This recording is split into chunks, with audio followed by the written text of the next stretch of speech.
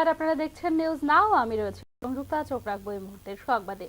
রাজ্যে চতুর্থ জাতীয় লোক আদালত অনুষ্ঠিত হবে শনিবার। মোট ৪৫টি বেঞ্চে ১৮,০৫৪টি মামলা নিষ্পত্তির জন্য তোলা হবে এই লোক আদালতে। শনিবার রাজ্যে অনুষ্ঠিত হতে চলেছে বছরের চতুর্থ জাতীয় লোক আদালত। এতে মোট ৪৫টি বেঞ্চে ১৮,০৫৪টি মামলা তোলা হবে নিষ্পত্তির জন্য। প্রসঙ্গত, ত্রিপুরা হাইকোর্ট ছাড়াও রাজ্যের সব জেলা ও মহকুমা আদালত চত্বরে শনিবার সরকারি ছুটির দিনে অনুষ্ঠিত হবে এবছরের চতুর্থ লোক আদালত।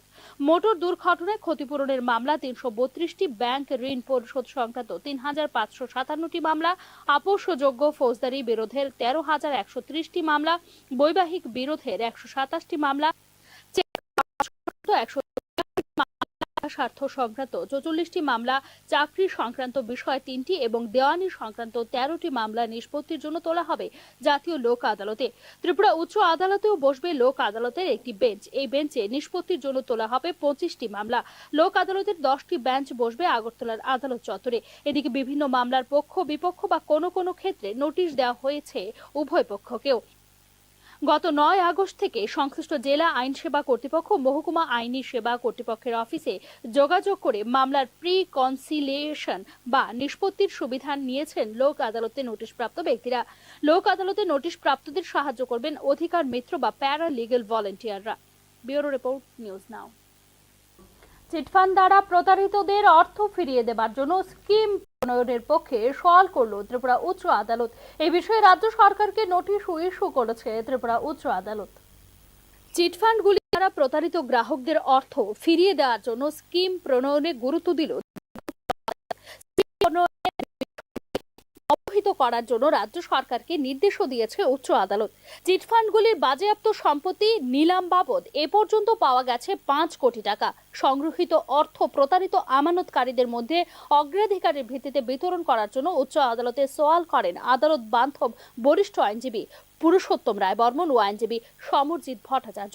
চিটফান্ড মামলাগুলি তদন্ত প্রক্রিয়ার সর্বশেষ রিপোর্ট জমা দেওয়ার জন্য সিবিআইকে নির্দেশ দিয়েছে প্রধান বিচারপতি অপরেশ কুমার সিং এবং বিচারপতি এম দত্ত পুরকায়স্থের ডিভিশন বেঞ্চ।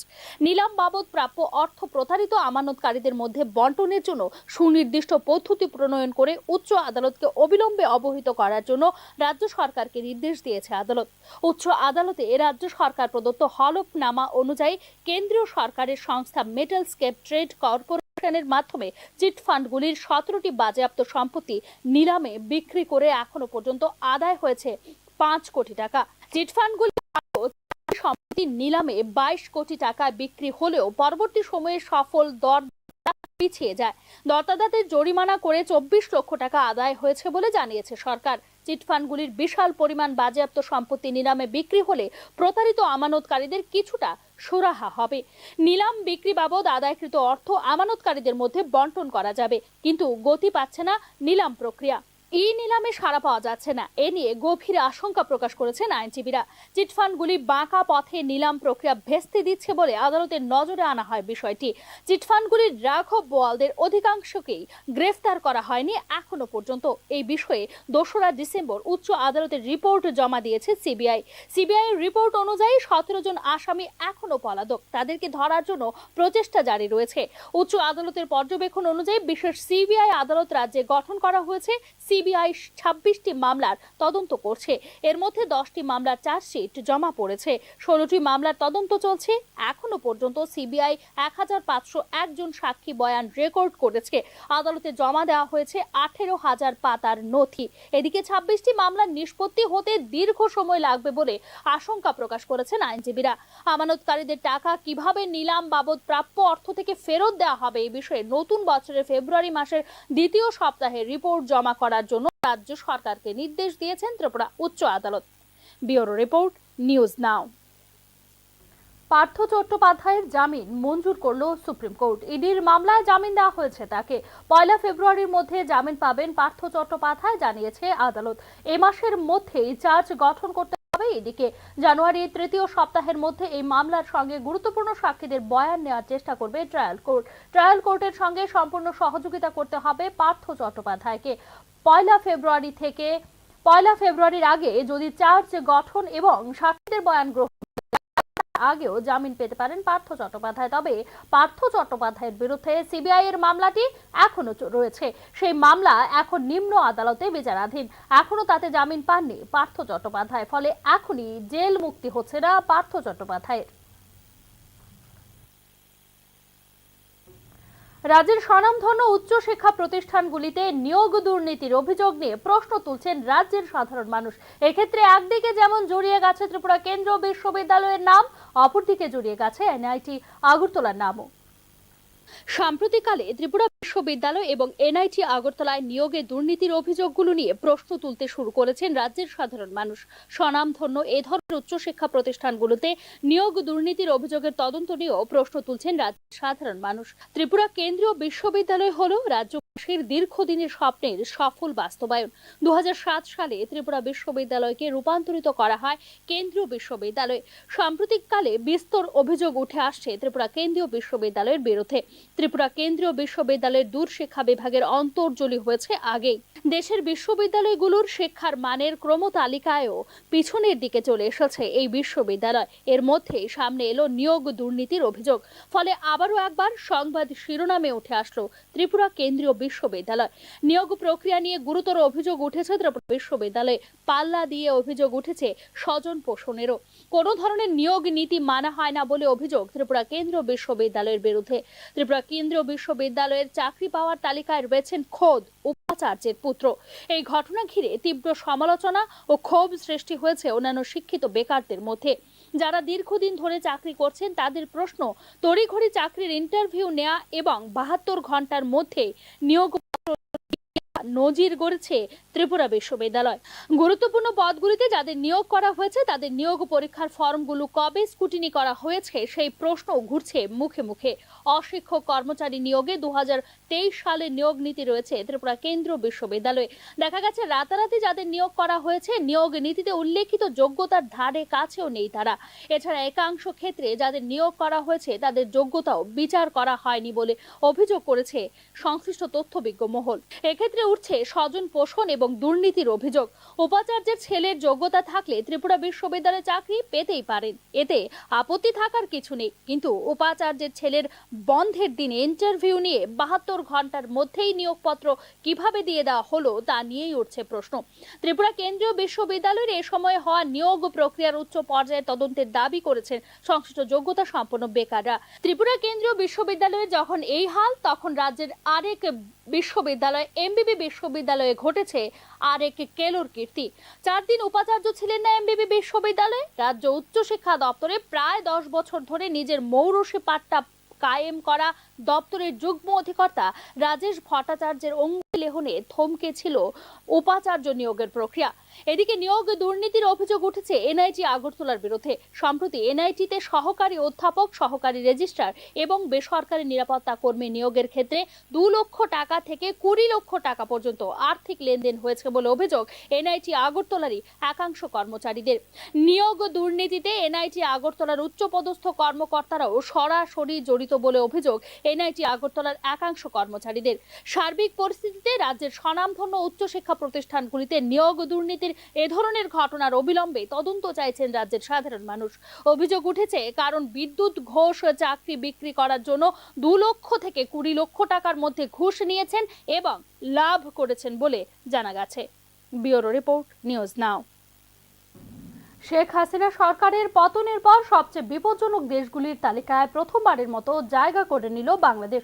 বিপজ্জনক 9টি দেশের মধ্যে বাংলাদেশের জায়গা করে নেওয়ার কথা জানিয়েছে আন্তর্জাতিক সংগঠন রিপোর্টার্স উইদাউট বর্ডার্স।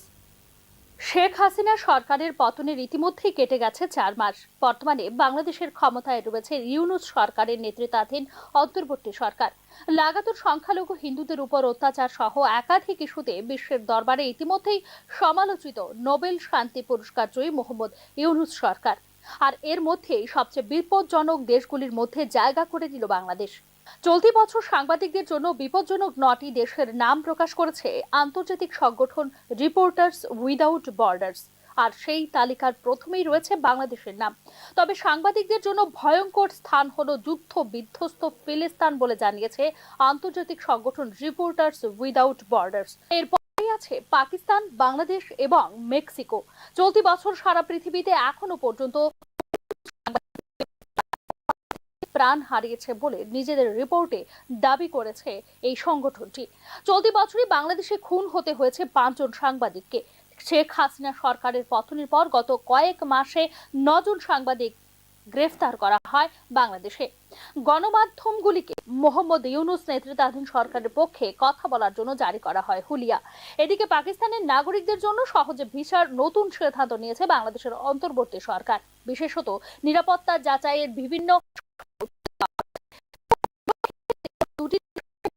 এতটা ছাড় দেওয়া হয় যাতায়াতে, ফলে স্বাভাবিকভাবেই বাংলাদেশে পাকিস্তানের ইন্টার্ন সার্ভিসেস ইন্টেলিজেন্স বা ISI এর প্রবেশ অনেক সহজ হয়ে যাওয়ার আশঙ্কা করছে আন্তর্জাতিক বিশেষজ্ঞ মহল। এই পদক্ষেপ বাংলাদেশ ও পাকিস্তানের মধ্যে কৌশলগত এবং আদর্শগত সম্পর্ক জোরদার করার ইঙ্গিত হতে পারে বলে মনে করছেন বিশ্লেষকরা। আর যদি তাই হয় তবে নিঃসন্দেহে বিষয়টি যথেষ্ট উদ্বেগজনক ভারতের জন্য।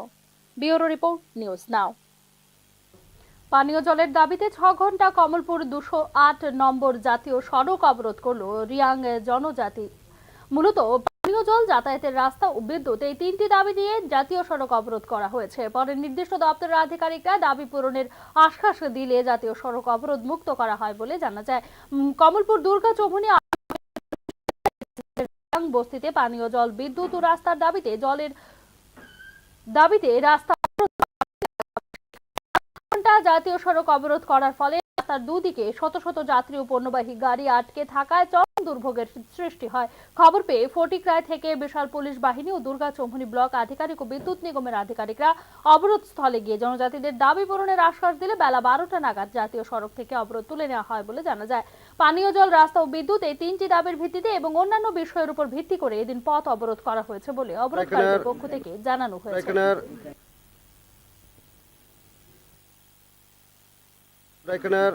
সমস্যা লাগিয়া জল আর রাস্তা কারেন্টের লাগিয়া আমরা এই 3 দাবিয়ে আমরা আজকে রাস্তা অবরোধ করছি। আচ্ছা, কতদিন ধরে তোমরা এখানে সমস্যা? আমরা তো জলের সমস্যা লাগিয়া জন্ম থেকেই সমস্যাটা আসলো।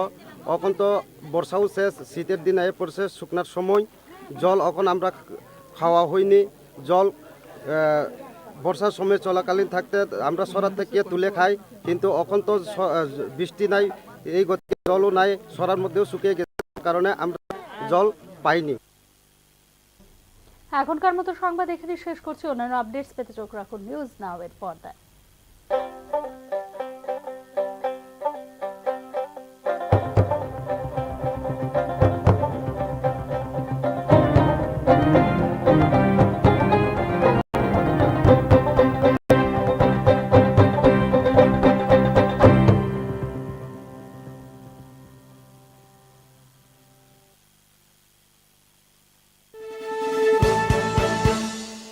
আপনি দেখছেন নিউজ নাও, আমরা জানি কোনটা খবর।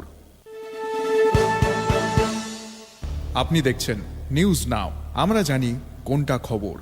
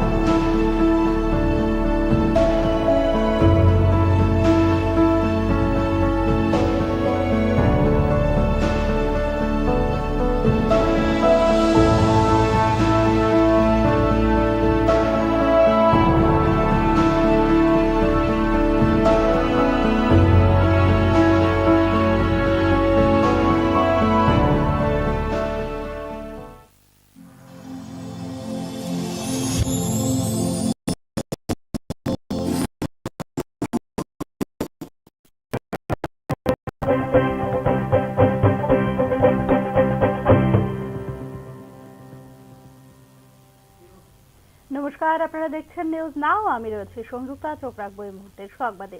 রাজ্যে চতুর্থ জাতীয় লোক আদালত অনুষ্ঠিত হবে শনিবার। মোট ৪৫টি বেঞ্চে ১৮,০৫৪টি মামলা নিষ্পত্তির জন্য তোলা হবে এই লোক আদালতে। শনিবার রাজ্যে অনুষ্ঠিত হতে চলেছে বছরের চতুর্থ জাতীয় লোক আদালতে। মোট ৪৫টি বেঞ্চে ১৮,০৫৪টি মামলা তোলা হবে নিষ্পত্তির জন্য। প্রসঙ্গত, ত্রিপুরা হাইকোর্ট ছাড়াও রাজ্যের সব জেলা ও মহকুমা আদালত চত্বরে শনিবার সরকারি ছুটির দিনে অনুষ্ঠিত হবে এবছরের চতুর্থ লোক আদালত। মোটর দুর্ঘটনায় ক্ষতিপূরণের মামলা ৩৩২টি, ব্যাংক ঋণ পরিশোধ সংক্রান্ত ৩,৫৫৭টি মামলা, আপোষযোগ্য ফৌজদারি বিরোধের ১৩,১৩০টি মামলা, বৈবাহিক বিরোধের ১২৭টি মামলা, চেক বাউন্স সংক্রান্ত ১৮৬টি মামলা, ক্রেতা স্বার্থ সংক্রান্ত ৪৪টি মামলা, চাকরি সংক্রান্ত বিষয় ৩টি এবং দেওয়ানি সংক্রান্ত ১৩টি মামলা নিষ্পত্তির জন্য তোলা হবে জাতীয় লোক আদালতে। ত্রিপুরা উচ্চ আদালতেও বসবে লোক আদালতের একটি বেঞ্চ। এই বেঞ্চে নিষ্পত্তির জন্য তোলা হবে ২৫টি মামলা। লোক আদালতের ১০টি বেঞ্চ বসবে আগরতলার আদালত চত্বরে। এদিকে বিভিন্ন মামলার পক্ষ বিপক্ষ বা কোনো কোনো ক্ষেত্রে নোটিশ দেওয়া হয়েছে উভয় পক্ষকেও। গত ৯ আগস্ট থেকে সংশ্লিষ্ট জেলা আইন সেবা কর্তৃপক্ষ মহকুমা আইনি সেবা কর্তৃপক্ষের অফিসে যোগাযোগ করে মামলার প্রিকনসিলিয়েশন বা নিষ্পত্তির সুবিধা নিয়েছেন লোক আদালতে নোটিশপ্রাপ্ত ব্যক্তিরা। লোক আদালতে নোটিশ প্রাপ্তদের সাহায্য করবেন অধিকার মিত্র বা প্যারা লিগ্যাল ভলেন্টিয়াররা। ব্যুরো রিপোর্ট, নিউজ নাও।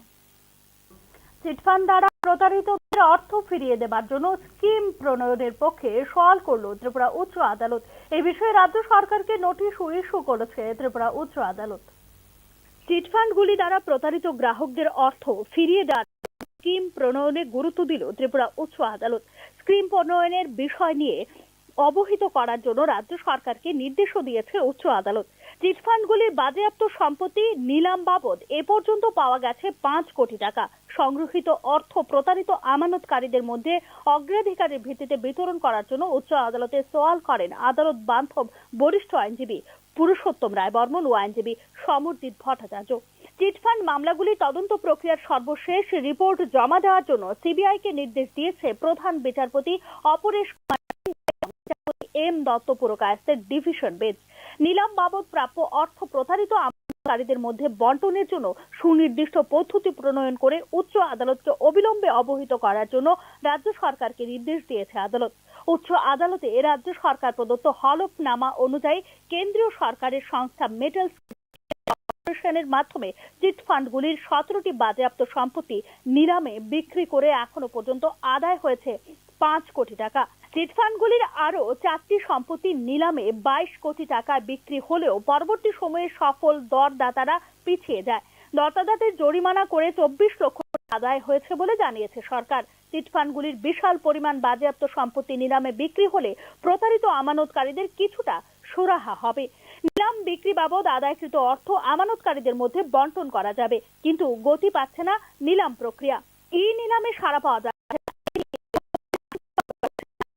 চিটফান্ডগুলি বাঁকা পথে ভেস্তে দিচ্ছে বলে আদালতের নজরে আনা হয় বিষয়টি। চিটফান্ডগুলির রাঘব বোয়ালদের অধিকাংশকেই গ্রেফতার করা হয়নি এখনো পর্যন্ত। এই বিষয়ে ২রা ডিসেম্বর উচ্চ আদালতের রিপোর্ট জমা দিয়েছে সিবিআই।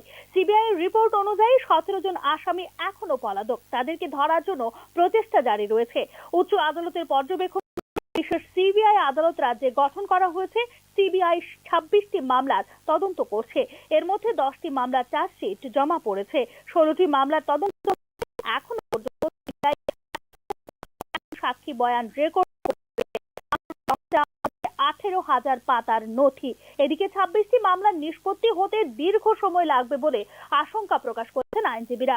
আমানতকারীদের টাকা কিভাবে নিলাম বাবদ প্রাপ্য অর্থ থেকে ফেরত দেওয়া হবে এই বিষয়ে নতুন বছরের ফেব্রুয়ারি মাসের ২য় সপ্তাহে রিপোর্ট জমা করার জন্য রাজ্য সরকারকে নির্দেশ দিয়েছেন ত্রিপুরা উচ্চ আদালত। ব্যুরো রিপোর্ট, নিউজ নাও। পার্থ চট্টোপাধ্যায়ের জামিন মঞ্জুর করল সুপ্রিম কোর্ট। ইডির মামলায় জামিন দেওয়া হয়েছে তাকে। ১ ফেব্রুয়ারির মধ্যে জামিন পাবেন পার্থ চট্টোপাধ্যায়, জানিয়েছে আদালত। এ মাসের মধ্যেই চার্জ গঠন করতে হবে ইডিকে। জানুয়ারির ৩য় সপ্তাহের মধ্যে এই মামলার সঙ্গে গুরুত্বপূর্ণ সাক্ষীদের বয়ান নেওয়ার চেষ্টা করবে ট্রায়াল কোর্ট। ট্রায়াল কোর্টের সঙ্গে সম্পূর্ণ সহযোগিতা করতে হবে পার্থ চট্টোপাধ্যায়কে। ১ ফেব্রুয়ারি থেকে 1 ফেব্রুয়ারির আগে যদি চার্জ গঠন এবং সাক্ষীদের বয়ান গ্রহণ হয়ে যায় তবে তার আগেও জামিন পেতে পারেন পার্থ চট্টোপাধ্যায়। তবে পার্থ চট্টোপাধ্যায়ের বিরুদ্ধে সিবিআই এর মামলাটি এখনো রয়েছে। সেই মামলা এখন নিম্ন আদালতে বিচারাধীন। এখনো তাতে জামিন পাননি পার্থ চট্টোপাধ্যায়। ফলে এখনই জেল মুক্তি হচ্ছে না পার্থ চট্টোপাধ্যায়ের। রাজ্যের স্বনামধন্য উচ্চশিক্ষা প্রতিষ্ঠানগুলিতে নিয়োগ দুর্নীতির অভিযোগ নিয়ে প্রশ্ন তুলছেন রাজ্যের সাধারণ মানুষ। এক্ষেত্রে একদিকে যেমন জড়িয়ে গেছে নাম, অপরদিকে জড়িয়ে গেছে এনআইটি আগরতলার নামও। সাম্প্রতিককালে ত্রিপুরা বিশ্ববিদ্যালয় এবং এনআইটি আগরতলায় নিয়োগে দুর্নীতির অভিযোগগুলো নিয়ে প্রশ্ন তুলতে শুরু করেছেন রাজ্যের সাধারণ মানুষ। স্বনামধন্য এ ধরনের উচ্চশিক্ষা প্রতিষ্ঠানগুলোতে নিয়োগ দুর্নীতির অভিযোগের তদন্ত নিয়েও প্রশ্ন তুলছেন রাজ্যের সাধারণ মানুষ। ত্রিপুরা কেন্দ্রীয় বিশ্ববিদ্যালয় হল রাজ্যবাসীর দীর্ঘদিনের স্বপ্নের সফল বাস্তবায়ন। 2007 সালে ত্রিপুরা বিশ্ববিদ্যালয়কে রূপান্তরিত করা হয় কেন্দ্রীয় বিশ্ববিদ্যালয়ে। সাম্প্রতিককালে বিস্তর অভিযোগ উঠে আসছে ত্রিপুরা কেন্দ্রীয় বিশ্ববিদ্যালয়ের বিরুদ্ধে। ত্রিপুরা কেন্দ্রীয় বিশ্ববিদ্যালয়ের দূরশিক্ষা বিভাগের অন্তর্জলি হয়েছে আগেই। দেশের বিশ্ববিদ্যালয়গুলোর শিক্ষার মানের ক্রমতালিকায়ও পিছনের দিকে চলে এসেছে এই বিশ্ববিদ্যালয়। এর মধ্যে সামনে এলো নিয়োগ দুর্নীতির অভিযোগ। ফলে আবারও একবার সংবাদ শিরোনামে আসলো ত্রিপুরা কেন্দ্রীয় বিশ্ববিদ্যালয়। নিয়োগ প্রক্রিয়া নিয়ে গুরুতর অভিযোগ উঠেছে ত্রিপুরা বিশ্ববিদ্যালয়ে। পাল্লা দিয়ে অভিযোগ উঠেছে স্বজন পোষণেরও। কোন ধরনের নিয়োগ নীতি মানা হয় না বলে অভিযোগ ত্রিপুরা কেন্দ্রীয় বিশ্ববিদ্যালয়ের বিরুদ্ধে। ত্রিপুরা কেন্দ্রীয় বিশ্ববিদ্যালয়ের চাকরি পাওয়ার তালিকায় রয়েছেন খোদ উপাচার্যের পুত্র। এই ঘটনা ঘিরে তীব্র সমালোচনা ও ক্ষোভ সৃষ্টি হয়েছে অন্যান্য শিক্ষিত বেকারদের মধ্যে। যারা দীর্ঘদিন ধরে চাকরি করছেন তাদের প্রশ্ন, তড়িঘড়ি চাকরির ইন্টারভিউ নেওয়া এবং 72 ঘন্টার মধ্যে বিশ্ববিদ্যালয় গুরুত্বপূর্ণ পদগুলিতে যাদের নিয়োগ করা হয়েছে তাদের নিয়োগ পরীক্ষার ফর্মগুলো কবে স্ক্রুটিনি করা হয়েছে সেই প্রশ্ন ঘুরছে মুখে মুখে। অশিক্ষক কর্মচারী নিয়োগে 2023 সালে নিয়োগ নীতি রয়েছে ত্রিপুরা কেন্দ্রীয় বিশ্ববিদ্যালয়ে। দেখা গেছে রাতারাতি যাদের নিয়োগ করা হয়েছে নিয়োগ নীতিতে উল্লেখিত যোগ্যতার ধারে কাছেও নেই তারা। এছাড়া একাংশ ক্ষেত্রে যাদের নিয়োগ করা হয়েছে তাদের যোগ্যতাও বিচার করা হয়নি বলে অভিযোগ করেছে সংশ্লিষ্ট তথ্যবিজ্ঞ মহল। এক্ষেত্রে উঠছে স্বজন পোষণ এবং দুর্নীতির অভিযোগ। উপাচার্যের ছেলের যোগ্যতা থাকলে ত্রিপুরা বিশ্ববিদ্যালয়ে চাকরি পেতেই পারেন, এতে আপত্তি থাকার কিছু নেই। কিন্তু উপাচার্যের ছেলের বন্ধের দিনে ইন্টারভিউ নিয়ে 72 ঘন্টার মধ্যেই নিয়োগপত্র কিভাবে দিয়ে দেওয়া হলো তা নিয়েই উঠছে প্রশ্ন। ত্রিপুরা কেন্দ্রীয় বিশ্ববিদ্যালয়ের এ সময় হওয়া নিয়োগ প্রক্রিয়ার উচ্চ পর্যায়ে তদন্তের দাবি করেছেন সংশ্লিষ্ট যোগ্যতা সম্পন্ন বেকাররা। ত্রিপুরা কেন্দ্রীয় বিশ্ববিদ্যালয়ে যখন এই হাল, তখন রাজ্যের আরেক বিশ্ববিদ্যালয় এমবিবি বিশ্ববিদ্যালয়ে ঘটেছে আরেক কেলোর কীর্তি।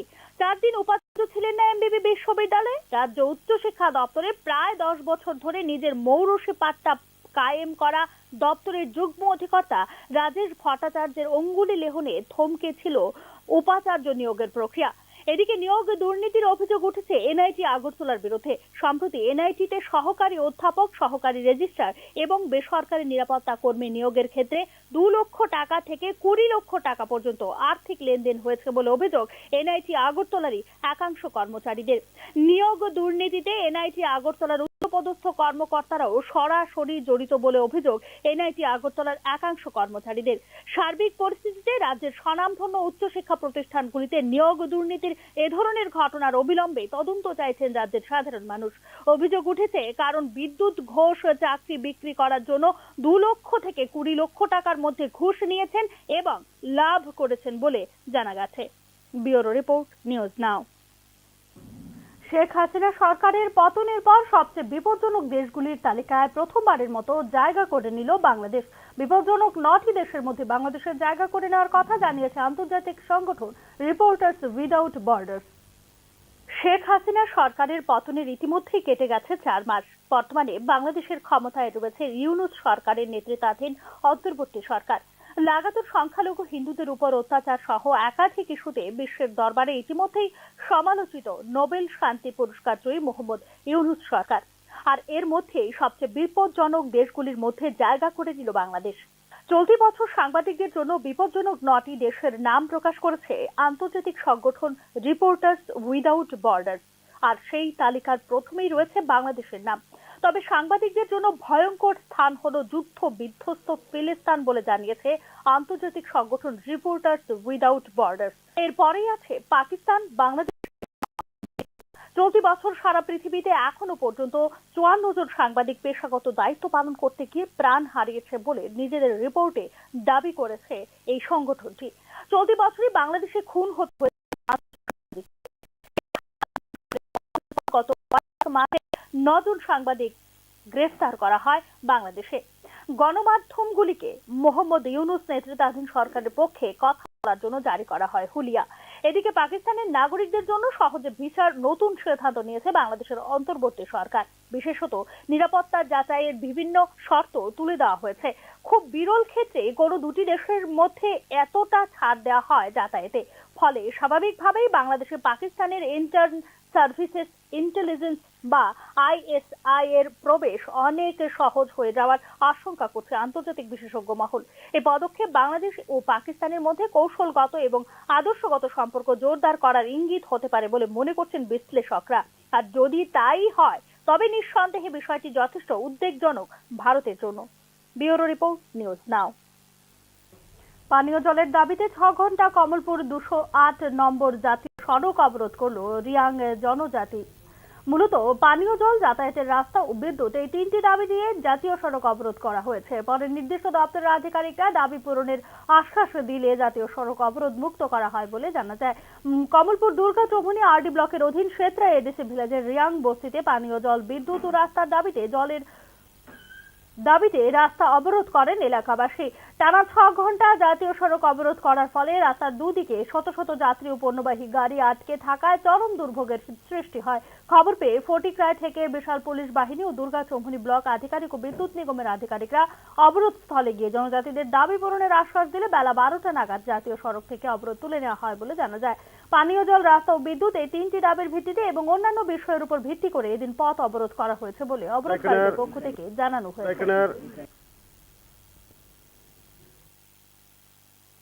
এখানের সমস্যা লাগিয়া কিন্তু জল আর রাস্তা, কারেন্টের লাগিয়া আমরা এই 3 দাবিয়ে আমরা আজকে রাস্তা অবরোধ করছি। আচ্ছা, কতদিন ধরে তোমরা এখানে এই সমস্যা? আমরা তো জলের সমস্যা লাগিয়া জন্ম থেকেই সমস্যাটা আসলো। এখন তো বর্ষাও শেষ, শীতের দিন আয়ে পড়ছে, শুকনার সময় জল এখন আমরা খাওয়া হয়নি। জল বর্ষার সময় চলাকালীন থাকতে আমরা সরার থেকে তুলে খাই, কিন্তু এখন তো বৃষ্টি নাই, এই গতিকে জলও নাই, সরার মধ্যেও শুকিয়ে গেছে, তার কারণে আমরা জল পাইনি। এখনকার মতো সংবাদ এখানে শেষ করছি। অন্যান্য আপডেটস পেতে নিউজ নাও এর পর্দায়।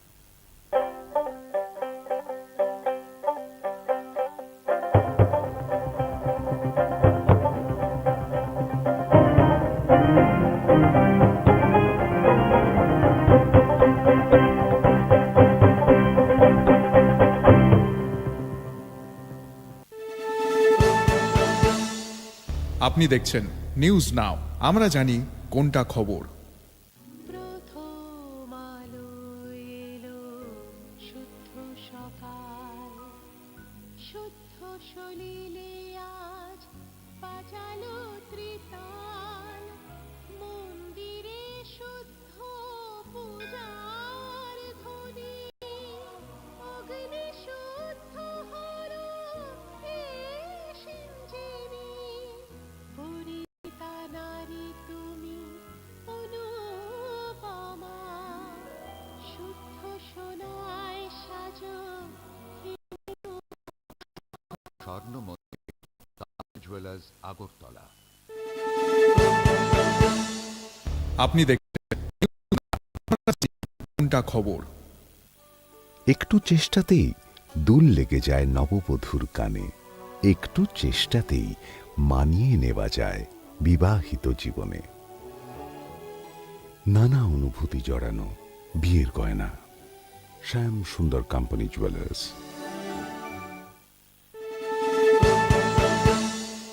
আপনি দেখছেন নিউজ নাও, আমরা জানি কোনটা খবর। আপনি দেখছেন নিউজ নাও, আমরা জানি কোনটা খবর।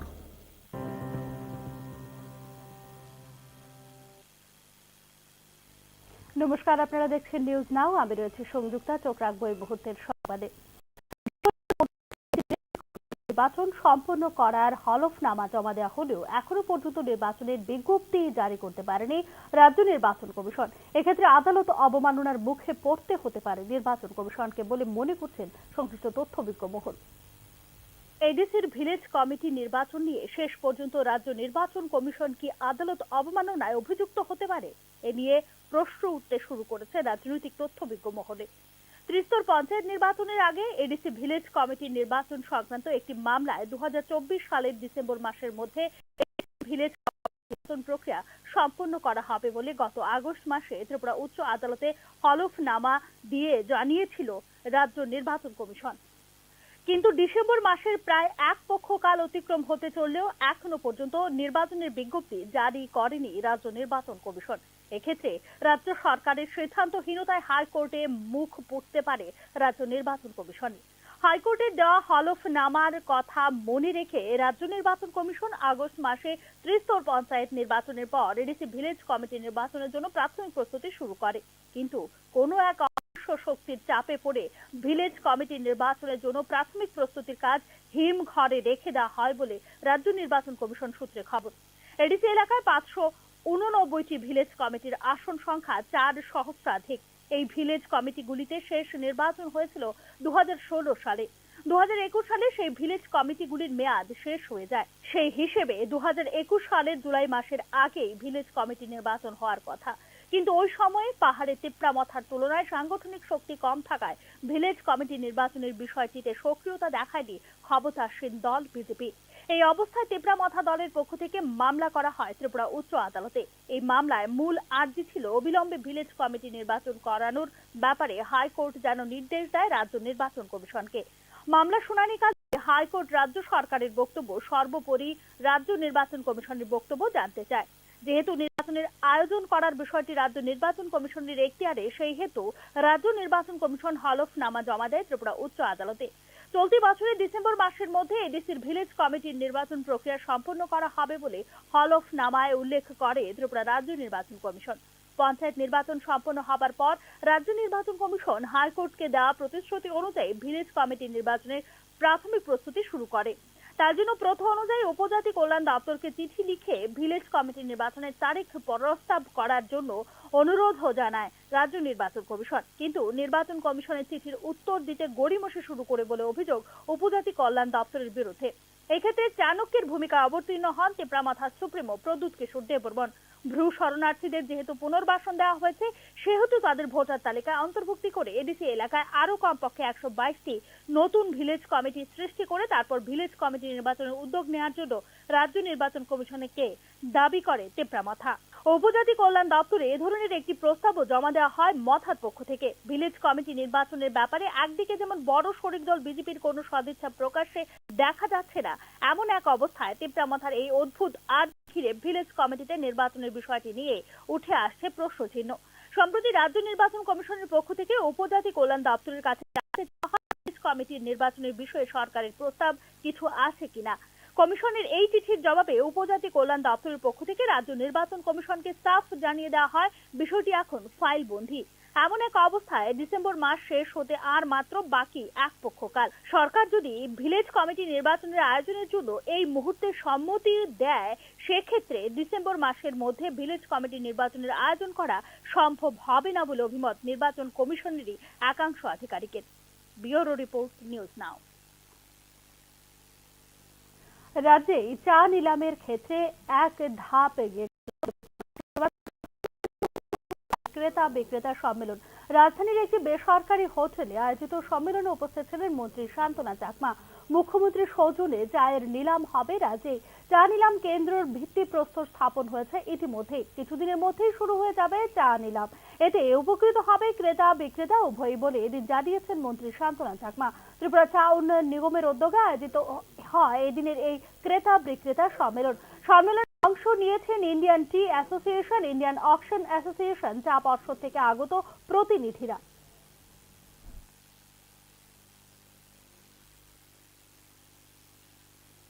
जब हमारा यहाँ ऑक्शन सेंटर का काम शुरू होगा, जब शुरू होगा तब हमारा टी का रेट भी और अच्छा होगा और हमारे डिस्ट्रिक्ट होल्डर जो है उनको भी फायदा होगा।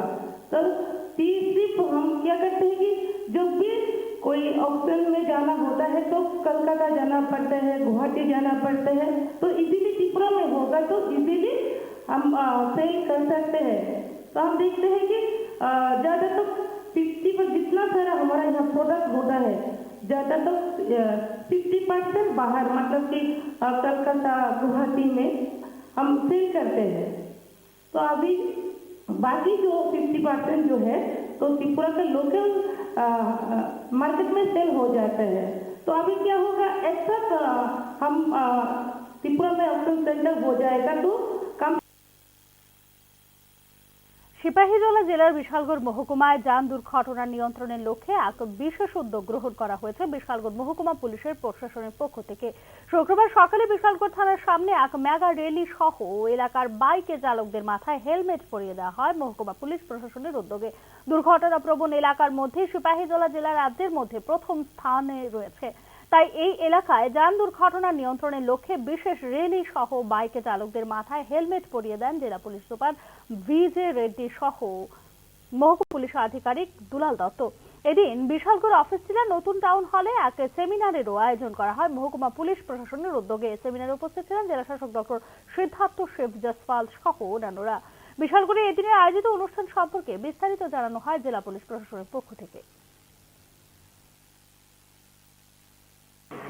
आज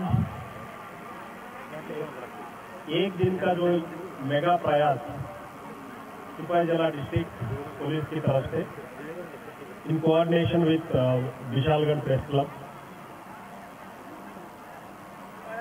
पुलिस डिपार्टमेंट के द्वारा प्रयास एक्टिविटी थाना के लेवल पे हर गांव में, हर थाना के अंदर, हर सब डिवीजन में करते रहे थे हम लोग, लेकिन দাঁড়িয়ে পড়েছে শীত। শীতের আমেজ অনুভব করছেন রাজ্যবাসী।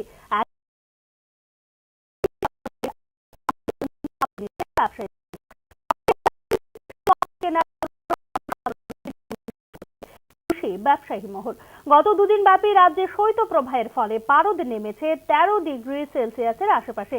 চারদিকে ঘন কুয়াশা, সূর্য মামা তো কুয়াশার চাদর মুড়ি দিয়ে লুকিয়ে গেছেন, আর রাত্রিবেলা ঘন কুয়াশায় চারদিক অন্ধকার। এমন অবস্থায় ঘুরতে যাওয়ার পরিকল্পনায় যুবক যুবতী ও কৈশোর বয়সের একটা অংশ হয়তো খুশি, আর বয়স্কদের মধ্যে কেউ হয়তো ঠান্ডার প্রকোপ সহ্য করতে না পেরে ঘর থেকে বেরোতেই ভয় পাচ্ছেন। যাই হোক, সব মিলিয়ে শীতের আমেজটুকু শুধু রাজ্যের সাধারণ বহিরাজ্যের ব্যবসায়ীদের মধ্যেও লক্ষ্য করা যাচ্ছে। শীত মানেই শীত বস্ত্র কেনার ধুম। শহরের দোকানগুলিতে জনসাধারণের ভিড় চোখে পড়ার মতো। শীত জাঁকিয়ে পড়তেই ব্যবসায়ীদের মুখে হাসি ফুটে উঠল। শহরের বিভিন্ন দোকান, এমনকি বটতলা এলাকায় ভুটানি বাজারেও বহিরাজ্যের অন্যান্য একটি শীত বস্ত্রের দোকানেও ক্রেতাদের ভিড় জমতে শুরু করেছে। সেটা খুশি ব্যবসায়ী মহল। अभी थोड़ा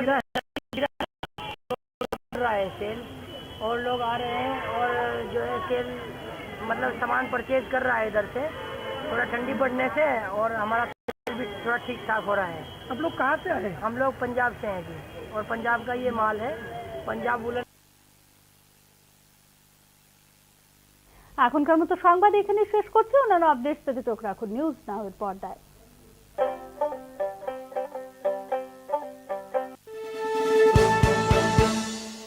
আপনি দেখছেন নিউজ নাও, আমরা জানি কোনটা খবর।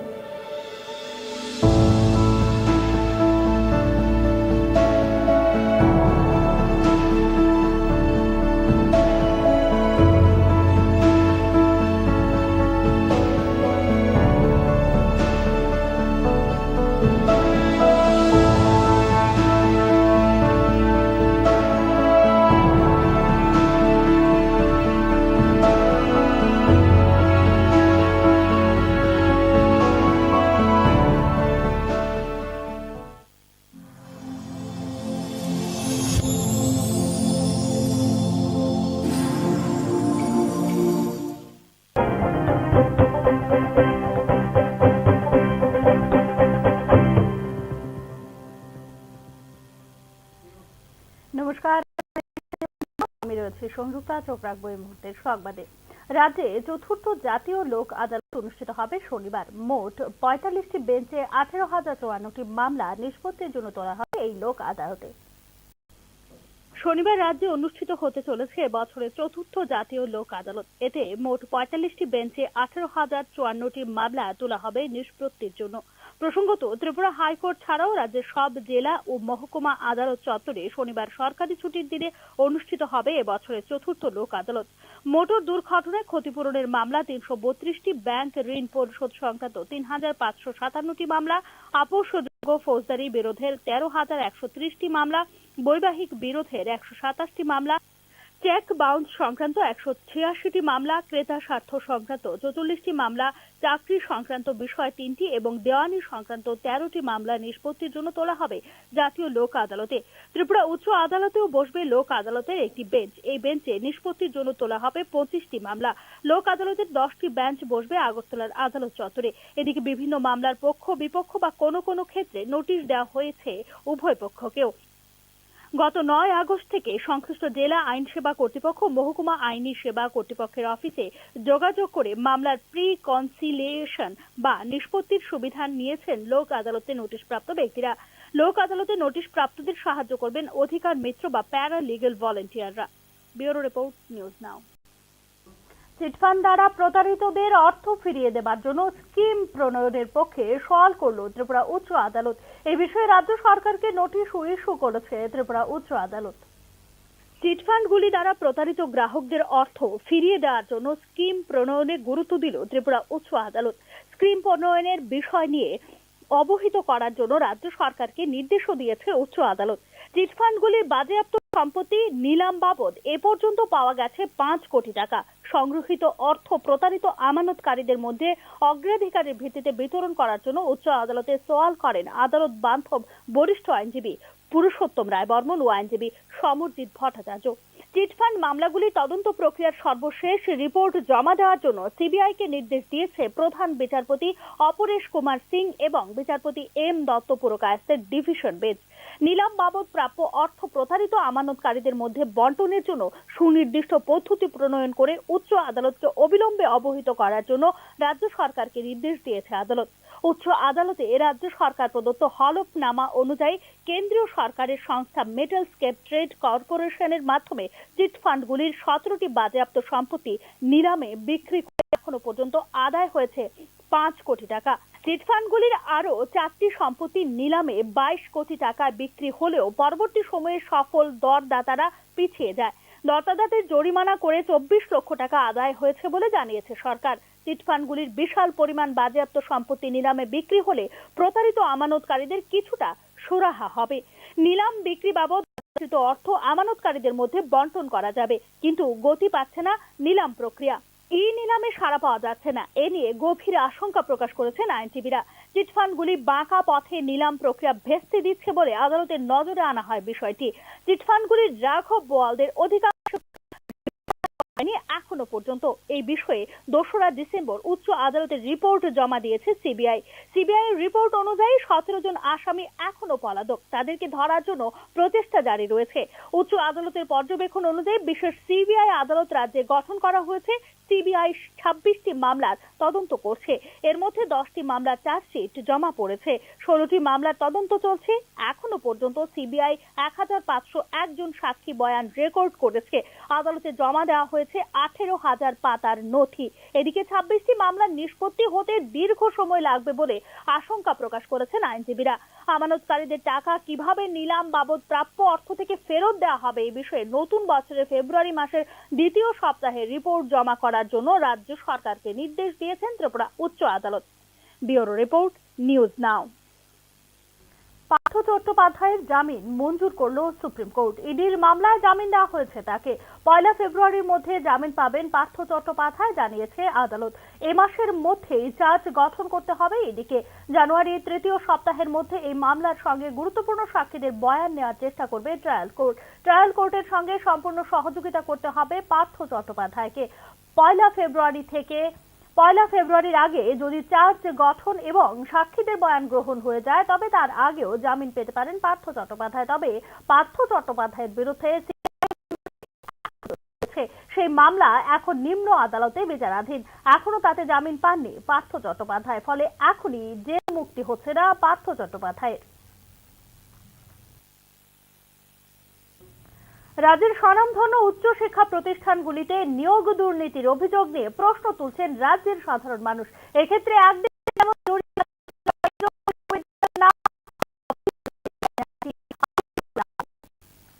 সাম্প্রতিককালে ত্রিপুরা বিশ্ববিদ্যালয় এবং এনআইটি আগরতলায় নিয়োগে দুর্নীতির অভিযোগগুলো নিয়ে প্রশ্ন তুলতে শুরু করেছেন রাজ্যের সাধারণ মানুষ।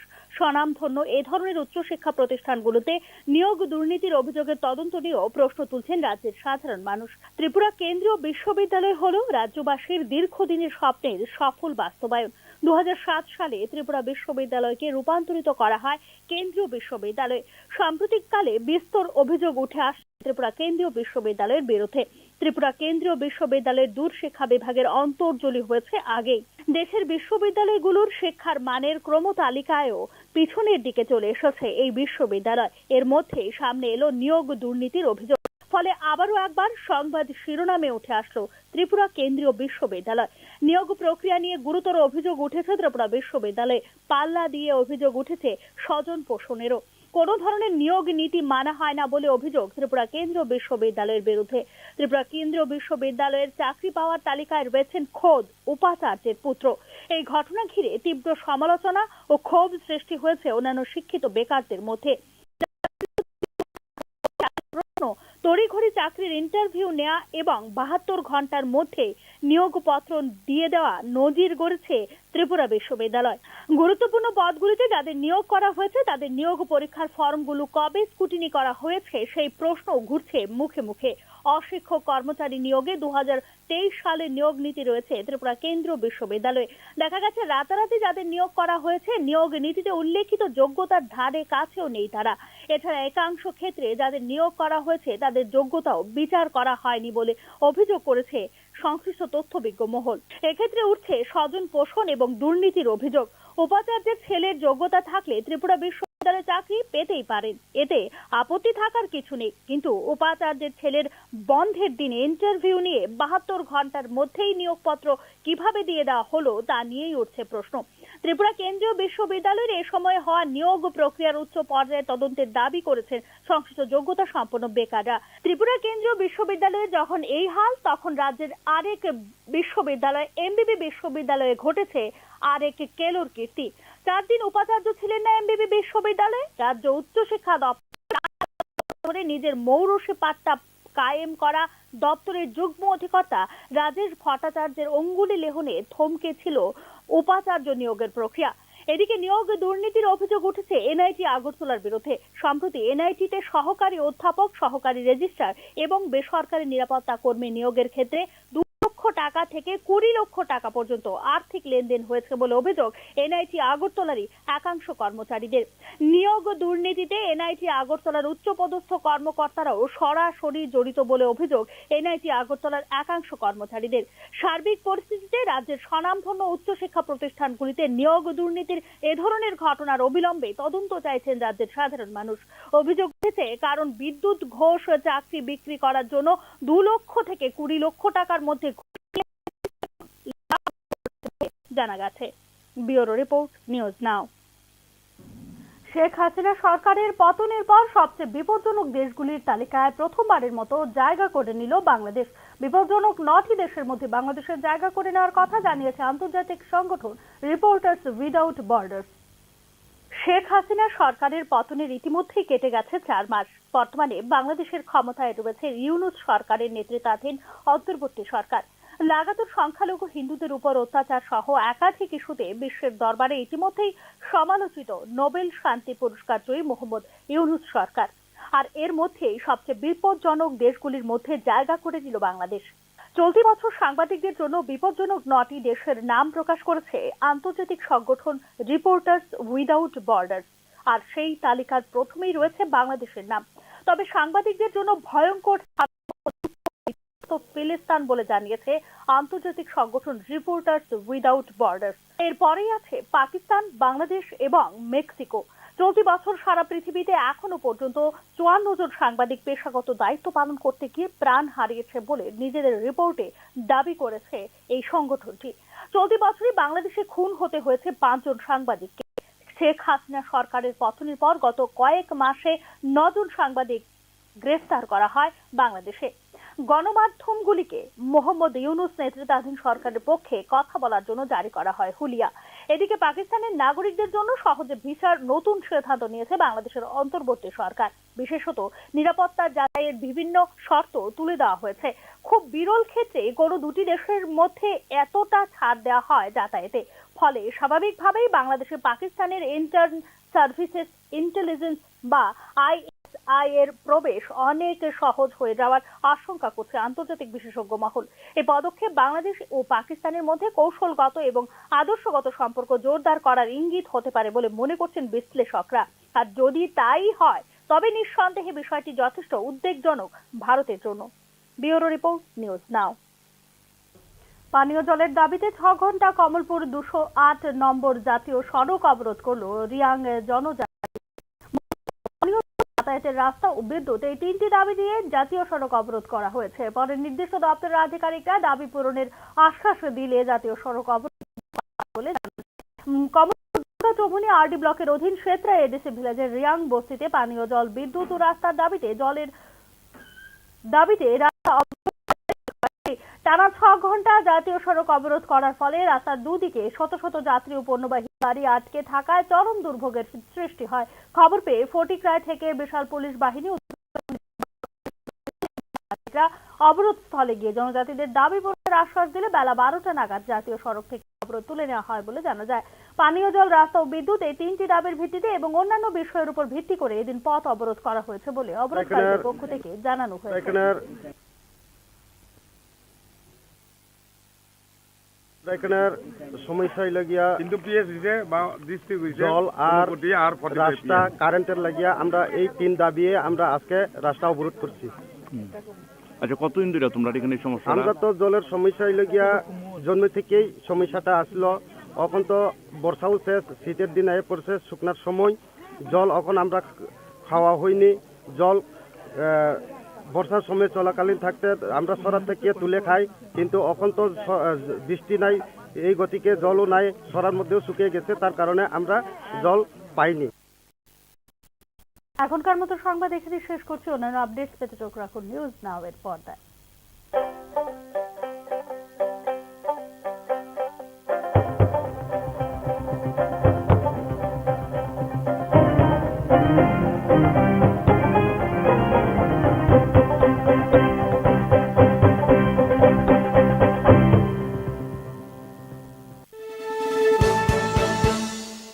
আপনি দেখছেন নিউজ নাও, আমরা জানি কোনটা খবর। শুদ্ধ সকাল, শুদ্ধ সলিলে আজ বাজালো ত্রিতাল, মন্দিরে শুদ্ধ পূজার ধ্বনি, অগ্নি শুদ্ধ হলো সিঞ্জিনী, পরিণীতা নারী তুমি অনুপমা, শুদ্ধ সোনায় সাজো হে নিরুপমা। শুদ্ধতার স্বর্ণ মন্দির, কালিকা জুয়েলার্স, আগরতলা। আপনি দেখছেন নিউজ নাও, আমরা জানি কোনটা খবর।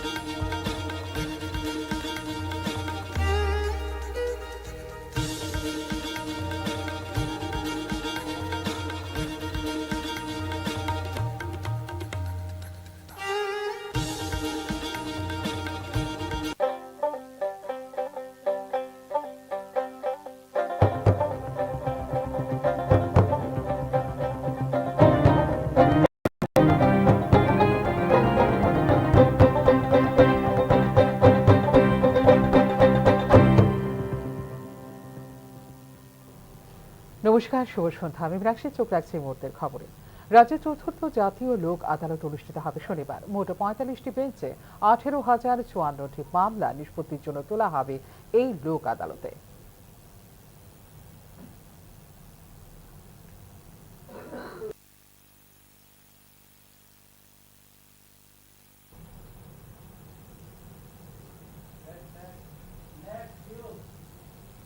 রাজ্যে স্বনামধন্য উচ্চশিক্ষা প্রতিষ্ঠানগুলিতে নিয়োগে দুর্নীতির অভিযোগ নিয়ে প্রশ্ন তুলছেন রাজ্যের সাধারণ মানুষ। এক্ষেত্রে একদিকে যেমন জড়িয়ে গেছে ত্রিপুরা কেন্দ্রীয় বিশ্ববিদ্যালয়ের নাম, অপরদিকে জড়িয়ে গেছে এনআইটি আগরতলার নামও।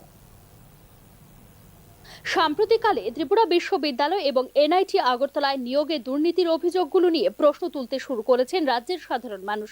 স্বনামধন্য এ ধরনের উচ্চশিক্ষা প্রতিষ্ঠানগুলোতে নিয়োগ দুর্নীতির অভিযোগের তদন্ত নিয়েও প্রশ্ন তুলছেন রাজ্যের সাধারণ মানুষ। ত্রিপুরা কেন্দ্রীয় বিশ্ববিদ্যালয় হল রাজ্যবাসীর দীর্ঘদিনের স্বপ্নের সফল বাস্তবায়ন।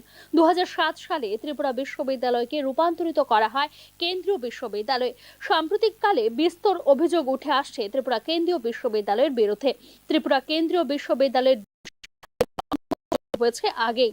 দেশের বিশ্ববিদ্যালয়গুলোর শিক্ষার মানের ক্রমতালিকায়ও পিছনের দিকে চলে এসেছে এই বিশ্ববিদ্যালয়। এর মধ্যে সামনে এলো নিয়োগ দুর্নীতির অভিযোগ। ফলে আবারও একবার সংবাদ শিরোনামে উঠে আসলো ত্রিপুরা কেন্দ্রীয় বিশ্ববিদ্যালয়। নিয়োগ প্রক্রিয়া নিয়ে গুরুতর অভিযোগ উঠেছে ত্রিপুরা বিশ্ববিদ্যালয়ে। পাল্লা দিয়ে অভিযোগ উঠেছে স্বজন পোষণেরও। কোনো ধরনের নিয়োগ নীতি মানা হয় না বলে অভিযোগ ত্রিপুরা কেন্দ্রীয় বিশ্ববিদ্যালয়ের বিরুদ্ধে। ত্রিপুরা কেন্দ্রীয় বিশ্ববিদ্যালয়ের চাকরি পাওয়ার তালিকায় রয়েছেন খোদ উপাচার্যের পুত্র। এই ঘটনা ঘিরে তীব্র সমালোচনা ও ক্ষোভ সৃষ্টি হয়েছে অন্যান্য শিক্ষিত বেকারদের মধ্যে। যারা দীর্ঘদিন ধরে চাকরি করছেন তাদের প্রশ্ন, তড়িঘড়ি চাকরির ইন্টারভিউ নেওয়া এবং 72 ঘন্টার মধ্যে নিয়োগপত্র দিয়ে দেওয়া নজির গড়েছে ত্রিপুরা বিশ্ববিদ্যালয়। গুরুত্বপূর্ণ পদগুলিতে যাদের নিয়োগ করা হয়েছে তাদের নিয়োগ পরীক্ষার ফর্মগুলো কবে স্ক্রুটিনি করা হয়েছে সেই প্রশ্ন ঘুরছে মুখে মুখে।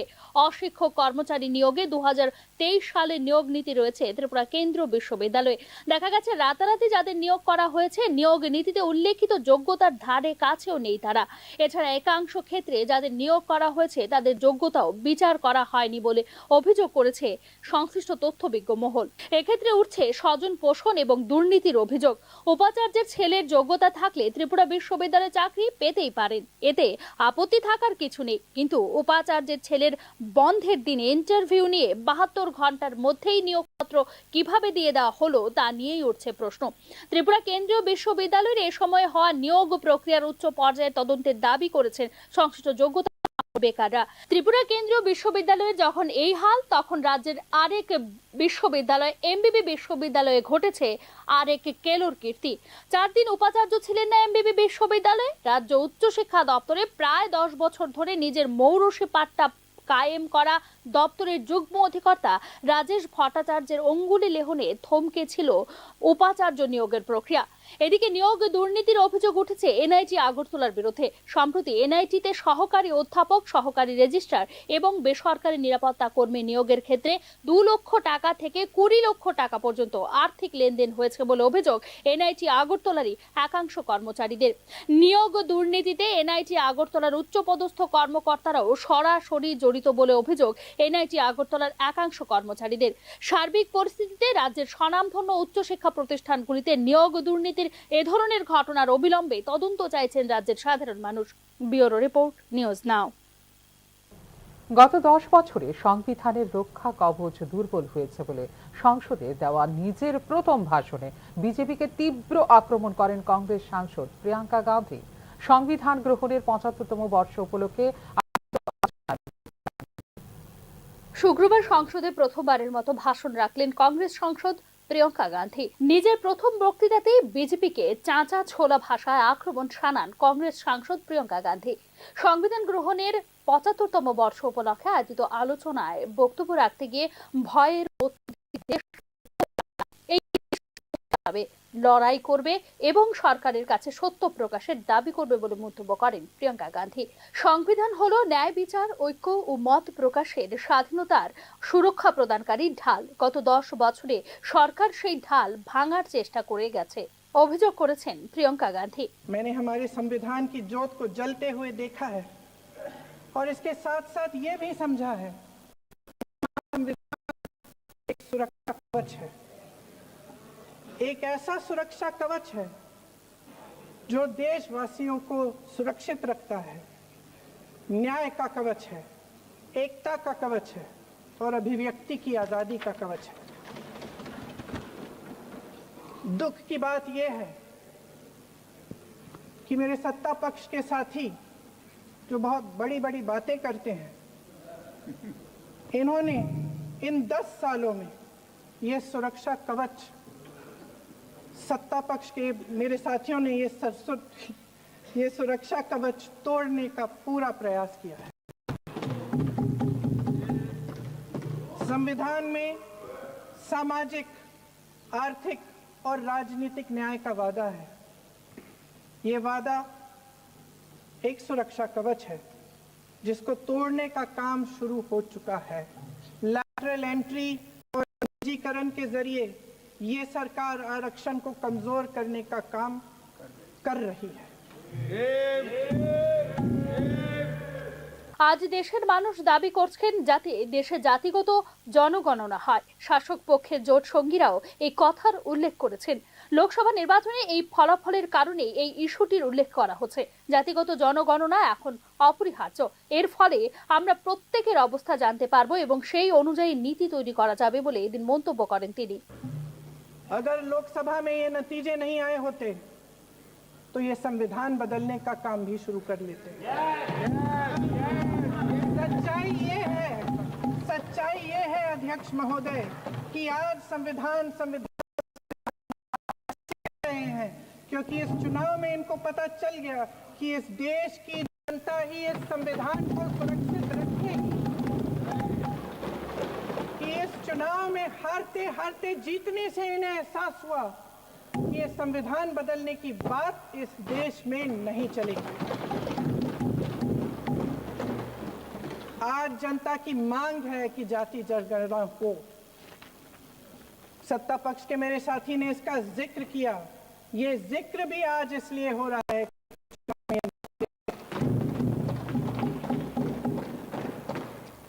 ये जाति जनगणना इसलिए जरूरी है ताकि हमें पता चले कि किसकी क्या स्थिति है और नीतियां उस हिसाब। এদিকে প্রিয়ঙ্কার অভিষেক বক্তৃতার প্রশংসা শোনা গিয়েছে।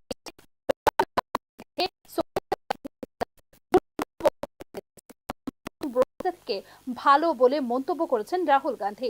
2004 সালে রাহুল গান্ধী রাজনীতিতে পা রাখার সময় থেকেই বহু মানুষ, বিশেষত কংগ্রেস সমর্থকদের দাবি ছিল এবার প্রিয়ঙ্কা প্রবেশ করুন রাজনীতির আঙ্গিনায়। আসলে 2099 সালে মা সোনিয়ার হয়ে রায়বেলিতে প্রথমবার প্রচার করতে আসেন প্রিয়াঙ্কা। সেই সময়ে আমেঠির কংগ্রেস কর্মী জগদীশ পীযুষ স্লোগান তুলেছিলেন, আমেঠি কি ডঙ্কা বিটিয়া প্রিয়ঙ্কা। কিন্তু মা বা দাদার হয়ে প্রচারে এলেও 2019 সালের জানুয়ারিতে কংগ্রেস সাধারণ সম্পাদক হওয়ার আগে পর্যন্ত প্রত্যক্ষ রাজনীতি থেকে দূরেই থেকেছেন তিনি। আসলে তার দাবি ছিল ছেলে মেয়ে ছোট, ওদের বড় না করা পর্যন্ত এসব নিয়ে তিনি ভাবতে রাজি নন। আজ প্রিয়ঙ্কার ছেলে রেহানের বয়স 23 এবং মেয়ে মিরায়া 22। আর এবছরই ওয়ানরের উপনির্বাচনে জিতে প্রথমবার সংসদে পা রেখেছেন 52 বছরের নেত্রী। শুক্রবাসরীয় দুপুরে দিলেন প্রথম ভাষণ। আর সেই মুহূর্তের পরই ফের সংসদে ইন্দিরার ছায়া যেন দেখতে পাচ্ছেন কংগ্রেস সমর্থকরা। তাদের দাবি এদিন মধ্যে যেন ঠাকুমারই প্রতিফলন দেখা গিয়েছে। প্রসঙ্গত রাজনীতির শুরুর দিনগুলোয় গুঙ্গি গুড়িয়ার মতো খোঁচা শুনতে হয়েছিল ইন্দিরাকে, কিন্তু অল্প সময়ের মধ্যেই তিনি পরিণত হয়ে উঠেছিলেন দাপুটে নেত্রী। ব্যুরো রিপোর্ট, নিউজ নাও। রাজ্যে চা নিলামের ক্ষেত্রে এক ধাপ এগিয়ে গেল ত্রিপুরা। শুক্রবার প্রথমবারের মতো অনুষ্ঠিত হলো চায়ের ক্রেতা বিক্রেতা সম্মেলন। রাজধানীর একটি বেসরকারি হোটেলে আয়োজিত সম্মেলনে উপস্থিত ছিলেন মন্ত্রী শান্তনা চাকমা। মুখ্যমন্ত্রী সৌজন্যে চায়ের নিলাম হবে রাজ্যে। চা নিলাম কেন্দ্রের ভিত্তিপ্রস্তর স্থাপন হয়েছে ইতিমধ্যেই। কিছুদিনের মধ্যেই শুরু হয়ে যাবে চা নিলাম।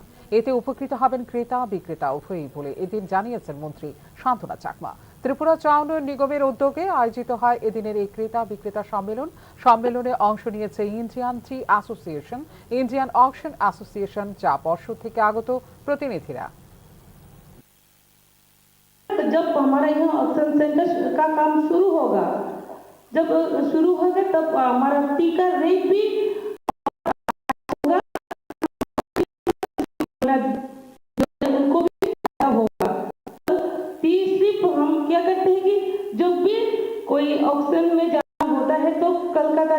पड़ता है, गुवाहाटी जाना पड़ता है, तो इजीली त्रिपुरा में होगा तो इजीली हम सेल कर सकते हैं। तो हम देखते हैं कि ज़्यादा तो 50 पर जितना सारा हमारा यहाँ प्रोडक्ट होता है, ज़्यादा तो 50% बाहर, मतलब कि कलकत्ता, गुवाहाटी में हम सेल करते हैं। तो अभी बाकी जो 50% जो है तो त्रिपुरा का लोकल मार्केट में सेल हो जाता है। तो अभी क्या होगा, एक साथ हम त्रिपुरा में काम शुरू होगा तो हम त्रिपुरा के लोगों के लिए जो काम करना नहीं चाहते हैं उन लोग भी इंटरेस्टेड होंगे और टी के ऊपर काम करना शुरू। এদিকে রাজ্যে চা নিলামের জন্য প্রথমবারের মতো অনুষ্ঠিত হওয়া ক্রেতা বিক্রেতা সম্মেলন নিয়ে বিস্তারিত জানিয়েছেন ত্রিপুরা চা উন্নয়ন নিগমের চেয়ারম্যান সমীর ঘোষ। চা নিলাম প্রক্রিয়ায় বর্তমানে যেখানে 44 দিন সময় লাগে, আগামী দিনে তাতে লাগবে মাত্র 29 দিন। রাজ্য থেকে চা প্রকিউরমেন্ট শুরু হলে কর্মসংস্থানের সুযোগ তৈরি হবে, জাতীয় এবং আন্তর্জাতিক পর্যায়ে পরিচিতি লাভ করবে ত্রিপুরার চা। দেওয়া প্রতিক্রিয়ায় জানিয়েছেন ত্রিপুরা চা উন্নয়ন নিগমের চেয়ারম্যান সমীর ঘোষ। শুনে নেব কি বলছেন তিনি। আমাদের রাজ্যে প্রথমবারের মতো এরকম চাকে কেন্দ্র করে চায়ের নিলাম কেন্দ্র প্রতিষ্ঠান যে আমাদের হবে আমাদের রাজ্যে, তাকে কেন্দ্র করে এটা বায়ার সেলার মিট প্রথমবারের মতো আমাদের রাজ্যে আজকে অনুষ্ঠিত হয়েছে। আপনারা জানেন যে আমাদের রাজ্যে টি অকশন সেন্টার আমাদের হতে যাচ্ছে। আমাদের এই টি অকশন সেন্টারকে আমাদের মাননীয় মুখ্যমন্ত্রীর হাত ধরে এই বছরের মার্চ মাসে শিলান্যাস হয়েছে, মতদ ভিত্তিপ্রস্তর স্থাপন হয়েছে। তো তারই অঙ্গ হিসেবে আজকে আমাদের রাজ্যে ভারতবর্ষের বিভিন্ন রাজ্য থেকে আমাদের বায়ার সেলার যারা রয়েছে এবং টি অকশন সেন্টারের সঙ্গে যারা যুক্ত রয়েছেন স্টেক হোল্ডার, বিশেষ করে টি অকশন অ্যাসোসিয়েশনের প্রতিনিধি এবং ইন্ডিয়ান টি অ্যাসোসিয়েশনের প্রতিনিধি, টি বোর্ডের প্রতিনিধি, টিআর এর প্রতিনিধি, এরকম বিভিন্ন সংস্থার প্রতিনিধিরা আজকে আমাদের বৈঠকে উপস্থিত ছিলেন। সেই বৈঠকের মধ্য দিয়ে আজকে আমাদের বিভিন্ন বিষয় নিয়ে মত বিনিময় হয় এবং রাজ্যে যে অকশন সেন্টার যেটা হবে, অর্থাৎ চা নিলাম কেন্দ্র যেটা হবে, সেটা যাতে সার্বিকভাবে সাফল্যমণ্ডিত হয় তার জন্য বিভিন্ন রকমের আমরা আজকে মত বিনিময় করেছি।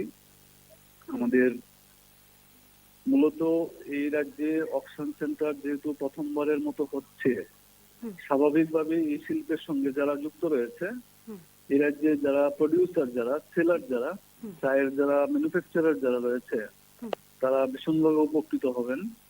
কারণ আমাদের চা বহিরাজ্যে বিশেষ করে গুয়াহাটি এবং কলকাতা অকশনের উপরে আমাদের এতদিন নির্ভর থাকতে হতো। তো আমাদের রাজ্যে চা বিক্রি হলে পরে আমাদের চায়ের গুণগত মান অনুসারে চায়ের যে প্রাইস যেটা পাওয়ার কথা, সেই প্রাইসটা উপযুক্ত প্রাইস পাওয়ার ক্ষেত্রে একটা সুবিধা হবে। পাশাপাশি আমাদের বাইরের রাজ্যে চা পাঠানোর ক্ষেত্রে আমাদের টোটাল প্রক্রিয়াটাকে সম্পন্ন করতে প্রায় 44 দিন সময় লাগতো।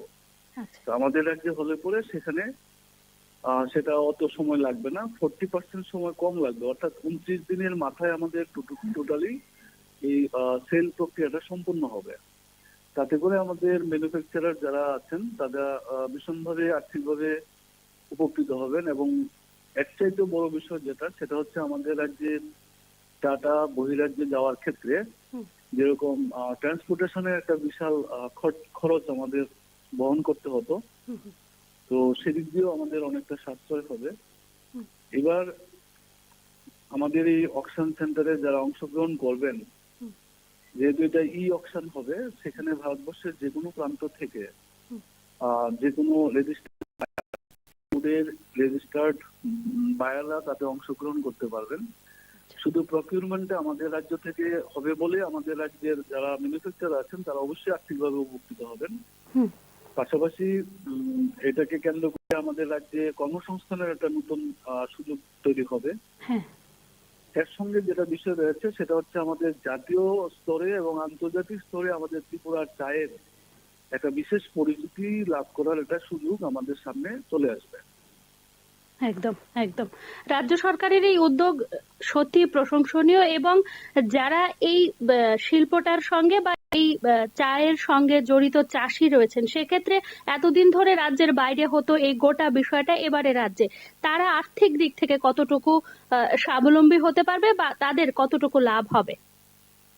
হ্যাঁ, এটাই আমি আপনাদেরকে বোঝানোর চেষ্টা করছিলাম যে আর্থিকভাবে বিশেষ করে আমাদের পরিবহন খরচ একটা বিশাল বিষয় আমাদের থাকতো, যারা যারা বাইরে পাঠাতেন। হ্যাঁ, পরিবহন খরচ অনেক কমে যাবে, ট্রান্সপোর্টেশন খরচ অনেক কমে যাবে, এবং আমাদের যে গুণগত মান, এই গুণগত মান অনুসারে বেটার প্রাইস রিয়েলাইজেশনের ক্ষেত্রে একটা আমাদের বঞ্চনা থাকতো বাইরের রাজ্যগুলিতে। তার কারণে যেখানে আমাদের ডাটা যায় গুয়াহাটি বা ওখানে, সেখানে উভয় রাজ্যতেই আপনার চা উৎপাদন স্বাভাবিকভাবে তাদের নিজ রাজ্যের উৎপাদিত চাটাকে বিক্রি করার অন্য রাজ্যের জন্য নিলাম বাজারে ওঠানো হয়। তো সেক্ষেত্রে আমাদের রাজ্য পেছন দিকে থাকতো। ত্রিপুরার চা বলে একটা আলাদা ট্যাগ লাগানো হতো, যাতে করে প্রথমেই আমরা এটা মানে বিলো প্রাইস, অকশনের যে একটা ধরুন একটা স্বাভাবিক প্রাইসের থেকে ত্রিপুরার চা বলে প্রথমেই যেন একটা 10% 20% কম থাকতো। এটা একটা কমন ফেনোমেনন ছিল। আমাদের রাজ্যে টি অকশন সেন্টার চালু হওয়ার সাথে সাথে এই বিষয়টা আমাদের এতদিন যাবৎ যারা সাফার করতেন সেটা এখন আর করতে হবে না। আমাদের উৎপাদিত চায়ের গুণগত মান অনুসারে উপযুক্ত চায়ের মূল্য পাওয়ার ক্ষেত্রে একটা বিশাল সুবিধা হবে।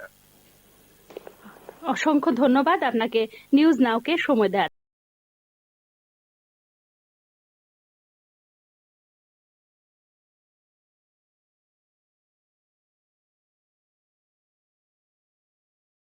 ধন্যবাদ ধন্যবাদ আপনাদেরকেও ধন্যবাদ। মোহনপুর মহকুমা শাসক ও স্বামী বিবেকানন্দ মহাবিদ্যালয়ের যৌথ উদ্যোগে ভোক্তা অধিকার এবং নাগরিক সুরক্ষা সংক্রান্ত আইন বিষয়ক একদিনের রাজ্যস্তরীয় সম্মেলন অনুষ্ঠিত হয়। শুক্রবার মোহনপুর স্বামী বিবেকানন্দ মহাবিদ্যালয়ে অনুষ্ঠিত সম্মেলনে উদ্বোধন করেন বিচারপতি অরিন্দম লোধ। ভারতবর্ষের নাগরিকদের ক্রেতাস্বার্থ ও অধিকার এবং গ্রাহকদের এই অধিকারকে সুনিশ্চিত করার লক্ষ্যে কনজিউমার প্রোটেকশন অ্যাক্ট 1986 প্রণয়ন করা হয়েছিল 1986 সালে। কোনো জায়গায় কোনো রকম ভাবে প্রতারিত হলে এই আইনের মাধ্যমে নাগরিকরা অভিযোগ জানাতে পারবেন। কনজিউমার প্রোটেকশন অ্যাক্ট 1986 উল্লেখ আছে প্রত্যেকটি রাজ্যে স্টেট কনজিউমার প্রোটেকশন রিট্রেসাল কমিশন থাকবে এবং যার সভাপতি থাকবেন উচ্চ আদালতের একজন বিচারপতি। সঙ্গে আরেকজন মহিলা ও একজন পুরুষ আধিকারিক থাকবেন, যারা সমাজের বিশিষ্ট ব্যক্তিত্ব বা ভোক্তা আন্দোলনের সঙ্গে জড়িত থাকবেন বলে রাজ্যস্তরীয় সম্মেলনে জানিয়েছেন বিচারপতি অরিন্দম লোধ।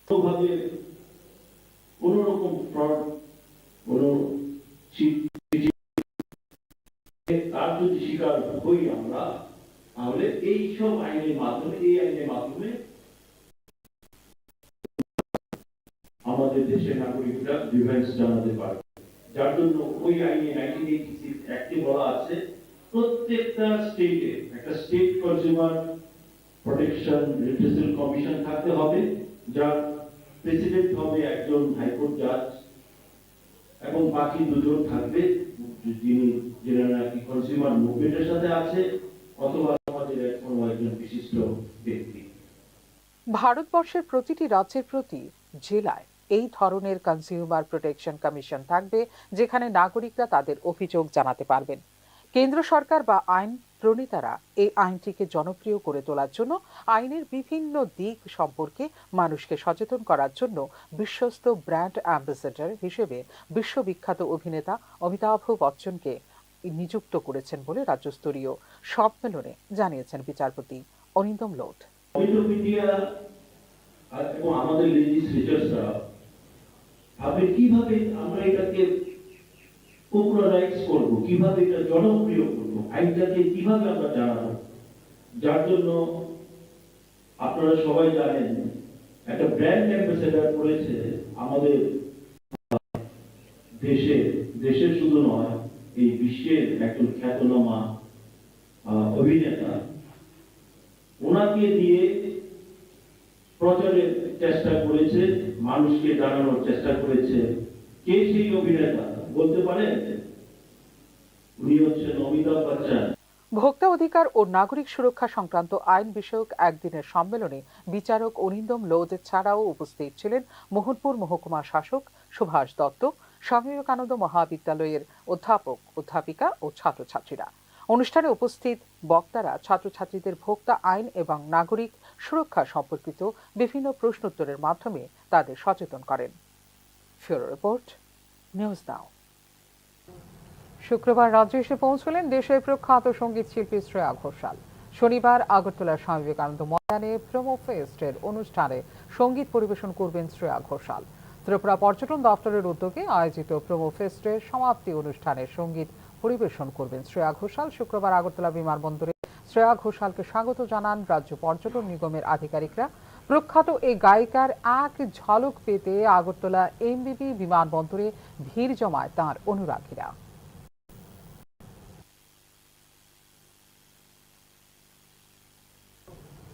এখনকার মতো এই মুহূর্তের সংবাদ এই পর্যন্ত। অন্যান্য আপডেটস দেখার জন্য অবশ্যই নজর রাখতে হবে নিউজ নাও পর্দায়। নমস্কার।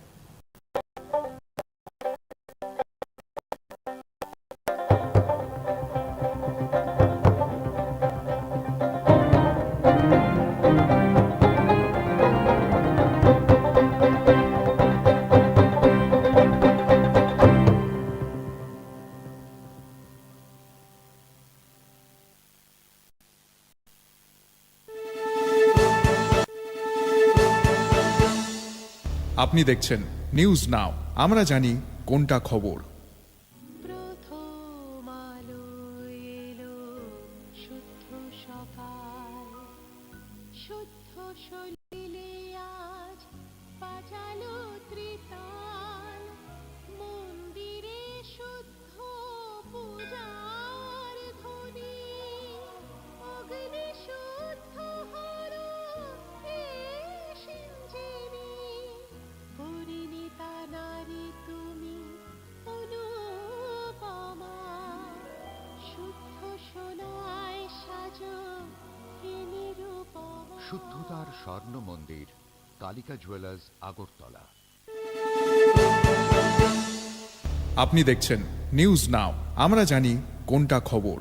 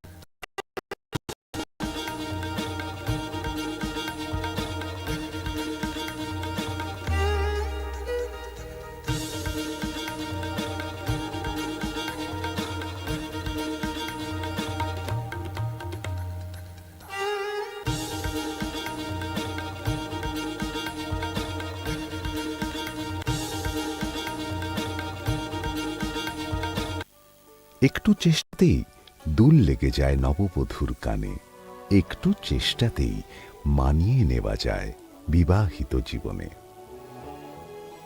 নানা অনুভূতি জড়ানো বিয়ের গয়না, শ্যাম সুন্দর কোম্পানি জুয়েলার্স।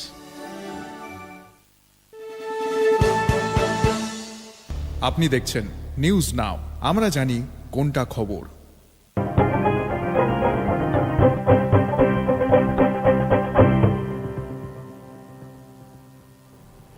নমস্কার, শুভ সন্ধ্যা। আমি রাখছি চোখ রাখছি মুহূর্তের খবরে। রাজ্যে চতুর্থ জাতীয় লোক আদালত অনুষ্ঠিত হবে শনিবার। মোট 45টি বেঞ্চে 18,054টি মামলা নিষ্পত্তির জন্য তৈরি এই লোক আদালতে।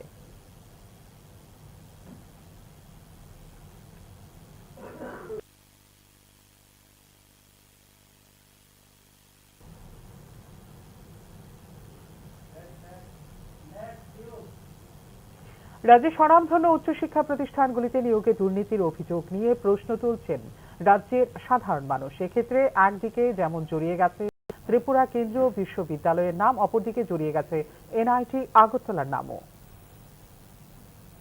সাম্প্রতিককালে ত্রিপুরা বিশ্ববিদ্যালয় এবং এনআইটি আগরতলায় নিয়োগে দুর্নীতির অভিযোগগুলো নিয়ে প্রশ্ন তুলতে শুরু করেছেন রাজ্যের সাধারণ মানুষ। স্বনামধন্য এ ধরনের উচ্চশিক্ষা প্রতিষ্ঠানগুলোতে নিয়োগ দুর্নীতির অভিযোগের তদন্ত নিয়েও প্রশ্ন তুলছেন রাজ্যের সাধারণ মানুষ। ত্রিপুরা কেন্দ্রীয় বিশ্ববিদ্যালয় হল রাজ্যবাসীর দীর্ঘদিনের স্বপ্নের সফল বাস্তবায়ন। 2007 সালে ত্রিপুরা বিশ্ববিদ্যালয়কে রূপান্তরিত করা হয় কেন্দ্রীয় বিশ্ববিদ্যালয়ে। সাম্প্রতিককালে অভিযোগ উঠে আসছে ত্রিপুরা কেন্দ্রীয় বিশ্ববিদ্যালয়ের বিরুদ্ধে। ত্রিপুরা কেন্দ্রীয় বিশ্ববিদ্যালয়ের দূরশিক্ষা বিভাগের অন্তর্জলি হয়েছে আগেই। দেশের বিশ্ববিদ্যালয়গুলোর শিক্ষার মানের ক্রমতালিকায়ও পিছনের দিকে চলে এসেছে এই বিশ্ববিদ্যালয়। এর মধ্যে সামনে এলো নিয়োগ দুর্নীতির অভিযোগ। ফলে আবারও একবার সংবাদ শিরোনামে উঠে আসলো ত্রিপুরা কেন্দ্রীয় বিশ্ববিদ্যালয়। নিয়োগ প্রক্রিয়া নিয়ে গুরুতর অভিযোগ উঠেছে ত্রিপুরা বিশ্ববিদ্যালয়ে। পাল্লা দিয়ে অভিযোগ উঠেছে স্বজন পোষণেরও। কোন ধরনের নিয়োগ নীতি মানা হয় না বলে অভিযোগ ত্রিপুরা কেন্দ্রীয় বিশ্ববিদ্যালয়ের বিরুদ্ধে। ত্রিপুরা কেন্দ্রীয় বিশ্ববিদ্যালয়ের চাকরি পাওয়ার তালিকায় রয়েছেন খোদ উপাচার্যের পুত্র। এই ঘটনা ঘিরে তীব্র সমালোচনা ও ক্ষোভ সৃষ্টি হয়েছে অন্যান্য শিক্ষিত বেকারদের মধ্যে। যারা দীর্ঘদিন ধরে চাকরি করছেন তাদের প্রশ্ন, তড়িঘড়ি চাকরির ইন্টারভিউ নেওয়া এবং 72 ঘন্টার মধ্যে নিয়োগপত্র দিয়ে দেওয়া নজির গড়েছে ত্রিপুরা বিশ্ববিদ্যালয়। গুরুত্বপূর্ণ পদ্ধতিতে যাদের নিয়োগ করা হয়েছে তাদের নিয়োগ পরীক্ষার ফর্মগুলো কবে স্কুটিনি করা হয়েছে সেই প্রশ্ন ঘুরছে মুখে মুখে। অশিক্ষক কর্মচারী নিয়োগে 2023 সালে নিয়োগ নীতি রয়েছে ত্রিপুরা কেন্দ্রীয় বিশ্ববিদ্যালয়ে। দেখা গেছে রাতারাতি যাদের নিয়োগ করা হয়েছে নিয়োগ উল্লেখিত যোগ্যতার ধারে কাছেও নেই তারা। এছাড়া একাংশ ক্ষেত্রে যাদের নিয়োগ করা হয়েছে তাদের যোগ্যতাও বিচার করা হয়নি বলে অভিযোগ করেছে সংশ্লিষ্ট তথ্যবিজ্ঞ মহল। এক্ষেত্রে উঠছে স্বজন পোষণ এবং দুর্নীতির অভিযোগ। উপাচার্যের ছেলের যোগ্যতা থাকলে ত্রিপুরা বিশ্ববিদ্যালয়ে চাকরি পেতেই পারেন, এতে আপত্তি থাকার কিছু নেই। কিন্তু উপাচার্যের ছেলের বন্ধের দিনে ইন্টারভিউ নিয়ে 72 ঘন্টার মধ্যেই নিয়োগপত্র কিভাবে দিয়ে দেওয়া হলো তা নিয়েই উঠছে প্রশ্ন। ত্রিপুরা কেন্দ্রীয় বিশ্ববিদ্যালয়ের এ সময় হওয়া নিয়োগ প্রক্রিয়ার উচ্চ যোগ্যতা সম্পন্ন বেকাররা। ত্রিপুরা কেন্দ্রীয় বিশ্ববিদ্যালয়ের যখন এই হাল, তখন রাজ্যের আরেক বিশ্ববিদ্যালয় এমবিবি বিশ্ববিদ্যালয়ে ঘটেছে আরেক কেলোর কীর্তি। 4 দিন উপাচার্য ছিলেন না এমবিবি বিশ্ববিদ্যালয়ে। রাজ্য উচ্চশিক্ষা দপ্তরে প্রায় 10 বছর ধরে নিজের মৌরসি পাট্টা কায়েম করা দপ্তরের যুগ্ম অধিকর্তা রাজেশ ভট্টাচার্যের অঙ্গুলি লেহনে থমকে ছিল উপাচার্য নিয়োগের প্রক্রিয়া। এদিকে নিয়োগ দুর্নীতির অভিযোগ উঠেছে এনআইটি আগরতলার বিরুদ্ধে। সম্প্রতি এনআইটিতে সহকারী অধ্যাপক, সহকারী রেজিস্ট্রার এবং বেসরকারি নিরাপত্তা কর্মী নিয়োগের ক্ষেত্রে 2 লক্ষ টাকা থেকে 20 লক্ষ টাকা পর্যন্ত আর্থিক লেনদেন হয়েছে বলে অভিযোগ এনআইটি আগরতলারই একাংশ কর্মচারীদের। নিয়োগ দুর্নীতিতে এনআইটি আগরতলার উচ্চপদস্থ কর্মকর্তারাও সরাসরি এনআইটি আগরতলার একাংশ কর্মচারীদের। সার্বিক পরিস্থিতিতে রাজ্যের স্বনামধন্য উচ্চশিক্ষা প্রতিষ্ঠানগুলিতে নিয়োগ দুর্নীতির এ ধরনের ঘটনার অবিলম্বে তদন্ত চাইছেন রাজ্যের সাধারণ মানুষ। ব্যুরো রিপোর্ট, নিউজ নাও। গত 10 বছরে সংবিধানের রক্ষা কবচ দুর্বল হয়েছে বলে সংসদে দেওয়া নিজের প্রথম ভাষণে বিজেপিকে তীব্র আক্রমণ করেন কংগ্রেস সাংসদ প্রিয়াঙ্কা গান্ধী।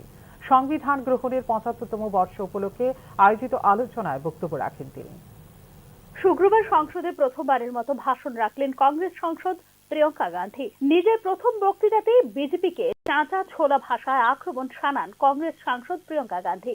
সংবিধান গ্রহণের ৭৫তম বর্ষ উপলক্ষে আয়োজিত আলোচনায় বক্তব্য রাখতে গিয়ে ভয়ের মধ্য দিয়ে দেশ চলতে পারে না, এই দেশ উঠে দাঁড়াবে, লড়াই করবে এবং সরকারের কাছে সত্য প্রকাশের দাবি করবে বলে মন্তব্য করেন প্রিয়াঙ্কা গান্ধী।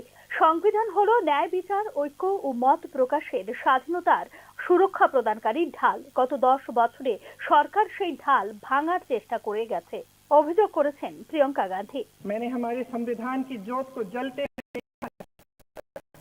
साथ साथ ये भी समझा है कि हमारा संविधान एक सुरक्षा कवच है, एक ऐसा सुरक्षा कवच है जो देशवासियों को सुरक्षित रखता है, न्याय का कवच है, एकता का कवच है और अभिव्यक्ति की आजादी का कवच है।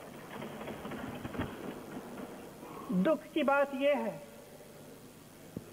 कि मेरे सत्ता पक्ष के साथी जो बहुत बड़ी बड़ी बातें करते हैं, इन्होंने इन 10 सालों में ये सुरक्षा कवच, सत्ता पक्ष के मेरे साथियों ने ये सुरक्षा कवच तोड़ने का पूरा प्रयास किया है।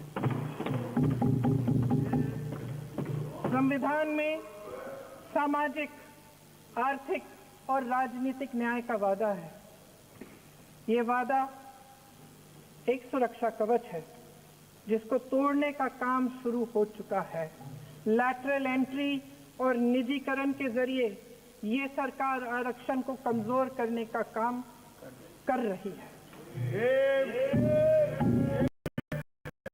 দেশের মানুষ দাবি করছেন যাতে দেশে জাতিগত জনগণনা হয়। শাসক পক্ষের জোট সঙ্গীরাও এই কথার উল্লেখ করেছেন। লোকসভা নির্বাচনে এই ফলাফলের কারণে এই ইস্যুটির উল্লেখ করা হচ্ছে। জাতিগত জনগণনা এখন অপরিহার্য। এর ফলে আমরা প্রত্যেকের অবস্থা জানতে পারবো এবং সেই অনুযায়ী নীতি তৈরি করা যাবে বলে এদিন মন্তব্য করেন তিনি। अगर लोकसभा में ये नतीजे नहीं आए होते तो ये संविधान बदलने का काम भी शुरू कर लेते। सच्चाई ये है अध्यक्ष महोदय कि आज संविधान संविधान संविधान बार बार इसलिए कह रहे हैं क्योंकि इस चुनाव में इनको देश की जनता ही इस संविधान को सुरक्षित रखे। इस चुनाव में हारते हारते जीतने से इन्हें एहसास हुआ कि ये संविधान बदलने की बात इस देश में नहीं चलेगी। आज जनता की मांग है कि जाति जनगणना हो।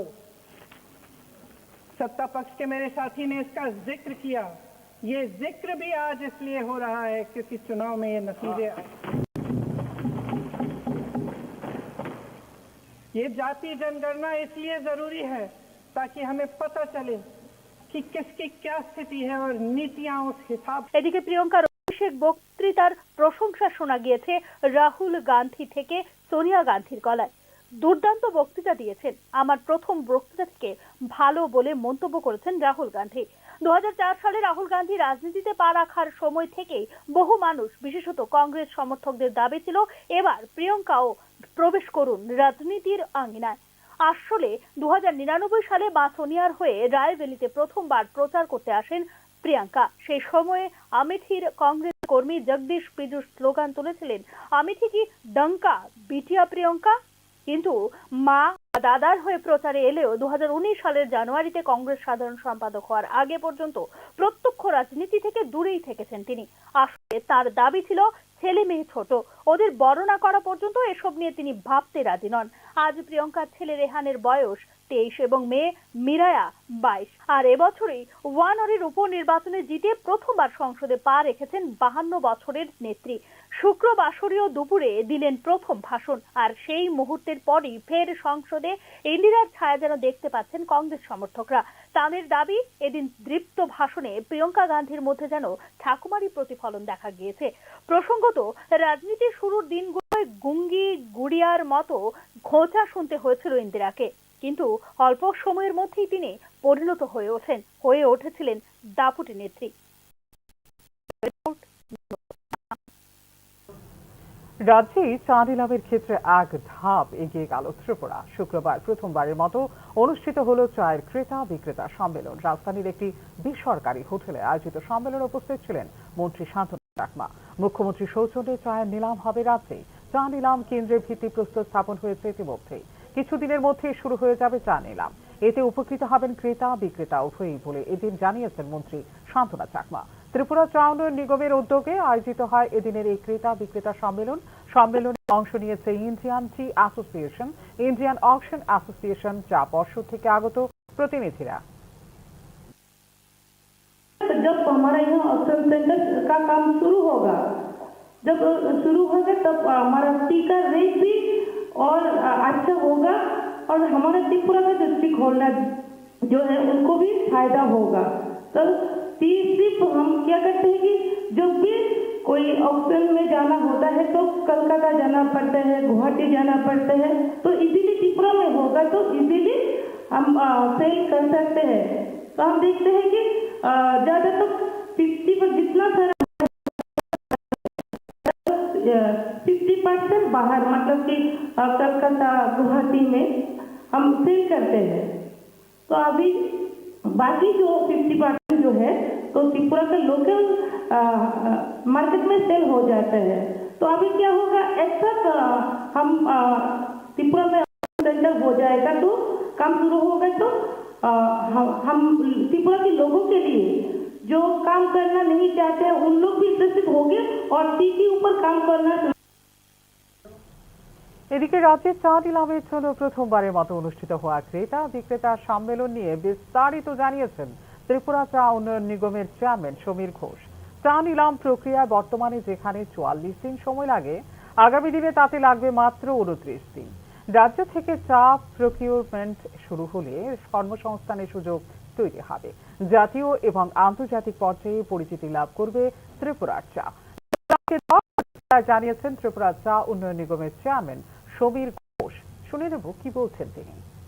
আমাদের রাজ্যে প্রথমবারের মতো এরকম চাকে কেন্দ্র করে চায়ের নিলাম কেন্দ্র প্রতিষ্ঠান যে আমাদের হবে আমাদের রাজ্যে, তাকে কেন্দ্র করে এটা বায়ার সেলার মিট প্রথমবারের মতো আমাদের রাজ্যে আজকে অনুষ্ঠিত হয়েছে।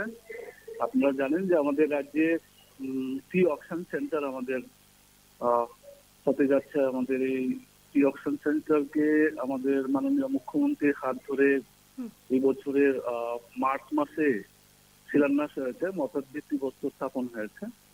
তো তারই অঙ্গ হিসেবে আজকে আমাদের রাজ্যে ভারতবর্ষের বিভিন্ন রাজ্য থেকে আমাদের বায়ার সেলার যারা রয়েছে এবং টি অকশন সেন্টারের সঙ্গে যারা যুক্ত রয়েছেন স্টেক হোল্ডার, বিশেষ করে টি অকশন অ্যাসোসিয়েশনের প্রতিনিধি এবং ইন্ডিয়ান টি অ্যাসোসিয়েশনের প্রতিনিধি, টি বোর্ডের প্রতিনিধি, টিআর এর প্রতিনিধি, এরকম বিভিন্ন সংস্থার প্রতিনিধিরা আজকে আমাদের বৈঠকে উপস্থিত ছিলেন।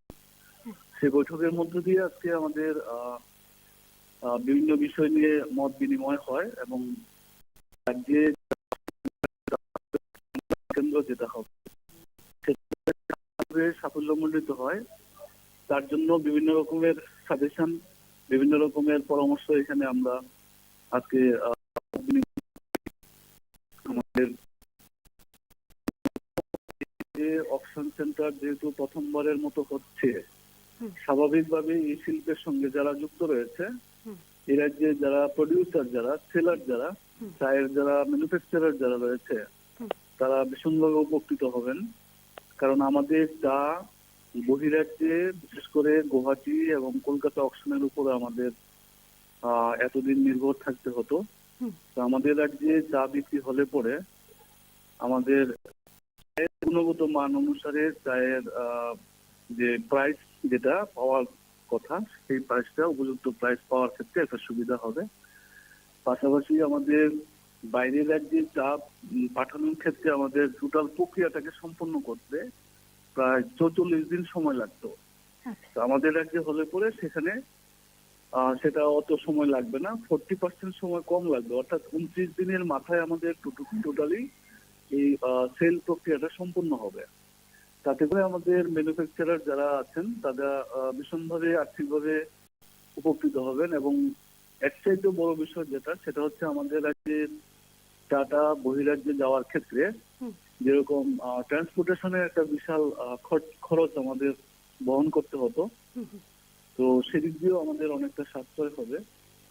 এবার আমাদের এই অকশন সেন্টারে যারা অংশগ্রহণ করবেন, যেহেতু এটা অকশন হবে, সেখানে ভারতবর্ষের যে কোনো প্রান্ত থেকে যে কোনো রেজিস্টার্ড বায়ার, কিবোর্ডের রেজিস্টার্ড বায়াররা তাতে অংশগ্রহণ করতে পারবেন। শুধু প্রকিউরমেন্টে আমাদের রাজ্য থেকে হবে বলে আমাদের রাজ্যের যারা ম্যানুফ্যাকচারার আছেন তারা অবশ্যই আর্থিকভাবে উপকৃত হবেন। পাশাপাশি এটাকে কেন্দ্র করে আমাদের রাজ্যে কর্মসংস্থানের একটা নতুন সুযোগ তৈরি হবে। এর সঙ্গে যেটা বিষয় রয়েছে সেটা হচ্ছে আমাদের জাতীয় স্তরে এবং আন্তর্জাতিক স্তরে আমাদের ত্রিপুরার চায়ের একটা বিশেষ পরিচিতি লাভ করার একটা সুযোগ আমাদের সামনে চলে আসবে। একদম একদম রাজ্য সরকারের এই উদ্যোগ সত্যি প্রশংসনীয়, এবং যারা এই শিল্পটার সঙ্গে বা এই চায়ের সঙ্গে জড়িত চাষি রয়েছেন, সেক্ষেত্রে এতদিন ধরে রাজ্যের বাইরে হতো এই গোটা বিষয়টা, এবারে রাজ্যে তারা আর্থিক দিক থেকে কতটুকু স্বাবলম্বী হতে পারবে বা তাদের কতটুকু লাভ হবে? হ্যাঁ, এটাই আমি আপনাদেরকে জানানোর চেষ্টা করছিলাম যে আর্থিকভাবে বিশেষ করে আমাদের পরিবহন খরচ একটা বিশাল যারা যারা চা বাইরে পাঠাতেন, হ্যাঁ, পরিবহন খরচ অনেক কমে যাবে, ট্রান্সপোর্টেশন খরচ অনেক কমে যাবে। এবং আমাদের যে সবচেয়ে বড় কথা হচ্ছে আমাদের যে গুণগত মান, এই গুণগত মান অনুসারে বেটার প্রাইস রিয়েলাইজেশনের ক্ষেত্রে একটা আমাদের বঞ্চনা থাকতো বাইরের রাজ্যগুলিতে। তার কারণ হচ্ছে যেখানে আমাদের রাজ্যের চাটা যায় গুয়াহাটি কিংবা কলকাতাতে অকশনে, সেখানে উভয় রাজ্যতেই আপনার চা উৎপাদন হয়। আসামেও চা উৎপাদন হয়, বেঙ্গলেও চা উৎপাদন হয়। স্বাভাবিকভাবে তাদের নিজ রাজ্যের উৎপাদিত চাটাকে বিক্রি করার পরেই কিন্তু অন্য রাজ্যের চায়ের বিক্রয়ের জন্য নিলাম বাজারে ওঠানো হয়। তো সেক্ষেত্রে আমাদের রাজ্য ত্রিপুরা একটু পেছন দিকে থাকতো, এবং ত্রিপুরার চা বলে একটা আলাদা ট্যাগ লাগানো। প্রথমেই আপনার এটা মানে বিলো প্রাইস, অকশনের যে ধরুন একটা স্বাভাবিক প্রাইসের থেকে ত্রিপুরার চা বলে প্রথমেই যেন একটা 10% 20% কম থাকতো। এটা একটা কমন ফেনোমেনন ছিল। সেটা আজকের দিনে আমাদের রাজ্যে টি অকশন সেন্টার চালু হওয়ার সাথে সাথে এই বিষয়টা আমাদের এতদিন যাবৎ যারা সাফার করতেন সেটা এখন আর করতে হবে না। আমাদের উৎপাদিত চায়ের গুণগত মান অনুসারে উপযুক্ত চায়ের মূল্য পাওয়ার ক্ষেত্রে একটা বিশাল সুবিধা হবে। অসংখ্য ধন্যবাদ আপনাকে নিউজ নাওকে সময় দেওয়ার জন্য। ধন্যবাদ। ধন্যবাদ আপনাদেরকেও ধন্যবাদ। মোহনপুর মহকুমা শাসক ও স্বামী বিবেকানন্দ মহাবিদ্যালয়ের যৌথ উদ্যোগে ভোক্তা অধিকার এবং নাগরিক সুরক্ষা সংক্রান্ত আইন বিষয়ক একদিনের রাজ্যস্তরীয় সম্মেলন অনুষ্ঠিত হয়। শুক্রবার মোহনপুর স্বামী বিবেকানন্দ মহাবিদ্যালয়ে অনুষ্ঠিত এই সম্মেলনে উদ্বোধন করেন বিচারপতি অরিন্দম লোধ। ভারতবর্ষের নাগরিকদের কৃতাস্বার্থ ও অধিকার এবং গ্রাহকদের এই অধিকারকে সুনিশ্চিত করার লক্ষ্যে কনজিউমার প্রোটেকশন অ্যাক্ট 1986 প্রণয়ন করা হয়েছিল 1986 সালে। কোনো জায়গায় কোনো রকম ভাবে প্রতারিত হলে এই আইনের মাধ্যমে নাগরিকরা অভিযোগ জানাতে পারবেন। কনজিউমার প্রোটেকশন অ্যাক্ট 1986 এ উল্লেখ আছে প্রত্যেকটি রাজ্যে স্টেট কনজিউমার প্রোটেকশন রিট্রেসাল কমিশন থাকবে এবং যার সভাপতি থাকবেন উচ্চ আদালতের একজন বিচারপতি। সঙ্গে আরেকজন মহিলা ও একজন পুরুষ আধিকারিক থাকবেন যারা সমাজের বিশিষ্ট ব্যক্তিত্ব বা ভোক্তা আন্দোলনের সঙ্গে জড়িত থাকবেন বলে রাজ্যস্তরীয় সম্মেলনে জানিয়েছেন বিচারপতি অরিন্দম লোধ। কোন রকম ফ্রড, কোন চিটিং তার যদি শিকার হই আমরা, তাহলে এইসব আইনের মাধ্যমে তোমরা আমাদের দেশের নাগরিকরা ডিভাইস জানাতে পারবে। যার জন্য ওই আইনে 1986 অ্যাক্টে বলা আছে প্রত্যেকটা স্টেটে একটা স্টেট কনজিউমার প্রোটেকশন রিট্রেসাল কমিশন থাকতে হবে, যার প্রেসিডেন্ট হবে একজন হাইকোর্ট জাজ এবং বাকি দুজন থাকবে যিনি নাকি কনজিউমার মুভমেন্টের সাথে আছে অথবা সমাজের কোনো একজন বিশিষ্ট ব্যক্তি। ভারতবর্ষের প্রতিটি রাজ্যের প্রতি জেলায় এই ধরনের কনজিউমার প্রোটেকশন কমিশন থাকবে, যেখানে নাগরিকরা তাদের অভিযোগ জানাতে পারবেন। কেন্দ্র সরকার বা আইন প্রণেতারা এই আইনটিকে জনপ্রিয় করে তোলার জন্য আইনের বিভিন্ন দিক সম্পর্কে মানুষকে সচেতন করার জন্য বিশ্বস্ত ব্র্যান্ড অ্যাম্বাসেডর হিসেবে বিশ্ববিখ্যাত অভিনেতা অমিতাভ বচ্চনকে নিযুক্ত করেছেন বলে রাজ্যস্তরীয় সম্মেলনে জানিয়েছেন বিচারপতি অনিন্দম লোধ। এবং আমাদের লেজিসলেচাররা ভাবে কিভাবে আমরা এটাকে পপুলারাইজ করবো, কিভাবে এটা জনপ্রিয় করবো, আইনটাকে কিভাবে আমরা জানাবো, যার জন্য আপনারা সবাই জানেন একটা ব্র্যান্ড অ্যাম্বাসেডর করেছে আমাদের দেশের শুধু নয় এই বিশ্বের একজন খ্যাতনামা অভিনেতা। ওনাকে দিয়ে প্রচারের চেষ্টা করেছে, মানুষকে জানানোর চেষ্টা করেছে। কে সেই অভিনেতা বলতে পারেন? উনি হচ্ছেন অমিতাভ বচ্চন। ভোক্তা অধিকার ও নাগরিক সুরক্ষা সংক্রান্ত আইন বিষয়ক একদিনের সম্মেলনে বিচারক অনিন্দম লোধ ছাড়াও উপস্থিত ছিলেন মোহনপুর মহকুমা শাসক সুভাষ দত্ত, সর্বানন্দ মহাবিদ্যালয়ের অধ্যাপক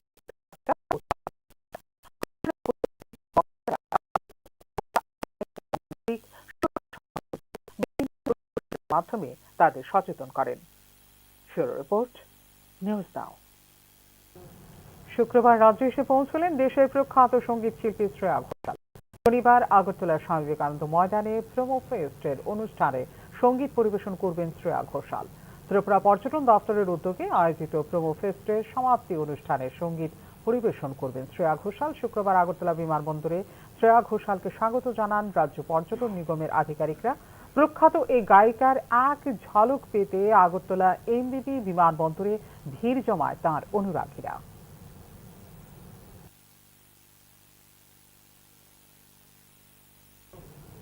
এখনকার মতো এই মুহূর্তের সংবাদ এই পর্যন্ত। অন্যান্য আপডেটস দেখার জন্য অবশ্যই নজর রাখতে হবে নিউজ নাও পর্দায়। নমস্কার।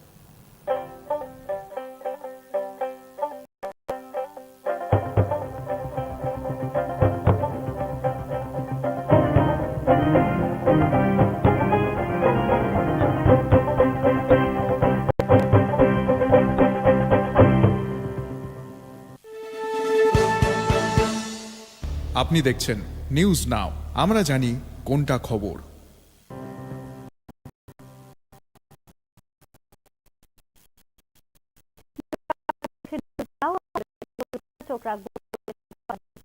ডিসেম্বরের মধ্যে এডিসি ভিলেজ কমিটি নির্বাচন সম্পন্ন করার হলফনামা জমা দেওয়া হলেও এখনো পর্যন্ত নির্বাচনের বিজ্ঞপ্তি জারি করতে পারেনি রাজ্য নির্বাচন কমিশন। এক্ষেত্রে আদালত অবমাননার মুখে পড়তে হতে পারে নির্বাচন কমিশনকে বলে মনে করছেন সংশ্লিষ্ট তথ্যবিজ্ঞ মহল। এডিসির ভিলেজ কমিটি নির্বাচন নিয়ে শেষ পর্যন্ত রাজ্য নির্বাচন কমিশন কি আদালত অবমাননায় অভিযুক্ত হতে পারে, এ নিয়ে প্রশ্ন উঠতে শুরু করেছে রাজনৈতিক তথ্যবিজ্ঞ মহলে। ত্রিস্তর পঞ্চায়েত নির্বাচনের আগে এডিসি ভিলেজ কমিটির নির্বাচন সংক্রান্ত একটি মামলায় 2024 সালের ডিসেম্বর মাসের মধ্যে এডিসির ভিলেজ কমিটি নির্বাচন প্রক্রিয়া সম্পন্ন করা হবে বলে গত আগস্ট মাসে ত্রিপুরা উচ্চ আদালতে হলফনামা দিয়ে জানিয়েছিল রাজ্য নির্বাচন কমিশন। কিন্তু ডিসেম্বর মাসের প্রায় এক পক্ষকাল অতিক্রম হতে চললেও এখনো পর্যন্ত নির্বাচনের বিজ্ঞপ্তি জারি করেনি রাজ্য নির্বাচন কমিশন। এক্ষেত্রে রাজ্য সরকারের সিদ্ধান্তহীনতায় হাইকোর্টে মুখ পড়তে পারে রাজ্য নির্বাচন কমিশন। হাইকোর্টের দেওয়া হলফনামার কথা মনে রেখে রাজ্য নির্বাচন কমিশন আগস্ট মাসে ত্রিস্তর পঞ্চায়েত নির্বাচনের পর এডিসি ভিলেজ কমিটি নির্বাচনের জন্য প্রাথমিক প্রস্তুতি শুরু করে। কিন্তু কোনো এক অদৃশ্য শক্তির চাপে পড়ে ভিলেজ কমিটি নির্বাচনের জন্য প্রাথমিক প্রস্তুতির কাজ হিম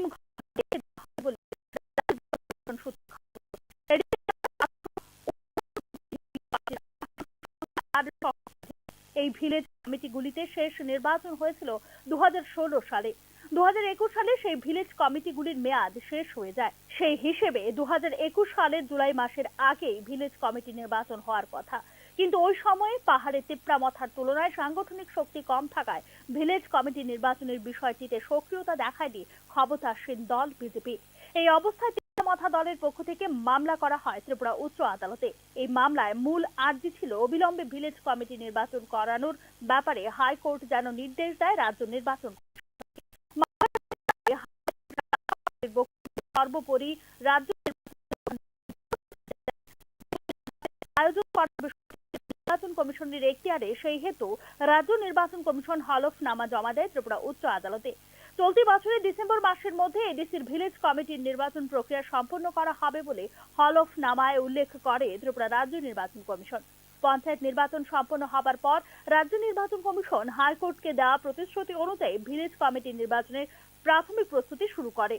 তার জন্য প্রথম অনুযায়ী উপজাতি কল্যাণ দপ্তরকে চিঠি লিখে ভিলেজ কমিটির নির্বাচনের তারিখ প্রস্তাব করার জন্য অনুরোধ জানায় রাজ্য নির্বাচন কমিশন। কিন্তু নির্বাচন কমিশনের চিঠির উত্তর দিতে গড়িমসি শুরু করে বলে অভিযোগ উপজাতি কল্যাণ দপ্তরের বিরুদ্ধে।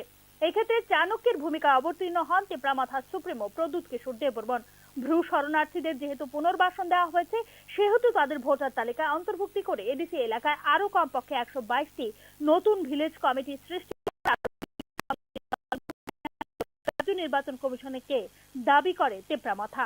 উপজাতি কল্যাণ দপ্তরে এ ধরনের একটি প্রস্তাবও জমা দেওয়া হয় মথার পক্ষ থেকে। ভিলেজ কমিটি নির্বাচনের ব্যাপারে একদিকে যেমন বড় শরিক দল বিজেপির কোনো সদিচ্ছা প্রকাশ্যে দেখা যাচ্ছে না, এমন এক অবস্থায় তেপ্রামাথার এই অদ্ভুত আর্জি ঘিরে ভিলেজ কমিটিতে নির্বাচনের বিষয়টি নিয়ে উঠে আসছে প্রশ্নচিহ্ন।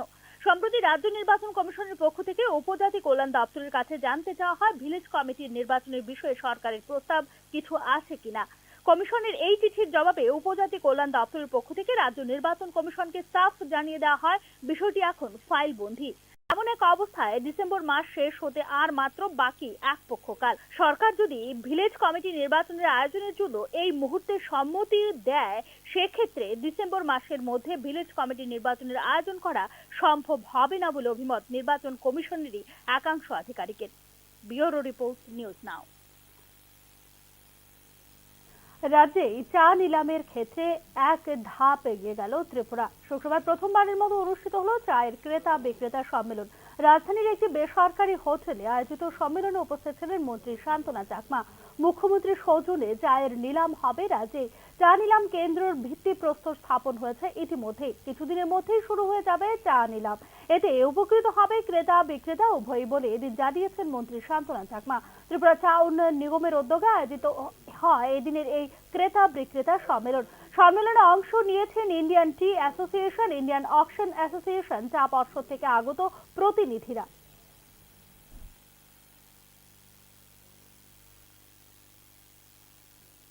जब हमारा यहाँ ऑक्शन सेंटर का काम शुरू होगा, जब शुरू होगा तब हमारा स्पीकर रेट भी और अच्छा होगा और हमारे त्रिपुरा का जो स्पीक होल्डर जो है उनको भी फायदा होगा। तो सिर्फ हम क्या करते हैं कि जब भी कोई ऑक्शन में जाना होता है तो कलकत्ता जाना पड़ता है, गुवाहाटी जाना पड़ता है, तो इजीली त्रिपुरा में होगा तो इजीली हम सेल कर सकते हैं। तो हम देखते हैं कि ज़्यादा तो 50% हमारा यहाँ प्रोडक्ट होता है, ज़्यादा तो 50% बाहर, मतलब कि कलकत्ता गुवाहाटी में हम सेल करते हैं। तो अभी बाकी जो 50% जो है तो त्रिपुरा का लोकल मार्केट में सेल हो जाता है। तो अभी क्या होगा, एक साथ हम त्रिपुरा में ऑक्शन सेंटर हो जाएगा तो कम। সিপাহীজলা জেলার বিশালগড় মহকুমায় যান দুর্ঘটনা নিয়ন্ত্রণের লক্ষ্যে এক বিশেষ উদ্যোগ গ্রহণ করা হয়েছে বিশালগড় মহকুমা পুলিশের প্রশাসনের পক্ষ থেকে। শুক্রবার সকালে বিশালগড় থানার সামনে এক মেগা র্যালি সহ এলাকার বাইকে চালকদের মাথায় হেলমেট পরিয়ে দেওয়া হয় মহকুমা পুলিশ প্রশাসনের উদ্যোগে। দুর্ঘটনা প্রবণ এলাকার মধ্যে সিপাহীজলা জেলা রাজ্যের মধ্যে প্রথম স্থানে রয়েছে। তাই এই এলাকায় যান দুর্ঘটনা নিয়ন্ত্রণের লক্ষ্যে বিশেষ র্যালি সহ বাইকে চালকদের মাথায় হেলমেট পরিয়ে দেন জেলা পুলিশ সুপার ভিজে রেড্ডি সহ মহকুমা পুলিশ আধিকারিক দুলাল দত্ত। এদিন বিশালগড় অফিস জেলার নতুন টাউন হলে এক সেমিনারেরও আয়োজন করা হয় মহকুমা পুলিশ প্রশাসনের উদ্যোগে। সেমিনারে উপস্থিত ছিলেন জেলা শাসক ডক্টর সিদ্ধার্থ শিব জসপাল সহ অন্যান্যরা। প্রশাসনের পক্ষ থেকে आज एक दिन का जो मेगा प्रयास सिपाहीजला डिस्ट्रिक्ट पुलिस की तरफ से in coordination with Vishalgarh press club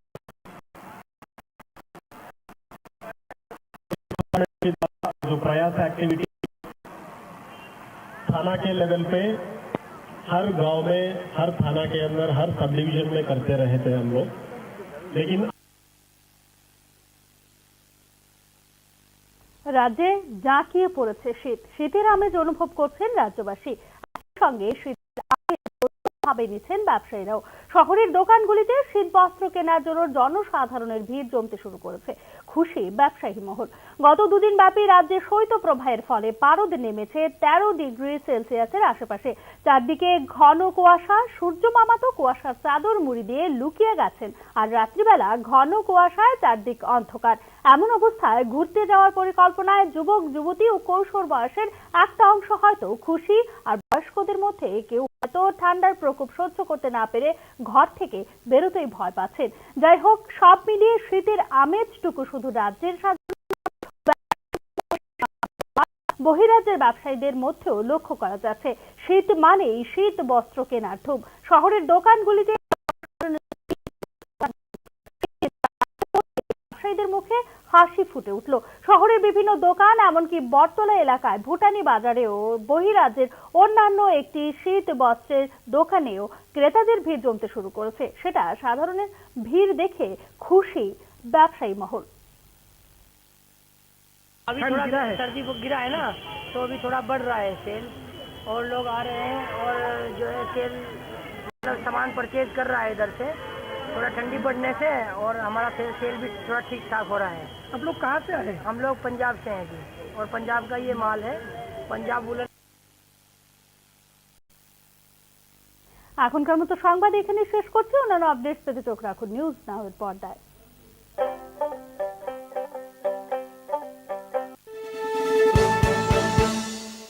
আপনি দেখছেন নিউজ নাও, আমরা জানি কোনটা খবর।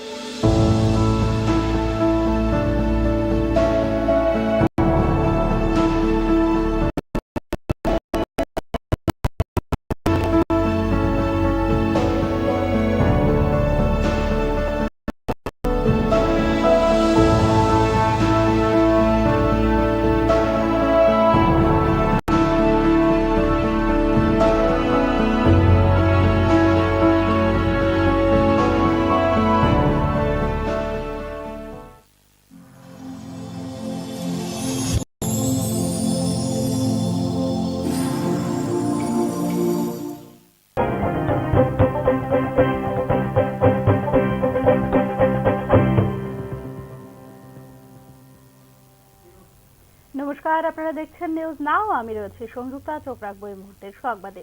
রাজ্যে চতুর্থ জাতীয় লোক আদালত অনুষ্ঠিত হবে শনিবার। মোট ৪৫টি বেঞ্চে ১৮,০৫৪টি মামলা নিষ্পত্তির জন্য তোলা হবে এই লোক আদালতে। শনিবার রাজ্যে অনুষ্ঠিত হতে চলেছে বছরের চতুর্থ জাতীয় লোক আদালত। এতে মোট ৪৫টি বেঞ্চে ১৮,০৫৪টি মামলা তোলা হবে নিষ্পত্তির জন্য। প্রসঙ্গত, ত্রিপুরা হাইকোর্ট ছাড়াও রাজ্যের সব জেলা ও মহকুমা আদালত চত্বরে শনিবার সরকারি ছুটির দিনে অনুষ্ঠিত হবে এবছরের চতুর্থ লোক আদালত।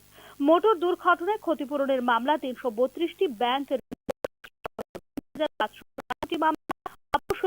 ফৌজদারি বিরোধের ১৩,১৩০টি মামলা, বৈবাহিক বিরোধের ১২৭টি মামলা, চেক বাউন্স সংক্রান্ত ১৮৬টি মামলা, ক্রেতা স্বার্থ সংক্রান্ত ৪৪টি মামলা, চাকরি সংক্রান্ত বিষয় ৩টি এবং দেওয়ানি সংক্রান্ত ১৩টি মামলা নিষ্পত্তির জন্য তোলা হবে জাতীয় লোক আদালতে। ত্রিপুরা উচ্চ আদালতেও বসবে লোক আদালতের একটি বেঞ্চ। এই বেঞ্চে নিষ্পত্তির জন্য তোলা হবে ২৫টি মামলা।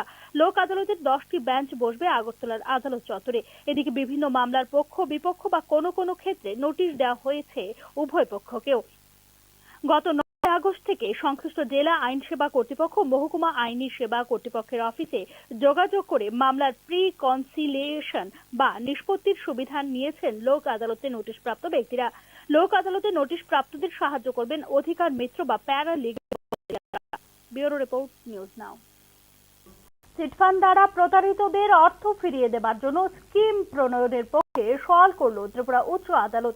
এই বিষয়ে রাজ্য সরকারকে নোটিশ ইস্যু করেছে ত্রিপুরা উচ্চ আদালত। চিটফান্ডগুলি দ্বারা প্রতারিত গ্রাহকদের অর্থ ফিরিয়ে দেওয়ার জন্য স্কিম প্রণয়নে গুরুত্ব দিল ত্রিপুরা উচ্চ আদালত। স্কিম প্রণয়নের বিষয় নিয়ে অবহিত করার জন্য রাজ্য সরকারকে নির্দেশও দিয়েছে উচ্চ আদালত।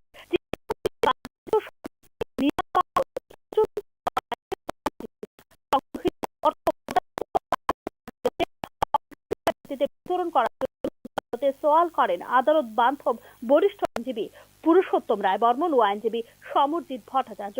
চিটফান্ড মামলাগুলি তদন্ত প্রক্রিয়ার সর্বশেষ রিপোর্ট জমা দেওয়ার জন্য সিবিআইকে নির্দেশ দিয়েছে প্রধান বিচারপতি অপরেশ কুমার সিং এবং বিচারপতি এম দত্ত পুরকায়স্থের ডিভিশন বেঞ্চ।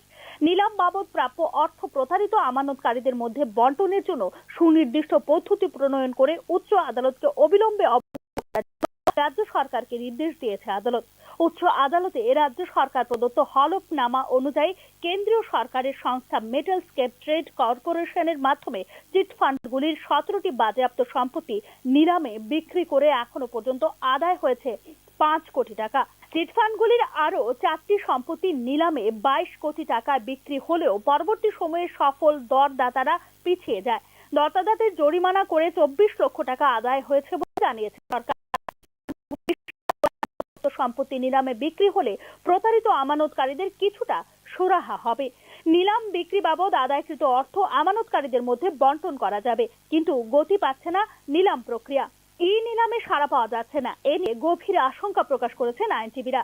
চিটফান্ডগুলি বাঁকা পথে নিলাম প্রক্রিয়া ভেস্তে দিচ্ছে বলে আদালতের নজরে আনা হয় বিষয়টি।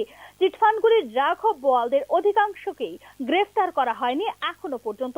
এই বিষয়ে 2রা ডিসেম্বর উচ্চ আদালতের রিপোর্ট জমা দিয়েছে সিবিআই। সিবিআই এর রিপোর্ট অনুযায়ী 17 জন আসামি এখনো পলাতক, তাদেরকে ধরার জন্য প্রচেষ্টা জারি রয়েছে। উচ্চ আদালতের পর্যবেক্ষণ অনুযায়ী বিশেষ সিবিআই আদালত রাজ্যে গঠন করা হয়েছে। সিবিআই 26টি মামলার তদন্ত করছে, এর মধ্যে 10টি মামলার চার্জশিট জমা পড়েছে, 16টি মামলার তদন্ত চলছে। এখনো পর্যন্ত সিবিআই 1501 জন সাক্ষী বয়ান রেকর্ড করেছে। আদালতে জমা দেওয়া হয়েছে 18,000 পাতার নথি। এদিকে 26টি মামলার নিষ্পত্তি হতে দীর্ঘ সময় লাগবে বলে আশঙ্কা প্রকাশ করেছেন আইনজীবীরা। আমানতকারীদের টাকা কিভাবে নিলাম বাবদ প্রাপ্য অর্থ থেকে ফেরত দেওয়া হবে এই বিষয়ে নতুন বছরের ফেব্রুয়ারি মাসের 2য় সপ্তাহে রিপোর্ট জমা করার জন্য রাজ্য সরকারকে নির্দেশ দিয়েছেন ত্রিপুরা উচ্চ আদালত। ব্যুরো রিপোর্ট, নিউজ নাও। পার্থ চট্টোপাধ্যায়ের জামিন মঞ্জুর করল সুপ্রিম কোর্ট। ইডির মামলায় জামিন দেওয়া হয়েছে তাকে। 1 ফেব্রুয়ারির মধ্যে জামিন পাবেন পার্থ চট্টোপাধ্যায়, জানিয়েছে আদালত। এ মাসের মধ্যেই চার্জ গঠন করতে হবে ইডিকে। জানুয়ারির 3য় সপ্তাহের মধ্যে এই মামলার সঙ্গে গুরুত্বপূর্ণ সাক্ষীদের বয়ান নেওয়ার চেষ্টা করবে ট্রায়াল কোর্ট। ট্রায়াল কোর্টের সঙ্গে সম্পূর্ণ সহযোগিতা করতে হবে পার্থ চট্টোপাধ্যায়কে। 1 ফেব্রুয়ারির আগে যদি চার্জ গঠন এবং সাক্ষীদের বয়ান গ্রহণ হয়ে যায় তবে তার আগেও জামিন পেতে পারেন পার্থ চট্টোপাধ্যায়। তবে পার্থ চট্টোপাধ্যায়ের বিরুদ্ধে সিবিআই এর মামলাটি এখনো রয়েছে। সেই মামলা এখন নিম্ন আদালতে বিচারাধীন। এখনো তাতে জামিন পাননি পার্থ চট্টোপাধ্যায়, ফলে এখনই জেল মুক্তি হচ্ছে না পার্থ চট্টোপাধ্যায়ের। রাজ্যের স্বনামধন্য উচ্চশিক্ষা প্রতিষ্ঠানগুলিতে নিয়োগ দুর্নীতির অভিযোগ নিয়ে প্রশ্ন তুলছেন রাজ্যের সাধারণ মানুষ। এক্ষেত্রে একদিকে যেমন জড়িয়ে গেছে ত্রিপুরা কেন্দ্রীয় বিশ্ববিদ্যালয়ের নাম, অপরদিকে জড়িয়ে গেছে এনআইটি আগরতলার নামও। সাম্প্রতিককালে ত্রিপুরা বিশ্ববিদ্যালয় দুর্নীতির অভিযোগগুলো নিয়ে প্রশ্ন তুলতে শুরু করেছেন রাজ্যের সাধারণ মানুষ।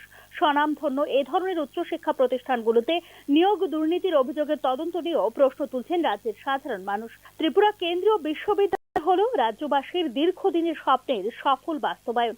2007 সালে ত্রিপুরা বিশ্ববিদ্যালয়কে রূপান্তরিত করা হয় কেন্দ্রীয় বিশ্ববিদ্যালয়ে। সাম্প্রতিককালে বিস্তর অভিযোগ উঠে আসছে ত্রিপুরা কেন্দ্রীয় বিশ্ববিদ্যালয়ের বিরুদ্ধে।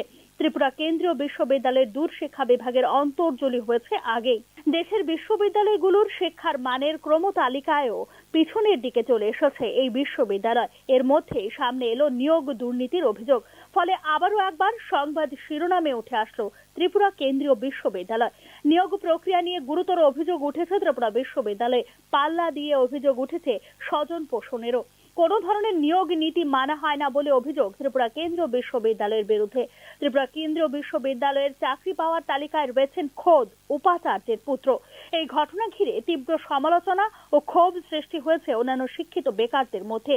যারা দীর্ঘদিন ধরে চাকরি করছেন তাদের প্রশ্ন, তড়িঘড়ি চাকরির ইন্টারভিউ নেওয়া এবং 72 ঘন্টার মধ্যে নিয়োগপত্র দিয়ে দেওয়া নজির গড়েছে ত্রিপুরা বিশ্ববিদ্যালয়।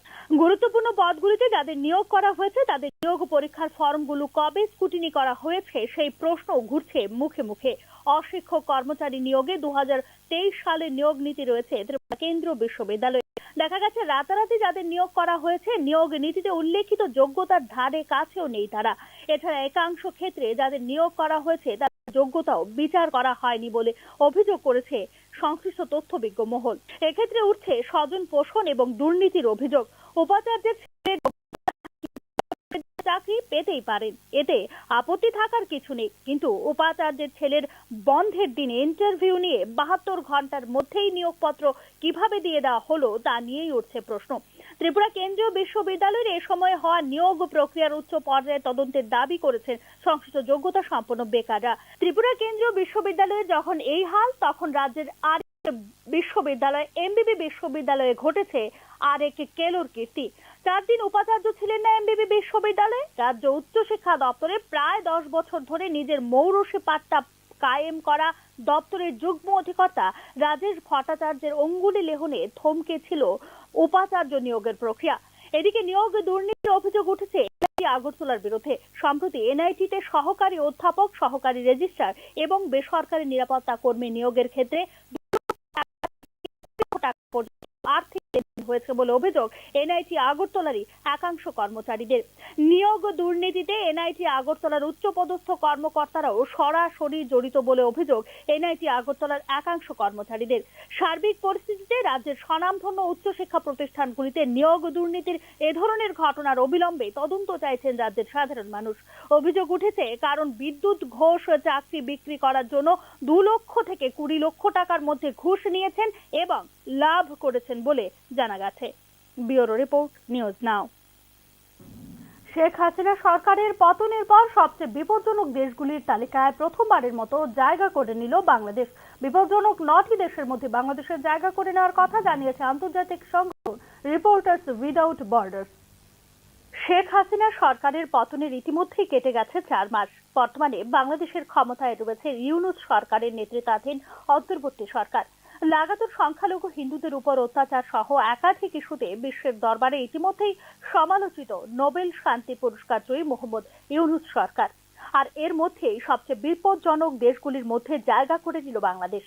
চলতি বছর সাংবাদিকদের জন্য বিপজ্জনক 9টি দেশের নাম প্রকাশ করেছে আন্তর্জাতিক সংগঠন রিপোর্টার্স উইদাউট বর্ডার্স।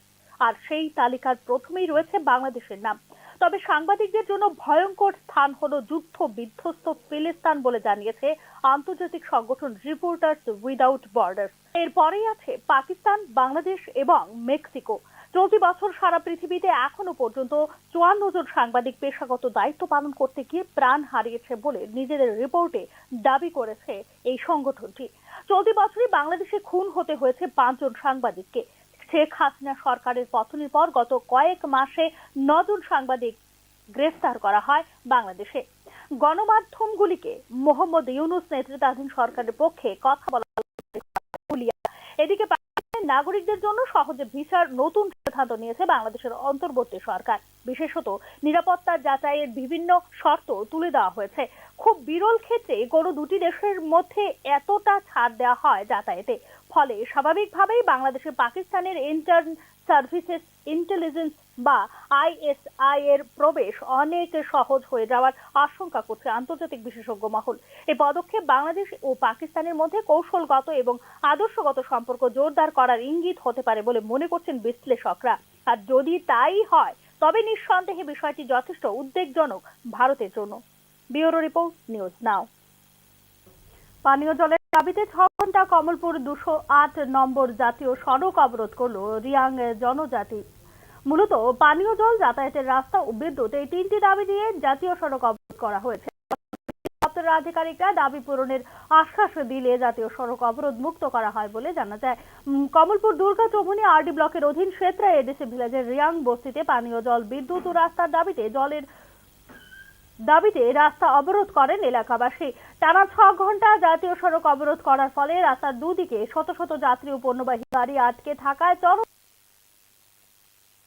প্রতিক্রিয়া থেকে বিশাল পুলিশ বাহিনী ও দুর্গা চৌমুহনী ব্লক আধিকারিক ও বিদ্যুৎ নিগমের আধিকারিকরা অবরোধ স্থলে গিয়ে জনজাতিদের দাবি পূরণের আশ্বাস দিলে বেলা 12টা নাগাদ জাতীয় সড়ক থেকে অবরোধ তুলে নেওয়া হয় বলে জানা যায়। পানীয় জল, রাস্তা ও বিদ্যুৎ এই তিনটি দাবির ভিত্তিতে এবং অন্যান্য বিষয়ের উপর ভিত্তি করে এদিন পথ অবরোধ করা হয়েছে বলে অবরোধকারীদের পক্ষ থেকে জানানো হয়েছে।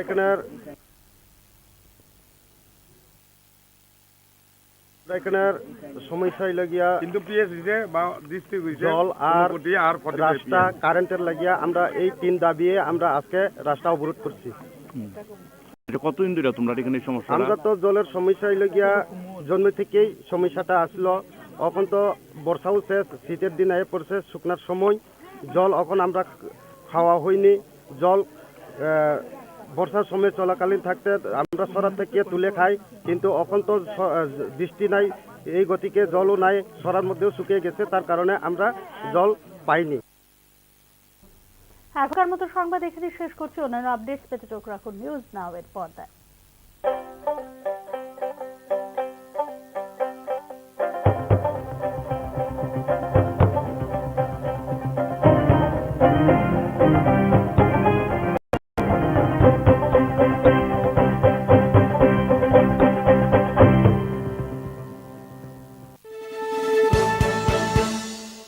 আপনি দেখছেন নিউজ নাও, আমরা জানি কোনটা খবর।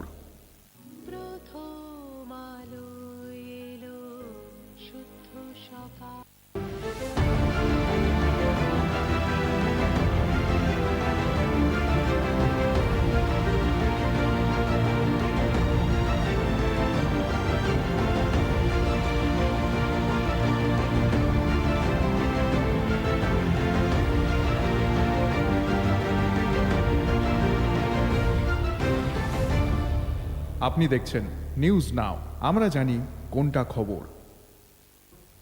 नमस्कार, आप सभी देख रहे हैं न्यूज नाउ में आज का समाचार। शेख हसीना सरकार के पतन के बाद बांग्लादेश ने पहली बार सबसे खतरनाक देशों की सूची में जगह बनाई है। International organisation reporters without borders ने 9 खतरनाक देशों में बांग्लादेश का स्थान घोषित किया है। शेख हसीना सरकार को गिरे हुए 4 महीने बीत चुके हैं। वर्तमान में बांग्लादेश यूनिट सरकार के नेतृत्व वाली अंतरिम सरकार के अधीन है।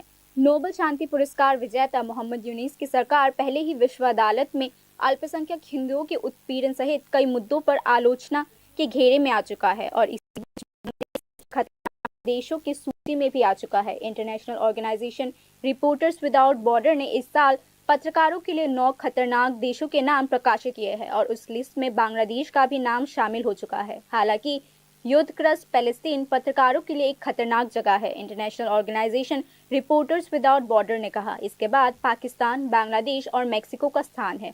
रिपोर्टर्स विदाउट बॉर्डर के अनुसार इस साल अब तक 54 साल 5 पत्रकारों की हत्या हो चुकी है। शेख हसीना की सरकार गिरने के बाद पिछले कुछ महीनों में बांग्लादेश में 9 पत्रकारों को गिरफ्तार किया जा चुका है। इसी बीच बांग्लादेश की अंतरिम सरकार ने पाकिस्तान के नागरिकों के लिए वीजा सुविधाओं को लेकर नया फैसला लागू किया है। विशेष रूप से विभिन्न सिक्योरिटी वेरिफिकेशन टर्म्स निर्धारित किए गए हैं। नतीजतन अंतर्राष्ट्रीय विशेषज्ञों को डर है कि पाकिस्तान की इंटर सर्विस इंटेलिजेंस यानी ISI का बांग्लादेश में प्रवेश बहुत आसान हो जाएगा। विश्लेषकों का मानना है कि यह कदम बांग्लादेश और पाकिस्तान की निजी रणनीतिक और वैचारिक संबंधों को मजबूत करने का संकेत हो सकता है और अगर ऐसा हुआ तो निस्संदेह भारतीय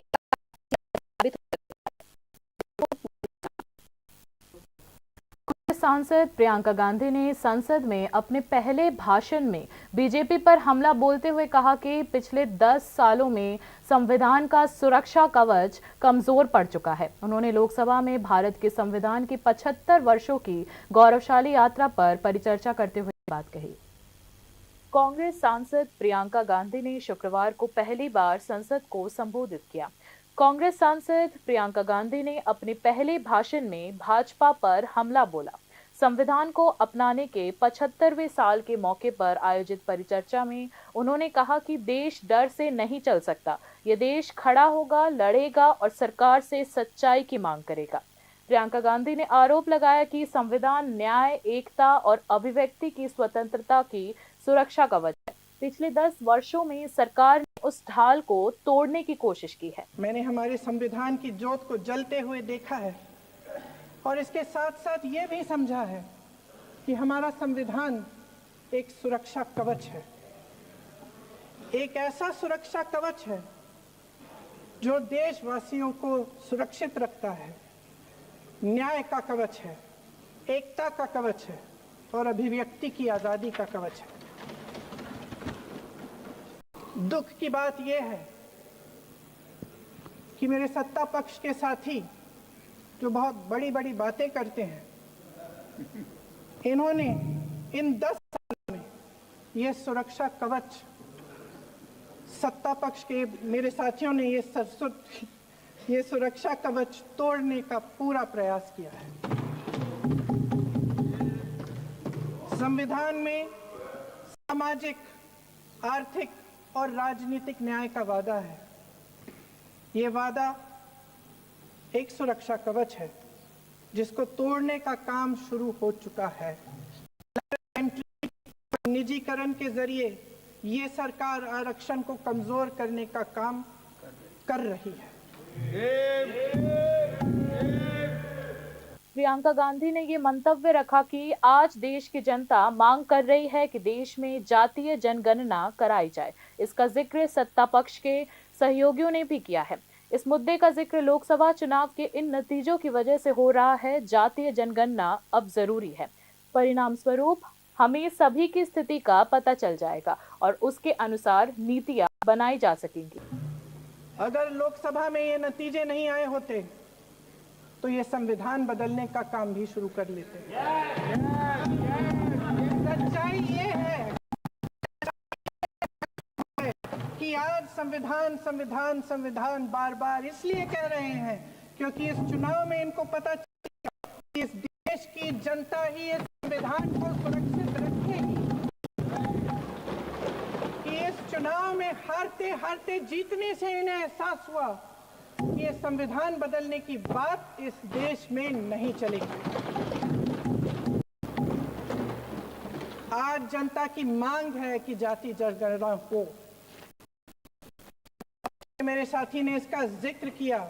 ये जिक्र भी आज इसलिए हो रहा है क्योंकि चुनाव में ये नतीजे आए। ये जाति जनगणना इसलिए जरूरी है ताकि हमें पता चले कि किसकी क्या स्थिति है और नीतियां उस हिसाब। इस बीच प्रियंका के वक्तव्य की तारीफ राहुल गांधी से लेकर सोनिया गांधी तक सुनी गई है। बहुत बढ़िया भाषण दिया, मेरे पहले भाषण से बेहतर, राहुल गांधी ने ऐसी टिप्पणी की। 2004 में राहुल गांधी के राजनीति में कदम रखने के बाद से ही कई लोग, खासकर कांग्रेस समर्थक, मांग करते रहे हैं कि प्रियंका भी राजनीति के मैदान में उतरे। दरअसल प्रियंका पहली बार 1999 में अपनी मां सोनिया के लिए प्रचार करने के लिए रायबरेली आई थी। उस समय अमेठी के कांग्रेस कार्यकर्ता जगदीश पीयूष ने नारा लगाया कि अमेठी की डंका बिटिया प्रियंका। लेकिन अपनी मां या दादी के प्रचार करने के बावजूद जनवरी 2019 में कांग्रेस की महासचिव बनने तक प्रियंका सीधी राजनीति से दूर रही। दरअसल उनका कहना था कि बच्चे अब भी छोटे हैं, जब तक वे बड़े नहीं हो जाते वे राजनीति के बारे में सोचने को तैयार नहीं है। इस साल 52 वर्षीय नेता के वन का उपचुनाव जीतकर पहली बार संसद में कदम रखा है। उन्होंने अपना पहला भाषण शुक्रवार दोपहर को दिया और उस पल के बाद से कांग्रेस समर्थकों को संसद में एक बार फिर इंदिरा की परछाई नजर आने लगी। उनका दावा है कि आज के भाषण में प्रियंका गांधी की दादी की झलक दिखी है। संयोग से राजनीति के शुरुआती दिनों में इंदिरा को गूंगी गुड़िया जैसे कटाक्ष सुनने पड़े थे, लेकिन थोड़े ही समय में वे परिपक्व हो गई थी और सशक्त नेता के रूप में उभर कर आई। Bureau report, news now. राज्य में चाय की नीलामी में त्रिपुरा एक कदम आगे बढ़ गया है। शुक्रवार को पहली बार चाय क्रेताओं और विक्रेताओं का सम्मेलन आयोजित किया गया। में आयोजित सम्मेलन में मंत्री शांतना चाकमा उपस्थित रही। मंत्री शांतना चाकमा ने कहा कि मुख्यमंत्री के समर्थन से राज्य में चाय की नीलामी होगी, जिसकी आधारशिला पहले ही रखी जा चुकी है। कुछ दिनों में नीलामी शुरू हो जाएगी, जिससे क्रेता और विक्रेता दोनों को लाभ होगा। यह खरीदार और विक्रेता सम्मेलन त्रिपुरा टी डेवलपमेंट कॉरपोरेशन की पहल के तहत आयोजित किया गया था। सम्मेलन में Indian T association, Indian auction association और चाय बोर्ड के प्रतिनिधियों ने हिस्सा लिया। जब हमारा यहाँ ऑक्शन सेंटर का काम शुरू होगा, जब शुरू होगा तब हमारा टी का रेट भी और अच्छा होगा और हमारा त्रिपुरा का जो स्टेक होल्डर जो है उनको भी फायदा होगा। तो टी सिर्फ हम क्या करते हैं कि जब भी कोई ऑक्शन में जाना होता है तो कलकत्ता जाना पड़ता है, गुवाहाटी जाना पड़ता है, तो इजीली हम सेल कर सकते हैं। तो हम देखते हैं कि ज़्यादा तो 50 पर जितना सारा हमारा यहाँ प्रोडक्ट होता है, ज़्यादा तो 50% बाहर, मतलब कि कलकत्ता, गुवाहाटी में हम सेल करते हैं। तो अभी बाकी जो 50% जो है तो त्रिपुरा के लोकल मार्केट में सेल हो जाते हैं। तो अभी क्या होगा, एक साथ हम त्रिपुरा सेंटर हो जाएगा तो काम शुरू होगा, तो हम त्रिपुरा के लोगों के लिए लोग भी इंटरेस्टेड होंगे और टी के ऊपर काम करना शुरू। विलेज कमेटी चुनाव दिसंबर तक पूरा करने का शपथ पत्र जमा किया गया था, लेकिन राज्य चुनाव आयोग ने अभी तक चुनाव अधिसूचना जारी नहीं की है। संबंधित विशेषज्ञों के अनुसार इस मामले में चुनाव आयोग पर अदालत की अवमानना का मामला दायर हो सकता है। अंत में क्या एडीसी की ग्राम समिति चुनाव को लेकर राज्य चुनाव आयोग पर अदालत की अवमानना का आरोप लगाया जा सकता है? यह सवाल राजनीतिक हलकों में उठने लगे हैं।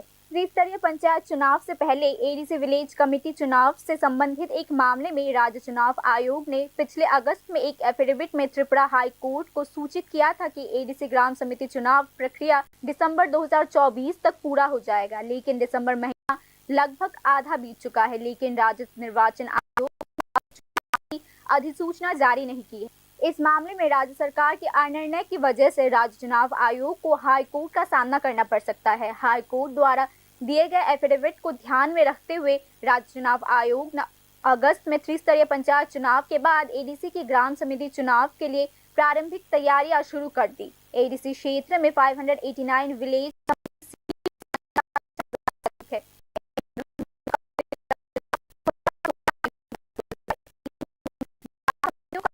समाप्त हो गया था। इसका मतलब है कि जुलाई 2021 से पहले ग्राम समिति का चुनाव हो जाना चाहिए था, लेकिन इस समय सत्ताधारी दल भाजपा ग्राम समिति चुनाव को लेकर सक्रिय नहीं था। ऐसे में त्रिपुरा मोथा पार्टी की ओर से त्रिपुरा हाई कोर्ट में मामला दायर किया गया था। इस मामले में मुख्य दलील यह थी कि उच्च न्यायालय को राज्य चुनाव आयोग को तुरंत ग्राम समिति चुनाव कराने का निर्देश देना चाहिए। मामले की सुनवाई के दौरान हाई कोर्ट ने राज्य चुनाव आयोग के बयान से ऊपर राज्य सरकार का बयान सुनना चाहा था, क्योंकि चुनाव कराने का मामला राज्य चुनाव आयोग के अधिकार क्षेत्र में है। इसीलिए राज्य चुनाव आयोग ने त्रिपुरा हाई कोर्ट में एफिडेविट दाखिल किया। त्रिपुरा राज्य चुनाव आयोग ने एफिडेविट में उल्लेख किया है कि एडीसी ग्राम समिति की चुनाव प्रक्रिया इस साल दिसंबर के महीने तक पूरा हो जाएगा। पंचायत चुनाव संपन्न होने के बाद राज्य चुनाव आयोग ने उच्च न्यायालय से किए गए वादे के अनुसार ग्राम समिति चुनाव के लिए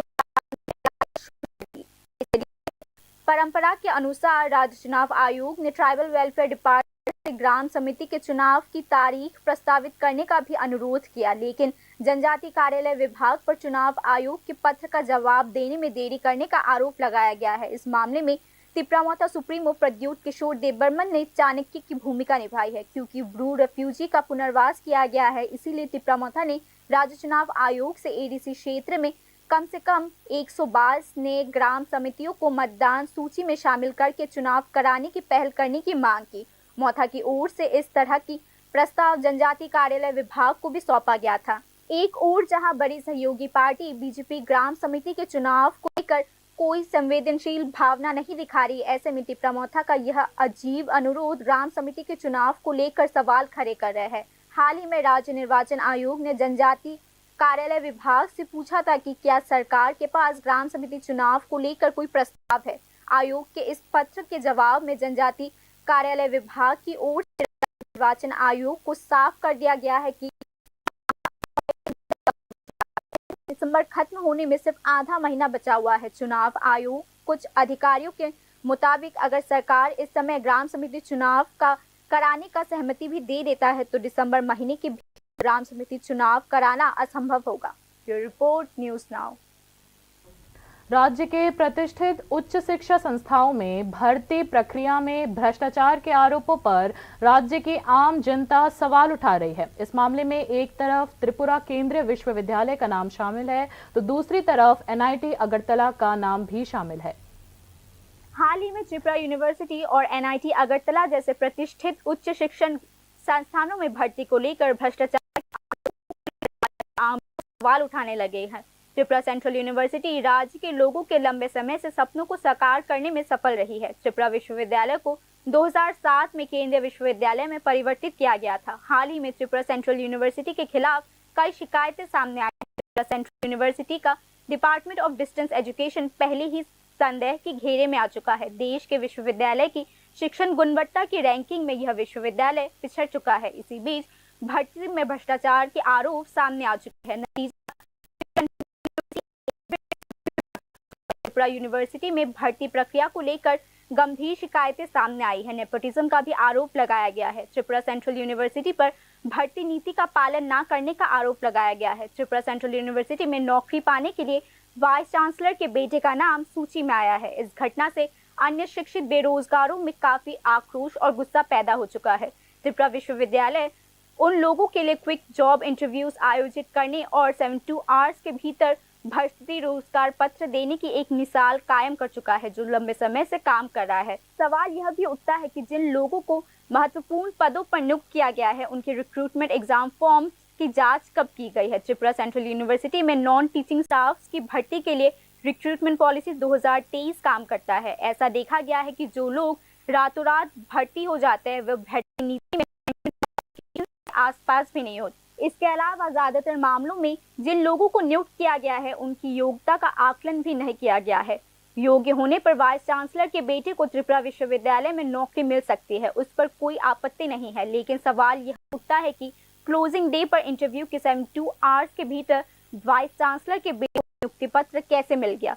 चिंतित योग्य बेरोजगार त्रिपुरा सेंट्रल यूनिवर्सिटी की भर्ती प्रक्रिया की उच्च स्तरीय जांच की मांग कर रहे हैं। जहां त्रिपुरा सेंट्रल यूनिवर्सिटी ऐसा कर रहा है वहीं राज्य की MBB यूनिवर्सिटी एक और कारनामा कर रही है। 4 दिनों तक MBB यूनिवर्सिटी के वाइस चांसलर नहीं थे। वाइस चांसलर की नियुक्ति की प्रक्रिया विभाग के जॉइंट डायरेक्टर राजेश भट्टाचार्य की उंगली के इशारों पर रुकी हुई थी। इसी बीच NIT अगरतला पर भी भर्ती में भ्रष्टाचार के आरोप सामने आए हैं। हाल ही में NIT अगरतला के कुछ कर्मचारियों ने आरोप लगाया है कि NIT में असिस्टेंट प्रोफेसर्स, असिस्टेंट रजिस्ट्रार और प्राइवेट सिक्योरिटी पर्सनल की भर्ती में 2 लाख रुपए से लेकर 20 लाख रुपए तक का वित्तीय लेन देन किया गया है। NIT कर्मचारियों ने आरोप लगाया कि NIT अगरतला के हाई रैंकिंग ऑफिशियल्स भी भर्ती भ्रष्टाचार में संबंधित तौर पर शामिल हो चुके हैं। कुल मिलाकर राज्य के आम लोग राज्य के प्रतिष्ठित उच्च शिक्षण संस्थानों में भर्ती भ्रष्टाचार की ऐसी घटनाओं की तत्काल जांच की मांग कर रहे हैं।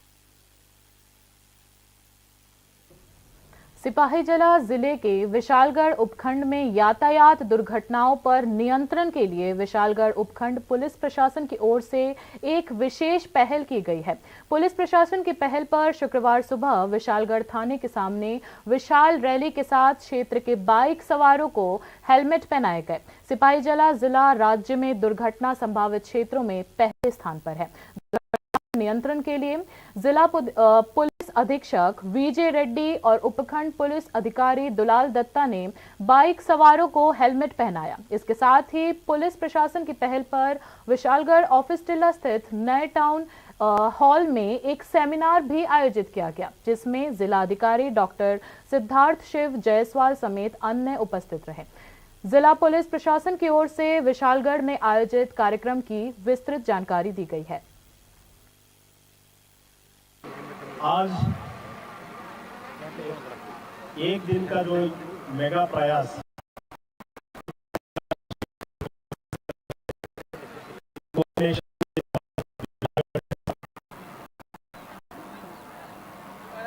पुलिस डिपार्टमेंट के द्वारा ये जो प्रयास एक्टिविटी थाना के लेवल पे हर गांव में, हर थाना के अंदर, हर सब डिवीजन में करते रहे थे हम लोग, लेकिन आज पूरा डिस्ट्रिक्ट का एक मेगा प्रयास रैली और एक सेशन।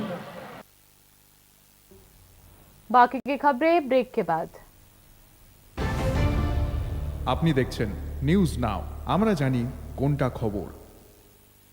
প্রথম আলো এলো শুদ্ধ সকাল, শুদ্ধ সলিলে আজ বাজালো ত্রিতাল, মন্দিরে শুদ্ধ পূজার ধ্বনি, অগ্নি শুদ্ধ হলো সিঞ্জিনী, পরিণীতা নারী তুমি অনুপমা, শুদ্ধ সোনায় সাজো স্বর্ণ জুয়েলার্স আগরতলা।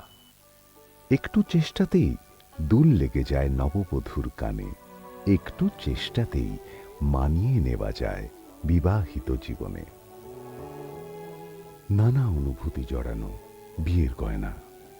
শ্যাম সুন্দর কোম্পানি জুয়েলার্স। আপনি দেখছেন নিউজ নাও, আমরা জানি কোনটা খবর। आगे की खबरें कुछ इस प्रकार हैं।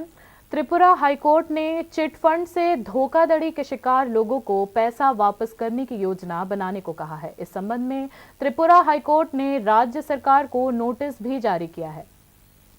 त्रिपुरा हाईकोर्ट ने चिट फंड से ठगे गए ग्राहकों का पैसा वापस करने की योजना को महत्व दिया है। हाईकोर्ट ने राज्य सरकार को योजना के निर्माण की जानकारी देने का भी निर्देश दिया है। चिट फंड की जब्त संपत्तियों की नीलामी से अब तक 5 करोड़ रुपए वसूला जा चुका है। हाईकोर्ट के सीनियर एडवोकेट पुरुषोत्तम रॉय बर्मन और एडवोकेट समरजीत भट्टाचार्य ने धोखाधड़ी वाले डिपॉजिटर्स के बीच एकत्रित धन को प्राथमिकता के आधार पर वितरित करने के लिए उच्च न्यायालय में याचिका दायर की। सीबीआई चिट फंड मामले की जांच प्रक्रिया पर नवीनतम रिपोर्ट सौंपेगी। यह आदेश मुख्य न्यायाधीश अपरेश कुमार सिंह एवं न्यायमूर्ति एम दत्ता पुरखस्त की खंडपीठ ने दिया है। अदालत ने राज्य सरकार को धोखाधड़ी वाले डिपॉजिटर्स के बीच नीलामी बकाये के वितरण के लिए विशेष प्रक्रिया तैयार करके तुरंत उच्च न्यायालय को सौंपने का निर्देश भी दिया है। राज्य सरकार द्वारा उच्च न्यायालय में दायर एफिडेविट्स के अनुसार केंद्र सरकार की agency metal scrap trade corporation के माध्यम से चिट फंड की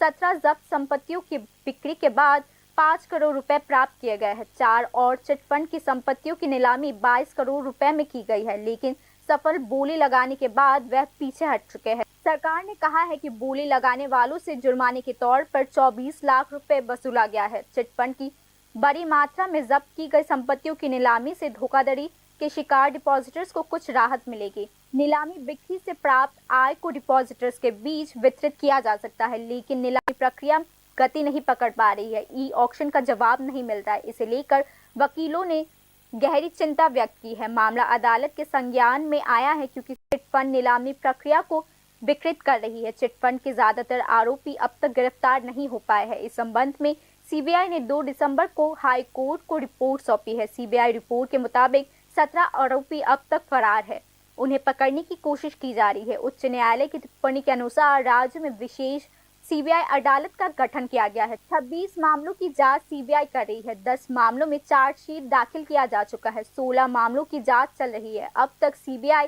1501 गवाहों के बयान दर्ज कर चुकी है। 18,000 पेजेस के दस्तावेज कोर्ट में जमा किए जा चुके हैं। इसी बीच वकीलों ने आशंका जताई है कि 26 मामलों के निपटारे में काफी वक्त लगेगा। त्रिपुरा उच्च न्यायालय ने राज्य सरकार को नए साल की फरवरी के दूसरे हफ्ते तक एक रिपोर्ट पेश करने का भी निर्देश दिया है, जिसमें नीलामी प्रक्रिया में से डिपॉजिटर्स का पैसा कैसे वापस किया जाएगा इसकी जानकारी दी जानी चाहिए। Bureau report, news now.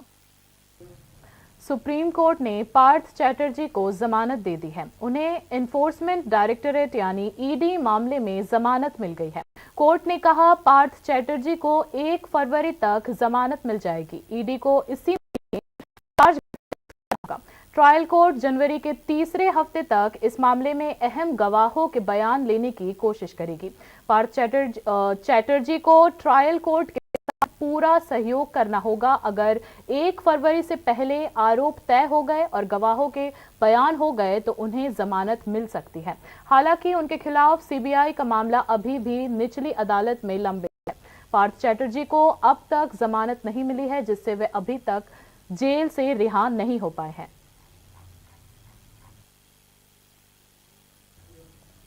प्रदेश में चौथी राष्ट्रीय लोक अदालत शनिवार को आयोजित होगी। इस लोक अदालत में 45 बेंचेस में कुल 18,094 मामले निपटाए जाएंगे। प्रदेश में इस साल की चौथी राष्ट्रीय लोक अदालत शनिवार को आयोजित की जा रही है। 45 बेंचेस में कुल 18,054 मामलों पर सुनवाई की जाएगी। संयोग से इस वर्ष की चौथी लोक अदालत त्रिपुरा उच्च न्यायालय के अलावा राज्य के सभी जिला और उप विभागीय अदालत परिसरों में शनिवार को सार्वजनिक अवकाश पर आयोजित की जाएगी।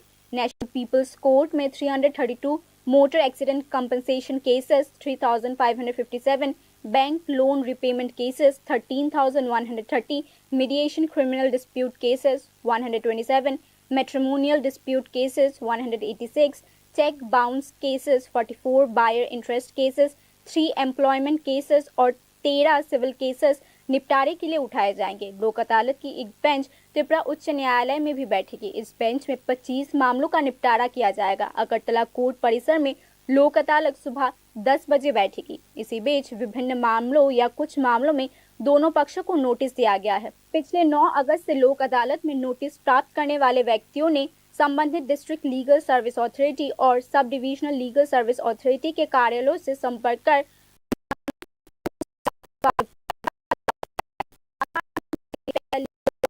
लोक अदालत में नोटिस पाने वाले लोगों की मदद करेंगे। Bureau report, news now. Mohanpur अनुमंडल शासक एवं स्वामी विवेकानंद महाविद्यालय के संयुक्त तत्वाधान में उपभोक्ता अधिकार एवं नागरिक संरक्षण से संबंधित कानूनों पर 1 दिवसीय राज्य स्तरीय सम्मेलन का आयोजन किया गया। शुक्रवार को मोहनपुर स्वामी विवेकानंद महाविद्यालय में आयोजित सम्मेलन का उद्घाटन न्यायमूर्ति अरिंदम लोध ने किया। भारत के नागरिकों के उपभोक्ता हितों और अधिकारों को सुनिश्चित करने तथा उपभोक्ताओं के इन अधिकारों को सुनिश्चित करने के लिए एक्ट 1986 लागू किया गया था। नागरिक किसी भी तरह से धोखाधड़ी होने पर इस कानून के जरिए शिकायत कर सकते हैं। कंज्यूमर प्रोटेक्शन एक्ट 1986 में कहा गया है कि प्रत्येक state consumer protection redressal commission की अध्यक्षता में एक राज्य उपभोक्ता संरक्षण निवारण आयोग होगा।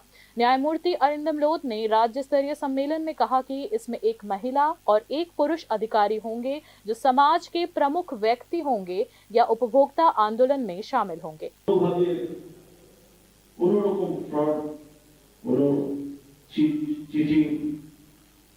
তার যদি শিকার হই আমরা, তাহলে এই সব আইনের মাধ্যমে, এই আইনের মাধ্যমে তোমরা আমাদের দেশের নাগরিকরা ডিফেন্স জানাতে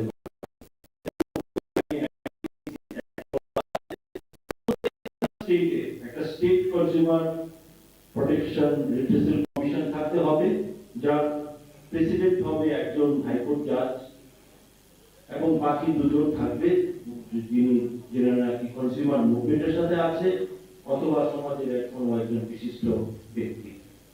भारत के प्रत्येक राज्य के प्रत्येक जिले में ऐसा उपभोक्ता संरक्षण आयोग है जहां नागरिक अपनी शिकायतें दर्ज करा सकते हैं।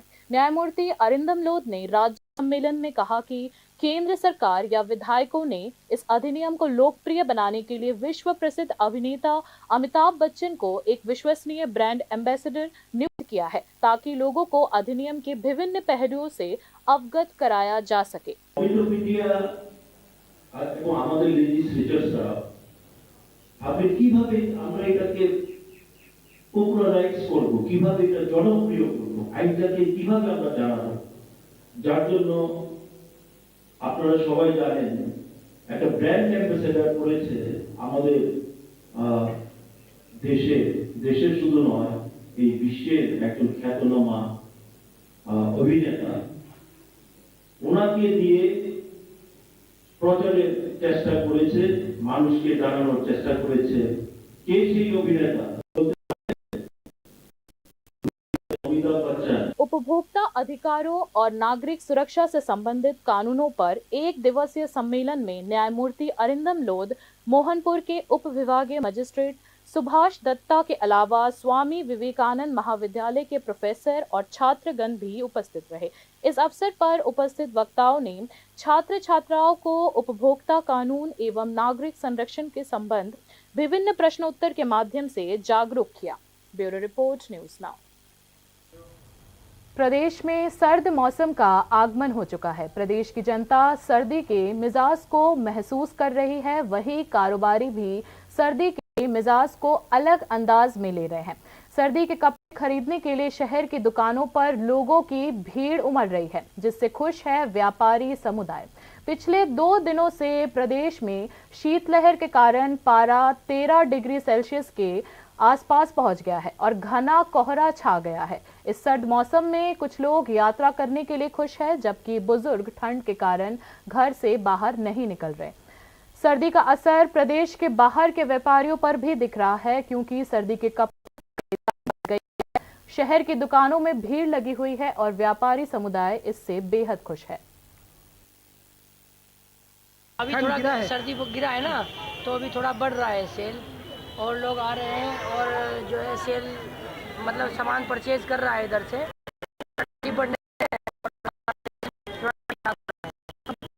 हम लोग पंजाब से हैं जी, और पंजाब का ये माल है, पंजाब वुलन के नाम है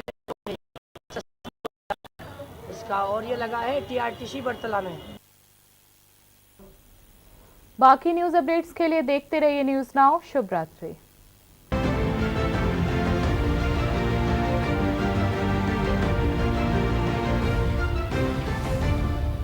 আপনি দেখছেন নিউজ নাও, আমরা জানি কোনটা খবর।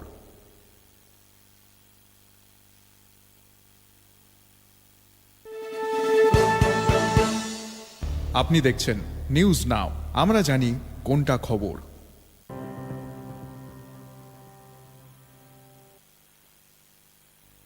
নমস্কার, আপনারা দেখছেন নিউজ নাও। আমি রয়েছে সংযুক্তা। চোখ রাখবো এই মুহূর্তের সংবাদে। ডিসেম্বরের মধ্যে এডিসি ভিলেজ কমিটি নির্বাচন সম্পন্ন করার হলফনামা জমা দেওয়া হলেও এখনো পর্যন্ত নির্বাচনের বিজ্ঞপ্তি জারি করতে পারেনি রাজ্য নির্বাচন কমিশন। এক্ষেত্রে আদালত অবমাননার মুখে পড়তে হতে পারে নির্বাচন কমিশনকে বলে মনে করছেন সংশ্লিষ্ট তথ্যবিজ্ঞ মহল। এডিসির ভিলেজ কমিটি নির্বাচন নিয়ে শেষ পর্যন্ত রাজ্য নির্বাচন কমিশন কি আদালত অবমাননায় অভিযুক্ত হতে পারে, এ নিয়ে প্রশ্ন উঠতে শুরু করেছে রাজনৈতিক তথ্যবিজ্ঞ মহলে। ত্রিস্তর পঞ্চায়েত নির্বাচনের আগে এডিসি ভিলেজ কমিটির নির্বাচন সংক্রান্ত একটি মামলায় 2024 সালের ডিসেম্বর মাসের মধ্যে এডিসির ভিলেজ কমিটি নির্বাচন প্রক্রিয়া সম্পন্ন করা হবে বলে গত আগস্ট মাসে ত্রিপুরা উচ্চ আদালতে হলফনামা দিয়ে জানিয়েছিল রাজ্য নির্বাচন কমিশন। কিন্তু ডিসেম্বর মাসের প্রায় এক পক্ষকাল অতিক্রম হতে চললেও এখনো পর্যন্ত নির্বাচনের বিজ্ঞপ্তি জারি করেনি রাজ্য নির্বাচন কমিশন। এক্ষেত্রে রাজ্য সরকারের সিদ্ধান্তহীনতায় হাইকোর্টে মুখ পুড়তে পারে রাজ্য নির্বাচন কমিশনের। হাইকোর্টের দেওয়া হলফনামার কথা মনে রেখে রাজ্য নির্বাচন কমিশন আগস্ট মাসে 30 নির্বাচনের পর এডিসি ভিলেজ কমিটি নির্বাচনের জন্য প্রাথমিক প্রস্তুতি শুরু করে। কিন্তু কোনো এক অদৃশ্য শক্তির চাপে পড়ে ভিলেজ কমিটি নির্বাচনের জন্য প্রাথমিক প্রস্তুতির কাজ হিম ঘরে রেখে দেওয়া হয় বলে রাজ্য নির্বাচন কমিশন সূত্রে খবর। এডিসি এলাকায় 589টি ভিলেজ কমিটির আসন সংখ্যা 4 সহস্রাধিক। এই ভিলেজ কমিটিগুলিতে শেষ নির্বাচন হয়েছিল 2016 ভিলেজ জুলাই মাসের আগেই ভিলেজ কমিটি নির্বাচন হওয়ার কথা, কিন্তু ওই সময়ে পাহাড়ে তিপ্রামথার তুলনায় সাংগঠনিক শক্তি কম থাকায় ভিলেজ কমিটি নির্বাচনের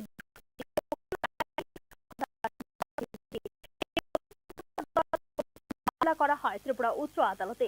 এই মামলায় মূল আর্জি ছিল অবিলম্বে ভিলেজ কমিটি নির্বাচন করানোর ব্যাপারে হাইকোর্ট যেন নির্দেশ দেয় রাজ্য নির্বাচন কমিশনকে। মামলা শুনানিকালে হাইকোর্ট রাজ্য সরকারের বক্তব্য সর্বোপরি রাজ্য নির্বাচন কমিশনের বক্তব্য জানতে চায়। যেহেতু নির্বাচনের আয়োজন করার বিষয়টি রাজ্য নির্বাচন কমিশনের এখতিয়ারে, সেই হেতু রাজ্য নির্বাচন কমিশন হলফনামা জমা দেয় ত্রিপুরা উচ্চ আদালতে। চলতি বছরের ডিসেম্বর মাসের মধ্যে এডিসির ভিলেজ কমিটির নির্বাচন প্রক্রিয়া সম্পন্ন করা হবে উল্লেখ করে ত্রিপুরা রাজ্য নির্বাচন সম্পন্ন হবার পর রাজ্য নির্বাচন কমিশন হাইকোর্টকে দেওয়া প্রতিশ্রুতি অনুযায়ী ভিলেজ কমিটি নির্বাচনের প্রাথমিক প্রস্তুতি শুরু করে। তার জন্য প্রথা অনুযায়ী উপজাতি কল্যাণ দপ্তরকে চিঠি লিখে ভিলেজ কমিটি নির্বাচনের তারিখ প্রস্তাব করার জন্য অনুরোধও জানায় রাজ্য নির্বাচন কমিশন। কিন্তু নির্বাচন কমিশনের চিঠির উত্তর দিতে গড়িমসি শুরু করে বলে অভিযোগ উপজাতি কল্যাণ দপ্তরের বিরুদ্ধে। এক্ষেত্রে চাণক্যের ভূমিকা অবতীর্ণ হন তেপরামাথার সুপ্রিমো প্রদ্যুৎ কিশোর দেববর্মন। ভ্রু শরণার্থীদের যেহেতু পুনর্বাসন দেওয়া হয়েছে, সেহেতু তাদের ভোটার তালিকায় অন্তর্ভুক্তি করে এডিসি এলাকায় আরো কমপক্ষে 122টি নতুন ভিলেজ কমিটি সৃষ্টি করে তারপর ভিলেজ কমিটি নির্বাচনের উদ্যোগ নেওয়ার জন্য রাজ্য নির্বাচন কমিশনকে দাবি করে তেপরামাথা। উপজাতি কল্যাণ দপ্তরে এ ধরনের একটি প্রস্তাবও জমা দেওয়া হয় মথার পক্ষ থেকে। ভিলেজ কমিটি নির্বাচনের ব্যাপারে একদিকে যেমন বড় শরিক দল বিজেপির কোনো সদিচ্ছা প্রকাশ্যে দেখা যাচ্ছে না, এমন এক অবস্থায় তেপরামাথার এই অদ্ভুত আর্জি ঘিরে ভিলেজ কমিটিতে নির্বাচনের বিষয়টি নিয়ে উঠে আসছে প্রশ্নচিহ্ন। সম্প্রতি রাজ্য নির্বাচন কমিশনের পক্ষ থেকে উপজাতি কল্যাণ দপ্তরের কাছে জানতে চাওয়া হয় ভিলেজ কমিটির নির্বাচনের বিষয়ে সরকারের প্রস্তাব কিছু আছে কিনা। কমিশনের এই চিঠির জবাবে উপজাতি কল্যাণ দপ্তরের পক্ষ থেকে রাজ্য নির্বাচন কমিশনকে সাফ জানিয়ে দেওয়া হয় বিষয়টি এখন ফাইলবন্দী। এমন এক অবস্থায় ডিসেম্বর মাস শেষ হতে আর মাত্র বাকি এক পক্ষকাল। সরকার যদি ভিলেজ কমিটি নির্বাচনের আয়োজনের জন্য এই মুহূর্তে সম্মতি দেয়, সেক্ষেত্রে ডিসেম্বর মাসের মধ্যে ভিলেজ কমিটি নির্বাচনের আয়োজন করা সম্ভব হবে না বলে অভিমত নির্বাচন কমিশনেরই একাংশ আধিকারিকের। ব্যুরো রিপোর্ট, নিউজ নাও। রাজ্যে চা নিলামের ক্ষেত্রে এক ধাপ এগিয়ে গেল ত্রিপুরা। শুক্রবার প্রথমবারের মতো অনুষ্ঠিত হলো চায়ের ক্রেতা বিক্রেতা সম্মেলন। রাজধানীর একটি বেসরকারি হোটেলে আয়োজিত সম্মেলনে উপস্থিত ছিলেন মন্ত্রী শান্তনা চাকমা। মুখ্যমন্ত্রীর সৌজন্যে চায়ের নিলাম হবে রাজ্যে। চা নিলাম কেন্দ্রের ভিত্তিপ্রস্তর স্থাপন হয়েছে ইতিমধ্যেই। কিছুদিনের মধ্যেই শুরু হয়ে যাবে চা নিলাম। এতে উপকৃত হবে ক্রেতা বিক্রেতা উভয়ই বলে এদিন জানিয়েছেন মন্ত্রী শান্তনা চাকমা। ত্রিপুরা চা উন্নয়ন নিগমের উদ্যোগে আয়োজিত হয় এদিনের এই ক্রেতা বিক্রেতা সম্মেলন। সম্মেলনে অংশ নিয়েছেন ইন্ডিয়ান টি অ্যাসোসিয়েশন, ইন্ডিয়ান অকশন অ্যাসোসিয়েশন, চা পর্ষদ থেকে আগত প্রতিনিধিরা।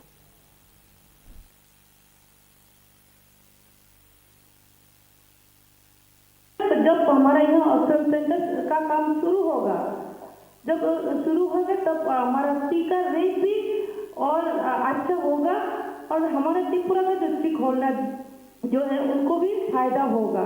तो सिर्फ हम क्या करते हैं कि जब भी कोई ऑक्शन में जाना होता है तो कलकत्ता जाना पड़ता है, गुवाहाटी जाना पड़ता है, तो इजीली त्रिपुरा में होगा तो इजीली हम सेल कर सकते हैं। तो हम देखते हैं कि ज़्यादा तो 50 पर जितना सारा हमारा यहाँ प्रोडक्ट होता है, ज़्यादा तो 60% बाहर मतलब कि कलकत्ता गुवाहाटी में हम सेल करते हैं। तो अभी बाकी जो 50% जो है तो त्रिपुरा का लोकल मार्केट में सेल हो जाता है। तो अभी क्या होगा, एक साथ हम त्रिपुरा में ऑक्शन सेंटर हो जाएगा तो कम। সিপাহীজলা জেলার বিশালগড় মহকুমায় যান দুর্ঘটনা নিয়ন্ত্রণের লক্ষ্যে এক বিশেষ উদ্যোগ গ্রহণ করা হয়েছে বিশালগড় মহকুমা পুলিশের প্রশাসনের পক্ষ থেকে। শুক্রবার সকালে বিশালগড় থানার সামনে এক মেগা র্যালি সহ এলাকার বাইকে চালকদের মাথায় হেলমেট পরিয়ে দেওয়া হয় মহকুমা পুলিশ প্রশাসনের উদ্যোগে। দুর্ঘটনা প্রবণ এলাকার মধ্যে সিপাহীজলা জেলা রাজ্যের মধ্যে প্রথম স্থানে রয়েছে। তাই এই এলাকায় যান দুর্ঘটনা নিয়ন্ত্রণের লক্ষ্যে বিশেষ র্যালি সহ বাইকে চালকদের মাথায় হেলমেট পরিয়ে দেন জেলা পুলিশ সুপার ভিজে রেড্ডি সহ মহকুমা পুলিশ আধিকারিক দুলাল দত্ত। এদিন বিশালগড় অফিস জেলা নতুন টাউন হলে এক সেমিনারেরও আয়োজন করা হয় মহকুমা পুলিশ প্রশাসনের উদ্যোগে। সেমিনারে উপস্থিত ছিলেন জেলা শাসক ডক্টর সিদ্ধার্থ শিব জসপাল সহ অন্যান্যরা। বিশালগড়ে এদিনের আয়োজিত অনুষ্ঠান সম্পর্কে বিস্তারিত জানানো হয় জেলা পুলিশ প্রশাসনের পক্ষ থেকে। आज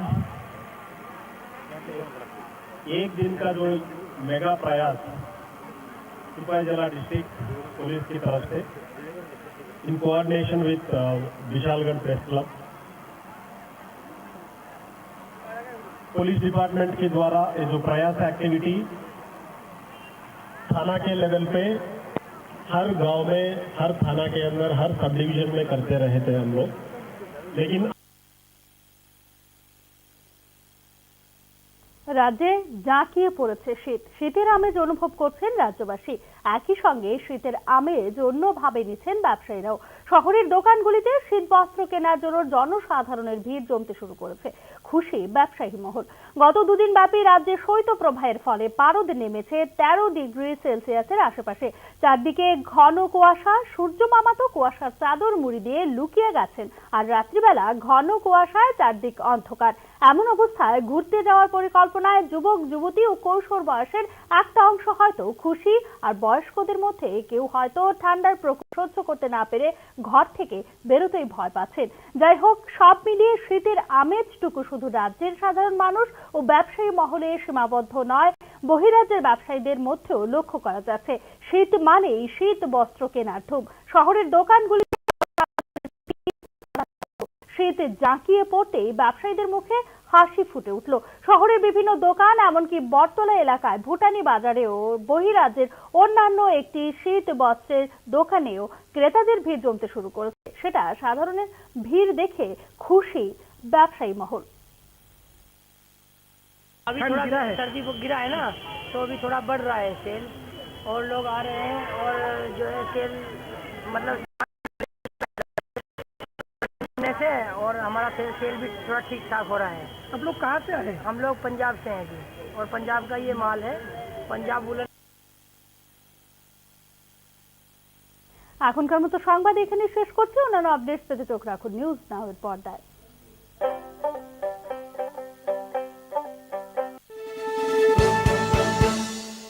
আপনি দেখছেন নিউজ নাও, আমরা জানি কোনটা খবর।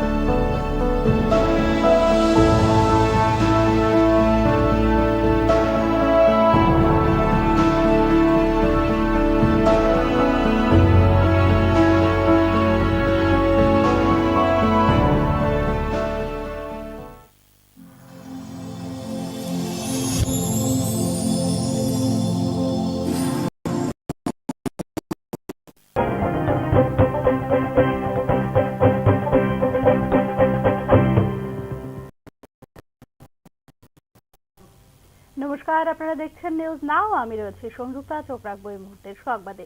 রাজ্যে চতুর্থ জাতীয় লোক আদালত অনুষ্ঠিত হবে শনিবার। মোট ৪৫টি বেঞ্চে ১৮,০৫৪টি মামলা নিষ্পত্তির জন্য তোলা হবে এই লোক আদালতে।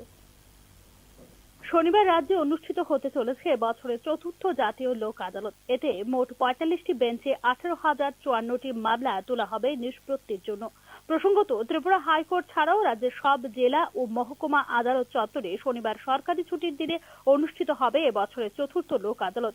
মোটর দুর্ঘটনা ক্ষতিপূরণের মামলা ৩৩২টি, ব্যাংক ঋণ পরিশোধ সংক্রান্ত ৩,৫৫৭টি মামলা, আপোষযোগ্য ফৌজদারি বিরোধের ১৩,১৩০টি মামলা, বৈবাহিক বিরোধের ১২৭টি মামলা, চেক বাউন্স সংক্রান্ত ১৮৬টি মামলা, ক্রেতা স্বার্থ সংক্রান্ত ৪৪টি মামলা, চাকরি সংক্রান্ত বিষয় ৩টি এবং দেওয়ানি সংক্রান্ত 13টি মামলা নিষ্পত্তির জন্য তোলা হবে জাতীয় লোক আদালতে। ত্রিপুরা উচ্চ আদালতেও বসবে লোক আদালতের একটি বেঞ্চ। এই বেঞ্চে নিষ্পত্তি মামলা বেঞ্চ বসবে আগরতলার আদালত চত্বরে। এদিকে বিভিন্ন মামলার পক্ষ বিপক্ষ বা কোনো কোনো ক্ষেত্রে নোটিশ দেওয়া হয়েছে উভয় মহকুমা আইনি সেবা কর্তৃপক্ষের অফিসে যোগাযোগ করে মামলার প্রি কনসিলিয়েশন বা নিষ্পত্তির সুবিধা নিয়েছেন লোক আদালতে নোটিশপ্রাপ্ত ব্যক্তিরা। লোক আদালতে নোটিশ প্রাপ্তদের সাহায্য করবেন অধিকার মিত্র বা প্যারা লিগ্যাল ভলেন্টিয়াররা। Bureau report, news now. Chit fund দ্বারা প্রতারিতদের অর্থ ফিরিয়ে দেবার জন্য স্কিম প্রণয়নের পক্ষে সওয়াল করল ত্রিপুরা উচ্চ আদালত। এই বিষয়ে রাজ্য সরকারকে নোটিশ ইস্যু করেছে ত্রিপুরা উচ্চ আদালত। চিটফান্ডগুলি দ্বারা প্রতারিত গ্রাহকদের অর্থ ফিরিয়ে দেওয়ার জন্য স্কিম প্রণয়নে গুরুত্ব দিল ত্রিপুরা উচ্চ আদালত। স্কিম প্রণয়নের বিষয় নিয়ে অবহিত করার জন্য রাজ্য সরকারকে নির্দেশও দিয়েছে উচ্চ আদালত। চিটফান্ডগুলির বাজেয়াপ্ত সম্পত্তি নিলাম বাবদ এ পর্যন্ত পাওয়া গেছে 5 কোটি টাকা। সংগৃহীত অর্থ প্রতারিত আমানতকারীদের মধ্যে অগ্রাধিকারের ভিত্তিতে বিতরণ করার জন্য উচ্চ আদালতে সওয়াল করেন আদালত বান্ধব বরিষ্ঠ আইনজীবী পুরুষোত্তম রায় বর্মন ও আইনজীবী সমরজিৎ ভট্টাচার্য। চিটফান্ড মামলাগুলি তদন্ত প্রক্রিয়ার সর্বশেষ রিপোর্ট জমা দেওয়ার জন্য সিবিআইকে নির্দেশ দিয়েছে প্রধান বিচারপতি অপরেশ কুমার সিং এবং বিচারপতি এম দত্ত পুরকায়স্থের ডিভিশন বেঞ্চ। নিলাম বাবদ প্রাপ্য অর্থ প্রতারিত আমানতকারীদের মধ্যে বন্টনের জন্য সুনির্দিষ্ট পদ্ধতি প্রণয়ন করে উচ্চ আদালতকে অবিলম্বে অবহিত করার জন্য রাজ্য সরকারকে নির্দেশ দিয়েছে আদালত। উচ্চ আদালতে রাজ্য সরকার প্রদত্ত হলফনামা অনুযায়ী কেন্দ্রীয় সরকারের সংস্থা মেটালস্কেপ কর্পোরেশনের মাধ্যমে চিটফান্ডগুলির 17টি বাজেয়াপ্ত সম্পত্তি নিলামে বিক্রি করে এখন পর্যন্ত আদায় হয়েছে 5 কোটি টাকা। চিটফান্ডগুলির আরো 4টি সম্পত্তি নিলামে 22 কোটি টাকায় বিক্রি হলেও পরবর্তী সময়ে সফল দরদাতারা পিছিয়ে যায়। দরদাতাদের জরিমানা করে 24 লক্ষ টাকা আদায় হয়েছে বলে জানিয়েছে সরকার। চিটফান্ডগুলির বিশাল পরিমাণ বাজেয়াপ্ত সম্পত্তি নিলামে বিক্রি হলে প্রতারিত আমানতকারীদের কিছুটা সুরাহা হবে। নিলাম বিক্রি বাবদ আদায়কৃত অর্থ আমানতকারীদের মধ্যে বন্টন করা যাবে, কিন্তু গতি পাচ্ছে না নিলাম প্রক্রিয়া। এই নিলামে সাড়া পাওয়া যাচ্ছে না, এ নিয়ে গভীর আশঙ্কা প্রকাশ করেছেন আইনজীবীরা। চিটফান্ডগুলি বাঁকা পথে নিলাম প্রক্রিয়া ভেস্তে দিচ্ছে বলে আদালতের নজরে আনা হয় বিষয়টি। চিটফান্ডগুলির রাঘব বোয়ালদের অধিকাংশকেই গ্রেফতার করা হয়নি এখনো পর্যন্ত। এই বিষয়ে 2রা ডিসেম্বর উচ্চ আদালতের রিপোর্ট জমা দিয়েছে সিবিআই। সিবিআই এর রিপোর্ট অনুযায়ী 17 জন আসামি এখনো পলাতক, তাদেরকে ধরার জন্য প্রচেষ্টা জারি রয়েছে। উচ্চ আদালতের পর্যবেক্ষণ অনুযায়ী বিশেষ সিবিআই আদালত রাজ্যে গঠন করা হয়েছে। সিবিআই 26টি মামলার তদন্ত করছে, এর মধ্যে 10টি মামলার চার্জশিট জমা পড়েছে, 16টি মামলার তদন্ত চলছে। এখনো পর্যন্ত সিবিআই 1501 জন সাক্ষী বয়ান রেকর্ড করেছে। আদালতে জমা দেওয়া হয়েছে 18,000 পাতার নথি। এদিকে দীর্ঘ সময় লাগবে বলে আশঙ্কা প্রকাশ করেছেন আইনজীবীরা। আমানতকারীদের টাকা কিভাবে নিলাম বাবদ প্রাপ্য অর্থ থেকে ফেরত দেওয়া হবে এই বিষয়ে নতুন বছরের ফেব্রুয়ারি মাসের 2য় সপ্তাহে রিপোর্ট জমা করার জন্য রাজ্য সরকারকে নির্দেশ দিয়েছেন ত্রিপুরা উচ্চ আদালত। ব্যুরো রিপোর্ট, নিউজ নাও। পার্থ চট্টোপাধ্যায়ের জামিন মঞ্জুর করল সুপ্রিম কোর্ট। ইডির মামলায় জামিন দেওয়া হয়েছে তাকে। 1 ফেব্রুয়ারির মধ্যে জামিন পাবেন পার্থ চট্টোপাধ্যায়। আদালত এ মাসের মধ্যেই চার্জ গঠন করতে হবে ইডিকে। জানুয়ারির 3য় সপ্তাহের মধ্যে এই মামলার সঙ্গে গুরুত্বপূর্ণ সাক্ষীদের বয়ান নেওয়ার চেষ্টা করবে ট্রায়াল কোর্ট। ট্রায়াল কোর্টের সঙ্গে সম্পূর্ণ সহযোগিতা করতে হবে পার্থ চট্টোপাধ্যায়কে। 1 ফেব্রুয়ারির আগে যদি চার্জ গঠন এবং সাক্ষীদের বয়ান গ্রহণ হয়ে যায় তবে তার আগেও জামিন পেতে পারেন পার্থ চট্টোপাধ্যায়। তবে পার্থ চট্টোপাধ্যায়ের বিরুদ্ধে সিবিআই এর মামলাটি এখনো রয়েছে। সেই মামলা এখন নিম্ন আদালতে বিচারাধীন। এখনো তাতে জামিন পাননি পার্থ চট্টোপাধ্যায়, ফলে এখনই জেল মুক্তি হচ্ছে না পার্থ চট্টোপাধ্যায়ের। রাজ্যের স্বনামধন্য উচ্চশিক্ষা প্রতিষ্ঠানগুলিতে নিয়োগ দুর্নীতির অভিযোগ নিয়ে প্রশ্ন তুলছেন রাজ্যের সাধারণ মানুষ। এক্ষেত্রে একদিকে যেমন জড়িয়ে গেছে ত্রিপুরা কেন্দ্রীয় বিশ্ববিদ্যালয়ের নাম, অপরদিকে জড়িয়ে গেছে এনআইটি আগরতলার নাম। ত্রিপুরা বিশ্ববিদ্যালয় এবং এনআইটি আগরতলায় নিয়োগে দুর্নীতির অভিযোগগুলো নিয়ে প্রশ্ন তুলতে শুরু করেছেন রাজ্যের সাধারণ মানুষ। স্বনামধন্য এ ধরনের উচ্চশিক্ষা প্রতিষ্ঠানগুলোতে নিয়োগ দুর্নীতির অভিযোগের তদন্ত নিয়েও প্রশ্ন তুলছেন রাজ্যের সাধারণ মানুষ। ত্রিপুরা কেন্দ্রীয় বিশ্ববিদ্যালয় হল রাজ্যবাসীর দীর্ঘদিনের স্বপ্নের সফল বাস্তবায়ন। 2007 সালে ত্রিপুরা বিশ্ববিদ্যালয়কে রূপান্তরিত করা হয় কেন্দ্রীয় বিশ্ববিদ্যালয়ে। সাম্প্রতিককালে বিস্তর অভিযোগ উঠে আসছে ত্রিপুরা কেন্দ্রীয় বিশ্ববিদ্যালয়ের বিরুদ্ধে। ত্রিপুরা কেন্দ্রীয় বিশ্ববিদ্যালয়ের দূরশিক্ষা বিভাগের অন্তর্জলি হয়েছে আগেই। দেশের বিশ্ববিদ্যালয়গুলোর শিক্ষার মানের ক্রমতালিকায়ও পিছনের দিকে চলে এসেছে এই বিশ্ববিদ্যালয়। এর মধ্যে সামনে এলো নিয়োগ দুর্নীতির অভিযোগ। ফলে আবারও একবার সংবাদ শিরোনামে উঠে আসলো ত্রিপুরা কেন্দ্রীয় বিশ্ববিদ্যালয়। নিয়োগ প্রক্রিয়া নিয়ে গুরুতর অভিযোগ উঠেছে ত্রিপুরা বিশ্ববিদ্যালয়ে। পাল্লা দিয়ে অভিযোগ উঠেছে স্বজন পোষণেরও। কোনো ধরনের নিয়োগ নীতি মানা হয় না বলে অভিযোগ ত্রিপুরা কেন্দ্রীয় বিশ্ববিদ্যালয়ের বিরুদ্ধে। ত্রিপুরা কেন্দ্রীয় বিশ্ববিদ্যালয়ের চাকরি পাওয়ার তালিকায় রয়েছেন খোদ উপাচার্যের পুত্র। এই ঘটনা ঘিরে তীব্র সমালোচনা ও ক্ষোভ সৃষ্টি হয়েছে অন্যান্য শিক্ষিত বেকারদের মধ্যে। যারা দীর্ঘদিন ধরে চাকরি করছেন তাদের প্রশ্ন, তড়িঘড়ি চাকরির ইন্টারভিউ নেওয়া এবং 72 ঘন্টার মধ্যে নিয়োগপত্র দিয়ে দেওয়া নজির গড়েছে বিশ্ববিদ্যালয়। গুরুত্বপূর্ণ পদগুলিতে যাদের নিয়োগ করা হয়েছে তাদের নিয়োগ পরীক্ষার ফর্মগুলো কবে স্ক্রুটিনি করা হয়েছে সেই প্রশ্ন ঘুরছে মুখে মুখে। অশিক্ষক কর্মচারী নিয়োগে 2023 সালের নিয়োগ নীতি রয়েছে ত্রিপুরা কেন্দ্রীয় বিশ্ববিদ্যালয়। দেখা গেছে রাতারাতি যাদের নিয়োগ করা হয়েছে নিয়োগ নীতিতে উল্লেখিত যোগ্যতার ধারে কাছেও নেই তারা। এছাড়া একাংশ ক্ষেত্রে যাদের নিয়োগ করা হয়েছে তাদের যোগ্যতাও বিচার করা হয়নি বলে অভিযোগ করেছে সংশ্লিষ্ট তথ্যবিজ্ঞ মহল। এক্ষেত্রে উঠছে স্বজন পোষণ এবং দুর্নীতির অভিযোগ। উপাচার্যের ছেলের যোগ্যতা থাকলে ত্রিপুরা বিশ্ববিদ্যালয়ে চাকরি পেতেই পারেন, এতে আপত্তি থাকার কিছু নেই। কিন্তু উপাচার্যের ছেলের বন্ধের ইন্টারভিউ নিয়ে 72 ঘন্টার মধ্যেই নিয়োগপত্র কিভাবে দিয়ে দেওয়া হলো তা নিয়েই উঠছে প্রশ্ন। ত্রিপুরা কেন্দ্রীয় বিশ্ববিদ্যালয়ের এ সময় হওয়া নিয়োগ প্রক্রিয়ার উচ্চ পর্যায়ে তদন্তের দাবি করেছেন সংশ্লিষ্ট যোগ্যতা সম্পন্ন বেকাররা। ত্রিপুরা কেন্দ্রীয় বিশ্ববিদ্যালয়ে যখন এই হাল, তখন রাজ্যের আরেক বিশ্ববিদ্যালয় এমবিবি বিশ্ববিদ্যালয়ে ঘটেছে আরেক কেলোর কীর্তি।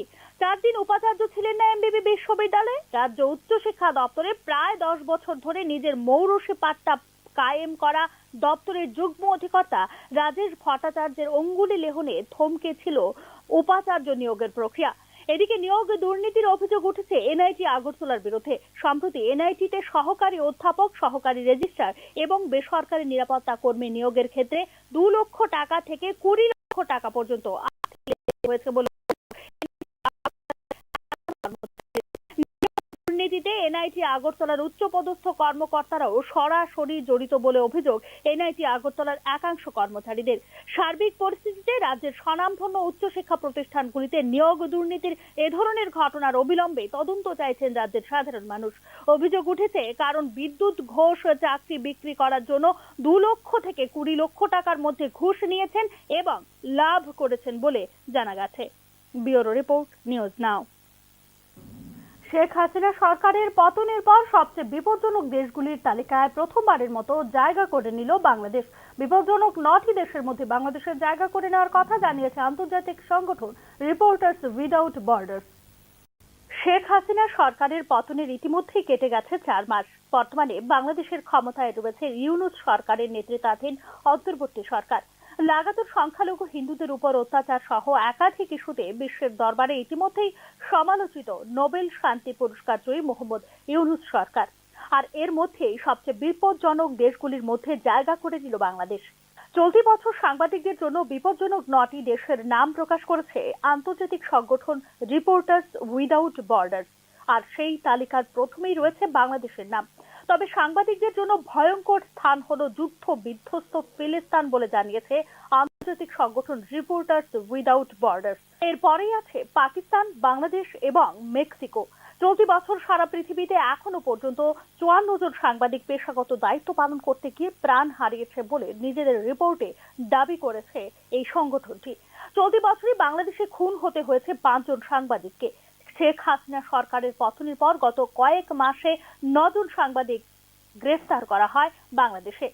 গণমাধ্যমগুলিকে মোহাম্মদ ইউনূস নেতৃত্বাধীন সরকারের পক্ষে কথা বলার জন্য জারি করা হয় হুলিয়া। এদিকে পাকিস্তানের নাগরিকদের জন্য সহজে ভিসার নতুন সিদ্ধান্ত নিয়েছে বাংলাদেশের অন্তর্বর্তী সরকার। বিশেষত নিরাপত্তা যাচাইয়ের বিভিন্ন শর্ত তুলে দেওয়া হয়েছে।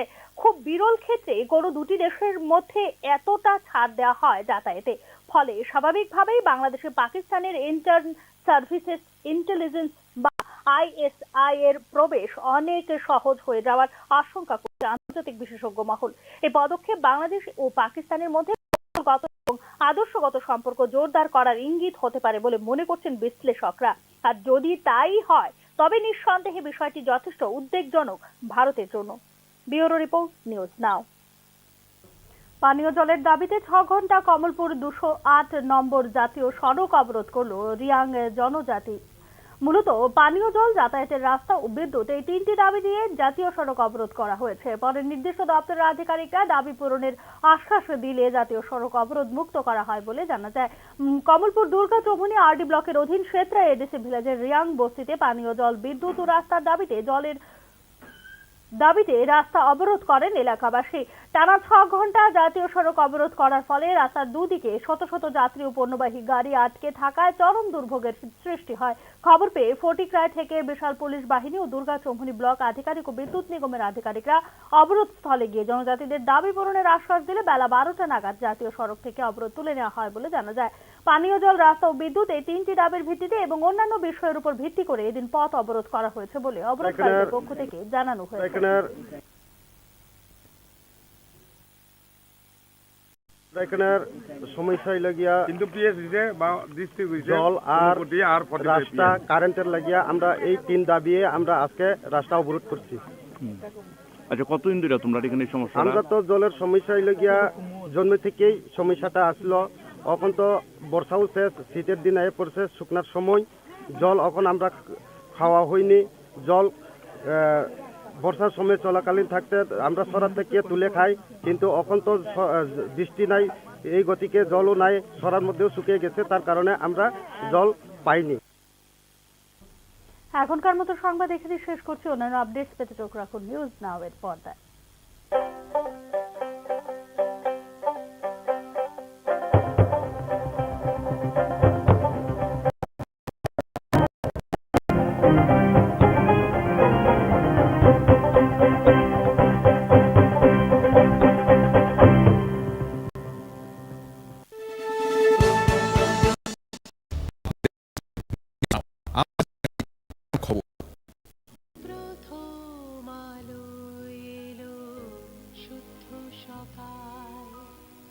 শুদ্ধ সলিলে আজ বাজালো ত্রিতাল, মন্দিরে শুদ্ধ পূজার ধ্বনি, অগ্নি শুদ্ধ হলো সিন্ধিনী, পরিণীতা নারী তুমি অনুপমা, শুদ্ধ সোনায় সাজো শুদ্ধতার স্বর্ণ মন্দির, কালিকা জুয়েলার্স, আগরতলা। আপনি দেখছেন নিউজ নাও, আমরা জানি কোনটা খবর।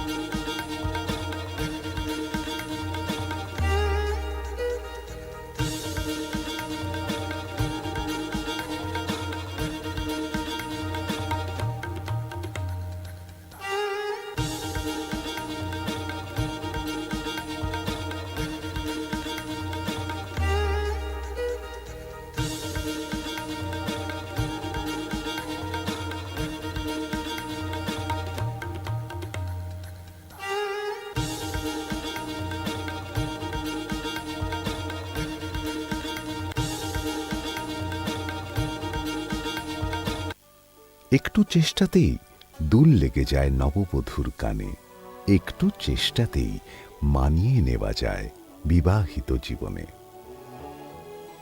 নানা অনুভূতি জড়ানো বিয়ের গয়না। শ্যাম সুন্দর কোম্পানি জুয়েলার্স।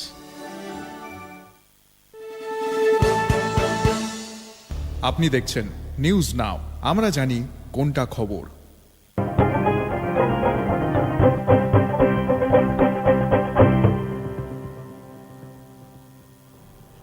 নমস্কার, শুভ সন্ধ্যা। আমি রাশি, চোখ রাখছি মুহূর্তের খবরে। রাজ্যে চতুর্থ জাতীয় লোক আদালত অনুষ্ঠিত হবে শনিবার। মোট 45টি বেঞ্চে 18,054টি মামলা নিষ্পত্তির জন্য তোলা হবে এই লোক আদালতে।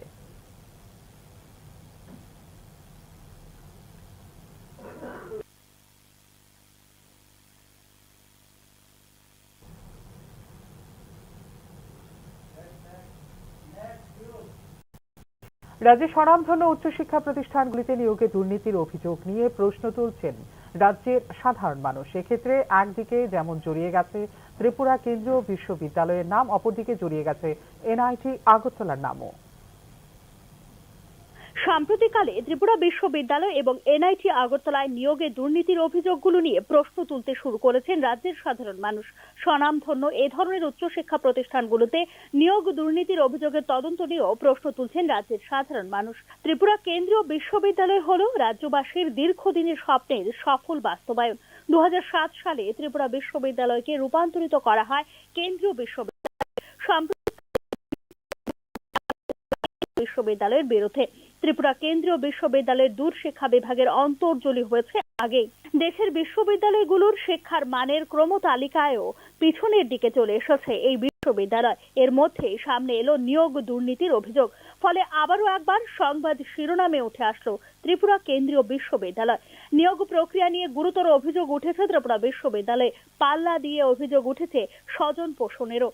কোনো ধরনের নিয়োগ নীতি মানা হয় না বলে অভিযোগ ত্রিপুরা কেন্দ্রীয় বিশ্ববিদ্যালয়ের বিরুদ্ধে। ত্রিপুরা কেন্দ্রীয় বিশ্ববিদ্যালয়ের চাকরি পাওয়ার তালিকায় রয়েছেন খোদ উপাচার্যের পুত্র। এই ঘটনা ঘিরে তীব্র সমালোচনা ও ক্ষোভ সৃষ্টি হয়েছে অন্যান্য শিক্ষিত বেকারদের মধ্যে।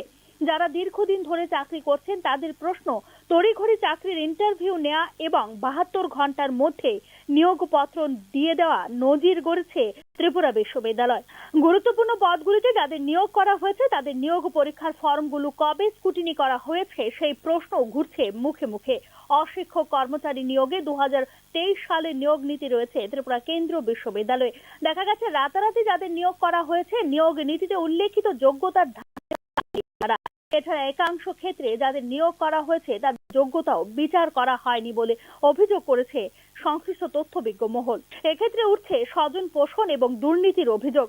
উপাচার্যের ছেলের যোগ্যতা থাকলে ত্রিপুরা বিশ্ববিদ্যালয়ে যেতেই পারেন, এতে আপত্তি থাকার কিছু নেই। কিন্তু উপাচার্যের ছেলের বন্ধের দিনে ইন্টারভিউ নিয়ে 72 ঘন্টার মধ্যেই নিয়োগপত্র কিভাবে দিয়ে দেওয়া হলো তা নিয়েই উঠছে প্রশ্ন। ত্রিপুরা কেন্দ্রীয় বিশ্ববিদ্যালয়ের এ সময় হওয়া নিয়োগ প্রক্রিয়ার উচ্চ পর্যায়ে তদন্তের দাবি করেছেন সংশ্লিষ্ট যোগ্যতা সম্পন্ন বেকাররা। ত্রিপুরা কেন্দ্রীয় বিশ্ববিদ্যালয়ের যখন এই হাল, তখন রাজ্যের আরেক বিশ্ববিদ্যালয় এমবিবি বিশ্ববিদ্যালয়ে ঘটেছে আরেক কেলোর কীর্তি। 4 দিন উপাচার্য ছিলেন না এমবিবি বিশ্ববিদ্যালয়ে। রাজ্য উচ্চশিক্ষা দপ্তরে প্রায় 10 বছর ধরে নিজের মৌরসি পাট্টা কায়েম করা দপ্তরের যুগ্ম অধিকর্তা রাজেশ ভট্টাচার্যের অঙ্গুলি লেহনে থমকে ছিল উপাচার্য নিয়োগের প্রক্রিয়া। এদিকে নিয়োগ দুর্নীতির অভিযোগ উঠেছে এনআইটি আগরতলার বিরুদ্ধে। সম্প্রতি এনআইটিতে সহকারী অধ্যাপক, সহকারী রেজিস্ট্রার এবং বেসরকারি নিরাপত্তা কর্মী নিয়োগের ক্ষেত্রে 2 লক্ষ টাকা থেকে 20 লক্ষ টাকা পর্যন্ত আর্থিক লেনদেন হয়েছে বলে অভিযোগ এনআইটি আগরতলারই একাংশ কর্মচারীদের। নিয়োগ দুর্নীতিতে এনআইটি আগরতলার উচ্চপদস্থ কর্মকর্তারাও সরাসরি জড়িত বলে অভিযোগ এনআইটি আগরতলার একাংশ কর্মচারীদের। সার্বিক পরিস্থিতিতে রাজ্যের স্বনামধন্য উচ্চশিক্ষা প্রতিষ্ঠানগুলিতে নিয়োগ দুর্নীতির এ ধরনের ঘটনার অবিলম্বে তদন্ত চাইছেন রাজ্যের সাধারণ মানুষ। ব্যুরো রিপোর্ট, নিউজ নাও। গত 10 বছরে সংবিধানের রক্ষা কবচ দুর্বল হয়েছে বলে সংসদে দেওয়া নিজের প্রথম ভাষণে বিজেপিকে তীব্র আক্রমণ করেন কংগ্রেস সাংসদ প্রিয়াঙ্কা গান্ধী। উপলক্ষে আয়োজিত আলোচনায় বক্তব্য রাখেন তিনি। শুক্রবার সংসদে প্রথমবারের মতো ভাষণ রাখলেন কংগ্রেস সাংসদ প্রিয়াঙ্কা গান্ধী। নিজের প্রথম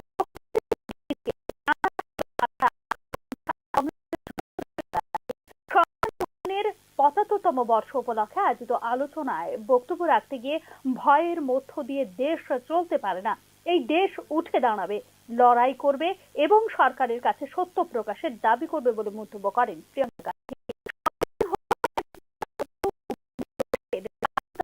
সুরক্ষা প্রদানকারী ঢাল, গত 10 বছরে সরকার সেই ঢাল ভাঙার চেষ্টা করে গেছে অভিযোগ করেছেন প্রিয়াঙ্কা গান্ধী। मैंने हमारे संविधान की ज्योत को जलते हुए देखा है और इसके साथ साथ ये भी समझा है कि हमारा संविधान एक सुरक्षा कवच है, एक ऐसा सुरक्षा कवच है जो देशवासियों को सुरक्षित रखता है, न्याय का कवच है, एकता का कवच है और अभिव्यक्ति की आजादी का कवच है।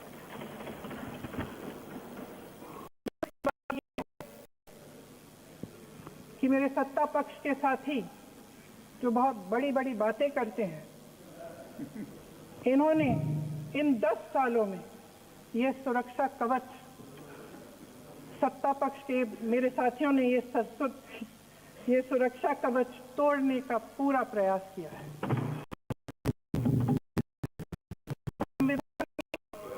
सामाजिक, आर्थिक और राजनीतिक न्याय का वादा है।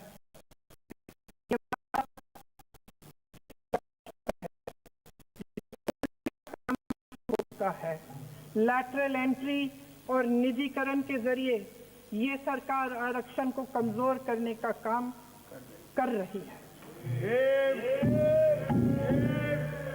আজ দেশের মানুষ দাবি করছেন যাতে দেশে জাতিগত জনগণনা হয়। শাসক পক্ষের জোট সঙ্গীরাও এই কথার উল্লেখ করেছেন। লোকসভা নির্বাচনে এই ফলাফলের কারণে এই ইস্যুটির উল্লেখ করা হচ্ছে। জাতিগত জনগণনা এখন অপরিহার্য, এর ফলে আমরা প্রত্যেকের অবস্থা জানতে পারবো এবং সেই অনুযায়ী নীতি তৈরি করা যাবে বলে এদিন মন্তব্য করেন তিনি। अगर लोकसभा में ये नतीजे नहीं आए होते तो ये संविधान बदलने का काम भी शुरू कर लेते। सच्चाई ये है अध्यक्ष महोदय कि आज संविधान संविधान संविधान बार बार इसलिए कह रहे हैं क्योंकि इस चुनाव में इनको पता चल गया कि इस देश की जनता ही इस संविधान को सुरक्षित रखेगी। इस चुनाव में हारते हारते जीतने से इन्हें एहसास हुआ कि ये संविधान बदलने की बात इस देश में नहीं चलेगी। आज जनता की मांग है कि जाति जनगणना हो। सत्ता पक्ष के मेरे साथी ने इसका जिक्र किया। ये जिक्र भी आज इसलिए हो रहा है क्योंकि चुनाव में ये जाति जनगणना इसलिए जरूरी है ताकि हमें पता चले कि किसकी क्या स्थिति है और नीतियां उस हिसाब। এদিকে প্রিয়ঙ্কার অভিষেক বক্তৃতার প্রশংসা শোনা গিয়েছে রাহুল গান্ধী থেকে সোনিয়া গান্ধীর গলায়। দুর্দান্ত বক্তৃতা দিয়েছেন, আমার প্রথম বক্তৃতা থেকে ভালো বলে মন্তব্য করেছেন রাহুল গান্ধী। 2004 সালে রাহুল গান্ধী রাজনীতিতে পা রাখার সময় থেকেই বহু মানুষ, বিশেষত কংগ্রেস সমর্থকদের দাবি ছিল এবার প্রিয়ঙ্কাও প্রবেশ করুন রাজনীতির আঙ্গিনায়। আসলে 2099 সালে মা সোনিয়ার হয়ে রায়বেলিতে প্রথমবার প্রচার করতে আসেন প্রিয়াঙ্কা। সেই সময়ে আমেঠির কংগ্রেস কর্মী জগদীশ ডঙ্কা বিটিয়া প্রিয়ঙ্কা, কিন্তু মা বা দাদার হয়ে প্রচারে এলেও 2019 সালের জানুয়ারিতে কংগ্রেস সাধারণ সম্পাদক হওয়ার আগে পর্যন্ত প্রত্যক্ষ রাজনীতি থেকে দূরেই থেকেছেন তিনি। আসলে তার দাবি ছিল ছেলে মেয়ে ছোট, ওদের বড় না করা পর্যন্ত এসব নিয়ে তিনি ভাবতে রাজি নন। আজ প্রিয়ঙ্কার ছেলে রেহানের বয়স 23 এবং মেয়ে মিরায়া 22। আর এবছরই ওয়ানরের উপনির্বাচনে জিতে প্রথমবার সংসদে পা রেখেছেন 52 বছরের নেত্রী। শুক্রবাসরীয় দুপুরে দিলেন প্রথম ভাষণ, আর সেই মুহূর্তের পরই ফের সংসদে ইন্দিরার ছায়া যেন দেখতে পাচ্ছেন কংগ্রেস সমর্থকরা। তাদের দাবি, এদিন দৃপ্ত ভাষণে প্রিয়ঙ্কা গান্ধীর মধ্যে যেন ঠাকুমারি প্রতিফলন দেখা গিয়েছে। প্রসঙ্গত, রাজনীতির শুরুর দিনগুলোয় গুঙ্গি গুড়িয়ার মতো ঘোঁচা শুনতে হয়েছিল ইন্দিরাকে, কিন্তু অল্প সময়ের মধ্যেই তিনি পরিণত হয়ে উঠেছিলেন দাপুটে নেত্রী। ব্যুরো রিপোর্ট, নিউজ নাও। রাজ্যে চা নিলামের ক্ষেত্রে এক ধাপ এগিয়ে গেল ত্রিপুরা। শুক্রবার প্রথমবারের মতো অনুষ্ঠিত হলো চায়ের ক্রেতা বিক্রেতা সম্মেলন। রাজধানীর একটি বেসরকারি হোটেলে আয়োজিত সম্মেলনে উপস্থিত ছিলেন মন্ত্রী সান্ত্বনা চাকমা। মুখ্যমন্ত্রী সৌজন্যে চায়ের নিলাম রাজ্যে চা নিলাম কেন্দ্রের ভিত্তিপ্রস্তর স্থাপন হয়েছে ইতিমধ্যেই। কিছুদিনের মধ্যেই শুরু হয়ে যাবে চা নিলাম। এতে উপকৃত হবেন ক্রেতা বিক্রেতা উভয়ই বলে এদিন জানিয়েছেন মন্ত্রী শান্তনা চাকমা। ত্রিপুরা চা উন্নয়ন নিগমের উদ্যোগে আয়োজিত হয় এদিনের এই ক্রেতা বিক্রেতা সম্মেলন। সম্মেলনে অংশ নিয়েছে ইন্ডিয়ান টি অ্যাসোসিয়েশন, ইন্ডিয়ান অকশন অ্যাসোসিয়েশন, চা পর্ষদ থেকে আগত প্রতিনিধিরা। जब हमारा यहाँ ऑक्शन सेंटर का काम शुरू होगा, जब शुरू होगा तब हमारा टी का रेट भी और अच्छा होगा और हमारे त्रिपुरा का जो स्टेक होल्डर जो है उनको भी फायदा होगा। तो टी सिर्फ हम क्या करते हैं कि जब भी कोई ऑक्शन में जाना होता है तो कलकत्ता जाना पड़ता है, गुवाहाटी जाना पड़ता है, तो इजीली त्रिपुरा में होगा तो इजीली हम सेल कर सकते हैं। तो हम देखते हैं कि ज़्यादा तो 50 पर जितना सारा हमारा यहाँ प्रोडक्ट होता है ज़्यादा तो 50% बाहर मतलब कि कलकत्ता गुवाहाटी में हम सेल करते हैं। तो अभी बाकी जो त्रिपुरा का लोकल मार्केट में सेल हो जाता है। तो अभी क्या होगा, एक साथ हम त्रिपुरा में ऑक्शन सेंटर हो जाएगा तो काम शुरू होगा तो हम त्रिपुरा के लोगों के लिए जो काम करना नहीं चाहते हैं उन लोग भी इंटरेस्टेड होंगे और टी के ऊपर काम करना। এদিকে রাজ্যে চা নিলামের জন্য প্রথমবারের মতো অনুষ্ঠিত হওয়া ক্রেতা বিক্রেতা সম্মেলন নিয়ে বিস্তারিত জানিয়েছেন ত্রিপুরা চা উন্নয়ন নিগমের চেয়ারম্যান সমীর ঘোষ। চা নিলাম প্রক্রিয়া বর্তমানে যেখানে 44 দিন সময় লাগে, আগামী দিনে তাতে লাগবে মাত্র 29 দিন। রাজ্য থেকে চা প্রকিউরমেন্ট শুরু হলে কর্মসংস্থানের সুযোগ তৈরি হবে। জাতীয় এবং আন্তর্জাতিক পর্যায়ে পরিচিতি লাভ করবে ত্রিপুরার চা। নিউজ নাওকে দেওয়া প্রতিক্রিয়ায় জানিয়েছেন ত্রিপুরা চা উন্নয়ন নিগমের চেয়ারম্যান সমীর ঘোষ। শুনে নেব কি বলছেন তিনি। আমাদের রাজ্যে প্রথমবারের মতো এরকম চাকে কেন্দ্র করে চায়ের নিলাম কেন্দ্রকে প্রতিষ্ঠান যে আমাদের হবে আমাদের রাজ্যে, তাকে কেন্দ্র করে এটা বায়ার সেলার মিট প্রথমবারের মতো আমাদের রাজ্যে আজকে অনুষ্ঠিত হয়েছে। আপনারা জানেন যে আমাদের রাজ্যে টি অকশন সেন্টার আমাদের হতে যাচ্ছে। আমাদের এই টি অকশন সেন্টারকে আমাদের মাননীয় মুখ্যমন্ত্রীর হাত ধরে এই বছরের মার্চ মাসে শিলান্যাস হয়েছে, অর্থাৎ ভিত্তিপ্রস্তর স্থাপন হয়েছে।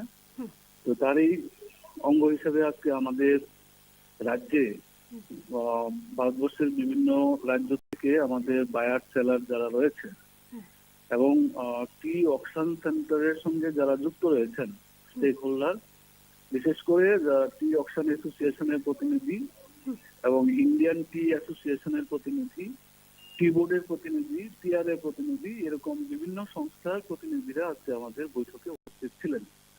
সেই বৈঠকের মধ্যে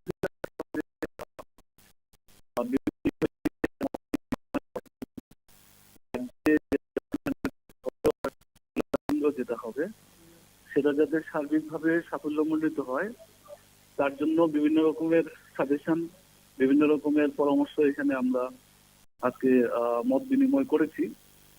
আমাদের মূলত এই রাজ্যে অকশন সেন্টার যেহেতু প্রথমবারের মতো হচ্ছে, স্বাভাবিকভাবে এই শিল্পের সঙ্গে যারা যুক্ত রয়েছে, চায়ের যারা ম্যানুফ্যাকচারার যারা রয়েছে তারা ভীষণভাবে উপকৃত হবেন। কারণ আমাদের চা বহিরাজ্যে বিশেষ করে গুয়াহাটি এবং কলকাতা অকশনের উপরে আমাদের এতদিন নির্ভর থাকতে হতো। তো আমাদের রাজ্যে চা বিক্রি হলে পরে আমাদের চায়ের গুণগত মান অনুসারে চায়ের যে প্রাইস যেটা পাওয়ার কথা, প্রাইস পাওয়ার ক্ষেত্রে একটা সুবিধা হবে। পাশাপাশি আমাদের বাইরের রাজ্যে চা পাঠানোর ক্ষেত্রে আমাদের টোটাল প্রক্রিয়াটাকে সম্পন্ন করতে প্রায় 44 দিন সময় লাগতো। আমাদের রাজ্যে হলে পরে সেখানে সেটা অত সময় লাগবে না, 40% সময় কম লাগবে, অর্থাৎ 29 দিনের মাথায় আমাদের টোটালি এই সেল প্রক্রিয়াটা সম্পূর্ণ হবে। তাতে করে আমাদের ম্যানুফ্যাকচারার যারা আছেন তারা ভীষণভাবে আর্থিকভাবে উপকৃত হবেন। এর চাইতে বড় বিষয় যেটা, সেটা হচ্ছে আমাদের রাজ্যে চাটা বহিরাজ্যে যাওয়ার ক্ষেত্রে যেরকম ট্রান্সপোর্টেশনের একটা বিশাল খরচ আমাদের বহন করতে হতো, তো সেদিক দিয়েও আমাদের অনেকটা সাশ্রয় হবে। এবার আমাদের এই অকশন সেন্টারে যারা অংশগ্রহণ করবেন, যেহেতু এটা অকশন হবে, সেখানে ভারতবর্ষের যে কোনো প্রান্ত থেকে যে কোনো রেজিস্টার্ড বায়ার, টিমুডের রেজিস্টার্ড বায়াররা তাতে অংশগ্রহণ করতে পারবেন। শুধু প্রকিউরমেন্টে আমাদের রাজ্য থেকে হবে বলে আমাদের রাজ্যের যারা ম্যানুফ্যাকচারার আছেন তারা অবশ্যই আর্থিকভাবে উপকৃত হবেন। পাশাপাশি এটাকে কেন্দ্র করে আমাদের রাজ্যে কর্মসংস্থানের একটা নতুন সুযোগ তৈরি হবে। এর সঙ্গে যেটা বিষয় রয়েছে সেটা হচ্ছে আমাদের এবং আন্তর্জাতিক স্তরে আমাদের ত্রিপুরার চায়ের একটা বিশেষ পরিচিতি লাভ করার একটা সুযোগ আমাদের সামনে চলে আসবে। একদম একদম। রাজ্য সরকারের এই উদ্যোগ সত্যি প্রশংসনীয় এবং যারা এই শিল্পটার সঙ্গে বা এই চায়ের সঙ্গে জড়িত চাষি রয়েছেন, সেক্ষেত্রে এতদিন ধরে রাজ্যের বাইরে হতো এই গোটা বিষয়টা, এবারে রাজ্যে তারা আর্থিক দিক থেকে কতটুকু স্বাবলম্বী হতে পারবে বা তাদের কতটুকু লাভ হবে? এটাই আমি আপনাদেরকে বোঝানোর চেষ্টা করছিলাম যে আর্থিকভাবে বিশেষ করে আমাদের পরিবহন খরচ একটা বিশাল বিষয় আমাদের থাকতো। যারা যারা চা বাইরে পাঠাতেন, হ্যাঁ, পরিবহন খরচ অনেক কমে যাবে, ট্রান্সপোর্টেশন খরচ অনেক কমে যাবে। এবং আমাদের যে সবচেয়ে বড় কথা হচ্ছে আমাদের যে চায়ের যে গুণগত মান, এই গুণগত মান অনুসারে বেটার প্রাইস রিয়েলাইজেশনের ক্ষেত্রে একটা আমাদের বঞ্চনা থাকতো বাইরের রাজ্যগুলিতে। তার কারণ হচ্ছে যেখানে আমাদের রাজ্যের চাটা যায় গুয়াহাটি কিংবা কলকাতাতে অকশনে, সেখানে উভয় রাজ্যতেই চা উৎপাদন হয়।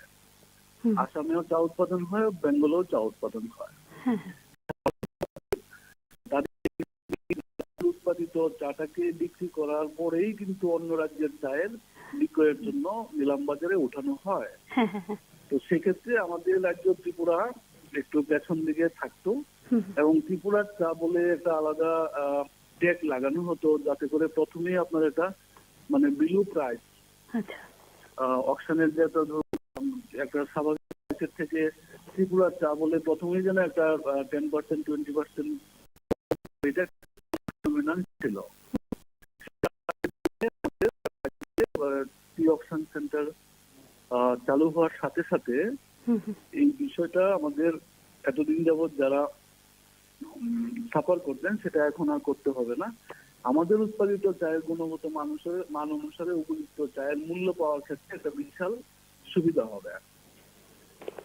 অসংখ্য ধন্যবাদ আপনাকে নিউজ নাওকে সময় দেওয়ার জন্য। ধন্যবাদ। ধন্যবাদ আপনাদেরকেও ধন্যবাদ। মুহুরপুর মহকুমা শাসক ও স্বামী বিবেকানন্দ মহাবিদ্যালয়ের যৌথ উদ্যোগে ভোক্তা অধিকার এবং নাগরিক সুরক্ষা সংক্রান্ত আইন বিষয়ক একদিনের রাজ্যস্তরীয় সম্মেলন অনুষ্ঠিত হয়। শুক্রবার মোহনপুর স্বামী বিবেকানন্দ মহাবিদ্যালয়ে অনুষ্ঠিত এই সম্মেলনে উদ্বোধন করেন বিচারপতি অরিন্দম লোধ। ভারতবর্ষের নাগরিকদের ক্রেতা স্বার্থ ও অধিকার এবং গ্রাহকদের এই অধিকারকে সুনিশ্চিত করার লক্ষ্যে কনজিউমার প্রোটেকশন অ্যাক্ট 1986 প্রণয়ন করা হয়েছিল 1986 সালে। কোনো জায়গায় কোনো রকম ভাবে প্রতারিত হলে এই আইনের মাধ্যমে নাগরিকরা অভিযোগ জানাতে পারবেন।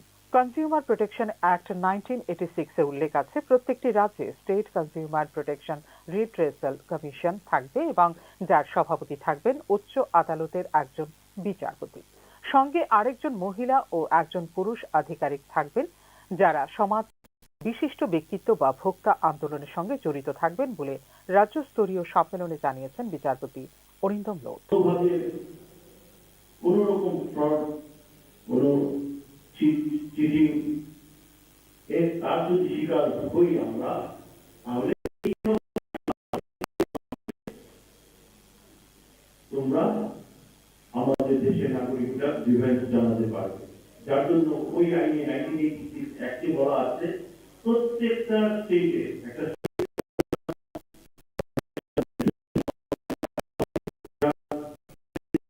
একজন হাইকোর্ট জাজ এবং বাকি দুজন থাকবে যিনি নাকি কনজিউমার মুভমেন্টের সাথে আছে অথবা সমাজের কোনো একজন বিশিষ্ট ব্যক্তি। ভারতবর্ষের প্রতিটি রাজ্যের প্রতি জেলায় এই ধরনের কনজিউমার প্রোটেকশন কমিশন থাকবে, যেখানে নাগরিকরা তাদের অভিযোগ জানাতে পারবেন। কেন্দ্র সরকার বা আইন প্রণেতারা এই আইনটিকে জনপ্রিয় করে তোলার জন্য আইনের বিভিন্ন দিক সম্পর্কে মানুষকে সচেতন করার জন্য বিশ্বস্ত ব্র্যান্ড অ্যাম্বাসেডর হিসেবে বিশ্ববিখ্যাত অভিনেতা অমিতাভ বচ্চনকে নিযুক্ত করেছেন বলে রাজ্যস্তরীয় সম্মেলনে জানিয়েছেন বিচারপতি অরিন্দম লোধ। এবং আমাদের লেজিসলেটররা ভাবে কিভাবে আমরা এটাকে পপুলারাইজ করবো, কিভাবে এটা জনপ্রিয় করবো, আইনটাকে কিভাবে আমরা জানাবো, যার জন্য আপনারা সবাই জানেন একটা ব্র্যান্ড অ্যাম্বাসেডর করেছে আমাদের দেশের শুধু নয় এই বিশ্বের একজন খ্যাতনামা অভিনেতা। ওনাকে দিয়ে চেষ্টা করেছে, মানুষকে জানানোর চেষ্টা করেছে কে সেই অভিনেতা বলতে পারেন? উনি হচ্ছেন অমিতাভ বচ্চন। ভোক্তা অধিকার ও নাগরিক সুরক্ষা সংক্রান্ত আইন বিষয়ক একদিনের সম্মেলনে বিচারক অরিন্দম লোধ ছাড়াও উপস্থিত ছিলেন মোহনপুর মহকুমা শাসক সুভাষ দত্ত, স্বামী বিবেকানন্দ মহাবিদ্যালয়ের অধ্যাপক অধ্যাপিকা ও ছাত্রছাত্রীরা। অনুষ্ঠানে উপস্থিত বক্তারা ছাত্রছাত্রীদের ভোক্তা আইন এবং নাগরিক সুরক্ষা সম্পর্কিত বিভিন্ন প্রশ্নোত্তরের মাধ্যমে তাদের সচেতন করেন। ব্যুরো রিপোর্ট, নিউজ নাও।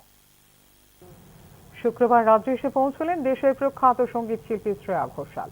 শনিবার আগরতলার স্বামী বিবেকানন্দ ময়দানে প্রোমো ফেস্টের অনুষ্ঠানে সঙ্গীত পরিবেশন করবেন শ্রেয়া ঘোষাল। ত্রিপুরা পর্যটন দপ্তরের উদ্যোগে আয়োজিত প্রোমো ফেস্টের সমাপ্তি অনুষ্ঠানে সঙ্গীত পরিবেশন করবেন শ্রেয়া ঘোষাল। শুক্রবার আগরতলা বিমানবন্দরে শ্রেয়া ঘোষালকে স্বাগত জানান রাজ্য পর্যটন নিগমের আধিকারিকরা। প্রখ্যাত এই গায়িকার এক ঝলক পেতে আগরতলা এমবিবি বিমানবন্দরে ভিড় জমায় তাঁর অনুরাগীরা।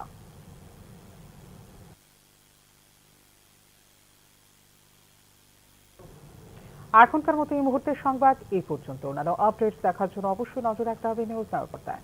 নমস্কার।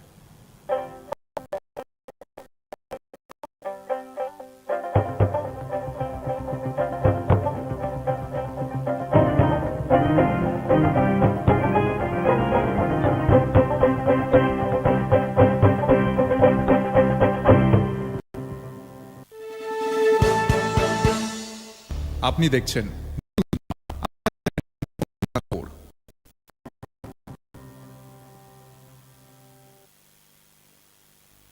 নমস্কার, আপনারা দেখছেন নিউজ নাও। আমি রয়েছে সংযুক্তা। চোখরা মধ্যে এডিসি ভিলেজ কমিটি হলফনামা জমা দেওয়া হলেও এখনো পর্যন্ত নির্বাচনের বিজ্ঞপ্তি জারি করতে পারেনি রাজ্য নির্বাচন কমিশন। এক্ষেত্রে আদালত অবমাননার মুখে পড়তে হতে পারে নির্বাচন কমিশনকে বলে মনে করছেন সংশ্লিষ্ট তথ্যবিজ্ঞ মহল। নির্বাচন নিয়ে শেষ পর্যন্ত রাজ্য নির্বাচন কমিশন কি আদালত অবমাননায় অভিযুক্ত হতে পারে, এ নিয়ে প্রশ্ন উঠতে শুরু করেছে রাজনৈতিক তথ্যবিজ্ঞ মহলে। ত্রিস্তর পঞ্চায়েত নির্বাচনের আগে এডিসি ভিলেজ কমিটির নির্বাচন সংক্রান্ত একটি মামলায় 2024 সালের ডিসেম্বর মাসের মধ্যে এডিসির ভিলেজ কমিটি নির্বাচন প্রক্রিয়া সম্পন্ন করা হবে বলে গত আগস্ট মাসে ত্রিপুরা উচ্চ আদালতে হলফনামা দিয়ে জানিয়েছিল রাজ্য নির্বাচন কমিশন।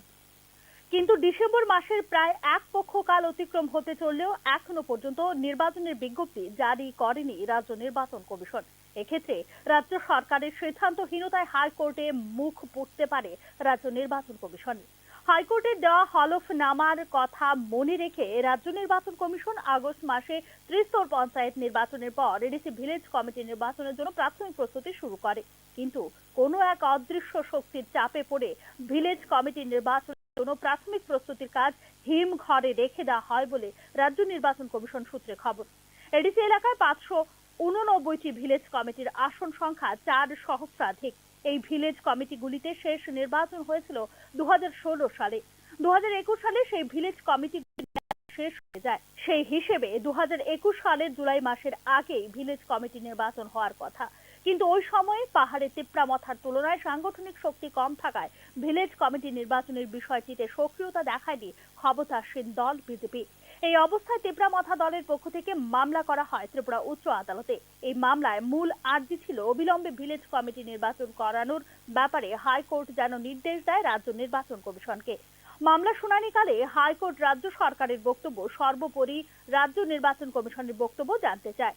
যেহেতু নির্বাচনের আয়োজন করার বিষয়টি রাজ্য নির্বাচন কমিশনের এখতিয়ারে, সেই হেতু রাজ্য নির্বাচন কমিশন হলফনামা জমা দেয় ত্রিপুরা উচ্চ আদালতে।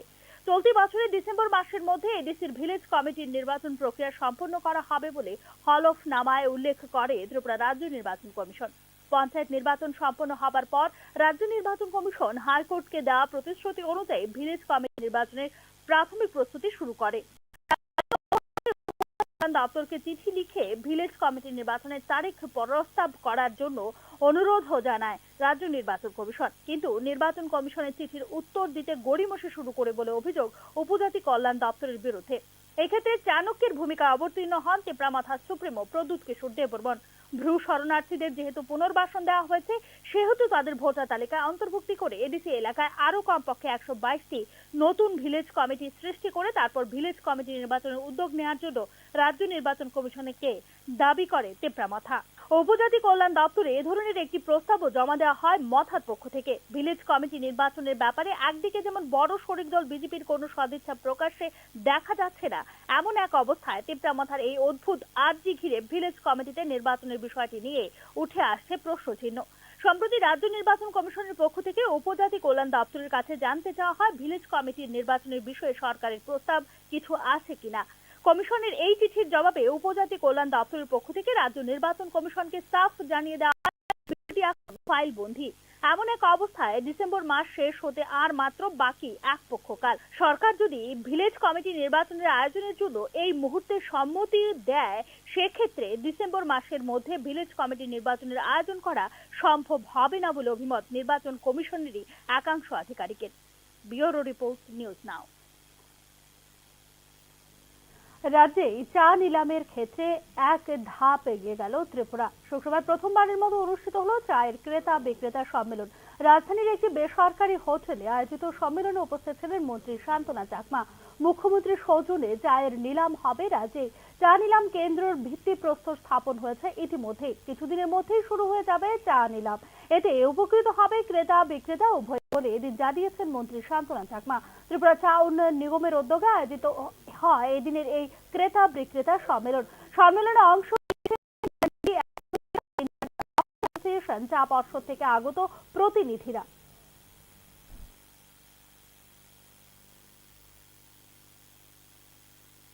जब हमारा यहाँ ऑप्शन सेंटर का काम शुरू होगा, जब शुरू होगा तब हमारा स्पीकर रेट भी और अच्छा होगा और हमारे त्रिपुरा का जो स्पीक होल्डर जो है उनको भी फायदा होगा। तो सिर्फ हम क्या करते हैं कि जब भी कोई ऑप्शन में जाना होता है तो कलकत्ता जाना पड़ता है, गुवाहाटी जाना पड़ता है, तो इजीली त्रिपुरा में होगा तो इजीली हम सेल कर सकते हैं। तो हम देखते हैं कि ज़्यादा तो 50 पर जितना सारा हमारा यहाँ प्रोडक्ट होता है ज़्यादा तो कलकत्ता गुवाहाटी में हम सेल करते हैं। तो अभी बाकी जो 50% जो है तो त्रिपुरा का लोकल मार्केट में सेल हो जाता है। तो अभी क्या होगा, एक साथ हम त्रिपुरा में ऑप्शन सेंटर हो जाएगा तो कम। সিপাহীজলা জেলার বিশালগড় মহকুমায় যান দুর্ঘটনা নিয়ন্ত্রণের লক্ষ্যে মহকুমা পুলিশের প্রশাসনের পক্ষ থেকে শুক্রবার সকালে বিশালগড় থানার সামনে এক মেগা র্যালি সহ এলাকার বাইকে চালকদের মাথায় হেলমেট পরিয়ে দেওয়া হয় মহকুমা পুলিশ প্রশাসনের উদ্যোগে। দুর্ঘটনা প্রবণ এলাকার মধ্যে সিপাহীজলা জেলা রাজ্যের মধ্যে প্রথম স্থানে রয়েছে। তাই এই এলাকায় যান দুর্ঘটনা নিয়ন্ত্রণের লক্ষ্যে বিশেষ র্যালি সহ বাইকে চালকদের মাথায় হেলমেট পরিয়ে দেন জেলা পুলিশ ভিজে রেড্ডি সহ মহকুমা পুলিশ আধিকারিক দুলাল দত্ত। এদিন বিশালগড় অফিস জেলা নতুন টাউন হলে এক সেমিনারেরও আয়োজন করা হয় মহকুমা পুলিশ প্রশাসনের উদ্যোগে। সেমিনারে উপস্থিত ছিলেন জেলা শাসক ডক্টর সিদ্ধার্থ শিব জসপাল সহ অন্যান্যরা। বিশালগড়ে এদিনের আয়োজিত অনুষ্ঠান সম্পর্কে বিস্তারিত জানানো হয় জেলা পুলিশ প্রশাসনের পক্ষ থেকে। आज एक दिन का जो मेगा प्रयास सिपाहीजला डिस्ट्रिक्ट पुलिस की तरफ से in coordination with Vishalgarh press club, police department के द्वारा ये जो प्रयास एक्टिविटी थाना के लेवल पे हर गांव में, हर थाना के अंदर, हर सब डिवीजन में करते रहे थे हम लोग। लेकिन রাজ্যে জাঁকিয়ে পড়েছে শীত। শীতের আমেজ অনুভব করছেন রাজ্যবাসী। একই সঙ্গে শীতের আমেজ অন্যভাবে নিচ্ছেন ব্যবসায়ীরাও। শহরের দোকানগুলিতে শীত বস্ত্র কেনার জন্য জনসাধারণের ভিড় জমতে শুরু করেছে। খুশি ব্যবসায়ী মহল। গত দুদিন ফলে পারদ নেমেছে 13 ডিগ্রি সেলসিয়াসের আশেপাশে। চারদিকে ঘন কুয়াশা। সূর্যমামা তো কুয়াশার চাদর মুড়ি দিয়ে লুকিয়ে গেছেন, আর রাত্রিবেলা ঘন কুয়াশায় চারদিক অন্ধকার। এমন অবস্থায় ঘুরতে যাওয়ার পরিকল্পনায় যুবক যুবতী ও কৈশোর বয়সের একটা অংশ হয়তো খুশি, আর বয়স্কদের মধ্যে কেউ হয়তো ঠান্ডার প্রকোপ সহ্য করতে না পেরে ঘর থেকে বেরোতেই ভয় পাচ্ছেন। যাই হোক, সব মিলিয়ে শীতের আমেজটুকু শুধু রাজ্যের সাধারণ মানুষ ও ব্যবসায়ী মহলে সীমাবদ্ধ নয়, বহিরাজ্যের ব্যবসায়ীদের মধ্যেও লক্ষ্য করা যাচ্ছে। শীত মানেই শীত বস্ত্র কেনার ধুম। শহরের দোকানগুলিতে জনসাধারণের ভিড় চোখে পড়ার মতো। শীত জাঁকিয়ে পড়তেই ব্যবসায়ীদের মুখে হাসি ফুটে উঠল। শহরের বিভিন্ন দোকান, এমনকি বটতলা এলাকায় ভুটানি বাজারেও বহিরাজ্যের অন্যান্য একটি শীত বস্ত্রের দোকানেও ক্রেতাদের ভিড় জমতে শুরু করেছে। সেটা সাধারণের ভিড় দেখে খুশি ব্যবসায়ী মহল। अभी थोड़ा सर्दी गिरा है ना, तो अभी थोड़ा बढ़ रहा है सेल, और लोग आ रहे हैं और जो है सेल मतलब सामान परचेज कर रहा है इधर से। थोड़ा ठंडी पड़ने से और हमारा सेल भी थोड़ा ठीक ठाक हो रहा है। आप लोग कहाँ से आए? हम लोग पंजाब से हैं जी, और पंजाब का ये माल है, पंजाब वुलन। এখনকার মতো সংবাদ এখানে শেষ করছি। অন্যান্য আপডেটস পেতে চোখ রাখুন নিউজ নাও এর পর্দায়।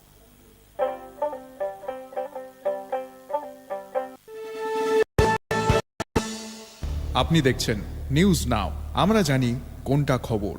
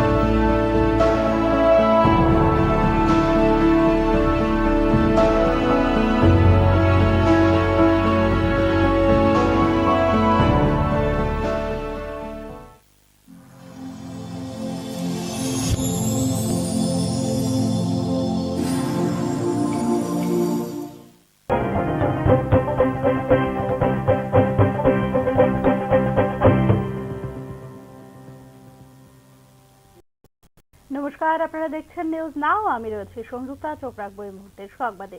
রাজ্যে চতুর্থ জাতীয় লোক আদালত অনুষ্ঠিত হবে শনিবার। মোট 45 বেঞ্চে 18,054টি মামলা নিষ্পত্তির জন্য তোলা হবে এই লোক আদালতে। শনিবার রাজ্যে অনুষ্ঠিত হতে চলেছে বছরের চতুর্থ জাতীয় লোক আদালত। এতে মোট 45টি বেঞ্চে 18,054টি মামলা তোলা হবে নিষ্পত্তির জন্য। প্রসঙ্গত, ত্রিপুরা হাইকোর্ট ছাড়াও রাজ্যের সব জেলা ও মহকুমা আদালত চত্বরে শনিবার সরকারি ছুটির দিনে অনুষ্ঠিত হবে এবছরের চতুর্থ লোক আদালত।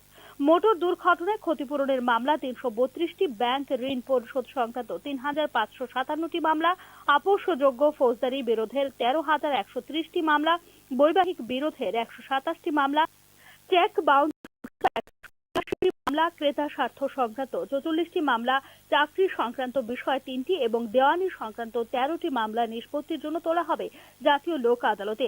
ত্রিপুরা উচ্চ আদালতেও বসবে লোক আদালতের একটি বেঞ্চ। এই বেঞ্চে নিষ্পত্তির জন্য তোলা হবে 25টি মামলা। লোক আদালতের 10টি বেঞ্চ বসবে আগরতলার আদালত চত্বরে। এদিকে বিভিন্ন মামলার পক্ষ বিপক্ষ বা কোনো কোনো ক্ষেত্রে নোটিশ দেওয়া হয়েছে উভয় পক্ষকেও। গত 9 আগস্ট থেকে সংশ্লিষ্ট জেলা আইন সেবা কর্তৃপক্ষ মহকুমা আইনি সেবা কর্তৃপক্ষের অফিসে যোগাযোগ করে মামলার প্রি কনসিলিয়েশন বা নিষ্পত্তির সুবিধা নিয়েছেন লোক আদালতে নোটিশপ্রাপ্ত ব্যক্তিরা। লোক আদালতে নোটিশ প্রাপ্তদের সাহায্য করবেন অধিকার মিত্র বা প্যারা লিগ্যাল ভলান্টিয়াররা। Bureau report, news now. চিটফান্ডরা প্রতারিতদের অর্থ ফিরিয়ে দেবার জন্য স্কিম প্রণয়নের পক্ষে সওয়াল করল ত্রিপুরা উচ্চ আদালত। এই বিষয়ে রাজ্য সরকারকে নোটিশ ইস্যু করেছে ত্রিপুরা উচ্চ আদালত। চিটফান্ডগুলি দ্বারা প্রতারিত গ্রাহকদের অর্থ ফিরিয়ে দেওয়ার জন্য স্কিম প্রণয়নে গুরুত্ব দিল ত্রিপুরা উচ্চ আদালত। স্কিম প্রণয়নের বিষয় নিয়ে অবহিত করার জন্য রাজ্য সরকারকে নির্দেশও দিয়েছে উচ্চ আদালত। চিটফান্ডগুলির বাজেয়াপ্ত সম্পত্তি নিলাম বাবদ এ পর্যন্ত পাওয়া গেছে 5 কোটি টাকা। সংগৃহীত অর্থ প্রতারিত আমানতকারীদের মধ্যে অগ্রাধিকারের ভিত্তিতে বিতরণ করার জন্য উচ্চ আদালতে সওয়াল করেন আদালত বান্ধব বরিষ্ঠ আইনজীবী পুরুষোত্তম রায় বর্মন ও আইনজীবী সমরজিৎ ভট্টাচার্য। চিটফান্ড মামলাগুলি তদন্ত প্রক্রিয়ার সর্বশেষ রিপোর্ট জমা দেওয়ার জন্য সিবিআইকে নির্দেশ দিয়েছে প্রধান বিচারপতি অপরেশ কুমার সিং এবং বিচারপতি এম দত্ত পুরকায়স্থের ডিভিশন বেঞ্চ। নিলাম বাবদ প্রাপ্য অর্থ প্রতারিত আমানতকারীদের মধ্যে বন্টনের জন্য সুনির্দিষ্ট পদ্ধতি প্রণয়ন করে উচ্চ আদালতকে অবিলম্বে অবহিত করার জন্য রাজ্য সরকারকে নির্দেশ দিয়েছে আদালত। উচ্চ আদালতে রাজ্য সরকার প্রদত্ত হলফনামা অনুযায়ী কেন্দ্রীয় সরকারের সংস্থা মেটাল স্কেপ ট্রেড কর্পোরেশনের মাধ্যমে চিটফান্ডগুলির 17টি বাজেয়াপ্ত সম্পত্তি নিলামে বিক্রি করে এখনো পর্যন্ত আদায় হয়েছে 5 কোটি টাকা। চিটফান্ডগুলির আরো 4টি সম্পত্তি নিলামে 22 কোটি টাকায় বিক্রি হলেও পরবর্তী সময়ে সফল দরদাতারা পিছিয়ে যায়। দরদাতাদের জরিমানা করে 24 লক্ষ টাকা আদায় হয়েছে বলে জানিয়েছে সরকার। চিটফান্ডগুলির বিশাল পরিমাণ বাজেয়াপ্ত সম্পত্তি নিলামে বিক্রি হলে প্রতারিত আমানতকারীদের কিছুটা সুরাহা হবে। নিলাম বিক্রি বাবদ আদায়কৃত অর্থ আমানতকারীদের মধ্যে বন্টন নিলাম প্রক্রিয়া নিলামে সাড়া পাওয়া যাচ্ছে না, এ নিয়ে গভীর আশঙ্কা প্রকাশ করেছেন আইনজীবীরা। চিটফান্ডগুলি বাঁকা পথে নিলাম প্রক্রিয়া ভেস্তে দিচ্ছে বলে আদালতের নজরে আনা হয় বিষয়টি। চিটফান্ডগুলির রাঘব বোয়ালদের অধিকাংশকেই গ্রেফতার করা হয়নি এখনো পর্যন্ত। এই বিষয়ে 2রা ডিসেম্বর উচ্চ আদালতের রিপোর্ট জমা দিয়েছে সিবিআই। সিবিআই রিপোর্ট অনুযায়ী 17 জন আসামি এখনো পলাতক, তাদেরকে ধরার জন্য প্রচেষ্টা জারি রয়েছে। উচ্চ আদালতের পর্যবেক্ষণ অনুযায়ী বিশেষ সিবিআই আদালত রাজ্যে গঠন করা হয়েছে। সিবিআই 26টি মামলার তদন্ত করছে। এর মধ্যে 10টি মামলার চার্জশিট জমা পড়েছে, 16টি মামলার তদন্ত চলছে। এখনো পর্যন্ত সিবিআই 1501 জন সাক্ষী বয়ান রেকর্ড করেছে। আদালতে জমা দেওয়া হয়েছে 18,000 পাতার নথি। এদিকে 26টি মামলার নিষ্পত্তি হতে দীর্ঘ সময় লাগবে বলে আশঙ্কা প্রকাশ করেছেন আইনজীবীরা। আমানতকারীদের টাকা কিভাবে নিলাম বাবদ প্রাপ্য অর্থ থেকে ফেরত দেওয়া হবে এই বিষয়ে নতুন বছরের ফেব্রুয়ারি মাসের 2য় সপ্তাহে রিপোর্ট জমা করার জন্য রাজ্য সরকারকে নির্দেশ দিয়েছেন ত্রিপুরা উচ্চ আদালত। ব্যুরো রিপোর্ট, নিউজ নাও। পার্থ চট্টোপাধ্যায়ের জামিন মঞ্জুর করল সুপ্রিম কোর্ট। ইডির মামলায় জামিন দেওয়া হয়েছে তাকে। 1 ফেব্রুয়ারির মধ্যে জামিন পাবেন পার্থ চট্টোপাধ্যায়, জানিয়েছে আদালত। এ মাসের মধ্যেই চার্জ গঠন করতে হবে ইডিকে। জানুয়ারির 3য় সপ্তাহের মধ্যে এই মামলার সঙ্গে গুরুত্বপূর্ণ সাক্ষীদের বয়ান নেওয়ার চেষ্টা করবে ট্রায়াল কোর্ট। ট্রায়াল কোর্টের সঙ্গে সম্পূর্ণ সহযোগিতা করতে হবে পার্থ চট্টোপাধ্যায়কে। 1 ফেব্রুয়ারির আগে যদি চার্জ গঠন এবং সাক্ষীদের বয়ান গ্রহণ হয়ে যায় তবে তার আগেও জামিন পেতে পারেন পার্থ চট্টোপাধ্যায়। তবে পার্থ চট্টোপাধ্যায়ের বিরুদ্ধে সিবিআই এর মামলাটি রয়েছে। মামলা এখন আদালতে বিচারাধীন। এখনো তাতে জামিন পাননি পার্থ চট্টোপাধ্যায়, ফলে এখনই জেল মুক্তি হচ্ছে না পার্থ চট্টোপাধ্যায়ের। রাজ্যের স্বনামধন্য উচ্চশিক্ষা প্রতিষ্ঠানগুলিতে নিয়োগ দুর্নীতির অভিযোগ নিয়ে প্রশ্ন তুলছেন রাজ্যের সাধারণ মানুষ। এক্ষেত্রে একদিকে যেমন জড়িয়ে গেছে ত্রিপুরা কেন্দ্রীয় বিশ্ববিদ্যালয়ের নাম, অপরদিকে জড়িয়ে গেছে এনআইটি আগরতলার নামও। সাম্প্রতিককালে ত্রিপুরা বিশ্ববিদ্যালয় এবং এনআইটি আগরতলায় নিয়োগে দুর্নীতির অভিযোগগুলো নিয়ে প্রশ্ন তুলতে শুরু করেছেন রাজ্যের সাধারণ মানুষ। স্বনামধন্য এ ধরনের উচ্চশিক্ষা প্রতিষ্ঠানগুলোতে নিয়োগ দুর্নীতির অভিযোগের তদন্ত নিয়েও প্রশ্ন তুলছেন রাজ্যের সাধারণ মানুষ। ত্রিপুরা কেন্দ্রীয় বিশ্ববিদ্যালয় হল রাজ্য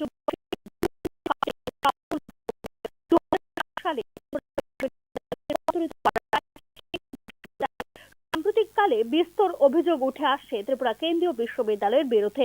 ত্রিপুরা কেন্দ্রীয় বিশ্ববিদ্যালয়ের দূরশিক্ষা বিভাগের অন্তর্জলি হয়েছে আগেই। দেশের বিশ্ববিদ্যালয়গুলোর শিক্ষার মানের ক্রমতালিকায়ও পিছনের দিকে চলে এসেছে এই বিশ্ববিদ্যালয়। এর মধ্যে সামনে এলো নিয়োগ দুর্নীতির অভিযোগ। ফলে আবারও একবার সংবাদ শিরোনামে উঠে আসলো ত্রিপুরা কেন্দ্রীয় বিশ্ববিদ্যালয়। নিয়োগ প্রক্রিয়া নিয়ে গুরুতর অভিযোগ উঠেছে ত্রিপুরা বিশ্ববিদ্যালয়ে। পাল্লা দিয়ে অভিযোগ উঠেছে স্বজন পোষণেরও। কোনো ধরনের নিয়োগ নীতি মানা হয় না বলে অভিযোগ ত্রিপুরা কেন্দ্রীয় বিশ্ববিদ্যালয়ের বিরুদ্ধে। ত্রিপুরা কেন্দ্রীয় বিশ্ববিদ্যালয়ের চাকরি পাওয়ার তালিকায় রয়েছেন খোদ উপাচার্যের পুত্র। এই ঘটনা ঘিরে তীব্র সমালোচনা ও ক্ষোভ সৃষ্টি হয়েছে অন্যান্য শিক্ষিত বেকারদের মধ্যে। যারা দীর্ঘদিন ধরে চাকরি করছেন তাদের প্রশ্ন, তড়িঘড়ি চাকরির ইন্টারভিউ নিয়োগপত্র দিয়ে দেওয়া নজির গড়েছে ত্রিপুরা বিশ্ববিদ্যালয়। গুরুত্বপূর্ণ পদগুলিতে যাদের নিয়োগ করা হয়েছে তাদের নিয়োগ পরীক্ষার ফর্মগুলো কবে প্রশ্ন ঘুরছে মুখে মুখে। অশিক্ষক কর্মচারী নিয়োগে 2023 সালে নিয়োগ নীতি রয়েছে ত্রিপুরা কেন্দ্রীয় বিশ্ববিদ্যালয়ে। দেখা গেছে রাতারাতি যাদের নিয়োগ করা হয়েছে নিয়োগ নীতিতে উল্লেখিত যোগ্যতার ধারে কাছেও নেই তারা। এছাড়া একাংশ ক্ষেত্রে যাদের নিয়োগ করা হয়েছে তাদের যোগ্যতাও বিচার করা হয়নি বলে অভিযোগ করেছে সংশ্লিষ্ট তথ্যবিজ্ঞ মহল। এক্ষেত্রে উঠছে স্বজন পোষণ এবং বিশ্ববিদ্যালয়ে চাকরি পেতেই পারেন, এতে আপত্তি থাকার কিছু নেই। কিন্তু উপাচার্যের ছেলের বন্ধের দিনে ইন্টারভিউ নিয়ে 72 ঘন্টার মধ্যেই নিয়োগপত্র কিভাবে দিয়ে দেওয়া হলো তা নিয়েই উঠছে প্রশ্ন। ত্রিপুরা কেন্দ্রীয় বিশ্ববিদ্যালয়ের এ সময় হওয়া নিয়োগ প্রক্রিয়ার উচ্চ পর্যায়ে তদন্তের দাবি করেছেন সংশ্লিষ্ট যোগ্যতা সম্পন্ন বেকাররা। ত্রিপুরা কেন্দ্রীয় বিশ্ববিদ্যালয়ে যখন এই হাল, তখন রাজ্যের আরেক বিশ্ববিদ্যালয় এমবিবি বিশ্ববিদ্যালয়ে ঘটেছে আরেক কেলোর কীর্তি। 4 দিন উপাচার্য ছিলেন না এমবিবি বিশ্ববিদ্যালয়ে। রাজ্য উচ্চশিক্ষা দপ্তরে প্রায় 10 বছর ধরে নিজের মৌরসি পাট্টা কায়েম করা দপ্তরের যুগ্ম অধিকর্তা রাজেশ ভট্টাচার্যের অঙ্গুলি লেহনে থমকে ছিল উপাচার্য নিয়োগের প্রক্রিয়া। এদিকে নিয়োগ দুর্নীতির অভিযোগ উঠেছে এনআইটি আগরতলার বিরুদ্ধে। সহকারী অধ্যাপক, সহকারী রেজিস্ট্রার এবং বেসরকারি নিরাপত্তা কর্মী নিয়োগের ক্ষেত্রে 2 লক্ষ টাকা থেকে 20 লক্ষ টাকা পর্যন্ত আর্থিক লেনদেন হয়েছে বলে অভিযোগ এনআইটি আগরতলারই একাংশ কর্মচারীদের। নিয়োগ দুর্নীতিতে এনআইটি আগরতলার উচ্চপদস্থ কর্মকর্তারাও সরাসরি জড়িত বলে অভিযোগ এনআইটি আগরতলার একাংশ কর্মচারীদের। সার্বিক পরিস্থিতিতে রাজ্যের স্বনামধন্য উচ্চশিক্ষা প্রতিষ্ঠানগুলিতে নিয়োগ দুর্নীতির এ ধরনের ঘটনার অবিলম্বে তদন্ত চাইছেন রাজ্যের সাধারণ মানুষ। অভিযোগ উঠেছে কারণ বিদ্যুৎ ঘোষ চাকরি বিক্রি করার জন্য 2 লক্ষ থেকে 20 লক্ষ টাকার মধ্যে ঘুষ নিয়েছেন এবং লাভ করেছেন বলে জানা গেছে। ব্যুরো রিপোর্ট, নিউজ নাও। শেখ হাসিনা সরকারের পতনের পর সবচেয়ে বিপজ্জনক দেশগুলির তালিকায় প্রথমবারের মতো জায়গা করে নিল মধ্যে বাংলাদেশের জায়গা করে নেওয়ার কথা জানিয়েছে আন্তর্জাতিক সংগঠন reporters without border. Sheikh Hasina সরকারের পতনের ইতিমধ্যেই কেটে গেছে 4 মাস। বর্তমানে বাংলাদেশের ক্ষমতায় রয়েছে ইউনূস সরকারের নেতৃত্বাধীন অন্তর্বর্তী সরকার। লাগাতার সংখ্যালঘু হিন্দুদের উপর অত্যাচার সহ একাধিক ইস্যুতে বিশ্বের দরবারে ইতিমধ্যেই সমালোচিত নোবেল শান্তি পুরস্কার জয়ী মোহাম্মদ ইউনূস সরকার। আর এর মধ্যেই সবচেয়ে বিপজ্জনক দেশগুলির মধ্যে জায়গা করে নিল বাংলাদেশ। চলতি বছর সাংবাদিকদের জন্য বিপজ্জনক 9টি দেশের নাম প্রকাশ করেছে আন্তর্জাতিক সংগঠন রিপোর্টার্স উইদাউট বর্ডার। আর সেই তালিকার প্রথমেই রয়েছে বাংলাদেশের নাম। তবে সাংবাদিকদের জন্য ভয়ঙ্কর স্থান হলো যুদ্ধ বিধ্বস্ত ফিলিস্তিন বলে জানিয়েছে আন্তর্জাতিক সংগঠন রিপোর্টার্স উইদাউট বর্ডার। এরপরেই আছে পাকিস্তান, বাংলাদেশ এবং মেক্সিকো। চলতি বছর সারা পৃথিবীতে এখনো পর্যন্ত 54 জন সাংবাদিক পেশাগত দায়িত্ব পালন করতে গিয়ে প্রাণ হারিয়েছে বলে নিজেদের রিপোর্টে দাবি করেছে এই সংগঠনটি। চলতি বছরই বাংলাদেশে খুন হতে হয়েছে 5 জন সাংবাদিককে। শেখ হাসিনা সরকারের পতনের পর গত কয়েক মাসে 9 জন সাংবাদিক গ্রেফতার করা হয় বাংলাদেশে। গণমাধ্যমগুলিকে কথা বলার জন্য জারি করা হয় হুলি। সহজে ভিসার নতুন সিদ্ধান্ত নিয়েছে বাংলাদেশের অন্তর্বর্তী সরকার। বিশেষত নিরাপত্তা যাচাইয়ের বিভিন্ন শর্ত তুলে দেওয়া হয়েছে। খুব বিরল ক্ষেত্রে কোনো দুটি দেশের মধ্যে এতটা ছাড় দেওয়া হয় যাতায়াতে। ফলে স্বাভাবিকভাবেই বাংলাদেশে পাকিস্তানের ইন্টার্ন সার্ভিসেস ইন্টেলিজেন্স বা আইএসআই এর প্রবেশ অনেক সহজ হয়ে যাওয়ার আশঙ্কা করছে আন্তর্জাতিক বিশেষজ্ঞ মহল। এই পদক্ষেপ বাংলাদেশ ও পাকিস্তানের মধ্যে কৌশলগত এবং আদর্শগত সম্পর্ক জোরদার করার ইঙ্গিত হতে পারে বলে মনে করছেন বিশ্লেষকরা। আর যদি তাই হয়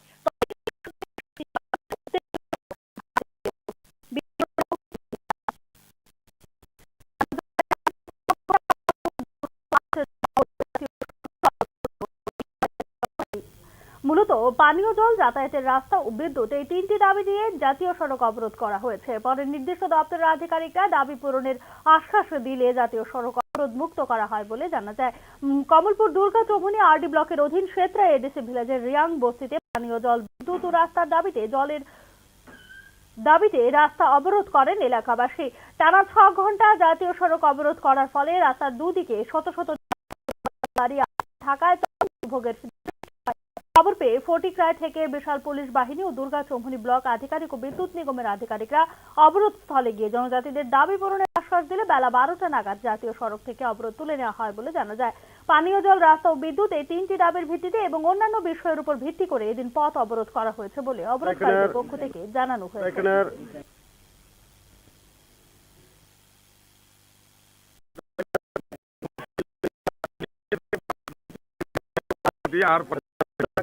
লাগিয়া আমরা এই 3 দাবিয়ে আমরা আজকে রাস্তা অবরোধ করছি। আচ্ছা, কতদিন ধরে তোমরা এখানে সমস্যা? আমরা তো জলের সমস্যা লাগিয়া জন্ম থেকেই সমস্যাটা আসলো। এখন তো বর্ষাও শেষ, শীতের দিন এসে পড়ছে, শুকনার সময় জল এখন আমরা খাওয়া হয়নি। জল বর্ষার সময় চলাকালীন থাকতে আমরা সরার থেকে তুলে খাই, কিন্তু এখন তো বৃষ্টি নাই, এই গতিকে জলও নাই, সরার মধ্যেও শুকিয়ে গেছে, তার কারণে আমরা জল পাইনি। এখনকার মতো সংবাদ এখানে শেষ করছি। অন্যান্য আপডেট পেতে চোখ রাখুন নিউজ নাও।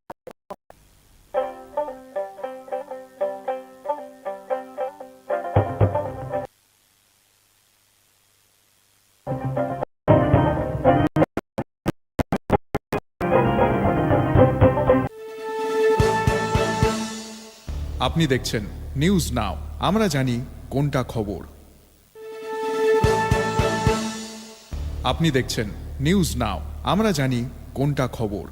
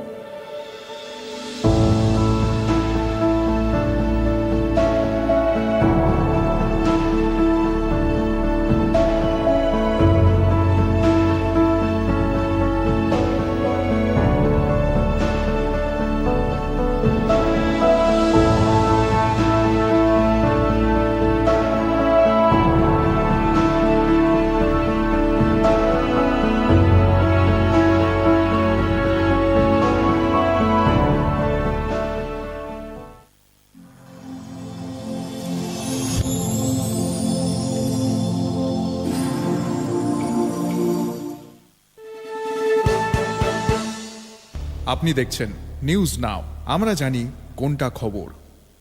প্রথম আলো এলো, শুদ্ধ সকাল, শুদ্ধ সলিলে আজ বাজালো ত্রিতাল।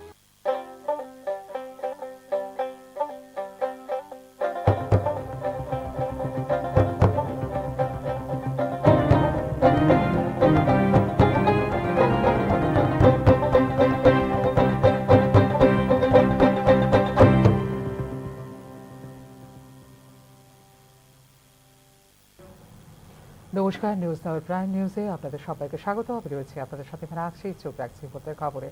গত 10 বছরে সংবিধানের রক্ষা কবচ দুর্বল হয়েছে বলে সংসদে দেওয়া নিজের প্রথম ভাষণে বিজেপিকে তীব্র আক্রমণ করেন কংগ্রেস সাংসদ প্রিয়াঙ্কা গান্ধী। সংবিধান গ্রহণের 75তম বর্ষ উপলক্ষে আয়োজিত আলোচনায় বক্তব্য রাখেন তিনি। শুক্রবার সংসদে প্রথমবারের মতো ভাষণ রাখেন কংগ্রেস সাংসদ প্রিয়াঙ্কা গান্ধী। নিজের প্রথম বক্তৃতাতেই বিজেপিকে চাঁচা ছোলা ভাষায় আক্রমণ শানান কংগ্রেস সাংসদ প্রিয়াঙ্কা গান্ধী। সংবিধান গ্রহণের 75তম বর্ষ উপলক্ষে আয়োজিত আলোচনায় বক্তব্য রাখতে গিয়ে ভয়ের মধ্য দিয়ে দেশ চলতে পারে না, এই দেশ উঠে দাঁড়াবে, লড়াই করবে এবং সরকারের কাছে সত্য প্রকাশের দাবি করবে বলে মন্তব্য করেন প্রিয়াঙ্কা গান্ধী। সংবিধান হলো ন্যায় বিচার, ঐক্য ও মত প্রকাশের স্বাধীনতার সুরক্ষা প্রদানকারী ঢাল। গত 10 বছরে সরকার সেই ঢাল ভাঙার চেষ্টা করে গেছে অভিযোগ করেছেন প্রিয়াঙ্কা গান্ধী। मैंने हमारे संविधान की ज्योत को जलते हुए देखा है और इसके साथ साथ ये भी समझा है कि हमारा संविधान एक सुरक्षा कवच है, एक ऐसा जो देशवासियों को सुरक्षित रखता है, न्याय का कवच है, एकता का कवच है और अभिव्यक्ति की आजादी का कवच है। दुख की बात यह है कि मेरे सत्ता पक्ष के साथी जो बहुत बड़ी बड़ी बातें करते हैं, इन्होंने इन 10 सालों में ये सुरक्षा कवच सत्ता पक्ष के मेरे साथियों ने ये सुरक्षा कवच तोड़ने का पूरा प्रयास किया है। संविधान में सामाजिक, आर्थिक और राजनीतिक न्याय का वादा है। ये वादा एक सुरक्षा कवच है जिसको तोड़ने का काम शुरू हो चुका है। लैटरल एंट्री और निजीकरण के जरिए ये सरकार आरक्षण को कमजोर करने का काम कर रही है। আজ দেশের মানুষ দাবি করছেন যাতে দেশে জাতিগত জনগণনা হয়। শাসক পক্ষের জোট সঙ্গীরাও এই কথার উল্লেখ করেছেন। লোকসভা নির্বাচনে এই ফলাফলের কারণে এই ইস্যুটির উল্লেখ করা হচ্ছে। জাতিগত জনগণনা এখন অপরিহার্য। এর ফলে আমরা প্রত্যেকের অবস্থা জানতে পারবো এবং সেই অনুযায়ী নীতি তৈরি করা যাবে বলে এদিন মন্তব্য করেন তিনি। अगर लोकसभा में ये नतीजे नहीं आए होते तो ये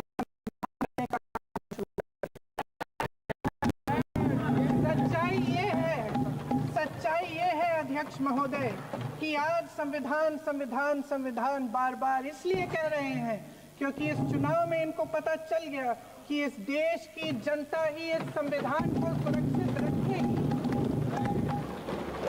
कि इस चुनाव में हारते हारते जीतने से इन्हें एहसास हुआ कि ये संविधान बदलने की बात इस देश में नहीं चलेगी।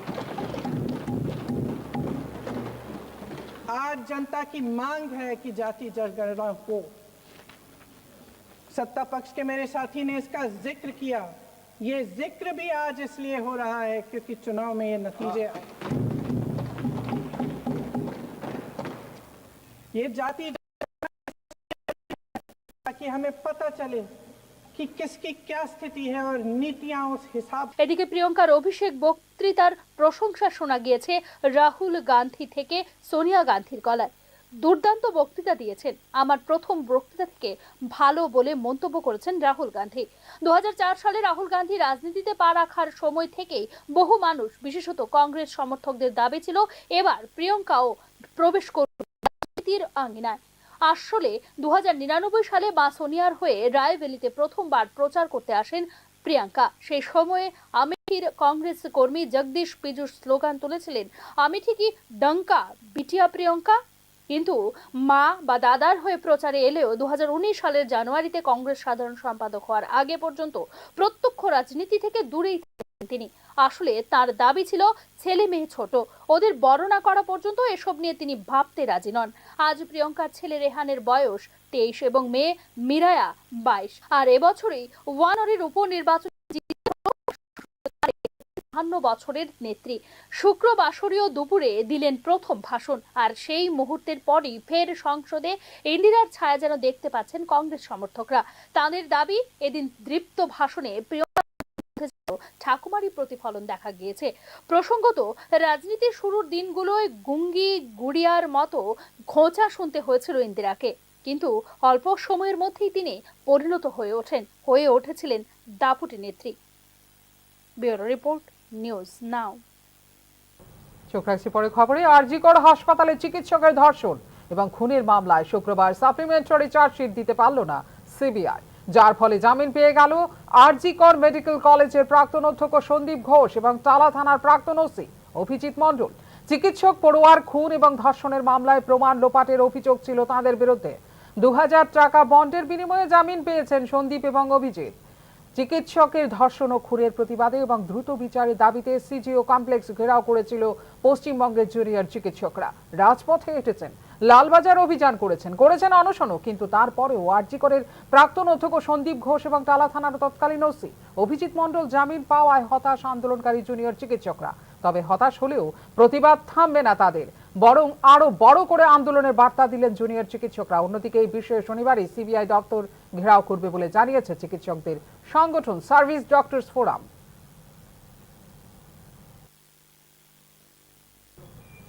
এইডসের মতো মারণ ব্যাধি থেকে রক্ষা পাবার একমাত্র উপায় হচ্ছে সচেতনতা বৃদ্ধি করা।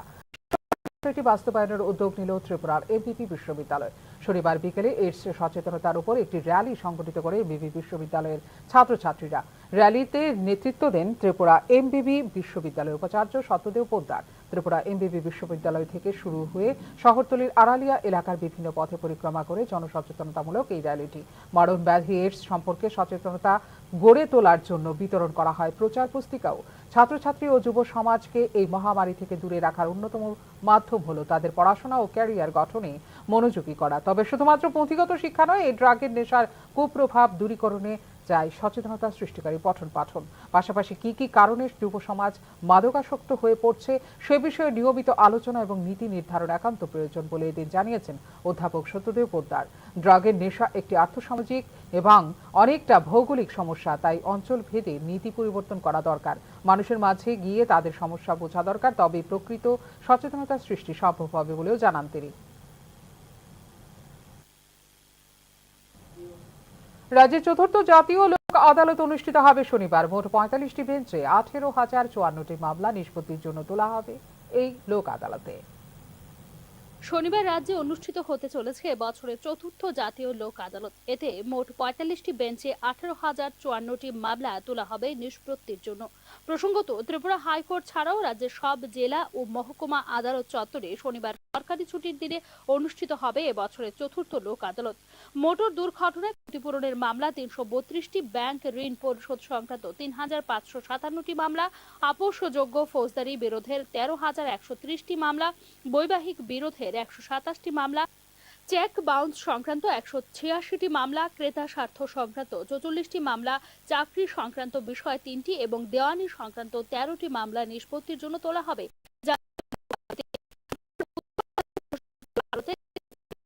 নিষ্পত্তির জন্য তোলা হবে 25টি মামলা। লোক আদালতের 10টি বেঞ্চ বসবে আগরতলার আদালত চত্বরে।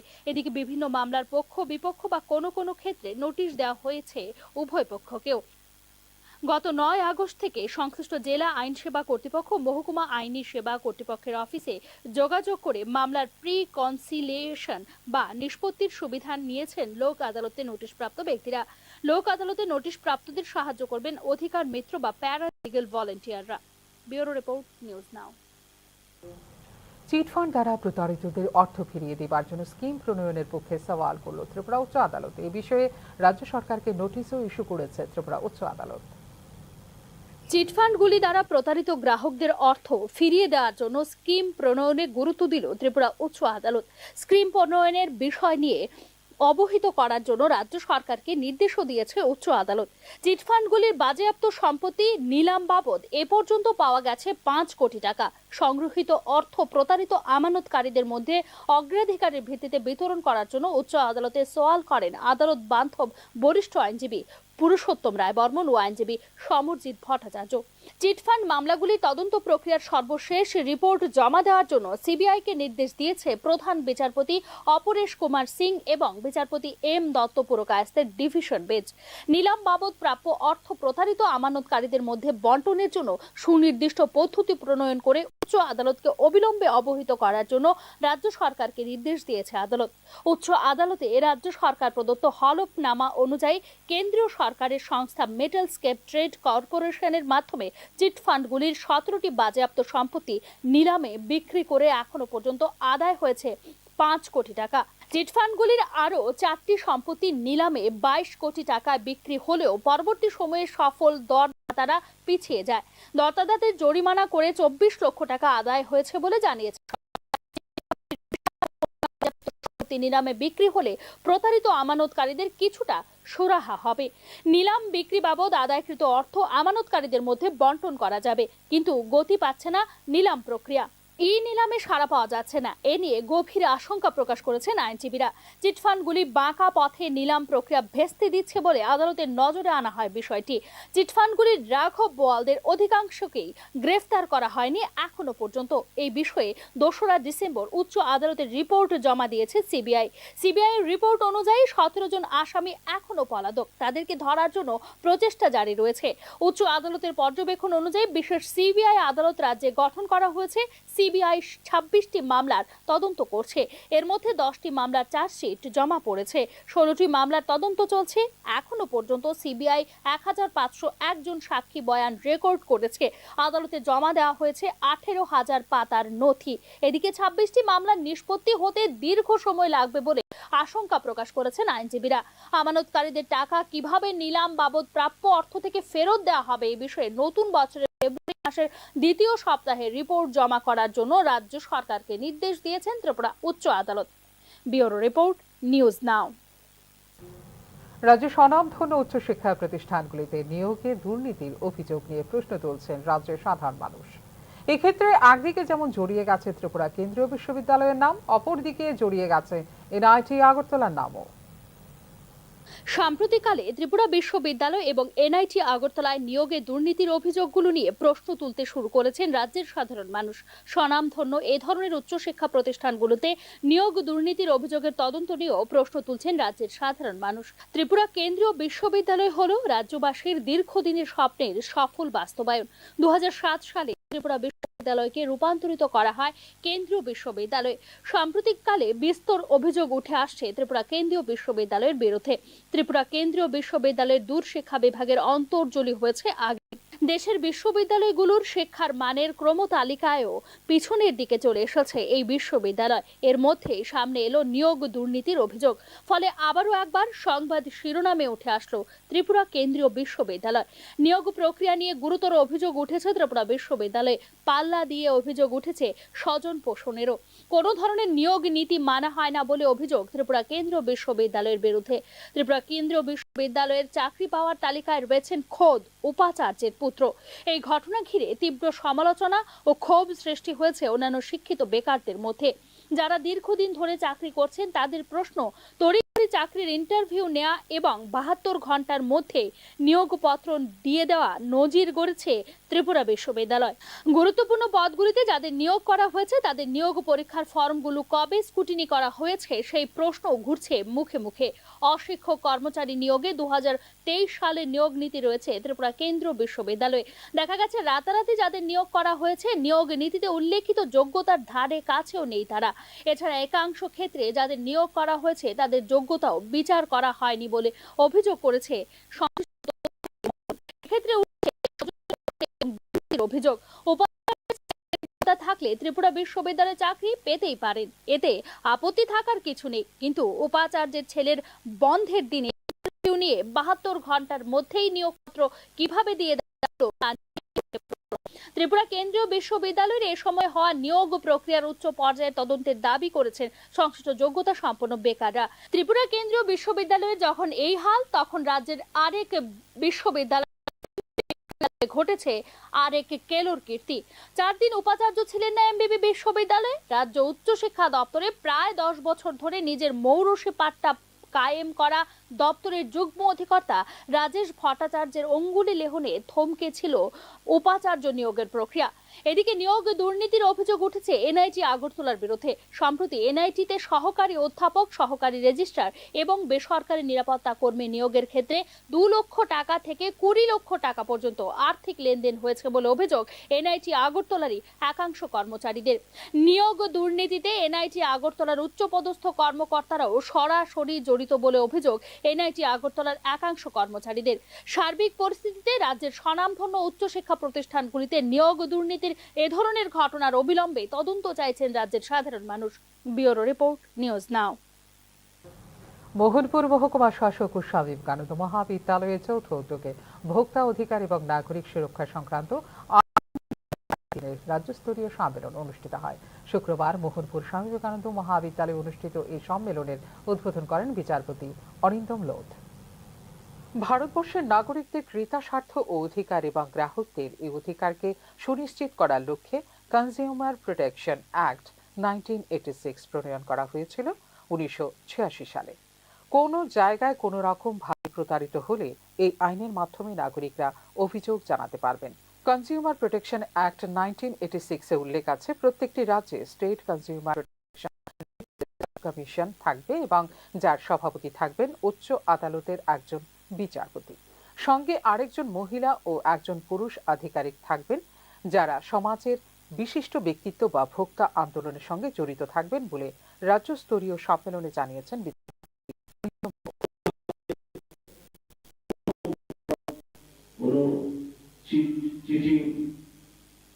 তার যদি শিকার হই আমরা, তাহলে এইসব আইনের মাধ্যমে, এই আইনের মাধ্যমে তোমরা আমাদের দেশের নাগরিকরা ডিফেন্স জানাতে পারবে। যার জন্য ওই আইনে 1986 অ্যাক্টে বলা আছে প্রত্যেকটা স্টেটে একটা স্টেট কনজিউমার প্রোটেকশন রিট্রেসাল কমিশন থাকতে হবে, যার প্রেসিডেন্ট হবে একজন হাইকোর্ট জাজ। কনজিউমার মুভমেন্টের সাথে আছে অথবা সমাজের কোনো একজন বিশিষ্ট ব্যক্তি। ভারতবর্ষের প্রতিটি রাজ্যের প্রতি জেলায় এই ধরনের কনজিউমার প্রোটেকশন কমিশন থাকবে, যেখানে নাগরিকরা তাদের অভিযোগ জানাতে পারবেন। কেন্দ্র সরকার বা আইন প্রণেতারা এই আইনটিকে জনপ্রিয় করে তোলার জন্য আইনের বিভিন্ন দিক সম্পর্কে মানুষকে সচেতন করার জন্য বিশ্বস্ত ব্র্যান্ড অ্যাম্বাসেডর হিসেবে বিশ্ববিখ্যাত অভিনেতা অমিতাভ বচ্চনকে নিযুক্ত করেছেন বলে রাজ্যস্তরীয় সম্মেলনে জানিয়েছেন বিচারপতি অরিন্দম লোধ। এবং আমাদের লেজিসলেটররা ভাবে কিভাবে আমরা এটাকে পপুলারাইজ করব, কিভাবে এটা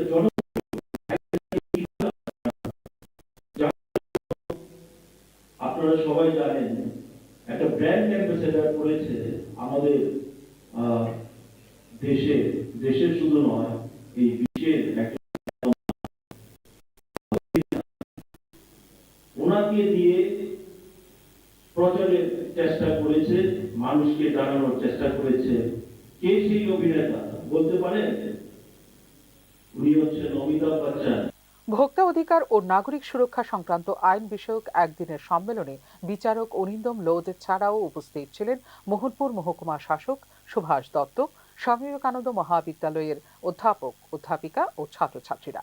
অনুষ্ঠানে উপস্থিত বক্তারা ছাত্রছাত্রীদের ভোক্তা আইন এবং নাগরিক সুরক্ষা সম্পর্কিত বিভিন্ন প্রশ্নোত্তরের মাধ্যমে তাদের সচেতন করেন। ফিউরো রিপোর্ট, নিউজ নাও। রাজ্যে চা নিলামের ক্ষেত্রে এক ধাপ এগিয়ে গেল ত্রিপুরা। শুক্রবার প্রথমবারের মতো অনুষ্ঠিত হল চায়ের ক্রেতা বিক্রেতা সম্মেলন। রাজধানীর একটি বেসরকারি হোটেলে আয়োজিত সম্মেলনে উপস্থিত ছিলেন মন্ত্রী শান্তনা চাকমা। মুখ্যমন্ত্রীর সৌজন্যে চায়ের নিলাম হবে রাজ্যে। চা নিলাম কেন্দ্রের ভিত্তিপ্রস্তর স্থাপন হয়েছে ইতিমধ্যে। কিছুদিনের মধ্যে শুরু হয়ে যাবে চা নিলাম। এতে উপকৃত হবেন ক্রেতা বিক্রেতা উভয়ই বলে এদিন জানিয়েছেন মন্ত্রী শান্তনা চাকমা। ত্রিপুরা চা উন্নয়ন নিগমের উদ্যোগে আয়োজিত হয় এদিনের এই ক্রেতা বিক্রেতা সম্মেলন। সম্মেলনে অংশ নিয়েছে ইন্ডিয়ান টি অ্যাসোসিয়েশন, ইন্ডিয়ান অকশন অ্যাসোসিয়েশন, চা পর্ষদ থেকে আগত প্রতিনিধিরা।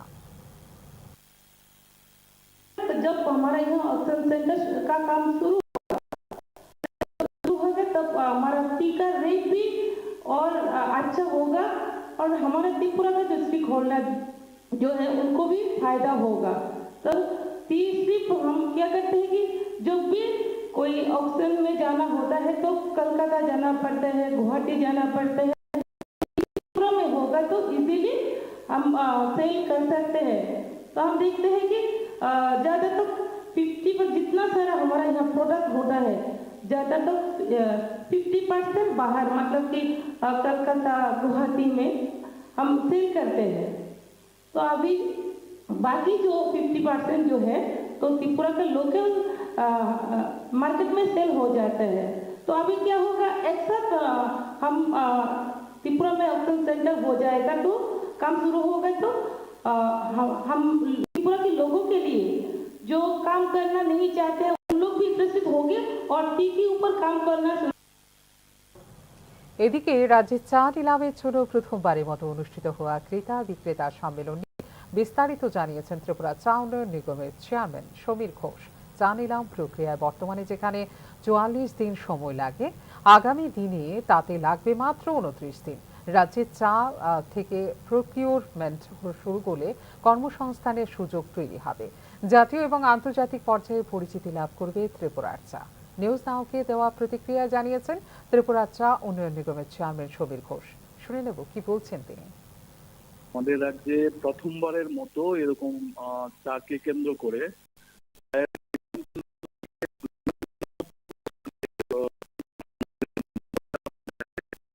তাকে কেন্দ্র করে এটা বায়ার সেলার মিটে প্রথমবারের মতো আমাদের রাজ্যে। আপনারা জানেন যে আমাদের রাজ্যে টি অকশন সেন্টার আমাদের হতে যাচ্ছে। আমাদের এই টি অকশন সেন্টারকে আমাদের মাননীয় মুখ্যমন্ত্রীর হাত ধরে এই বছরের মার্চ মাসে শিলান্যাস হয়েছে, মতদ ভিত্তিপ্রস্তর স্থাপন হয়েছে। তো তারই অঙ্গ হিসেবে আজকে আমাদের ভারতবর্ষের বিভিন্ন রাজ্য থেকে আমাদের বায়ার সেলার যারা রয়েছে এবং টি অকশন সেন্টারের সঙ্গে যারা যুক্ত রয়েছেন স্টেক হোল্ডার, বিশেষ করে টি অকশন অ্যাসোসিয়েশনের প্রতিনিধি এবং ইন্ডিয়ান টি অ্যাসোসিয়েশনের প্রতিনিধি, টি বোর্ডের প্রতিনিধি, টিআর এর প্রতিনিধি, এরকম বিভিন্ন সংস্থার প্রতিনিধিরা আজকে আমাদের বৈঠকে উপস্থিত ছিলেন। সেই বৈঠকের মধ্য দিয়ে আজকে আমাদের বিভিন্ন বিষয় নিয়ে মত বিনিময় হয় এবং রাজ্যে যে অকশন সেন্টার যেটা হবে, অর্থাৎ চা নিলাম কেন্দ্র যেটা হবে, সেটা যাতে সার্বিকভাবে সাফল্যমণ্ডিত হয় তার জন্য বিভিন্ন রকমের সাজেশন, বিভিন্ন রকমের পরামর্শ এখানে আমরা আজকে মত বিনিময় করেছি। আমাদের মূলত এই রাজ্যে অকশন সেন্টার যেহেতু প্রথমবারের মতো হচ্ছে, স্বাভাবিকভাবে এই শিল্পের সঙ্গে যারা যুক্ত রয়েছে, এই রাজ্যে যারা প্রডিউসার, যারা সেলার, যারা চায়ের যারা ম্যানুফ্যাকচারার যারা রয়েছে, তারা ভীষণভাবে উপকৃত হবেন। কারণ আমাদের চা বহিরাজ্যে বিশেষ করে গুয়াহাটি এবং কলকাতা অকশনের উপরে আমাদের এতদিন নির্ভর থাকতে হতো। তো আমাদের রাজ্যে চা বিক্রি হলে পরে আমাদের চায়ের গুণগত মান অনুসারে চায়ের যে প্রাইস যেটা পাওয়ার কথা, সেই প্রাইসটা উপযুক্ত প্রাইস পাওয়ার ক্ষেত্রে একটা সুবিধা হবে। পাশাপাশি আমাদের বাইরের রাজ্যে চা পাঠানোর ক্ষেত্রে আমাদের টোটাল প্রক্রিয়াটাকে সম্পন্ন করতে প্রায় ৪৪ দিন সময় লাগতো। তো আমাদের সেটা অত সময় লাগবে না, 40% সময় কম লাগবে, অর্থাৎ 29 দিনের মাথায় আমাদের টোটালি এই সেল প্রক্রিয়াটা সম্পূর্ণ হবে। তাতে করে আমাদের ম্যানুফ্যাকচারার যারা আছেন তারা ভীষণভাবে আর্থিকভাবে উপকৃত হবেন। এবং এর চাইতে বড় বিষয় যেটা, সেটা হচ্ছে টাটা বহিরাজ্যে ট্রান্সপোর্টেশনের খরচ আমাদের বহন করতে হতো, তো সেদিক দিয়েও আমাদের অনেকটা সাশ্রয় হবে। এবার আমাদের এই অকশন সেন্টারে যারা অংশগ্রহণ করবেন, যেহেতু এটা ই অকশন হবে, সেখানে ভারতবর্ষের যে কোনো প্রান্ত থেকে যে কোনো রেজিস্টার্ড বায়ার, টি বোর্ডের রেজিস্টার্ড বায়াররা তাতে অংশগ্রহণ করতে পারবেন। শুধু প্রকিউরমেন্টে আমাদের রাজ্য থেকে যারা ম্যানুফ্যাকচারার আছেন তারা অবশ্যই আর্থিকভাবে উপকৃত হবেন। পাশাপাশি এটাকে কেন্দ্র করে আমাদের রাজ্যে কর্মসংস্থানের একটা নতুন সুযোগ তৈরি হবে। এর সঙ্গে যেটা বিষয় রয়েছে সেটা হচ্ছে আমাদের জাতীয় স্তরে এবং আন্তর্জাতিক স্তরে আমাদের ত্রিপুরার চায়ের একটা বিশেষ পরিচিতি লাভ করার একটা সুযোগ আমাদের সামনে চলে আসবে। একদম একদম। রাজ্য সরকারের এই উদ্যোগ সত্যি প্রশংসনীয় এবং যারা এই শিল্পটার সঙ্গে বা এই চায়ের সঙ্গে জড়িত চাষি রয়েছেন, সেক্ষেত্রে এতদিন ধরে রাজ্যের বাইরে হতো এই গোটা বিষয়টা, এবারে রাজ্যে তারা আর্থিক দিক থেকে কতটুকু স্বাবলম্বী হতে পারবে বা তাদের কতটুকু লাভ হবে? হ্যাঁ, এটাই আমি আপনাদেরকে বোঝানোর চেষ্টা করছিলাম যে আর্থিকভাবে বিশেষ করে আমাদের পরিবহন খরচ একটা বিশাল বিষয় আমাদের থাকতো। যারা যারা চা বাইরে পাঠাতেন, হ্যাঁ, পরিবহন খরচ অনেক কমে যাবে, ট্রান্সপোর্টেশন খরচ অনেক কমে যাবে এবং আমাদের যে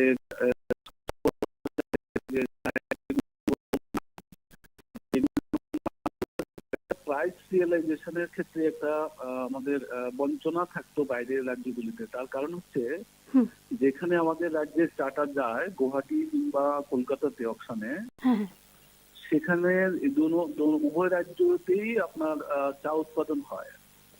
আসামেও চা উৎপাদন হয়, বেঙ্গলেও চা উৎপাদন হয়। স্বাভাবিকভাবেই তাদের নিজ রাজ্যের উৎপাদিত চাটাকে বিক্রি করার পরেই কিন্তু অন্য রাজ্যের চায়ের বিক্রয়ের জন্য নিলাম বাজারে ওঠানো হয়।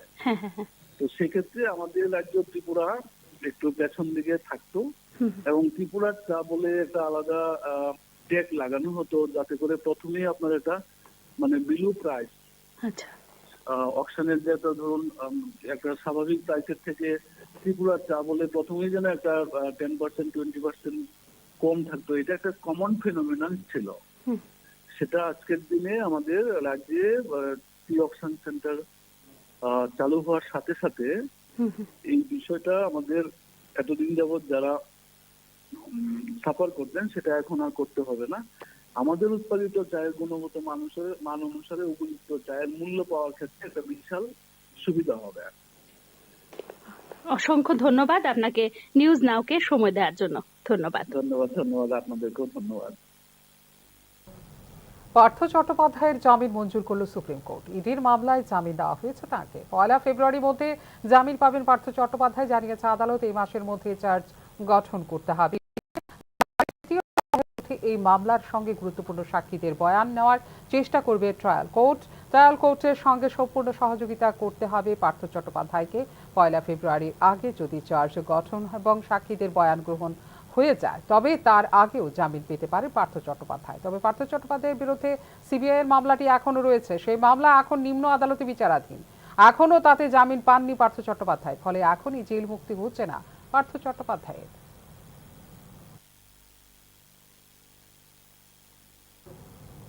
নিয়ে নিচ্ছে একটা ছোট্ট বিজ্ঞাপন বিরতি। বিরতির পর ফিরে আসবো অন্যান্য খবরে। সঙ্গে থাকবেন। আপনি দেখছেন নিউজ নাও, আমরা জানি কোনটা খবর। প্রথম আলো এলো শুদ্ধ সকাল, শুদ্ধ সলিলে আজ বাজালো ত্রিতাল, মন্দিরে শুদ্ধ পূজার ধ্বনি, অগ্নি শুদ্ধ হলো সিঞ্জিনি, পরিণীতা নারী তুমি অনুপমা, শুদ্ধ সোনায় সাজো হে নিরুপমা। শুদ্ধতার স্বর্ণ মন্দির কালিকা জুয়েলার্স আগরতলা। একটু চেষ্টাতেই দুল লেগে যায় নববধূর কানে। একটু চেষ্টাতেই মানিয়ে নেওয়া যায় বিবাহিত জীবনে। নানা অনুভূতি জড়ানো বিয়ের গয়না। শ্যাম সুন্দর কোম্পানি জুয়েলার্স। আপনি দেখছেন নিউজ নাও, আমরা জানি কোনটা খবর। বিরতির পর স্বাগত। চোখ রাখছে অন্যান্য খবরে। পানীয় জলের দাবিতে 6 ঘন্টা কমলপুর 208 নম্বর জাতীয় সড়ক অবরোধ করল রিয়াং জনজাতিরা। মূলত পানীয় জল, যাতায়াতের রাস্তা ও বিদ্যুৎ, এই 3টি দাবি নিয়ে জাতীয় সড়ক অবরোধ করা হয়েছে। পরে নির্দিষ্ট দপ্তরের আধিকারিকরা দাবি পূরণের আশ্বাস দিলে জাতীয় সড়ক অবরোধ মুক্ত হয় বলে জানা যায়। কমলপুর দুর্গাচৌমুনি আরডি ব্লকের অধীন শেতেরাই এডিসি ভিলেজের রিয়াং বস্তিতে পানীয় জল, বিদ্যুৎ ও রাস্তার দাবিতে জলের কলসি নিয়ে রাস্তা অবরোধ করেন এলাকাবাসী। টানা 6 ঘন্টা জাতীয় সড়ক অবরোধ করার ফলে রাস্তার দুদিকে শত শত যাত্রী ও পণ্যবাহী গাড়ি আটকে থাকায় চরম দুর্ভোগের সৃষ্টি হয়। খবর পেয়ে ফটিকরাই থেকে বিশাল পুলিশ বাহিনী ও দুর্গাচৌমুনি ব্লক আধিকারিক ও বিদ্যুৎ নিগমের আধিকারিকরা অবরোধস্থলে গিয়ে জনজাতিদের দাবি পূরণের আশ্বাস দিলে বেলা 12টা নাগাদ জাতীয় সড়ক থেকে অবরোধ তুলে নেওয়া হয় বলে জানা যায়। পানীয় জল, রাস্তা ও বিদ্যুৎ, এই 3টি দাবির ভিত্তিতেই এবং অন্যান্য ভিত্তি করে পথ অবরোধ করা হয়েছে বলে অবরোধকারীদের পক্ষ থেকে জানানো হয়েছে।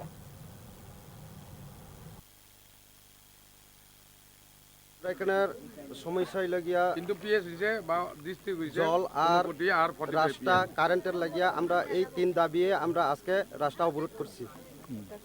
আচ্ছা, কতদিন ধরে তোমরা এখানে সমস্যা? আমরা তো জলের সমস্যা লাগিয়া জন্ম থেকেই সমস্যাটা আসলো। এখন তো বর্ষাও শেষ, শীতের দিন আয়ে পড়ছে, শুকনার সময় জল এখন আমরা খাওয়া হয়নি।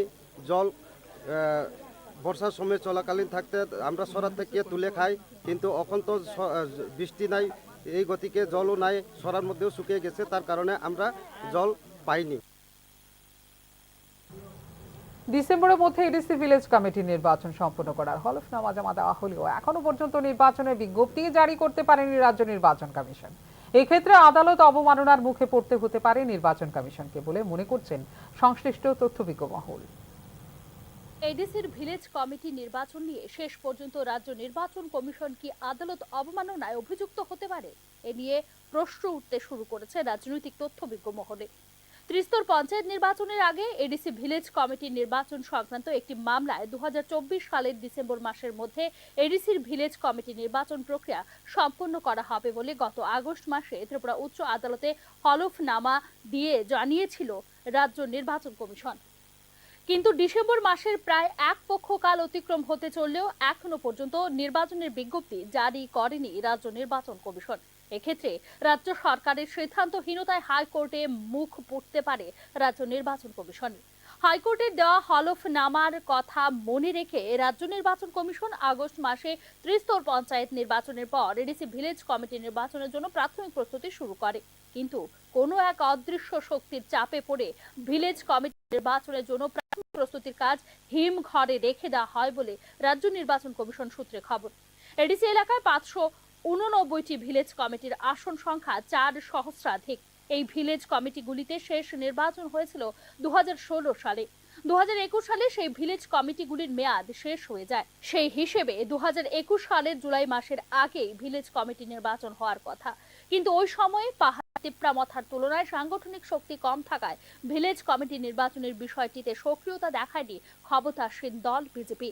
এই অবস্থায় তিপ্রামথা দলের পক্ষ থেকে মামলা করা হয় ত্রিপুরা উচ্চ আদালতে।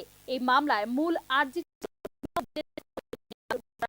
ব্যাপারে হাইকোর্ট যেন নির্দেশ দেয় রাজ্য নির্বাচন কমিশনকে। মামলা শুনানিকালে হাইকোর্ট রাজ্য সরকারের বক্তব্য সর্বোপরি রাজ্য নির্বাচন কমিশনের বক্তব্য জানতে চায়। যেহেতু নির্বাচনের আয়োজন করার বিষয়টি রাজ্য নির্বাচন কমিশনের এখতিয়ারে, সেই হেতু রাজ্য নির্বাচন কমিশন হলফনামা জমা দেয় ত্রিপুরা উচ্চ আদালতে। চলতি বছরের ডিসেম্বর মাসের মধ্যে এডিসির ভিলেজ কমিটির নির্বাচন প্রক্রিয়া সম্পন্ন করা হবে বলে হলফনামায় উল্লেখ করে ত্রিপুরা রাজ্য নির্বাচন কমিশন। পঞ্চায়েত নির্বাচন সম্পন্ন হবার পর রাজ্য নির্বাচন দেওয়া প্রতিশ্রুতি অনুযায়ী ভিলেজ কমিটি নির্বাচনের প্রাথমিক প্রস্তুতি শুরু করে। তার জন্য প্রথা অনুযায়ী উপজাতি কল্যাণ দপ্তরকে চিঠি লিখে ভিলেজ কমিটি নির্বাচনের তারিখ প্রস্তাব করার জন্য অনুরোধও জানায় রাজ্য নির্বাচন কমিশন। কিন্তু নির্বাচন কমিশনের চিঠির উত্তর দিতে গড়িমসি শুরু করে বলে অভিযোগ উপজাতি কল্যাণ দপ্তরের বিরুদ্ধে। এক্ষেত্রে চাণক্যের ভূমিকা অবতীর্ণ হন তিপ্রামথার সুপ্রিমো প্রদ্যুৎ কিশোর দেববর্মন। ভ্রু শরণার্থীদের যেহেতু পুনর্বাসন দেওয়া হয়েছে, সেহেতু তাদের ভোটার তালিকায় অন্তর্ভুক্তি করে এডিসি এলাকায় আরো কমপক্ষে 122টি নতুন ভিলেজ কমিটি সৃষ্টি করে তারপর ভিলেজ কমিটি নির্বাচনের উদ্যোগ নেওয়ার জন্য রাজ্য নির্বাচন কমিশনকে দাবি করে তিপ্রামথা। উপজাতি কল্যাণ দপ্তরে এ ধরনের একটি প্রস্তাবও জমা দেওয়া হয় মথার পক্ষ থেকে। ভিলেজ কমিটি নির্বাচনের ব্যাপারে একদিকে যেমন বড় শরিক দল বিজেপির কোনো সদিচ্ছা প্রকাশ্যে দেখা যাচ্ছে না, এমন এক অবস্থায় তিপ্রামথার এই অদ্ভুত আর্জি ঘিরে ভিলেজ কমিটিতে নির্বাচনের বিষয়টি নিয়ে উঠে আসছে প্রশ্নচিহ্ন। সম্প্রতি রাজ্য নির্বাচন কমিশনের পক্ষ থেকে উপজাতি কল্যাণ দপ্তরের কাছে জানতে চাওয়া হয় ভিলেজ কমিটির নির্বাচনের বিষয়ে সরকারের প্রস্তাব কিছু আছে কিনা। কমিশনের এই চিঠির জবাবে উপজাতি কল্যাণ দপ্তরের পক্ষ থেকে রাজ্য নির্বাচন কমিশনকে সাফ জানিয়ে দেওয়া হয় বিষয়টি এখন ফাইলবন্দী। এমন এক অবস্থায় ডিসেম্বর মাস শেষ হতে আর মাত্র বাকি এক পক্ষকাল। সরকার যদি ভিলেজ কমিটি নির্বাচনের আয়োজনের জন্য এই মুহূর্তে সম্মতি দেয়, সেক্ষেত্রে ডিসেম্বর মাসের মধ্যে ভিলেজ কমিটি নির্বাচনের আয়োজন করা সম্ভব হবে না বলে অভিমত নির্বাচন কমিশনের। রিপোর্ট নিউজ নাও।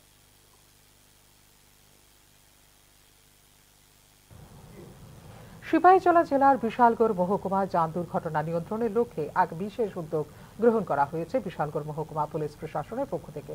শুক্রবার সকালে বিশালগড় থানার সামনে এক মেগা র্যালি সহ এলাকার বাইক চালকদের মাথায় হেলমেট পরিয়ে দেওয়া হয় মহকুমা পুলিশ প্রশাসনের উদ্যোগে। দুর্ঘটনা প্রবণ এলাকার মধ্যে সিপাহীজলা জেলা রাজ্যের মধ্যে প্রথম স্থানে রয়েছে, তাই এই এলাকায় যান দুর্ঘটনা নিয়ন্ত্রণের লক্ষ্যে বিশেষ র্যালি সহ বাইক চালকদের মাথায় হেলমেট পরিয়ে দেন জেলা পুলিশ সুপার ভিজে রেড্ডি সহ মহকুমা পুলিশ আধিকারিক দুলাল দত্ত। এদিন বিশালগড় অফিস টিলা নতুন টাউন হলে এক সেমিনারেরও আয়োজন করা হয় মহকুমা পুলিশ প্রশাসনের উদ্যোগে। সেমিনারে উপস্থিত ছিলেন জেলা শাসক ডক্টর সিদ্ধার্থ শিব জয়সওয়াল সহ অন্যান্যরা। বিশালগড়ে এদিনের আয়োজিত অনুষ্ঠান সম্পর্কে বিস্তারিত জানানো হয় জেলা পুলিশ প্রশাসনের পক্ষ থেকে।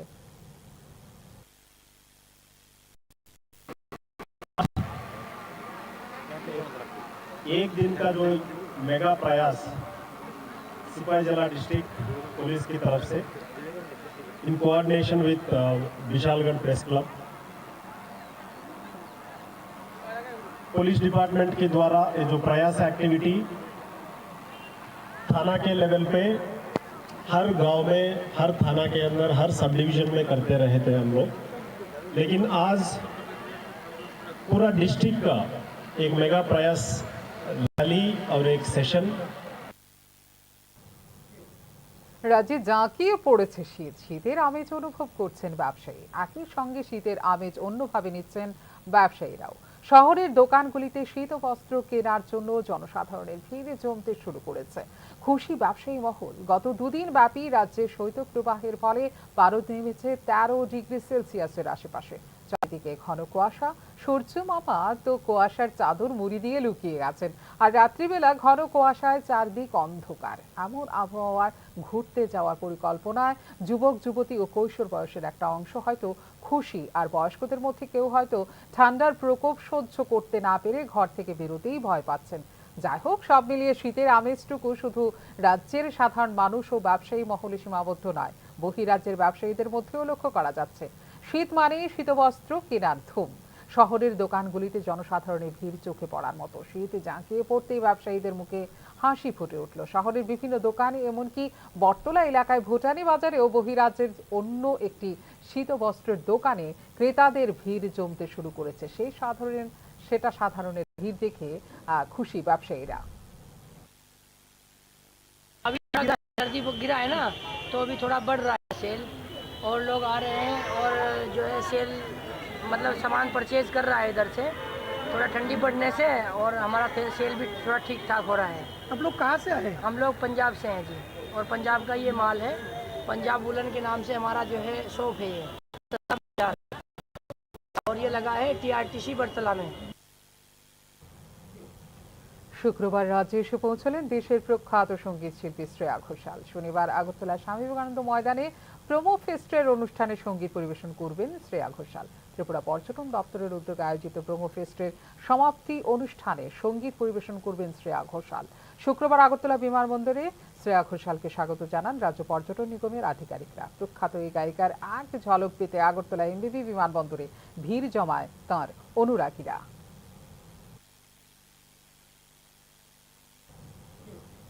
শেখ হাসিনা সরকারের পতনের পর সবচেয়ে বিপজ্জনক দেশগুলির তালিকায় প্রথমবারের মতো জায়গা করে নিল বাংলাদেশ। বিপজ্জনক 9টি দেশের মধ্যে বাংলাদেশের জায়গা করে নেওয়ার কথা জানিয়েছে আন্তর্জাতিক সংগঠন reporters without borders. Sheikh Hasina সরকারের পতনের ইতিমধ্যেই কেটে গেছে 4 মাস। বর্তমানে বাংলাদেশের ক্ষমতায় রয়েছে ইউনূস সরকারের নেতৃত্বাধীন অন্তর্বর্তী সরকার। লাগাতার সংখ্যালঘু হিন্দুদের উপর অত্যাচার সহ একাধিক ইস্যুতে বিশ্বের দরবারে ইতিমধ্যেই সমালোচিত নোবেল শান্তি পুরস্কার জয়ী মোহাম্মদ ইউনূস সরকার। আর এর মধ্যেই সবচেয়ে বিপজ্জনক দেশগুলির মধ্যে জায়গা করে নিল বাংলাদেশ। চলতি বছর সাংবাদিকদের জন্য বিপজ্জনক 9টি দেশের নাম প্রকাশ করেছে আন্তর্জাতিক সংগঠন রিপোর্টার্স উইদাউট বর্ডার্স। আর সেই তালিকার প্রথমেই রয়েছে বাংলাদেশের নাম। তবে সাংবাদিকদের জন্য ভয়ঙ্কর স্থান হলো যুদ্ধ বিধ্বস্ত ফিলিস্তিন বলে জানিয়েছে আন্তর্জাতিক সংগঠন রিপোর্টার্স উইদাউট বর্ডার্স। এরপরেই আছে পাকিস্তান, বাংলাদেশ এবং মেক্সিকো। চলতি বছর সারা পৃথিবীতে এখনো পর্যন্ত 54 জন সাংবাদিক পেশাগত দায়িত্ব পালন করতে গিয়ে প্রাণ হারিয়েছে বলে নিজেদের রিপোর্টে দাবি করেছে এই সংগঠনটি। চলতি বছরই বাংলাদেশে খুন হতে হয়েছে 5 জন সাংবাদিককে।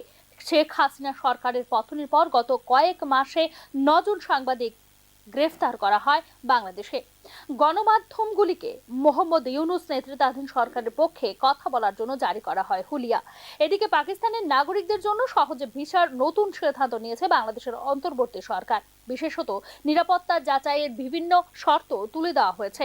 খুব বিরল ক্ষেত্রে কোনো দুটি দেশের মধ্যে এতটা ছাড় দেওয়া হয় যাতায়াতে। ফলে স্বাভাবিকভাবেই বাংলাদেশের পাকিস্তানের ইন্টার্ন সার্ভিসেস ইন্টেলিজেন্স বা ISI এর প্রবেশ অনেক সহজ হয়ে যাওয়ার আশঙ্কা করছে আন্তর্জাতিক বিশেষজ্ঞ মহল। এই পদক্ষেপ বাংলাদেশ ও পাকিস্তানের মধ্যে কৌশলগত এবং আদর্শগত সম্পর্ক জোরদার করার ইঙ্গিত হতে পারে বলে মনে করছেন বিশ্লেষকরা। আর যদি তাই হয় তবে নিঃসন্দেহে বিষয়টি যথেষ্ট উদ্বেগজনক ভারতের জন্য। ব্যুরো রিপোর্ট, নিউজ নাও। বর্ডার গাভাস্কার ট্রফি সিরিজের তৃতীয় ম্যাচে শনিবার ব্রিসবেনের গাব্বায় মুখোমুখি হবে ভারত এবং অস্ট্রেলিয়া। তার আগে পশ্চিম অস্ট্রেলিয়ার পার্থ টিমে ইন্ডিয়া 295 রানে অস্ট্রেলিয়াকে হারিয়েছিল। জবাবে এডিলেটে গোলাপি বলের টেস্ট ম্যাচে দিন রাতের খেলায় অস্ট্রেলিয়া 10 উইকেটে হারিয়েছে ভারতকে। এই পরিস্থিতি থেকে সিরিজে এগিয়ে যেতে উভয় দলই গাব্বায় প্রাণপণ চেষ্টা চালাবে। সেই চেষ্টা চালাতে গিয়ে এডিলেটের প্রথম একাদশ বদলানোর সিদ্ধান্ত নিয়েছে উভয় দলই।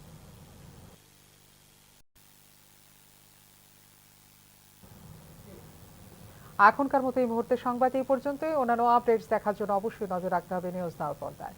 নমস্কার, শুভরাত্রি।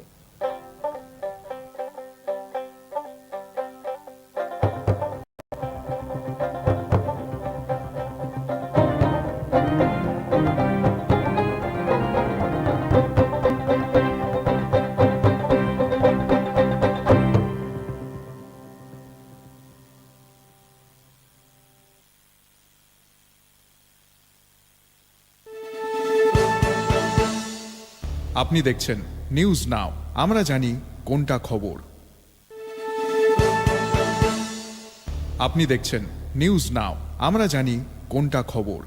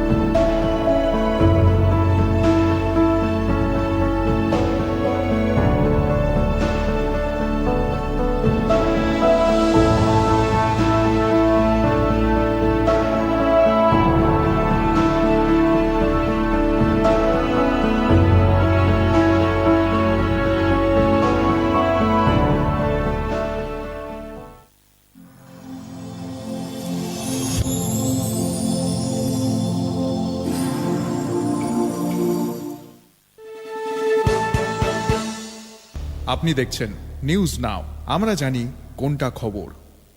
প্রথম আলো এলো শুদ্ধ সকাল, শুদ্ধ সলিলে আজ বাজালো ত্রিতাল, মন্দিরে শুদ্ধ পূজার ধ্বনি, অগ্নি শুদ্ধ হলো সিঞ্জিনী, পরিণীতা নারী তুমি অনুপমা, শুদ্ধ সোনায় সাজো হে নিরুপমা। শুদ্ধতার স্বর্ণ মন্দির, কালিকা জুয়েলার্স, আগরতলা।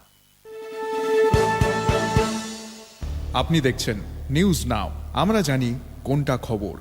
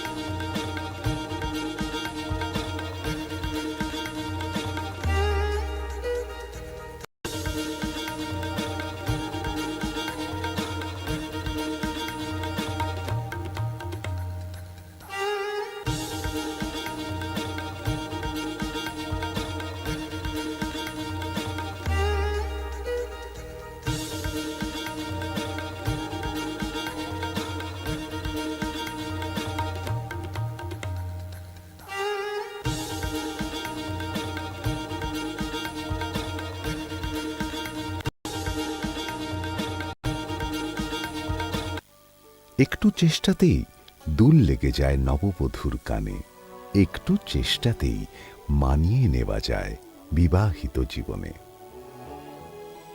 নানা অনুভূতি জড়ানো বিয়ের গয়না। শ্যাম সুন্দর কোম্পানি জুয়েলার্স।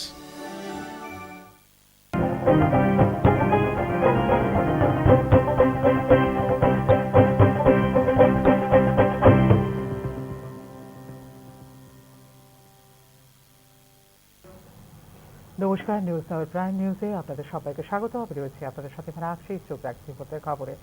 গত 10 বছরে সংবিধানের রক্ষা কবচ দুর্বল হয়েছে বলে সংসদে এর প্রথম ভাষণে বিজেপিকে তীব্র আক্রমণ করেন কংগ্রেস সাংসদ প্রিয়াঙ্কা গান্ধী। সংবিধান গ্রহণের 75তম বর্ষ উপলক্ষে আয়োজিত আলোচনায় বক্তব্য রাখেন তিনি। শুক্রবার সংসদে প্রথমবারের মতো ভাষণ রাখলেন গান্ধী। নিজের প্রথম বক্তৃতাতেই বিজেপিকে চাঁচা ছোলা ভাষায় আক্রমণ শানান কংগ্রেস সাংসদ প্রিয়াঙ্কা গান্ধী। সংবিধান গ্রহণের 75তম বর্ষ উপলক্ষে আয়োজিত আলোচনায় বক্তব্য রাখতে গিয়ে ভয়ের মধ্য দিয়ে দেশ চলতে পারে না, এই দেশ উঠে দাঁড়াবে, লড়াই করবে এবং সরকারের কাছে সত্য প্রকাশের দাবি করবে বলে মন্তব্য করেন প্রিয়াঙ্কা গান্ধী।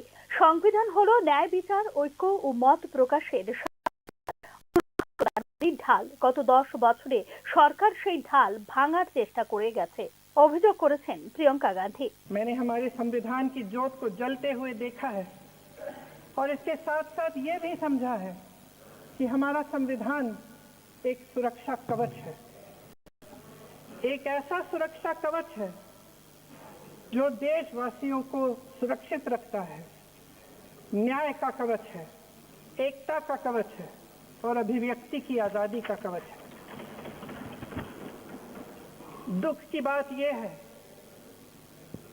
कि मेरे सत्ता पक्ष के साथी जो बहुत बड़ी बड़ी बातें करते हैं, इन्होंने इन 10 सालों में ये सुरक्षा कवच, सत्ता पक्ष के मेरे साथियों ने ये सुरक्षा कवच तोड़ने का पूरा प्रयास किया है।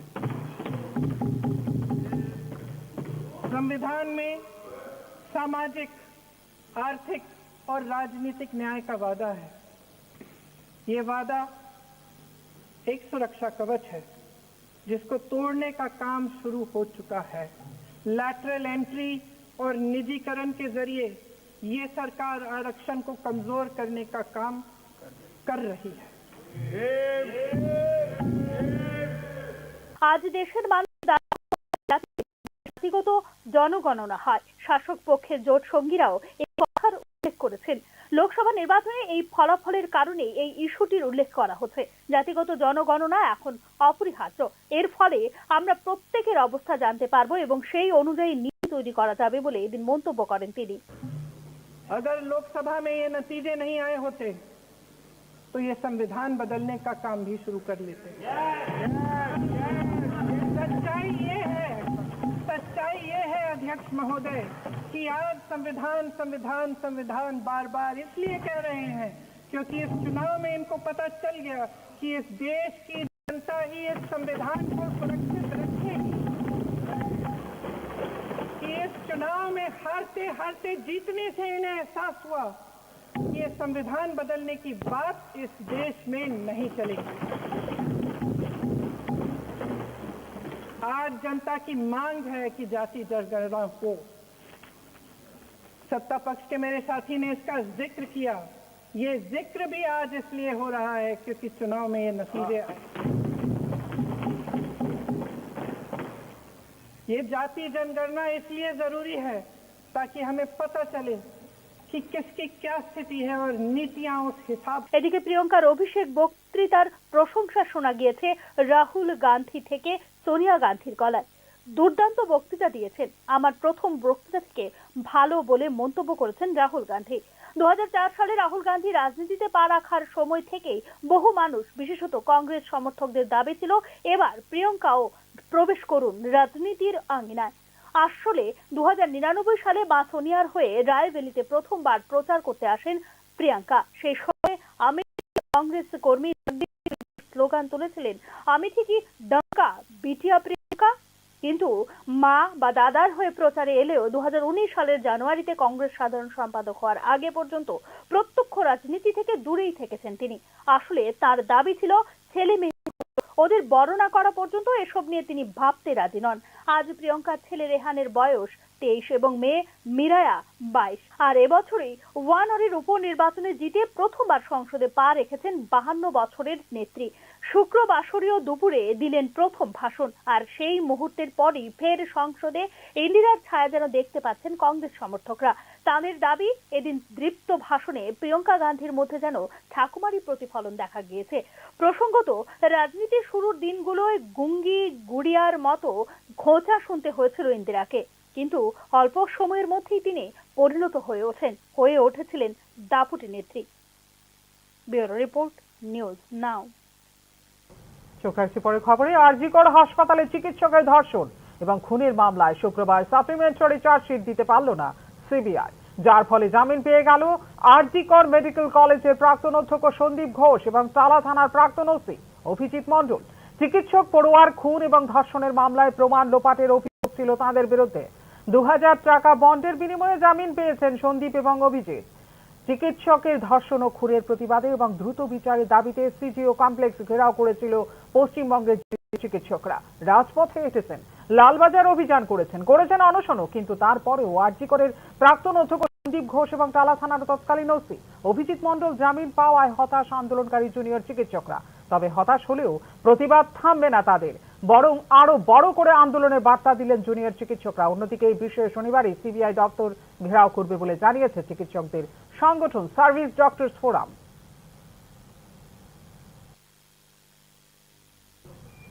এইডসের মতো মারণ ব্যাধি থেকে রক্ষা পাবার একমাত্র উপায় হচ্ছে সচেতনতা বৃদ্ধি করা। শুক্রবার এই বিষয়টি বাস্তবায়নের উদ্যোগ নিল ত্রিপুরার এমবিবি বিশ্ববিদ্যালয়। শনিবার বিকেলে এইডস সচেতনতার উপর একটি র্যালি সংগঠিত করে এমবিবি বিশ্ববিদ্যালয়ের ছাত্রছাত্রীরা। র্যালিতে নেতৃত্ব দেন ত্রিপুরা এমবিবি বিশ্ববিদ্যালয়ের উপাচার্য সত্যদেব পোদ্দার। ত্রিপুরা এমবিবি বিশ্ববিদ্যালয় থেকে শুরু হয়ে শহরতলির আড়ালিয়া এলাকার বিভিন্ন পথে পরিক্রমা করে জনসচেতনতামূলক এই র্যালিটি। মারণ ব্যাধি এইডস সম্পর্কে সচেতনতা গড়ে তোলার জন্য বিতরণ করা হয় প্রচার পুস্তিকাও। ছাত্রছাত্রী ও যুব সমাজকে এই মহামারী থেকে দূরে রাখার অন্যতম মাধ্যম হলো তাদের পড়াশোনা ও ক্যারিয়ার গঠনে মনোযোগী করা। তবে শুধুমাত্র পুঁথিগত শিক্ষা নয়, এই ড্রাগের নেশার কুপ্রভাব দূরীকরণে চাই সচেতনতা সৃষ্টিকারী পঠন পাঠন। পাশাপাশি কি কি কারণে যুব সমাজ মাদকাসক্ত হয়ে পড়ছে সে বিষয়ে নিয়মিত আলোচনা এবং নীতি নির্ধারণ একান্ত প্রয়োজন বলে এদিন জানিয়েছেন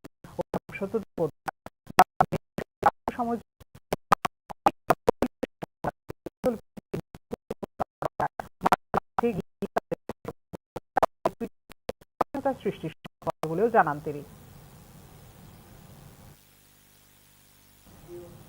রাজ্যে চতুর্থ জাতীয় লোক আদালত অনুষ্ঠিত হবে শনিবার। মোট 45টি বেঞ্চে 18,054টি মামলা নিষ্পত্তির জন্য তোলা হবে এই লোক আদালতে। শনিবার রাজ্যে অনুষ্ঠিত হতে চলেছে বছরের চতুর্থ জাতীয় লোক আদালত। এতে মোট 18,000 মামলা নিষ্পত্তির জন্য। প্রসঙ্গত, ত্রিপুরা হাইকোর্ট ছাড়াও রাজ্যের সব জেলা ও মহকুমা আদালত চত্বরে শনিবার সরকারি ছুটির দিনে অনুষ্ঠিত হবে এবছরের চতুর্থ লোক আদালত। মোটর দুর্ঘটনায় ক্ষতিপূরণের মামলা 332টি, ব্যাংক ঋণ পরিশোধ সংক্রান্ত 3,557টি মামলা, আপোষযোগ্য ফৌজদারি বিরোধের 13,130টি মামলা, বৈবাহিক বিরোধের 127টি মামলা, চেক বাউন্স সংক্রান্ত 186টি মামলা, ক্রেতা স্বার্থ সংক্রান্ত 44টি মামলা, চাকরি সংক্রান্ত বিষয় 3টি এবং দেওয়ানি সংক্রান্ত 13টি মামলা নিষ্পত্তির জন্য তোলা হবে জাতীয় লোক আদালতে। ত্রিপুরা উচ্চ আদালতেও বসবে লোক আদালতের একটি বেঞ্চ। এই বেঞ্চে নিষ্পত্তির জন্য তোলা হবে 25টি মামলা। লোক আদালতের 10টি বেঞ্চ বসবে আগরতলার আদালত চত্বরে। এদিকে বিভিন্ন মামলার পক্ষ বিপক্ষ বা কোনো কোনো ক্ষেত্রে নোটিশ দেওয়া হয়েছে উভয় পক্ষকেও। গত 9 আগস্ট থেকে সংশ্লিষ্ট জেলা আইন সেবা কর্তৃপক্ষ মহকুমা আইনি সেবা কর্তৃপক্ষের অফিসে যোগাযোগ করে মামলার প্রি কনসিলিয়েশন বা নিষ্পত্তির সুবিধা নিয়েছেন লোক আদালতে নোটিশপ্রাপ্ত ব্যক্তিরা। লোক আদালতে নোটিশপ্রাপ্ত সাহায্য bureau report, news now. Chit fund দ্বারা প্রতারিতদের অর্থ ফিরিয়ে দেবার জন্য স্কিম প্রণয়নের পক্ষে সওয়াল করল ত্রিপুরা উচ্চ আদালত। এই বিষয়ে রাজ্য সরকারকে নোটিশও ইস্যু করেছে ত্রিপুরা উচ্চ আদালত।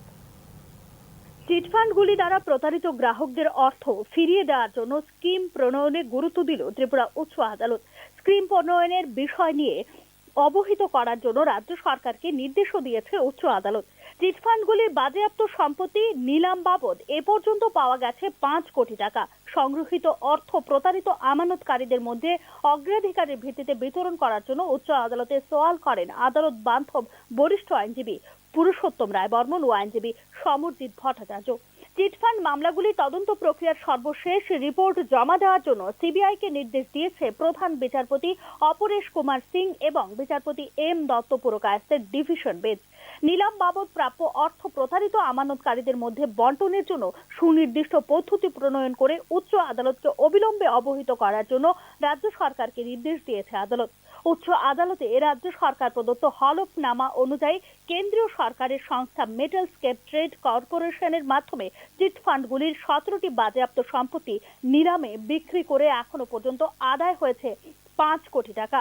চিটফান্ডগুলির আরো 4টি সম্পত্তি নিলামে 22 কোটি টাকায় বিক্রি হলেও পরবর্তী সময়ে সফল দরদাতারা পিছিয়ে যায়। দরদাতাদের জরিমানা করে 24 লক্ষ টাকা আদায় হয়েছে বলে জানিয়েছে সরকার। চিটফান্ডগুলির বিশাল পরিমাণ বাজেয়াপ্ত সম্পত্তি নিলামে বিক্রি হলে প্রতারিত আমানতকারীদের কিছুটা সুরাহা হবে।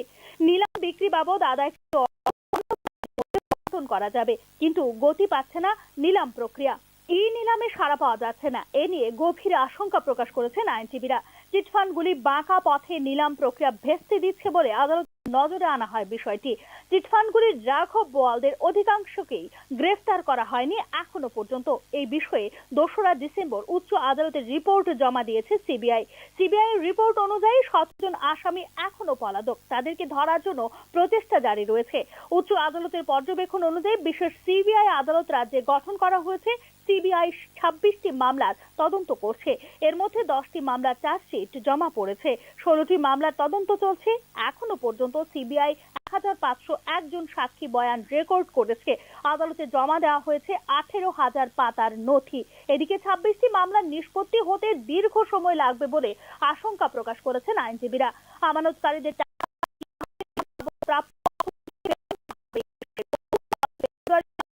দ্বিতীয় সপ্তাহে রিপোর্ট জমা করার জন্য রাজ্য সরকারকে নির্দেশ দিয়েছেন ত্রিপুরা উচ্চ আদালত। ব্যুরো রিপোর্ট, নিউজ নাও। রাজ্যে স্বনামধন্য উচ্চশিক্ষা প্রতিষ্ঠানগুলিতে নিয়োগে দুর্নীতির অভিযোগ নিয়ে প্রশ্ন তুলছেন রাজ্যের সাধারণ মানুষ। এক্ষেত্রে একদিকে যেমন জড়িয়ে গেছে ত্রিপুরা কেন্দ্রীয় বিশ্ববিদ্যালয়ের নাম, অপরদিকে জড়িয়ে গেছে এনআইটি আগরতলার নামও।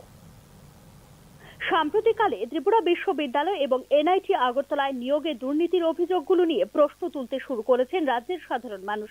স্বনামধন্য এ ধরনের উচ্চশিক্ষা প্রতিষ্ঠানগুলোতে নিয়োগ দুর্নীতির অভিযোগের তদন্ত নিয়েও প্রশ্ন তুলছেন রাজ্যের সাধারণ মানুষ। ত্রিপুরা কেন্দ্রীয় বিশ্ববিদ্যালয় হল রাজ্যবাসীর দীর্ঘদিনের স্বপ্নের সফল বাস্তবায়ন।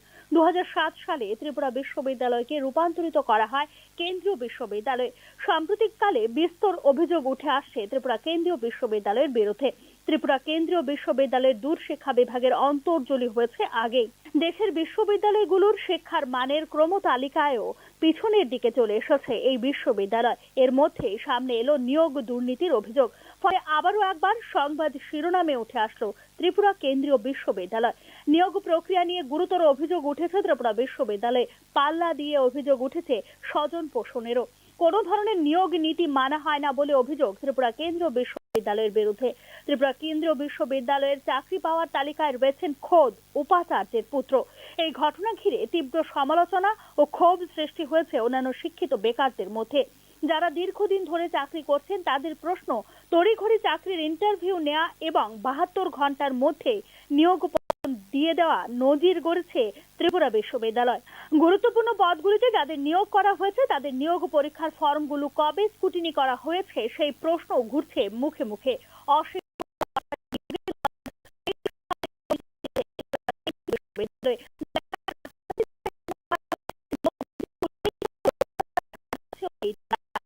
একাংশ ক্ষেত্রে যাদের নিয়োগ করা হয়েছে তাদের যোগ্যতাও বিচার করা হয়নি বলে অভিযোগ করেছে সংশ্লিষ্ট তথ্যবিজ্ঞ মহল।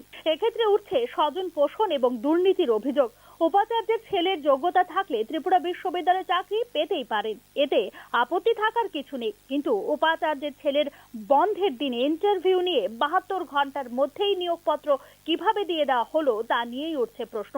ত্রিপুরা কেন্দ্রীয় বিশ্ববিদ্যালয়ের এ সময় হওয়া নিয়োগ প্রক্রিয়ার উচ্চ পর্যায়ে তদন্তের দাবি করেছেন সংশ্লিষ্ট যোগ্যতা সম্পন্ন বেকাররা। ত্রিপুরা কেন্দ্রীয় বিশ্ববিদ্যালয়ে যখন এই হাল, তখন রাজ্যের আরেক বিশ্ববিদ্যালয় এমবিবি বিশ্ববিদ্যালয়ে ঘটেছে আরেক কেলোর কীর্তি। 4 দিন উপাচার্য ছিলেন না এমবিবি বিশ্ববিদ্যালয়ে। রাজ্য উচ্চশিক্ষা দপ্তরে প্রায় 10 বছর ধরে নিজের মৌরসি পাট্টা কায়েম করা দপ্তরের যুগ্ম অধিকর্তা রাজেশ ভট্টাচার্যের অঙ্গুলি লেহনে থমকে ছিল উপাচার্য নিয়োগের প্রক্রিয়া। এদিকে নিয়োগ দুর্নীতির অভিযোগ উঠেছে এনআইটি আগরতলার বিরুদ্ধে। সম্প্রতি এনআইটিতে সহকারী অধ্যাপক, সহকারী রেজিস্ট্রার এবং বেসরকারি নিরাপত্তা কর্মী নিয়োগের ক্ষেত্রে 2 লক্ষ টাকা থেকে 20 লক্ষ টাকা পর্যন্ত আর্থিক লেনদেন হয়েছে বলে অভিযোগ এনআইটি আগরতলারই একাংশ কর্মচারীদের। নিয়োগ দুর্নীতিতে এনআইটি আগরতলার উচ্চপদস্থ কর্মকর্তারাও সরাসরি জড়িত বলে অভিযোগ এনআইটি আগরতলার একাংশ কর্মচারীদের। সার্বিক পরিস্থিতিতে রাজ্যের স্বনামধন্য উচ্চশিক্ষা প্রতিষ্ঠানগুলিতে নিয়োগ দুর্নীতির এ ধরনের ঘটনার অবিলম্বে তদন্ত চাইছেন রাজ্যের সাধারণ মানুষ। ব্যুরো রিপোর্ট, নিউজ নাও। মোহনপুর মহকুমা শাসক ও স্বামী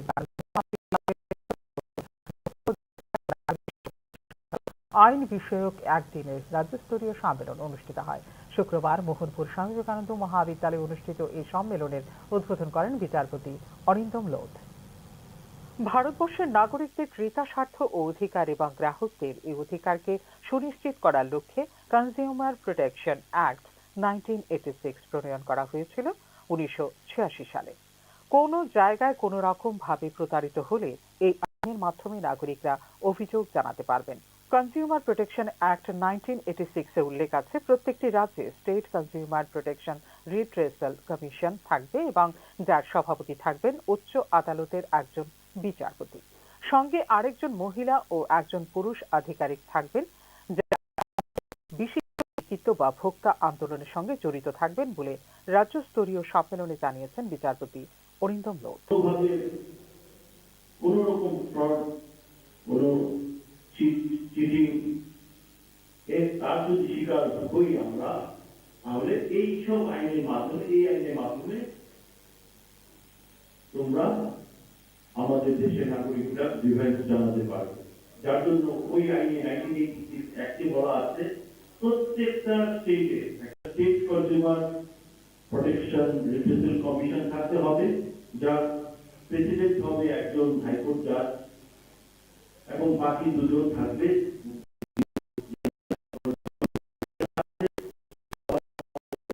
বিশিষ্ট ব্যক্তি।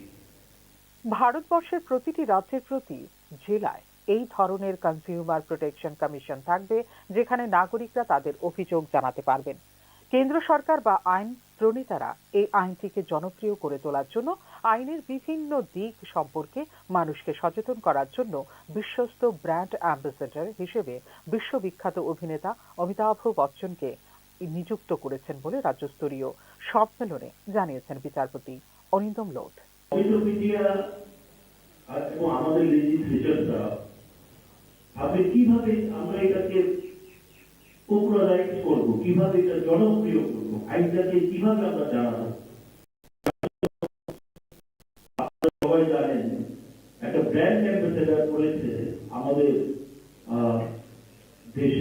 দেশের শুধু নয়, এই বিশ্বের একজন খ্যাতনামা অভিনেতা। ওনাকে দিয়ে প্রচারের চেষ্টা করেছে, মানুষকে জানানোর চেষ্টা করেছে। কে সেই অভিনেতা বলতে পারেন? উনি হচ্ছেন অমিতাভ বচ্চন। ভোক্তা অধিকার ও নাগরিক সুরক্ষা সংক্রান্ত আইন বিষয়ক একদিনের সম্মেলনে বিচারক অরিন্দম লোধ ছাড়াও উপস্থিত ছিলেন মোহনপুর মহকুমা শাসক সুভাষ দত্ত, স্বামী বিবেকানন্দ মহাবিদ্যালয়ের অধ্যাপক, অধ্যাপিকা ও ছাত্রছাত্রীরা। অনুষ্ঠানে উপস্থিত বক্তারা ছাত্রছাত্রীদের ভোক্তা আইন এবং নাগরিক সুরক্ষা সম্পর্কিত বিভিন্ন প্রশ্নোত্তরের মাধ্যমে তাদের সচেতন করেন। ব্যুরো রিপোর্ট, নিউজ নাও। রাজ্যে চা নিলামের ক্ষেত্রে এক ধাপ এগিয়ে গেল ত্রিপুরা। শুক্রবার প্রথমবারের মতো অনুষ্ঠিত হল চায়ের ক্রেতা বিক্রেতা সম্মেলন। রাজধানীর একটি বেসরকারি হোটেলে আয়োজিত সম্মেলনে উপস্থিত ছিলেন মন্ত্রী শান্তনা চাকমা। মুখ্যমন্ত্রীর সৌজন্যে চায়ের নিলাম হবে রাজ্যে। চা নিলাম কেন্দ্রের ভিত্তিপ্রস্তর স্থাপন হয়েছে ইতিমধ্যে। কিছুদিনের মধ্যে শুরু হয়েছে চা নিলাম। এতে উপকৃত হবেন ক্রেতা বিক্রেতা উভয়ই বলে এদিন জানিয়েছেন মন্ত্রী শান্তনা চাকমা। ত্রিপুরা চা উন্নয়ন নিগমের উদ্যোগে আয়োজিত হয় এদিনের এই ক্রেতা বিক্রেতা সম্মেলনে অংশ নিয়েছে ইন্ডিয়ান টি অ্যাসোসিয়েশন, ইন্ডিয়ান অকশন অ্যাসোসিয়েশন, চা পর্ষদ থেকে আগত প্রতিনিধিরা। जब हमारा यहाँ ऑक्शन सेंटर का काम शुरू होगा, जब शुरू होगा तब हमारा टी का रेट भी और अच्छा होगा और हमारे त्रिपुरा का जो स्टेक होल्डर जो है उनको भी फायदा होगा। तो सिर्फ हम कहते हैं कि जो भी कोई ऑक्शन में जाना होता है तो कलकत्ता जाना पड़ता है, गुवाहाटी जाना पड़ता है, तो इजीली त्रिपुरा में होगा तो इजीली हम सेल कर सकते हैं। तो हम देखते हैं कि ज़्यादा तो 50 पर जितना सारा हमारा यहाँ प्रोडक्ट होता है ज़्यादा तो 50% बाहर मतलब कि कलकत्ता गुवाहाटी में, तो अभी बाकी जो 50% जो है तो त्रिपुरा का लोकल मार्केट में सेल हो जाता है। तो अभी क्या होगा, एक साथ हम त्रिपुरा में ऑक्शन सेंटर हो जाएगा तो काम शुरू त्रिपुरा के लोगों के लिए जो काम करना नहीं चाहते हैं उन लोग भी इंटरेस्टेड होंगे और टी के ऊपर काम करना। এদিকে রাজ্যে চা নিলামের জন্য প্রথমবারের মতো অনুষ্ঠিত হওয়া ক্রেতা বিক্রেতা সম্মেলন নিয়ে বিস্তারিত জানিয়েছেন ত্রিপুরা চা উন্নয়ন নিগমের চেয়ারম্যান সমীর ঘোষ। চা নিলাম প্রক্রিয়ায় বর্তমানে যেখানে 44 দিন সময় লাগে, আগামী দিনে তাতে মাত্র 29 দিন। রাজ্যে চা থেকে প্রকিউরমেন্ট শুরু করলে কর্মসংস্থানের সুযোগ তৈরি হবে। জাতীয় এবং আন্তর্জাতিক পর্যায়ে পরিচিতি লাভ করবে ত্রিপুরার চা। নিউজ নাওকে দেওয়া প্রতিক্রিয়া জানিয়েছেন ত্রিপুরা চা উন্নয়ন নিগমের চেয়ারম্যান সমীর ঘোষ। শুনে নেব কি বলছেন তিনি। আমাদের রাজ্যে প্রথমবারের মতো এরকম চাকে কেন্দ্র করে চায়ের নিলাম কেন্দ্র প্রতিষ্ঠান যে আমাদের হবে আমাদের রাজ্যে, তাকে কেন্দ্র করে এটা বায়ার সেলার মিট প্রথমবারের মতো আমাদের রাজ্যে আজকে অনুষ্ঠিত হয়েছে। আপনারা জানেন যে আমাদের রাজ্যে টি অকশন সেন্টার আমাদের হতে যাচ্ছে। আমাদের এই টি অকশন সেন্টারকে আমাদের মাননীয় মুখ্যমন্ত্রীর হাত ধরে এই বছরের মার্চ মাসে শিলান্যাস হয়েছে, ভিত্তিপ্রস্তর স্থাপন হয়েছে। তো তারই অঙ্গ হিসেবে আজকে আমাদের রাজ্যে ভারতবর্ষের বিভিন্ন রাজ্য থেকে আমাদের বায়ার সেলার যারা রয়েছে এবং টি অকশন সেন্টারের সঙ্গে যারা যুক্ত রয়েছেন স্টেক হোল্ডার, বিশেষ করে টি অকশন অ্যাসোসিয়েশনের প্রতিনিধি এবং ইন্ডিয়ান টি অ্যাসোসিয়েশনের প্রতিনিধি, টি বোর্ডের প্রতিনিধি, টিআর এর প্রতিনিধি, এরকম বিভিন্ন সংস্থার প্রতিনিধি আজকে আমাদের বৈঠকে উপস্থিত ছিলেন। সেই বৈঠকের মধ্য দিয়ে আজকে আমাদের বিভিন্ন বিষয় হয়। রাজ্যে যে অকশন সেন্টার যেটা হবে অর্থাৎ চা নিলাম কেন্দ্র যেটা হবে সেটা যাতে সার্বিকভাবে সাফল্যমণ্ডিত হয় তার জন্য বিভিন্ন রকমের সাজেশন, বিভিন্ন রকমের পরামর্শ এখানে আমরা আজকে মত বিনিময় করেছি। আমাদের মূলত এই রাজ্যে অকশন সেন্টার যেহেতু প্রথমবারের মতো হচ্ছে, স্বাভাবিকভাবে এই শিল্পের সঙ্গে যারা যুক্ত হয়েছে এই রাজ্যে যারা প্রডিউসার, যারা সেলার, যারা চায়ের যারা ম্যানুফ্যাকচারার যারা রয়েছে তারা ভীষণভাবে উপকৃত হবেন। কারণ আমাদের চা বহিরাজ্যে বিশেষ করে গুয়াহাটি এবং কলকাতা অকশনের উপরে আমাদের এতদিন নির্ভর থাকতে হতো। তো আমাদের রাজ্যে চা বিক্রি হলে পরে আমাদের চায়ের গুণগত মান অনুসারে চায়ের যে প্রাইস যেটা পাওয়ার কথা সেই প্রাইসটা উপযুক্ত প্রাইস পাওয়ার ক্ষেত্রে একটা সুবিধা হবে। পাশাপাশি আমাদের বাইরের রাজ্যে চা পাঠানোর ক্ষেত্রে আমাদের টোটাল প্রক্রিয়াটাকে সম্পন্ন করতে প্রায় 44 দিন সময় লাগতো। আমাদের রাজ্যে হলে সেখানে সেটা অত সময় লাগবে না, 40% সময় কম লাগবে, অর্থাৎ 29 দিনের মাথায় আমাদের টোটালি এই সেল প্রক্রিয়াটা সম্পূর্ণ হবে। তাতে করে আমাদের ম্যানুফ্যাকচারার যারা আছেন তারা ভীষণভাবে আর্থিকভাবে উপকৃত হবেন। এবং এর চাইতে বড় বিষয় যেটা সেটা হচ্ছে আমাদের রাজ্যের চাটা বহিরাজ্যে যাওয়ার ক্ষেত্রে যেরকম ট্রান্সপোর্টেশনের একটা বিশাল খরচ আমাদের বহন করতে হতো, তো সেদিক দিয়েও আমাদের অনেকটা সাশ্রয় হবে। এবার অকশন সেন্টারে অংশগ্রহণ করেন, যেহেতু এটা অকশন হবে, সেখানে ভারতবর্ষের যে কোনো প্রান্ত থেকে যে কোনো রেজিস্টার্ড বায়ার, কিবোর্ডের রেজিস্টার্ড বায়াররা তাতে অংশগ্রহণ করতে পারবেন। শুধু প্রকিউরমেন্টে আমাদের রাজ্য থেকে হবে বলে আমাদের রাজ্যের যারা ম্যানুফ্যাকচারার আছেন তারা অবশ্যই আর্থিকভাবে উপকৃত হবেন। পাশাপাশি এটাকে কেন্দ্র করে আমাদের রাজ্যে কর্মসংস্থানের একটা নতুন সুযোগ তৈরি হবে। এর সঙ্গে যেটা বিষয় রয়েছে সেটা হচ্ছে আমাদের জাতীয় স্তরে এবং আন্তর্জাতিক স্তরে আমাদের ত্রিপুরার চায়ের একটা বিশেষ পরিচিতি লাভ করার একটা সুযোগ আমাদের সামনে চলে আসবে। একদম একদম। রাজ্য সরকারের এই উদ্যোগ সত্যি প্রশংসনীয় এবং যারা এই শিল্পটার সঙ্গে বা এই চায়ের সঙ্গে জড়িত চাষি রয়েছেন, সেক্ষেত্রে এতদিন ধরে রাজ্যের বাইরে হতো এই গোটা বিষয়টা, এবারে রাজ্যে তারা আর্থিক দিক থেকে কতটুকু স্বাবলম্বী হতে পারবে বা তাদের কতটুকু লাভ হবে? হ্যাঁ, এটাই আমি আপনাদেরকে বোঝানোর চেষ্টা করছিলাম যে আর্থিকভাবে বিশেষ করে আমাদের পরিবহন খরচ একটা বিশাল বিষয় আমাদের থাকতো। যারা যারা চা বাইরে পাঠাতেন, হ্যাঁ, পরিবহন খরচ অনেক কমে যাবে, ট্রান্সপোর্টেশন খরচ অনেক কমে যাবে। এবং আমাদের যে সবচেয়ে বড় কথা হচ্ছে আমাদের যে চায়ের যে গুণগত মান, এই গুণগত মান অনুসারে বেটার প্রাইস রিয়েলাইজেশনের ক্ষেত্রে একটা আমাদের বঞ্চনা থাকতো বাইরের রাজ্যগুলিতে। তার কারণ হচ্ছে যেখানে আমাদের রাজ্যের চাটা যায় গুয়াহাটি কিংবা কলকাতাতে অকশনে, সেখানে উভয় রাজ্য আপনার চা উৎপাদন হয়, আসামেও চা উৎপাদন হয়, বেঙ্গলেও চা উৎপাদন হয়। স্বাভাবিকভাবে তাদের নিজ রাজ্যের উৎপাদিত চাটাকে বিক্রি করার পরেই কিন্তু অন্য চায়ের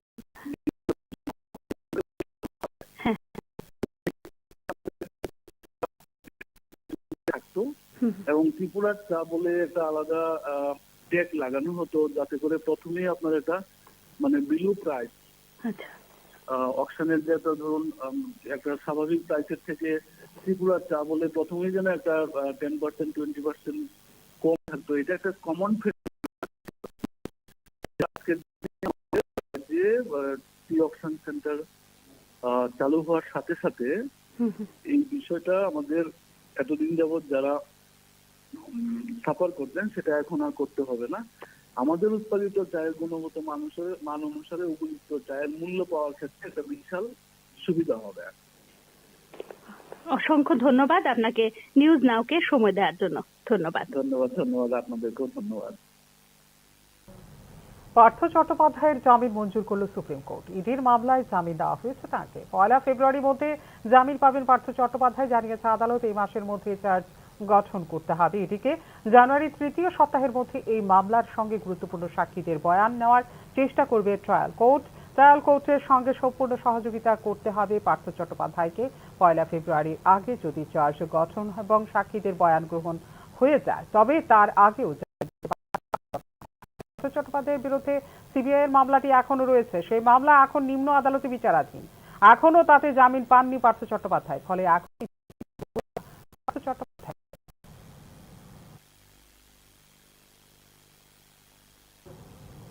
নিয়ে নিচ্ছে একটা ছোট্ট বিজ্ঞাপন বিরতি। বিরতির পর ফিরে আসবো অন্যান্য খবরে, সঙ্গে থাকবেন। আপনি দেখছেন নিউজ নাও, আমরা জানি কোনটা খবর। প্রথম আলো এলো শুদ্ধ সকাল, শুদ্ধ সলিলে আজ বাজালো ত্রিতাল, মন্দিরে শুদ্ধ পূজার ধ্বনি, অগ্নি শুদ্ধ হলো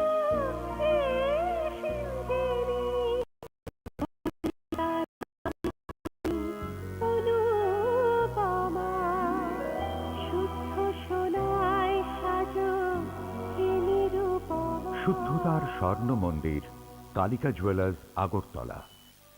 একটু চেষ্টাতেই দুল লেগে যায় নববধূর কানে, একটু চেষ্টাতেই মানিয়ে নেওয়া যায় বিবাহিত জীবনে। নানা অনুভূতি জড়ানো বিয়ের গয়না, শ্যাম সুন্দর কোম্পানি জুয়েলার্স।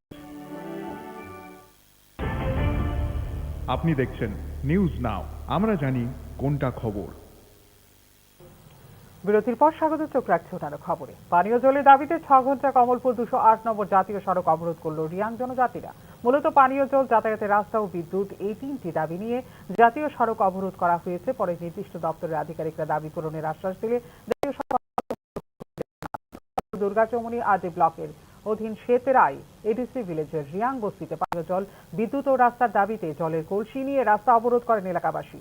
টানা 6 ঘন্টা জাতীয় সড়ক অবরোধ করার ফলে রাস্তার দুদিকে শত শত যাত্রী ও পণ্যবাহী গাড়ি আটকে থাকায় চরম দুর্ভোগের সৃষ্টি হয়। খবর পেয়ে ফটিকরাই থেকে বিশাল পুলিশ বাহিনী ও দুর্গাচৌমুনি ব্লক আধিকারিক ও বিদ্যুৎ নিগমের আধিকারিকরা অবরোধস্থলে গিয়ে জনজাতিদের দাবি পূরণের আশ্বাস দিলে বেলা 12টা নাগাদ জাতীয় সড়ক থেকে অবরোধ তুলে নেওয়া হয় বলে জানা যায়। পানীয় জল, রাস্তা ও বিদ্যুৎ, এই 3টি দাবির ভিত্তিতেই এবং অন্যান্য বিষয়ের উপর ভিত্তি করে এদিন পথ অবরোধ করা হয়েছে বলে অবরোধকারীদের পক্ষ থেকে জানানো হয়েছে।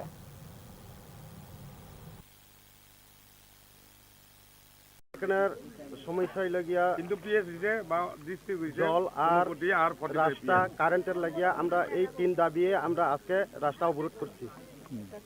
আচ্ছা, কতদিন ধরে তোমরা এখানে সমস্যা? আমরা তো জলের সমস্যা লাগিয়া জন্ম থেকেই সমস্যাটা ছিল। এখন তো বর্ষাও শেষ, শীতের দিন এসে পড়ছে, শুকনার সময় জল এখন আমরা খাওয়া হয়নি। জল বর্ষার সময় চলাকালীন থাকতে আমরা সরার থেকে তুলে খাই, কিন্তু এখন তো আমরা জল পাইনি। ডিসেম্বরের মধ্যে এডিসি ভিলেজ কমিটির নির্বাচন সম্পন্ন করার হলফনামা জমা দেওয়া হলেও এখনো পর্যন্ত নির্বাচনের বিজ্ঞপ্তি জারি করতে পারেনি রাজ্য নির্বাচন কমিশন। এই ক্ষেত্রে আদালত অবমাননার মুখে পড়তে হতে পারে নির্বাচন কমিশনকে বলে মনে করছেন সংশ্লিষ্ট তথ্যবিজ্ঞ মহল। এডিসির ভিলেজ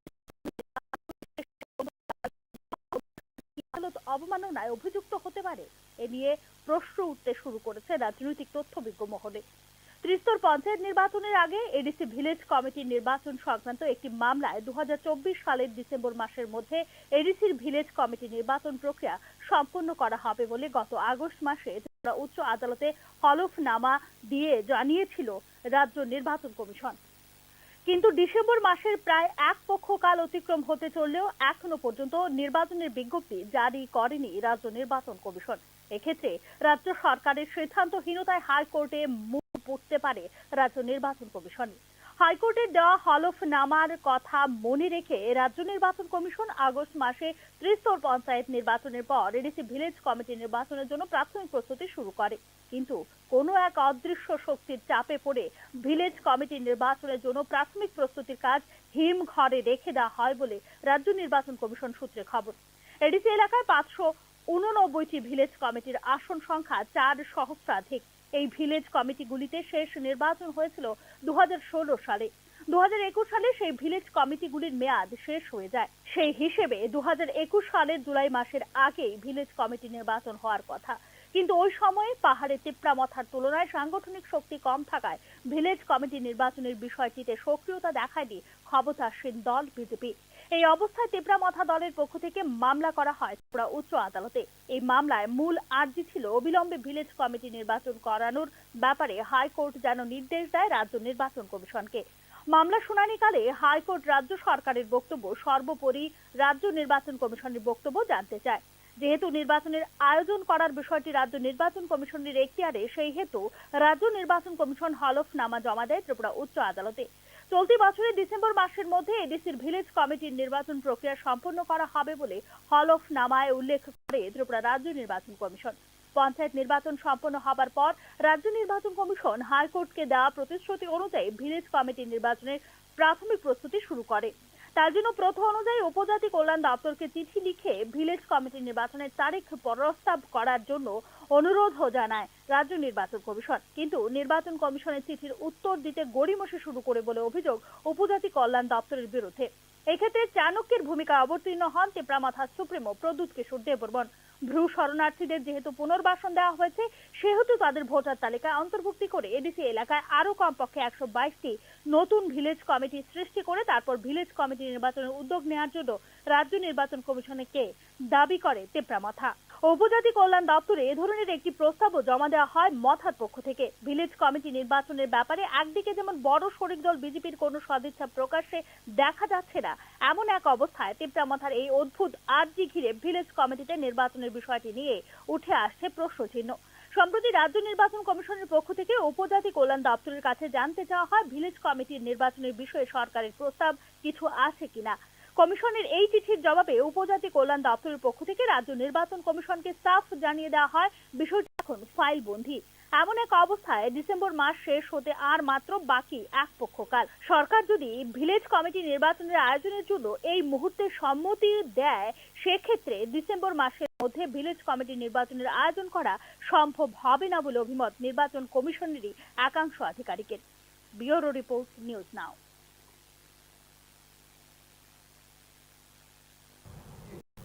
সিপাহীজলা জেলার বিশালগড় মহকুমার যান দুর্ঘটনা নিয়ন্ত্রণের লক্ষ্যে এক বিশেষ উদ্যোগ গ্রহণ করা হয়েছে বিশালগড় মহকুমা পুলিশ প্রশাসনের পক্ষ থেকে। শুক্রবার সকালে বিশালগড় থানার সামনে এক মেগা র্যালি সহ এলাকার বাইক চালকদের মাথায় হেলমেট পরিয়ে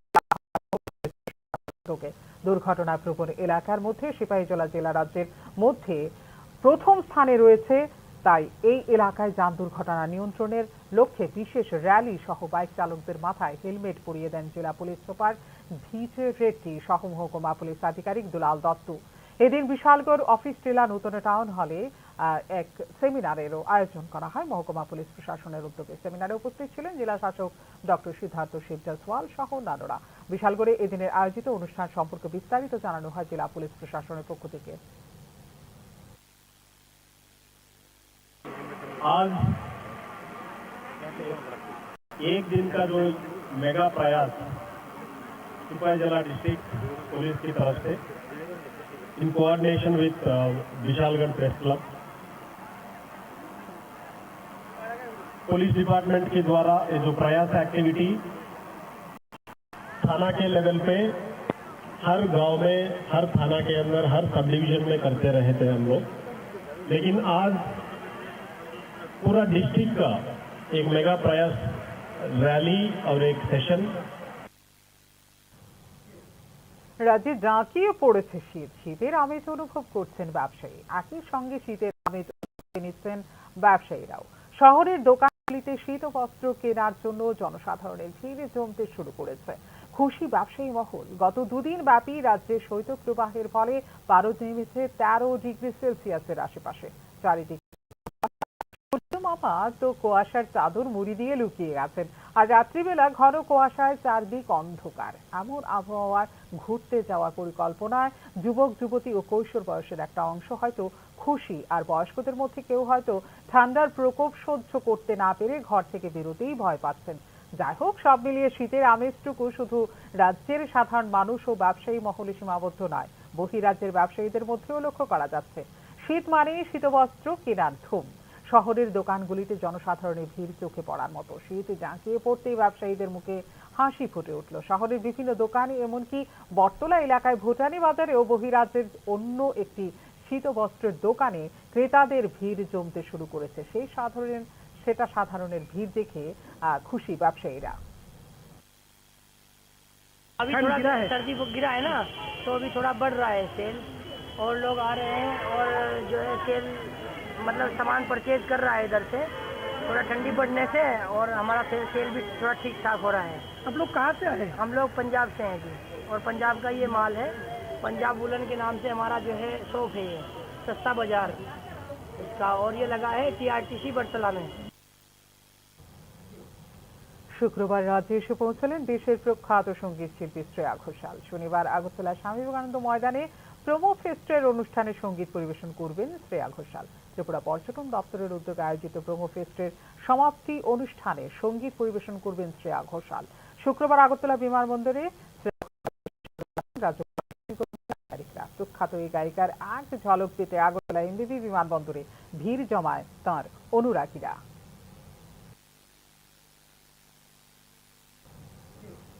শেখ হাসিনা সরকারের পতনের পর সবচেয়ে বিপজ্জনক দেশগুলির তালিকায় প্রথমবারের মতো জায়গা করে নিল বাংলাদেশ। বিপজ্জনক 9টি দেশের মধ্যে বাংলাদেশের জায়গা করে নেওয়ার কথা জানিয়েছে আন্তর্জাতিক বর্ডার। শেখ হাসিনা সরকারের পতনের ইতিমধ্যেই কেটে গেছে 4 মাস। বর্তমানে বাংলাদেশের ক্ষমতায় রয়েছে ইউনূস সরকারের নেতৃত্বাধীন অন্তর্বর্তী সরকার। লাগাতার সংখ্যালঘু হিন্দুদের উপর অত্যাচার সহ একাধিক ইস্যুতে বিশ্বের দরবারে ইতিমধ্যেই সমালোচিত নোবেল শান্তি পুরস্কার জয়ী মোহাম্মদ ইউনূস সরকার। আর এর মধ্যেই সবচেয়ে বিপজ্জনক দেশগুলির মধ্যে জায়গা করে নিল বাংলাদেশ। চলতি বছর সাংবাদিকদের জন্য বিপজ্জনক 9টি দেশের নাম প্রকাশ করেছে আন্তর্জাতিক সংগঠন রিপোর্টার্স উইদাউট বর্ডার্স। আর সেই তালিকার প্রথমেই রয়েছে বাংলাদেশের নাম। তবে সাংবাদিকদের জন্য ভয়ঙ্কর স্থান হলো যুদ্ধ বিধ্বস্ত ফিলিস্তিন রিপোর্টার্স উইদাউট বর্ডার্স। এরপরেই আছে পাকিস্তান, বাংলাদেশ এবং মেক্সিকো। চলতি বছর সারা পৃথিবীতে এখনো পর্যন্ত 54 জন সাংবাদিক পেশাগত দায়িত্ব পালন করতে গিয়ে প্রাণ হারিয়েছে বলে নিজেদের রিপোর্টে দাবি করেছে এই সংগঠনটি। চলতি বছরই বাংলাদেশে খুন হতে হয়েছে 5 জন সাংবাদিককে। শেখ হাসিনা সরকারের পতনের পর গত কয়েক মাসে 9 জন সাংবাদিক গ্রেফতার করা হয় বাংলাদেশে। গণমাধ্যমগুলিকে মোহাম্মদ ইউনূস নেতৃত্বাধীন সরকারের পক্ষে কথা বলার জন্য জারি করা হয় হুলিয়া। এদিকে পাকিস্তানের নাগরিকদের জন্য সহজে ভিসার নতুন সিদ্ধান্ত নিয়েছে বাংলাদেশের অন্তর্বর্তী সরকার। বিশেষত নিরাপত্তা যাচাইয়ের বিভিন্ন শর্ত তুলে দেওয়া হয়েছে। খুব বিরল ক্ষেত্রে কোনো দুটি দেশের মধ্যে এতটা ছাড় দেওয়া হয় যাতায়াতে। ফলে স্বাভাবিকভাবেই বাংলাদেশে পাকিস্তানের ইন্টার্ন সার্ভিসেস ইন্টেলিজেন্স বা ISI এর প্রবেশ অনেক সহজ হয়ে যাওয়ার আশঙ্কা করছে আন্তর্জাতিক বিশেষজ্ঞ মহল। এই পদক্ষেপ বাংলাদেশ ও পাকিস্তানের মধ্যে কৌশলগত এবং আদর্শগত সম্পর্ক জোরদার করার ইঙ্গিত হতে পারে বলে মনে করছেন বিশ্লেষকরা। আর যদি তাই হয় তবে নিঃসন্দেহে বিষয়টি যথেষ্ট উদ্বেগজনক ভারতের জন্য। ব্যুরো রিপোর্ট, নিউজ নাও। বর্ডার গাভাস্কার ট্রফি সিরিজের তৃতীয় ম্যাচে শনিবার ব্রিসবেনের গাব্বায় মুখোমুখি হবে ভারত এবং অস্ট্রেলিয়া। তার আগে পশ্চিম অস্ট্রেলিয়ার পার্থ টিমে ইন্ডিয়া 295 রানে অস্ট্রেলিয়াকে হারিয়েছিল। জবাবে এডিলেডে গোলাপি বলের টেস্ট ম্যাচে দিন রাতের খেলায় অস্ট্রেলিয়া 10 উইকেটে হারিয়েছে ভারতকে। এই পরিস্থিতি থেকে সিরিজে এগিয়ে যেতে উভয় দলই গাব্বায় প্রাণপণ চেষ্টা চালাবে। সেই চেষ্টা চালাতে গিয়ে এডিলেডের প্রথম একাদশ বদলানোর সিদ্ধান্ত নিয়েছে উভয় দলই।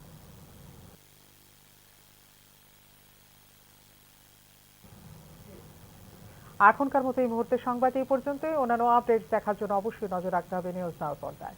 নমস্কার, শুভরাত্রি।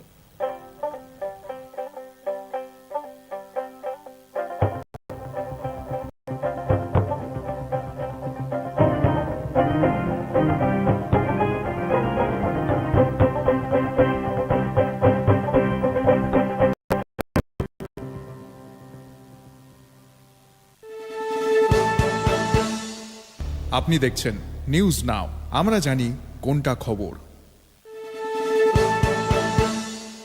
আপনি দেখছেন নিউজ নাও, আমরা জানি কোনটা খবর। আপনি দেখছেন নিউজ নাও, আমরা জানি কোনটা খবর।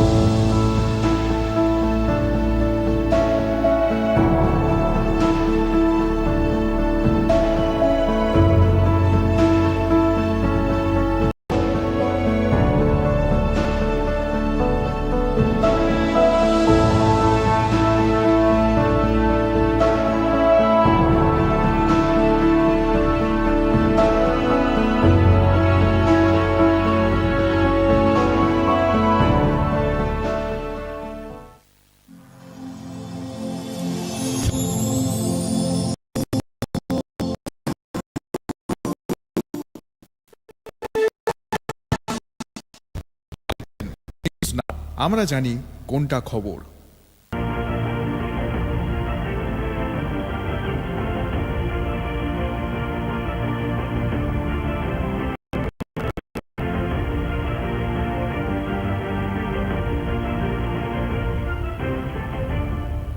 আপনি দেখছেন নিউজ নাও, আমরা জানি কোনটা খবর।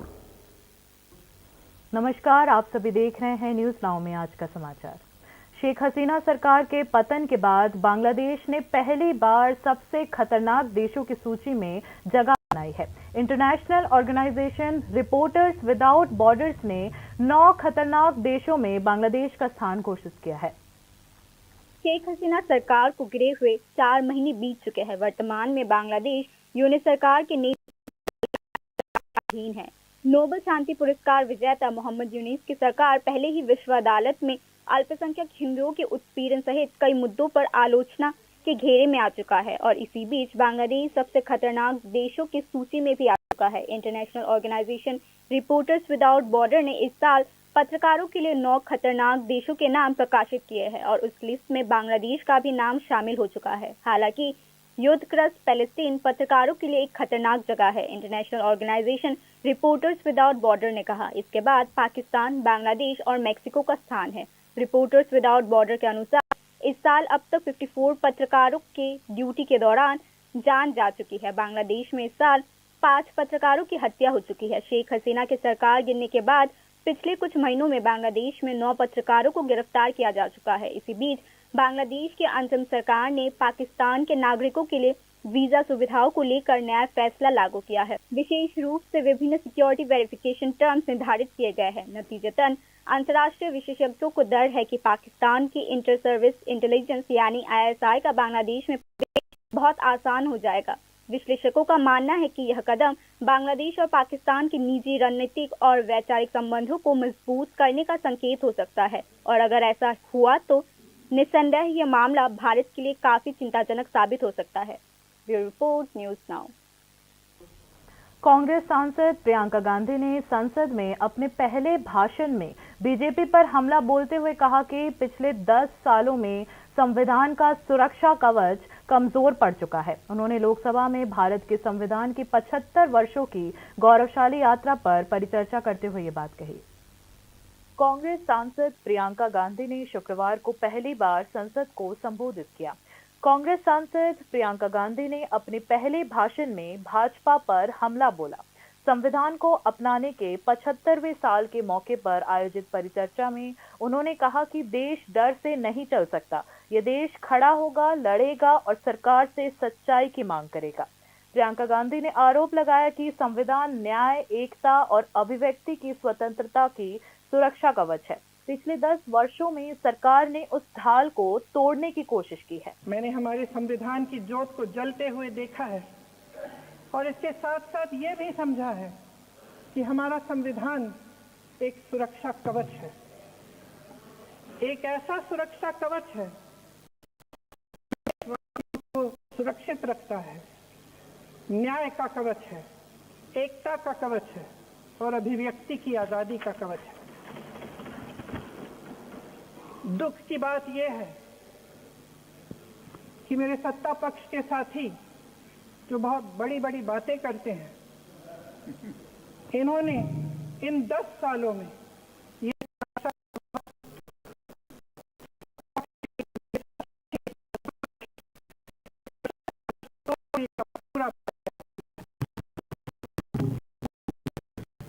संविधान में सामाजिक, आर्थिक और राजनीतिक न्याय का वादा है।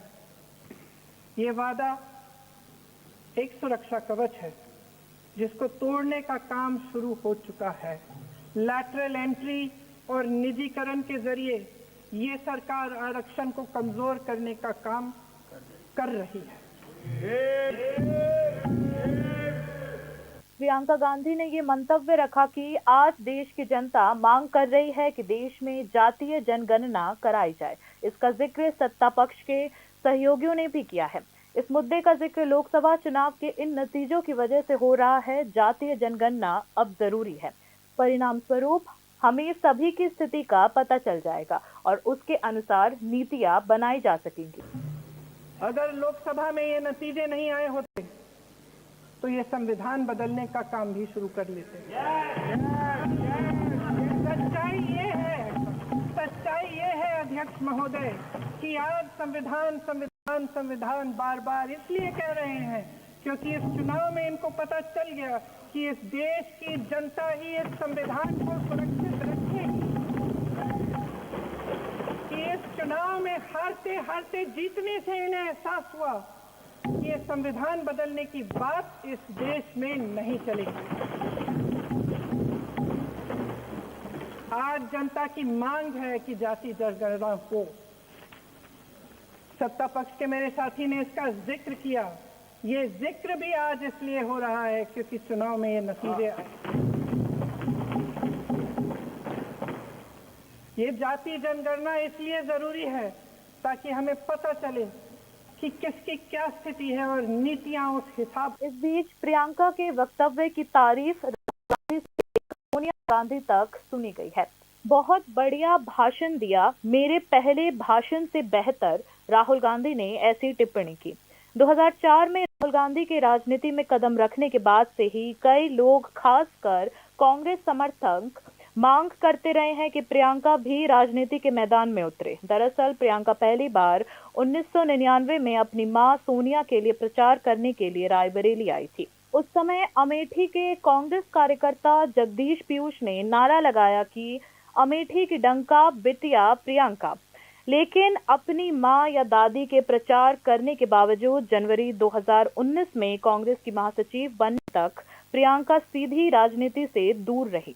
दरअसल उनका कहना था कि बच्चे अब भी छोटे हैं, जब तक वे बड़े नहीं हो जाते वे राजनीति के बारे में सोचने को तैयार नहीं है।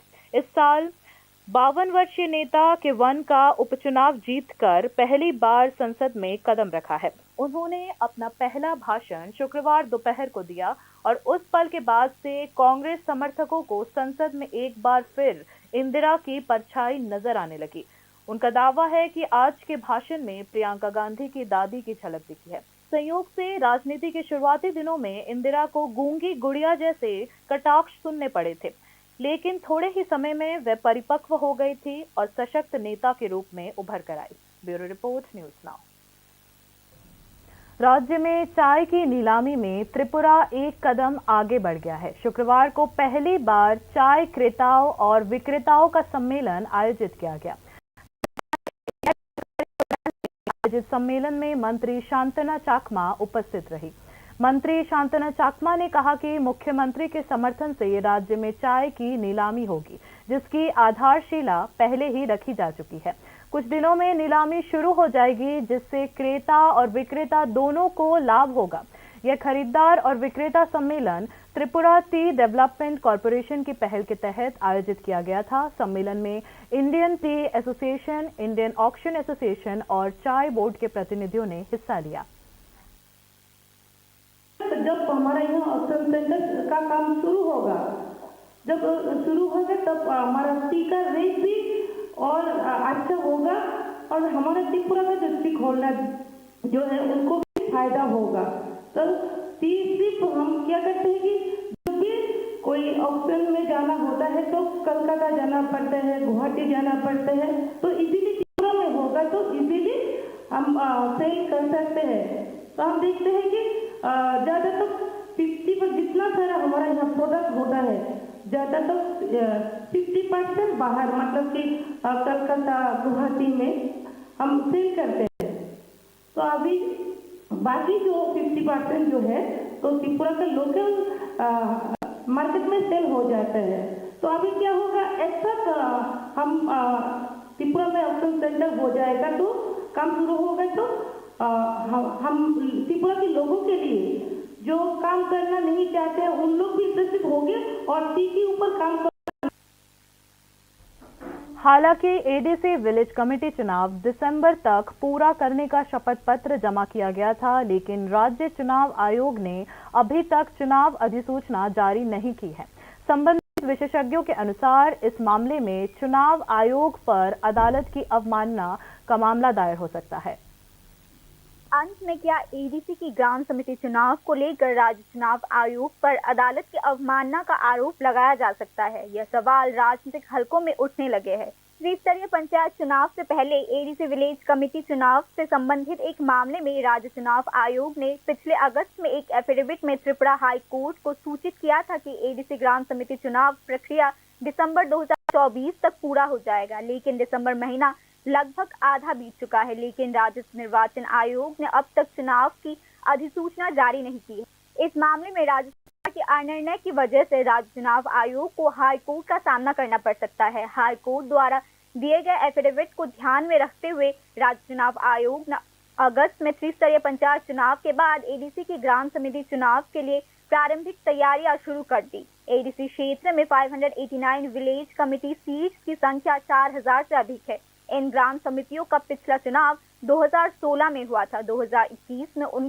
ग्राम समितियों का कार्यकाल समाप्त हो गया था। इसका मतलब है कि जुलाई 2021 से पहले ग्राम समिति का चुनाव हो जाना चाहिए था, लेकिन इस समय सत्ताधारी दल भाजपा ग्राम समिति चुनाव को लेकर सक्रिय नहीं था। ऐसे में त्रिपुरा मोथा पार्टी की ओर से त्रिपुरा हाई कोर्ट में मामला दायर किया गया था। इस मामले में मुख्य दलील यह थी कि उच्च न्यायालय को राज्य चुनाव आयोग को तुरंत ग्राम समिति चुनाव कराने का निर्देश देना चाहिए। मामले की सुनवाई के दौरान हाई कोर्ट ने राज्य चुनाव आयोग के बयान से ऊपर राज्य सरकार का बयान सुनना चाहा था, क्योंकि चुनाव कराने का मामला राज्य चुनाव आयोग के अधिकार क्षेत्र में है। इसीलिए राज्य चुनाव आयोग ने त्रिपुरा हाई कोर्ट में एफिडेविट दाखिल किया। त्रिपुरा राज्य चुनाव आयोग ने एफिडेविट में उल्लेख किया है कि एडीसी ग्राम समिति की चुनाव प्रक्रिया इस साल दिसंबर के महीने तक पूरा हो जाएगा। पंचायत चुनाव संपन्न होने के बाद राज्य चुनाव आयोग ने उच्च न्यायालय से किए गए वादे के अनुसार ग्राम समिति चुनाव के लिए प्रारंभिक तैयारियां शुरू कर दी। इसके लिए परंपरा के अनुसार राज्य चुनाव आयोग ने ट्राइबल वेलफेयर डिपार्टमेंट से ग्राम समिति के चुनाव की तारीख प्रस्तावित करने का भी अनुरोध किया, लेकिन जनजाति कार्यालय विभाग पर चुनाव आयोग के पत्र का जवाब देने में देरी करने का आरोप लगाया गया है। इस मामले में त्रिपुरा मोथा सुप्रीमो प्रद्युत किशोर देवबर्मन ने चाणक्य की भूमिका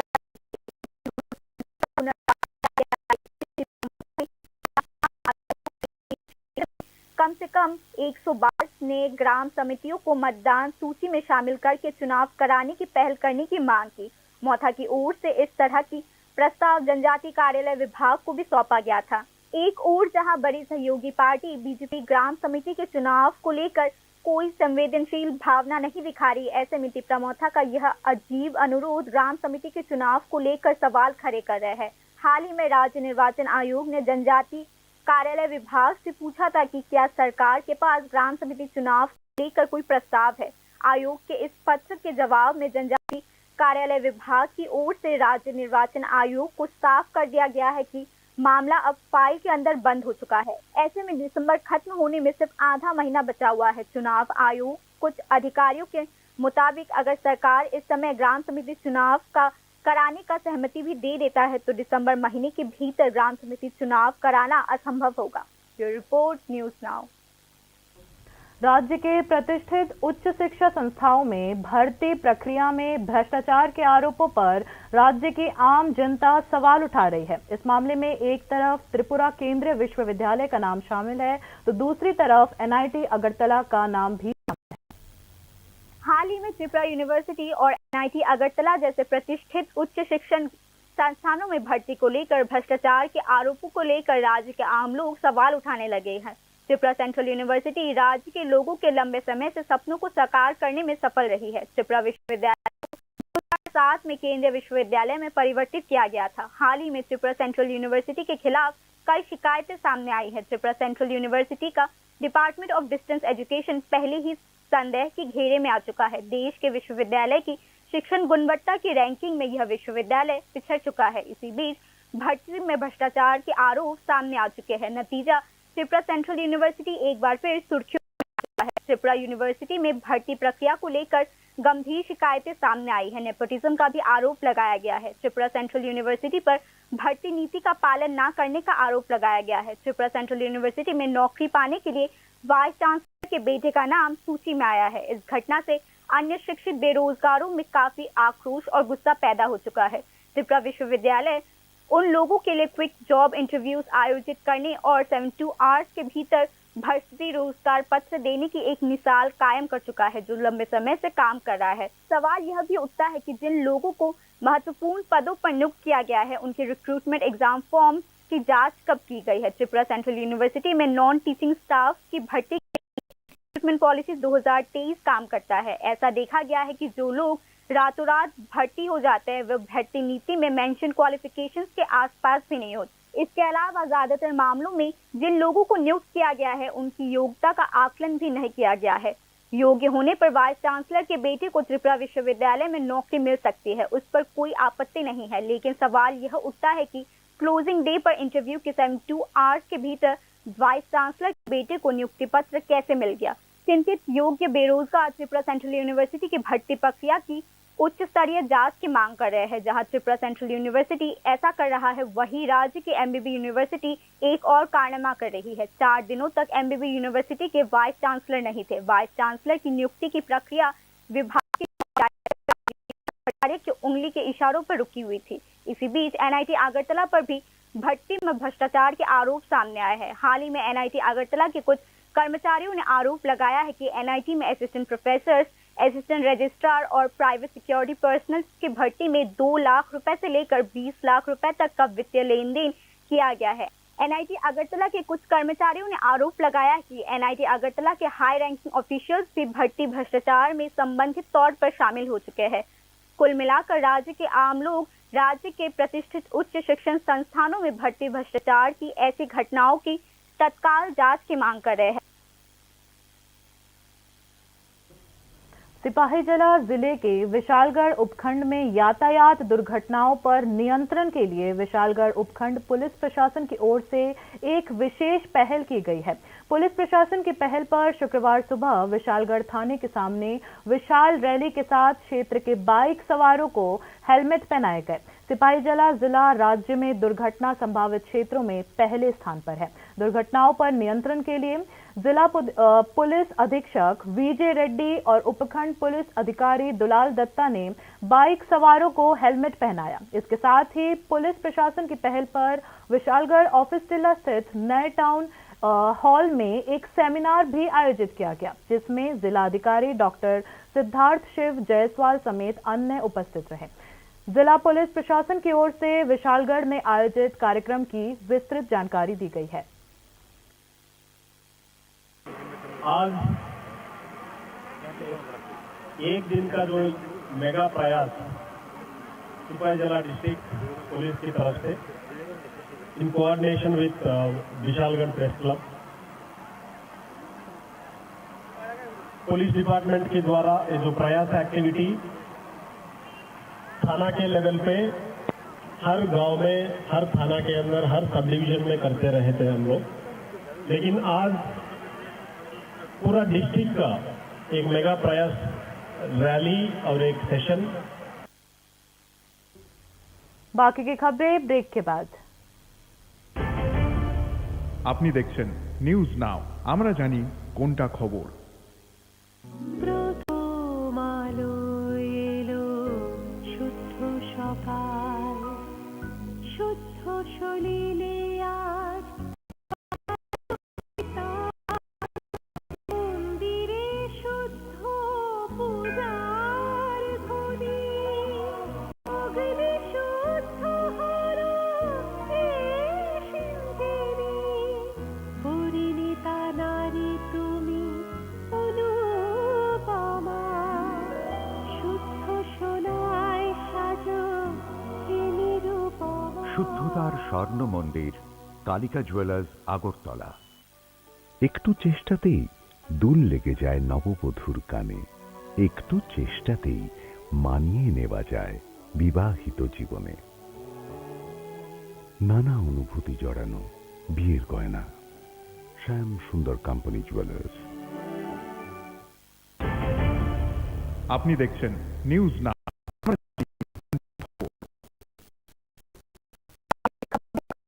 है त्रिपुरा हाईकोर्ट ने चिटफंड से धोखाधड़ी के शिकार लोगों को पैसा वापस करने की योजना बनाने को कहा है। इस संबंध में त्रिपुरा हाईकोर्ट ने राज्य सरकार को नोटिस भी जारी किया है।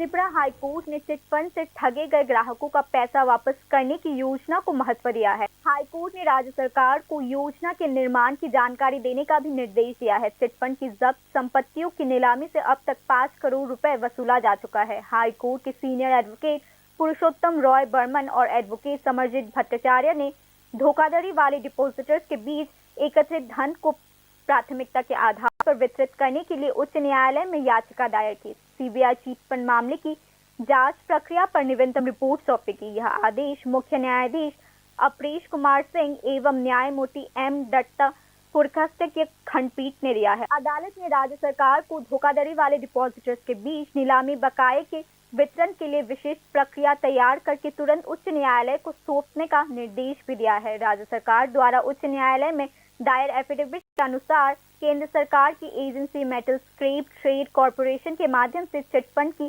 17 जब्त संपत्तियों की बिक्री के बाद 5 करोड़ रुपए प्राप्त किए गए हैं। 4 और चिटफंड की संपत्तियों की नीलामी 22 करोड़ रुपए में की गई है, लेकिन सफल बोली लगाने के बाद वह पीछे हट चुके हैं। सरकार ने कहा है कि बोली लगाने वालों से जुर्माने के तौर पर 24 लाख रुपए वसूला गया है। चिटफंड की बड़ी मात्रा में जब्त की गई संपत्तियों की नीलामी से धोखाधड़ी के शिकार डिपॉजिटर्स को कुछ राहत मिलेगी। नीलामी बिक्री से प्राप्त आय को डिपॉजिटर्स के बीच वितरित किया जा सकता है, लेकिन नीलामी प्रक्रिया गति नहीं पकड़ पा रही है। ई ऑक्शन का जवाब नहीं मिल रहा है। इसे लेकर वकीलों ने गहरी चिंता व्यक्त की है। मामला अदालत में आया है क्योंकि चिटफंड नीलामी प्रक्रिया को विकृत कर रही है। चिटफंड के ज्यादातर आरोपी अब तक गिरफ्तार नहीं हो पाए हैं। इस संबंध में सीबीआई ने 2 दिसंबर को हाई कोर्ट को रिपोर्ट सौंपी है। सीबीआई रिपोर्ट के मुताबिक 17 आरोपी अब तक फरार है। उन्हें पकड़ने की कोशिश की जा रही है। उच्च न्यायालय की टिप्पणी के अनुसार राज्य में विशेष सीबीआई अदालत का गठन किया गया है। 26 मामलों की जांच सीबीआई कर रही है। 10 मामलों में चार्जशीट दाखिल किया जा चुका है। 16 मामलों की जांच चल रही है। अब तक सीबीआई 1501 गवाहों के बयान दर्ज कर चुकी है। 18,000 पेजेस के दस्तावेज आशंका जताई है कि 26 मामलों के निपटारे में काफी वक्त लगेगा। त्रिपुरा उच्च न्यायालय ने राज्य सरकार को नए साल की फरवरी के दूसरे हफ्ते तक एक रिपोर्ट पेश करने का भी निर्देश दिया है, जिसमें नीलामी प्रक्रिया में से डिपॉजिटर्स का पैसा कैसे वापस किया जाएगा इसकी जानकारी दी जानी चाहिए। Bureau report, news now. Supreme court ने पार्थ चैटर्जी को जमानत दे दी है। उन्हें एनफोर्समेंट डायरेक्टोरेट यानी ईडी मामले में जमानत मिल गई है। कोर्ट ने कहा पार्थ चैटर्जी को 1 फरवरी तक जमानत मिल जाएगी। ईडी को इसी महीने चार्ज घटित करना होगा। ट्रायल कोर्ट जनवरी के तीसरे हफ्ते तक इस मामले में अहम गवाहों के बयान लेने की कोशिश करेगी। पार्थ चैटर्जी को ट्रायल कोर्ट के साथ पूरा सहयोग करना होगा। अगर 1 फरवरी से पहले आरोप तय हो गए और गवाहों के बयान हो गए तो उन्हें जमानत मिल सकती है। हालांकि उनके खिलाफ सीबीआई का मामला अभी भी निचली अदालत में लंबित है। पार्थ चैटर्जी को अब तक जमानत नहीं मिली है, जिससे वे अभी तक जेल से रिहा नहीं हो पाए हैं।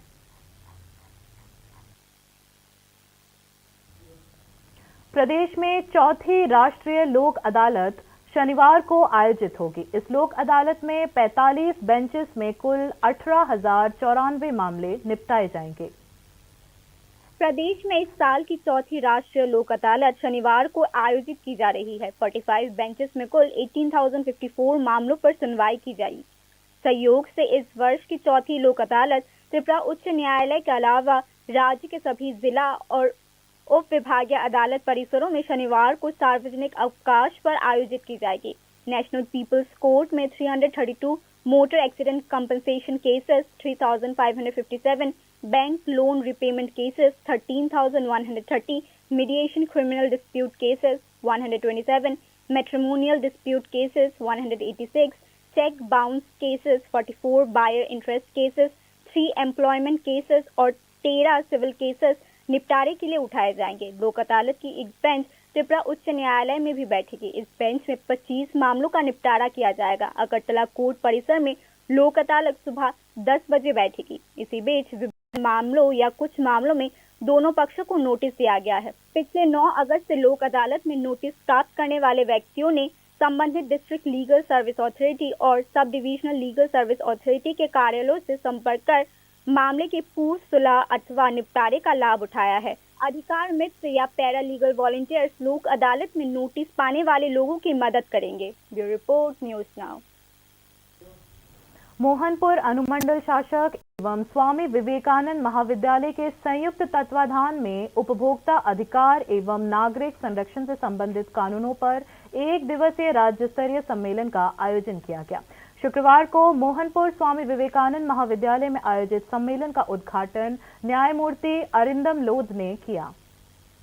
भारत के नागरिकों के उपभोक्ता हितों और अधिकारों को सुनिश्चित करने तथा उपभोक्ताओं के इन अधिकारों को सुनिश्चित करने के लिए कंज्यूमर प्रोटेक्शन एक्ट 1986 लागू किया गया था।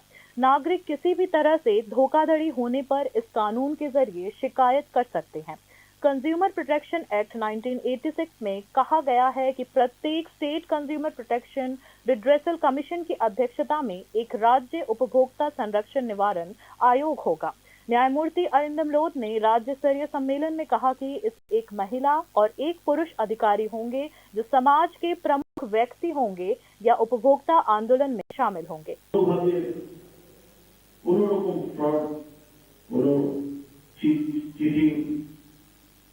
তার যদি শিকার হই আমরা তাহলে এই আইনের মাধ্যমে তোমরা আমাদের দেশের নাগরিকরা ডিফেন্স জানাতে পারবে, যার জন্য ওই আইনে 1986 অ্যাক্টে বলা আছে প্রত্যেকটা স্টেটে একটা state consumer protection representative commission থাকতে হবে, যার প্রেসিডেন্ট হবে একজন হাইকোর্ট জাজ এবং বাকি দুজন থাকবে যিনি নাকি কনজিউমার মুভমেন্টের সাথে আছে অথবা সমাজের কোনো একজন বিশিষ্ট ব্যক্তি। भारत के प्रत्येक राज्य के प्रत्येक जिले में ऐसा उपभोक्ता संरक्षण आयोग है जहां नागरिक अपनी शिकायतें दर्ज करा सकते हैं। न्यायमूर्ति अरिंदम लोध ने राज्य सम्मेलन में कहा कि केंद्र सरकार या विधायकों ने इस अधिनियम को लोकप्रिय बनाने के लिए विश्व प्रसिद्ध अभिनेता अमिताभ बच्चन को एक विश्वसनीय ब्रांड एम्बेसडर नियुक्त किया है ताकि लोगों को अधिनियम के विभिन्न पहलुओं से अवगत कराया जा सके। আমাদের লেজিসলেচাররা ভাবে কিভাবে আমরা এটাকে পপুলারাইজ করব, কিভাবে এটা জনপ্রিয় করব, আইনটাকে কিভাবে আমরা জানাবো, যার জন্য আপনারা সবাই জানেন একটা ব্র্যান্ড অ্যাম্বাসেডর করেছে আমাদের দেশের শুধু নয় এই বিশ্বের একজন খ্যাতনামা অভিনেতা, ওনাকে দিয়ে প্রচারের চেষ্টা করেছে, মানুষকে জানানোর চেষ্টা করেছে। কে সেই অভিনেতা বলতে পারেন? উনি হচ্ছেন অমিতাভ বচ্চন। उपभोक्ता अधिकारों और नागरिक सुरक्षा से संबंधित कानूनों पर एक दिवसीय सम्मेलन में न्यायमूर्ति अरिंदम लोध, मोहनपुर के उप विभागीय मजिस्ट्रेट सुभाष दत्ता के अलावा स्वामी विवेकानंद महाविद्यालय के प्रोफेसर और छात्रगण भी उपस्थित रहे। इस अवसर पर उपस्थित वक्ताओं ने छात्र छात्राओं को उपभोक्ता कानून एवं नागरिक संरक्षण के संबंध विभिन्न प्रश्नोत्तर के माध्यम से न्यूज़ नाउ। प्रदेश में सर्द मौसम का आगमन हो चुका है। प्रदेश की जनता सर्दी के मिजाज को महसूस कर रही है, वहीं कारोबारी भी सर्दी के मिजाज को अलग अंदाज में ले रहे हैं। सर्दी के कपड़े खरीदने के लिए शहर की दुकानों पर लोगों की भीड़ उमड़ रही है, जिससे खुश है व्यापारी समुदाय। पिछले 2 दिनों से प्रदेश में सेल्सियस के आसपास पहुंच गया है और घना कोहरा छा गया है। इस सर्द मौसम में कुछ लोग यात्रा करने के लिए खुश है, जबकि बुजुर्ग ठंड के कारण घर से बाहर नहीं निकल रहे। सर्दी का असर प्रदेश के बाहर के व्यापारियों पर भी दिख रहा है, क्योंकि सर्दी के कपड़ों की खरीदारी शहर की दुकानों हुई है और व्यापारी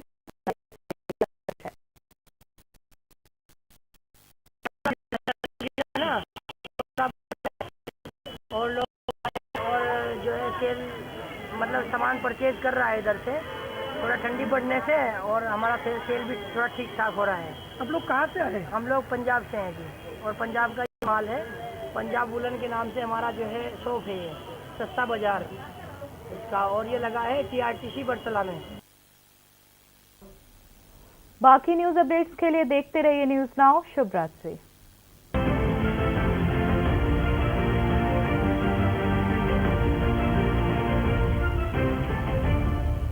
আপনি দেখছেন নিউজ নাও, আমরা জানি কোনটা খবর।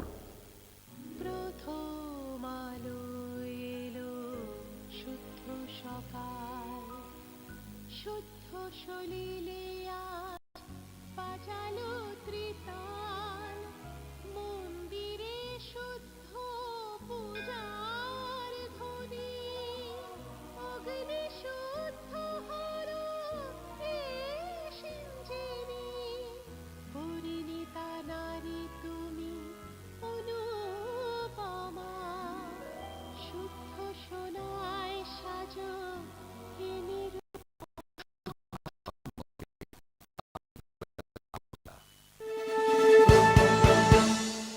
আপনি দেখছেন নিউজ নাও, আমরা জানি কোনটা খবর।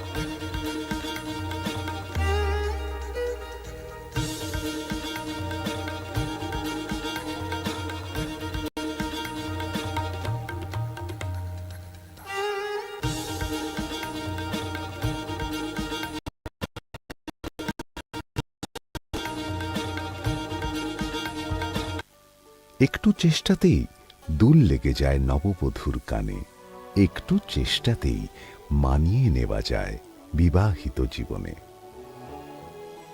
নানা অনুভূতি জড়ানো বিয়ের গয়না। শ্যাম সুন্দর কোম্পানি জুয়েলার্স।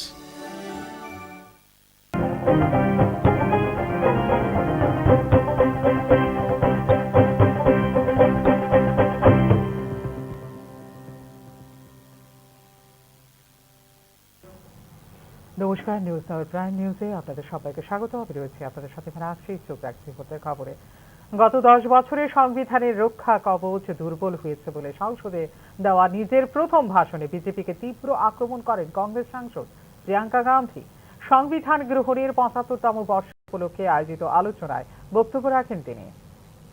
শুক্রবার সংসদে প্রথমবারের মতো ভাষণ রাখলেন কংগ্রেস সাংসদ প্রিয়াঙ্কা গান্ধী। নিজের প্রথম বক্তৃতাতে বিজেপিকে চাঁচা ছোলা ভাষায় আক্রমণ শানান কংগ্রেস সাংসদ প্রিয়াঙ্কা গান্ধী।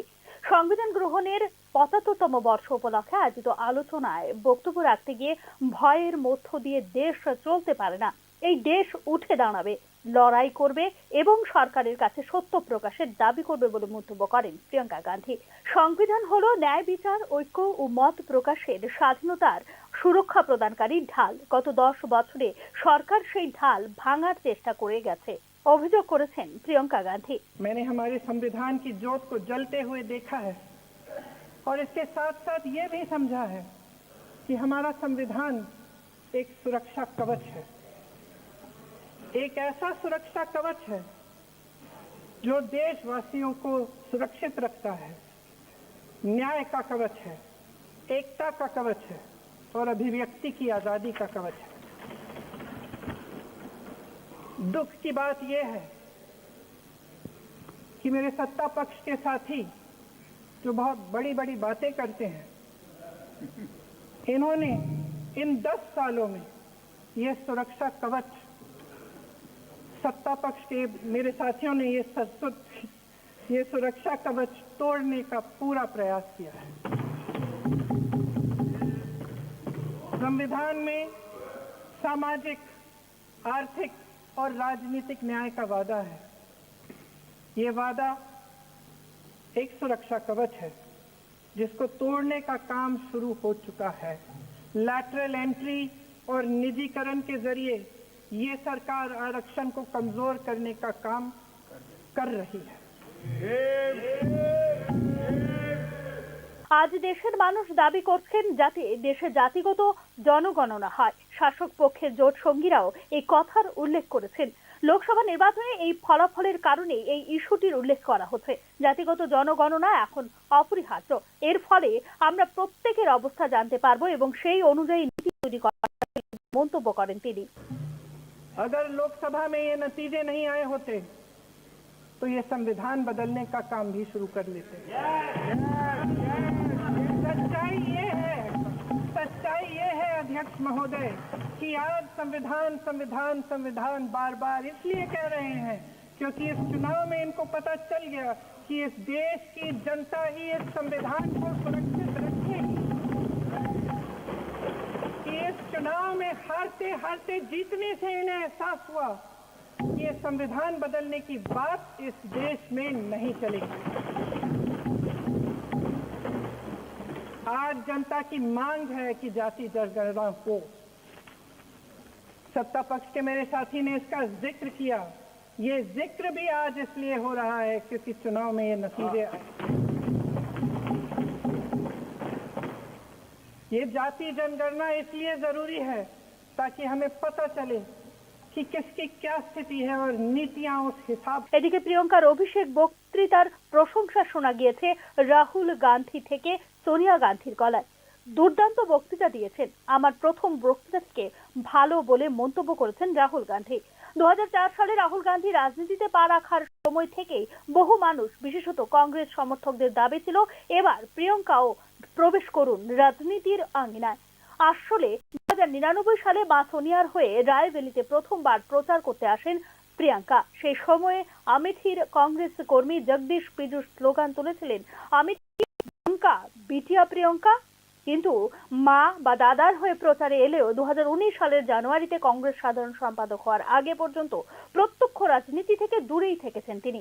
আসলে তার দাবি ছিল ছেলে মেয়ে ছোট, ওদের বড় না করা পর্যন্ত এসব নিয়ে তিনি ভাবতে রাজি নন।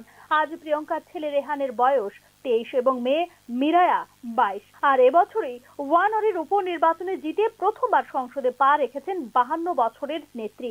শুক্রবাসরীয় দুপুরে দিলেন প্রথম ভাষণ। আর সেই মুহূর্তের পরই ইন্দিরার ছায়া যেন দেখতে পাচ্ছেন কংগ্রেস সমর্থকরা। তাদের দাবি, এদিন দৃপ্ত ভাষণে প্রিয়ঙ্কা গান্ধীর মধ্যে যেন ঠাকুমারই প্রতিফলন দেখা গিয়েছে।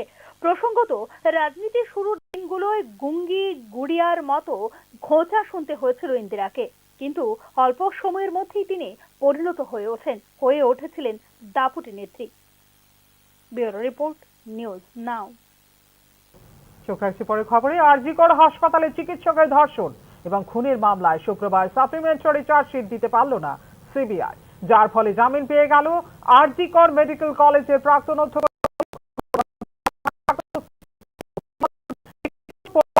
এবং ধর্ষণের মামলায় অভিযোগ ছিল তাদের বিরুদ্ধে। 2000 টাকা বন্ডের বিনিময়ে জামিন পেয়েছেন সন্দীপ এবং অভিজিৎ। চিকিৎসকের ধর্ষণ ও খুনের প্রতিবাদে এবং দ্রুত বিচারের দাবিতে সিজিও কমপ্লেক্স ঘেরাও করেছিল পশ্চিমবঙ্গের জুনিয়র চিকিৎসকরা। রাজপথে এসেছেন লালবাজার অভিযান করেছেন অনশনও, কিন্তু তারপরেও আরজি করের প্রাক্তন অধ্যক্ষ সন্দীপ ঘোষ এবং টালা থানার তৎকালীন ওসি অভিজিৎ মণ্ডল জামিন পাওয়ায় হতাশ আন্দোলনকারী জুনিয়র চিকিৎসকরা। তবে হতাশ হলেও প্রতিবাদ থামবে না তাদের, বরং আরো বড় করে আন্দোলনের বার্তা দিলেন জুনিয়র চিকিৎসকরা। অন্যদিকে এই বিষয়ে শনিবারই সিবিআই দপ্তর ঘেরাও করবে বলে জানিয়েছে চিকিৎসকদের সংগঠন সার্ভিস ডক্টরস ফোরাম।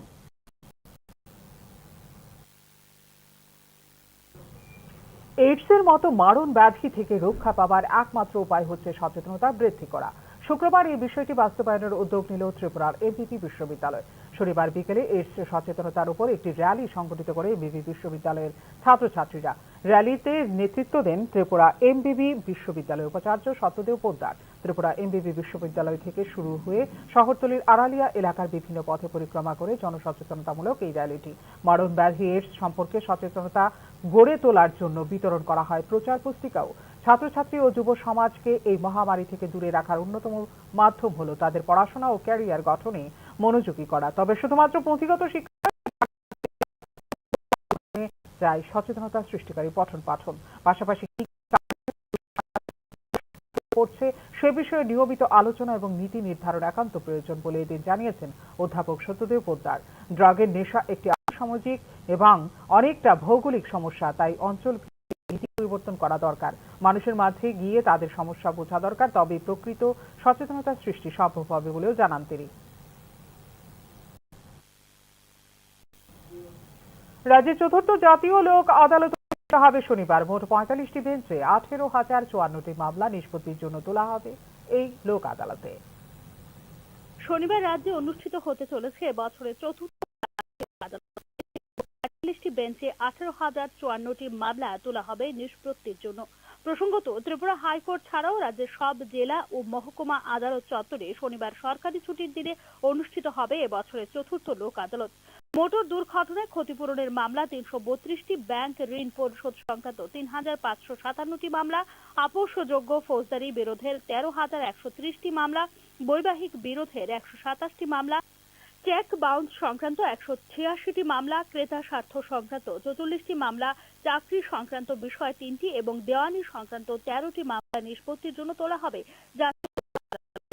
উচ্চ আদালতেও বসবে লোক আদালতের একটি বেঞ্চ। এই বেঞ্চে নিষ্পত্তির জন্য তোলা হবে 25টি মামলা। লোক আদালতের 10টি বেঞ্চ বসবে আগরতলার আদালত চত্বরে। এদিকে বিভিন্ন মামলার পক্ষ বিপক্ষ বা কোনো কোনো ক্ষেত্রে নোটিশ দেওয়া হয়েছে উভয় পক্ষকেও।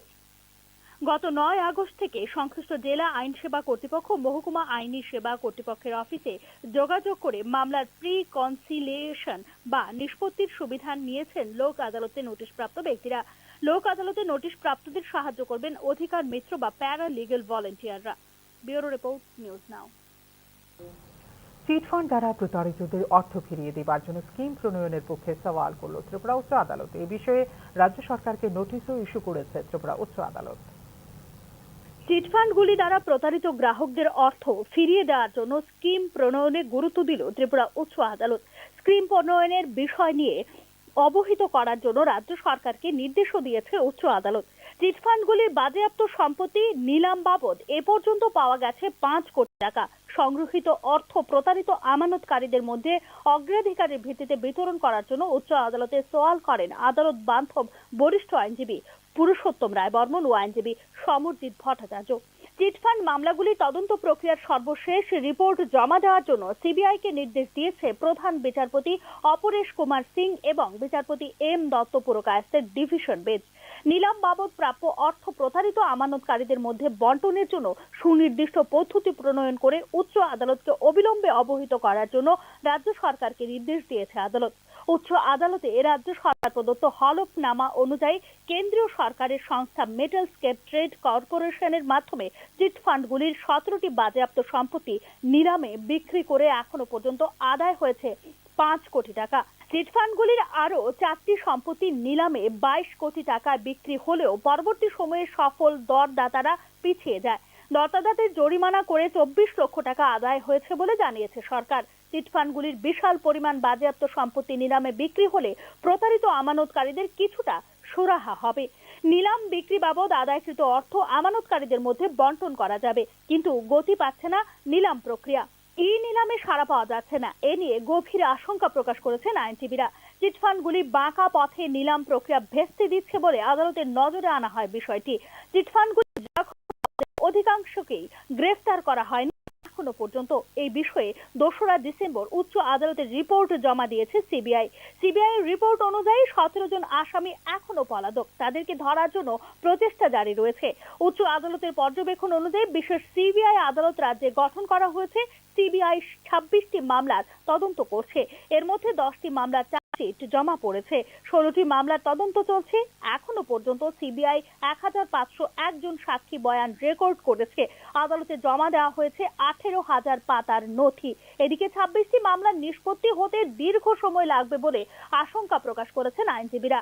আমানতকারীদের টাকা কিভাবে নিলাম বাবদ প্রাপ্য অর্থ থেকে ফেরত দেওয়া হবে এই বিষয়ে নতুন বছরের ফেব্রুয়ারি মাসের 2য় সপ্তাহে রিপোর্ট জমা করার জন্য রাজ্য সরকারকে নির্দেশ দিয়েছেন ত্রিপুরা উচ্চ আদালত।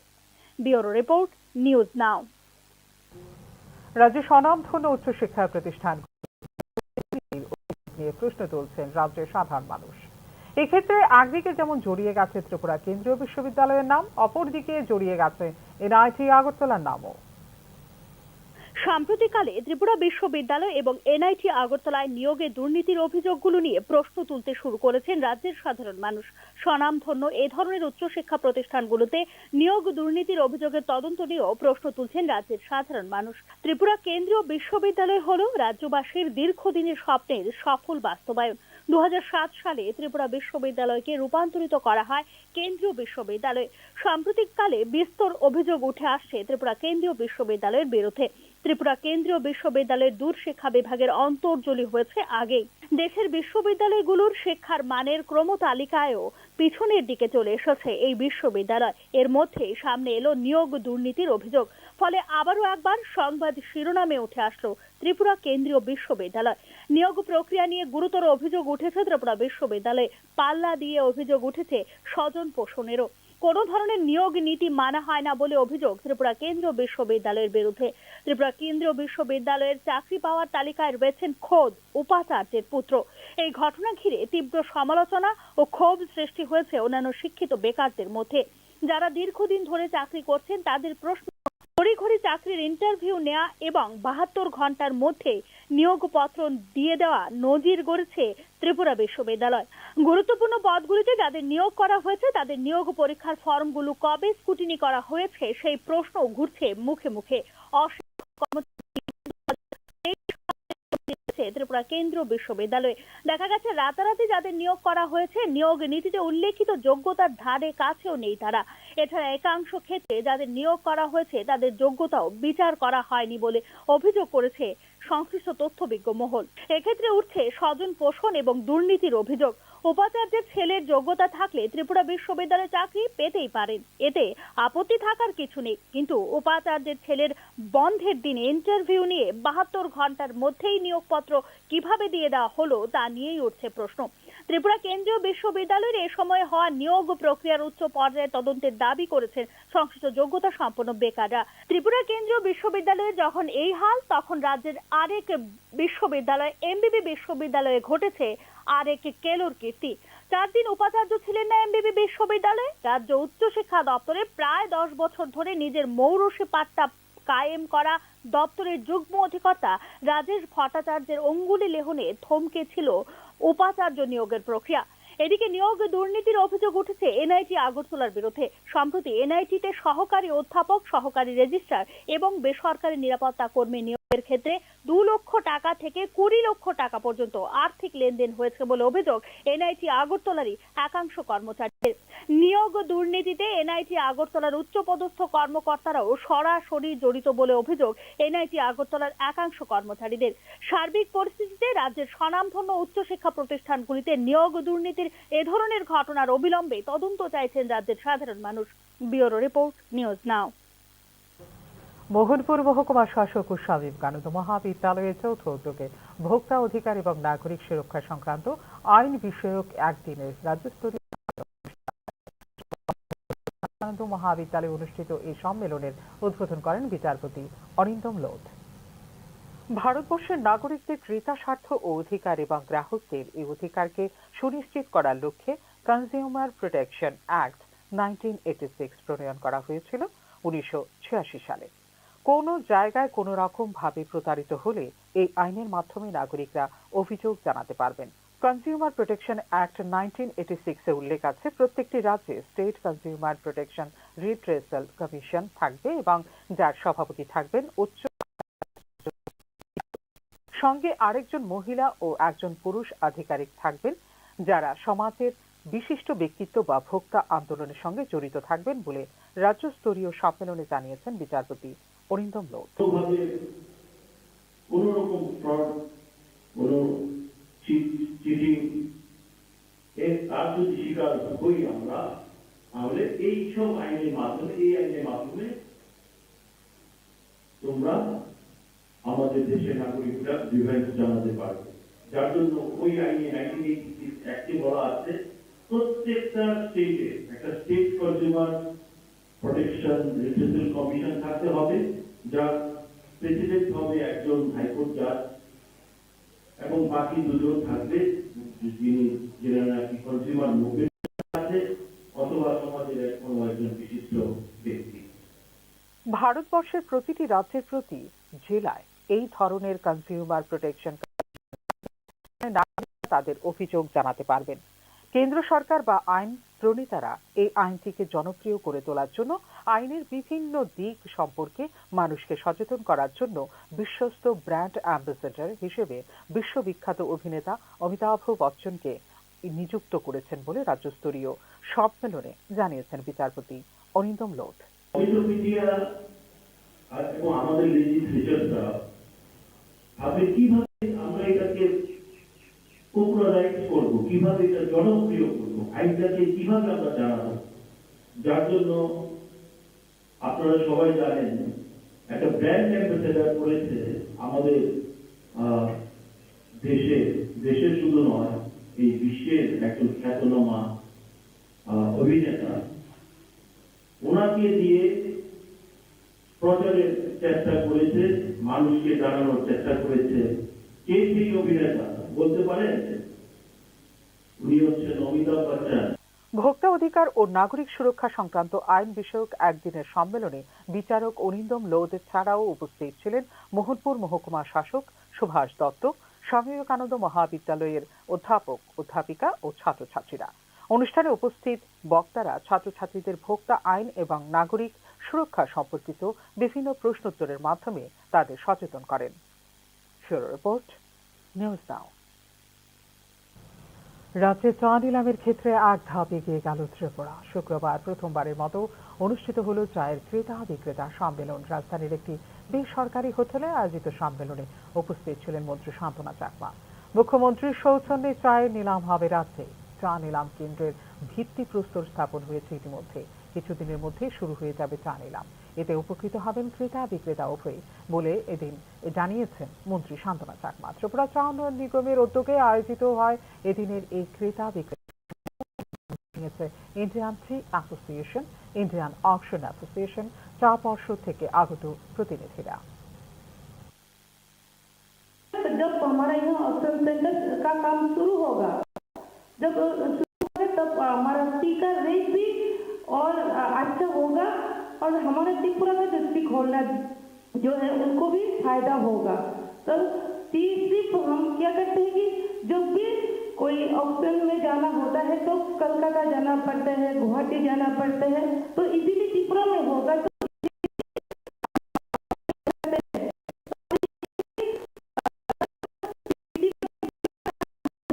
तो ज्यादा तो 50% बाहर मतलब कि कलकत्ता गुवाहाटी में हम सेल करते हैं।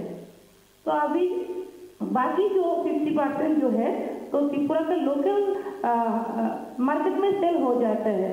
तो अभी क्या होगा, एक साथ हम त्रिपुरा में ऑक्शन सेंटर हो जाएगा तो काम शुरू होगा। तो हम त्रिपुरा के लोगों के लिए जो काम करना नहीं चाहते हैं उन लोग भी इंटरेस्टेड होंगे और टी के ऊपर काम करना।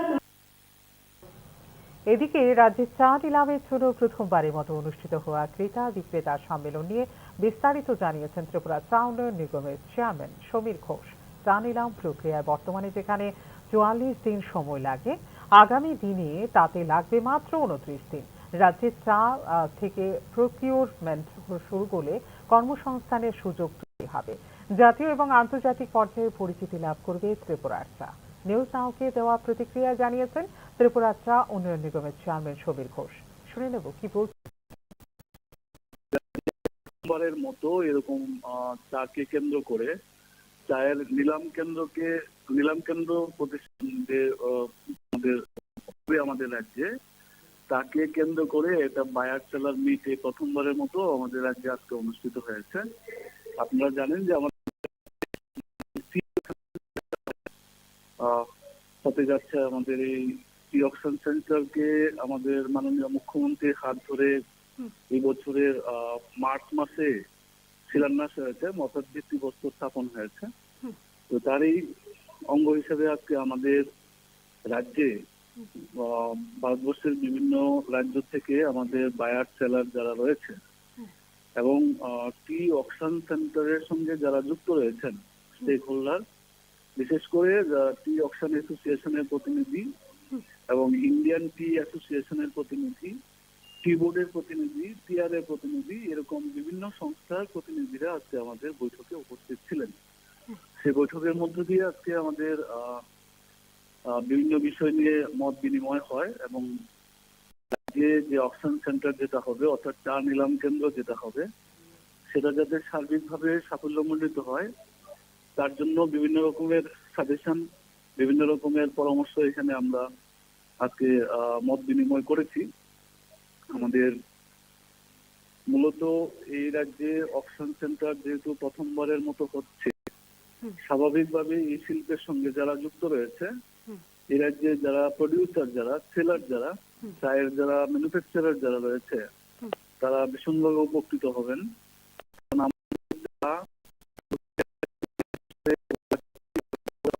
উপরে আমাদের এতদিন নির্ভর থাকতে হতো। তো আমাদের রাজ্যে চা বিক্রি হলে পরে আমাদের চায়ের গুণগত মান অনুসারে কথা সুবিধা হবে। পাশাপাশি আমাদের বাইরের রাজ্যে চা পাঠানোর ক্ষেত্রে আমাদের টোটাল প্রক্রিয়াটাকে সম্পন্ন করতে প্রায় 44 দিন সময় লাগতো। তো আমাদের রাজ্যে হলে পরে সেখানে সেটা অত সময় লাগবে না, 40% সময় কম লাগবে, অর্থাৎ 29 দিন এই সেল প্রক্রিয়াটা সম্পূর্ণ হবে।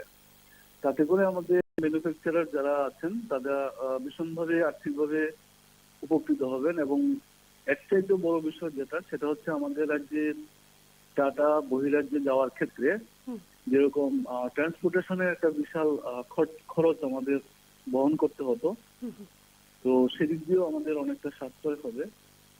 এবার আমাদের এই অকশন সেন্টারে যারা অংশগ্রহণ করবেন, যেহেতু এটা অকশন হবে, সেখানে ভারতবর্ষের যে কোনো প্রান্ত থেকে যে কোনো রেজিস্টার্ড বায়ার, টি বোর্ডের রেজিস্টার্ড বায়াররা তাতে অংশগ্রহণ করতে পারবেন।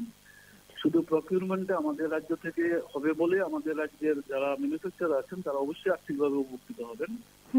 পাশাপাশি এটাকে কেন্দ্র করে আমাদের রাজ্যে কর্মসংস্থানের একটা নতুন সুযোগ তৈরি হবে। এর সঙ্গে যেটা বিষয় রয়েছে সেটা হচ্ছে আমাদের জাতীয় স্তরে এবং আন্তর্জাতিক স্তরে আমাদের ত্রিপুরার চায়ের একটা বিশেষ পরিচিতি লাভ করার একটা সুযোগ আমাদের সামনে চলে আসবে। একদম একদম। রাজ্য সরকারের এই উদ্যোগ সত্যি প্রশংসনীয় এবং যারা এই শিল্পটার সঙ্গে বা এই চায়ের সঙ্গে জড়িত চাষি রয়েছেন সেক্ষেত্রে এতদিন ধরে রাজ্যের বাইরে হতো এই গোটা বিষয়টা, এবারে রাজ্যে তারা আর্থিক দিক থেকে কতটুকু স্বাবলম্বী হতে পারবে বা তাদের কতটুকু লাভ হবে?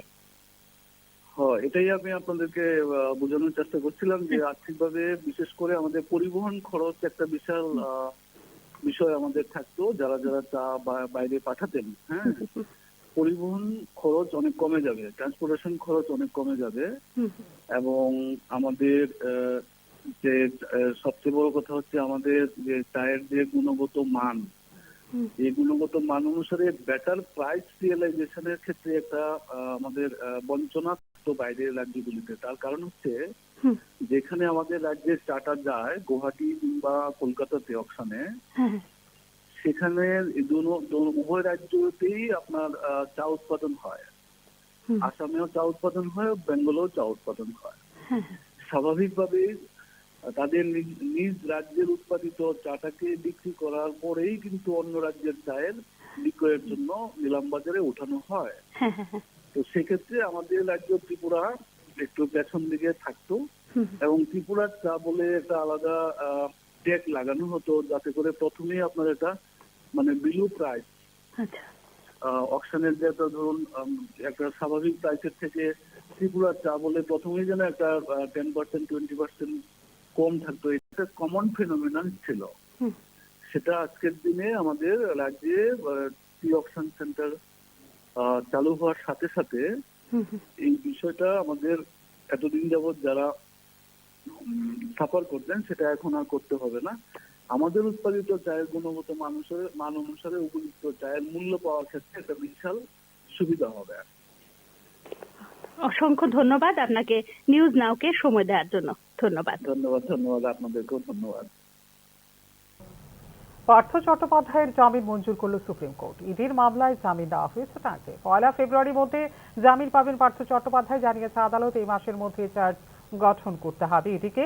জানুয়ারির তৃতীয় সপ্তাহের মধ্যে এই মামলার সঙ্গে গুরুত্বপূর্ণ সাক্ষীদের বয়ান নেওয়ার চেষ্টা করবে ট্রায়াল কোর্ট। ট্রায়াল কোর্টের সঙ্গে সম্পূর্ণ সহযোগিতা করতে হবে পার্থ চট্টোপাধ্যায়কে। 1 ফেব্রুয়ারির আগে যদি চার্জ গঠন এবং সাক্ষীদের বয়ান গ্রহণ হয়ে যায় তবে তার আগেও জামিন পেতে পারে পার্থ চট্টোপাধ্যায়। তবে পার্থ চট্টোপাধ্যায়ের বিরুদ্ধে সিবিআই এর মামলাটি এখনো রয়েছে। সেই মামলা এখন নিম্ন আদালতে বিচারাধীন। এখনো তাতে জামিন পাননি পার্থ চট্টোপাধ্যায়, ফলে এখনই জেল মুক্তি হচ্ছে না পার্থ চট্টোপাধ্যায়ের।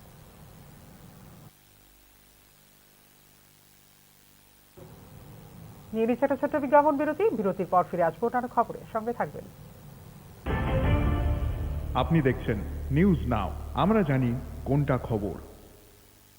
প্রথম আলো এলো শুদ্ধ সকাল, শুদ্ধ সলিলে আজ বাজালো ত্রিতাল, মন্দিরে শুদ্ধ পূজার ধ্বনি, অগ্নি শুদ্ধ হলো পরিণীতা নারী তুমি অনুপমা, শুদ্ধ সোনায় সাজো হে নিরুপমা। শুদ্ধতার স্বর্ণ মন্দির, কালিকা জুয়েলার্স, আগরতলা। একটু চেষ্টাতেই দুল লেগে যায় নববধূর কানে। একটু চেষ্টাতেই মানিয়ে নেওয়া যায় বিবাহিত জীবনে। নানা অনুভূতি জড়ানো বিয়ের গয়না। শ্যাম সুন্দর কোম্পানি জুয়েলার্স। আপনি দেখছেন নিউজ নাও, আমরা জানি কোনটা খবর। বিরতির পর স্বাগত। চোখ রাখছে অন্যান্য খবরে। পানীয় জলের দাবিতে 6 ঘন্টা কমলপুর 208 নম্বর জাতীয় সড়ক অবরোধ করল রিয়াং জনজাতিরা।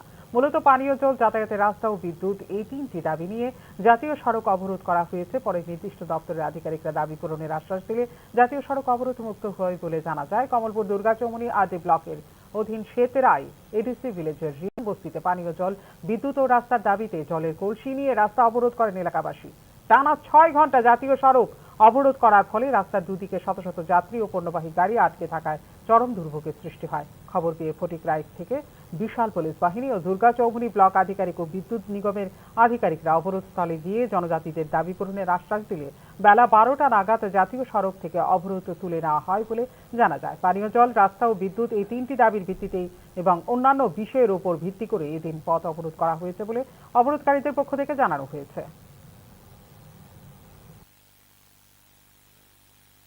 এখানের সমস্যা লাগিয়া জল আর রাস্তা, কারেন্টের লাগিয়া আমরা এই 3 দাবিয়ে আমরা আজকে রাস্তা অবরোধ করছি।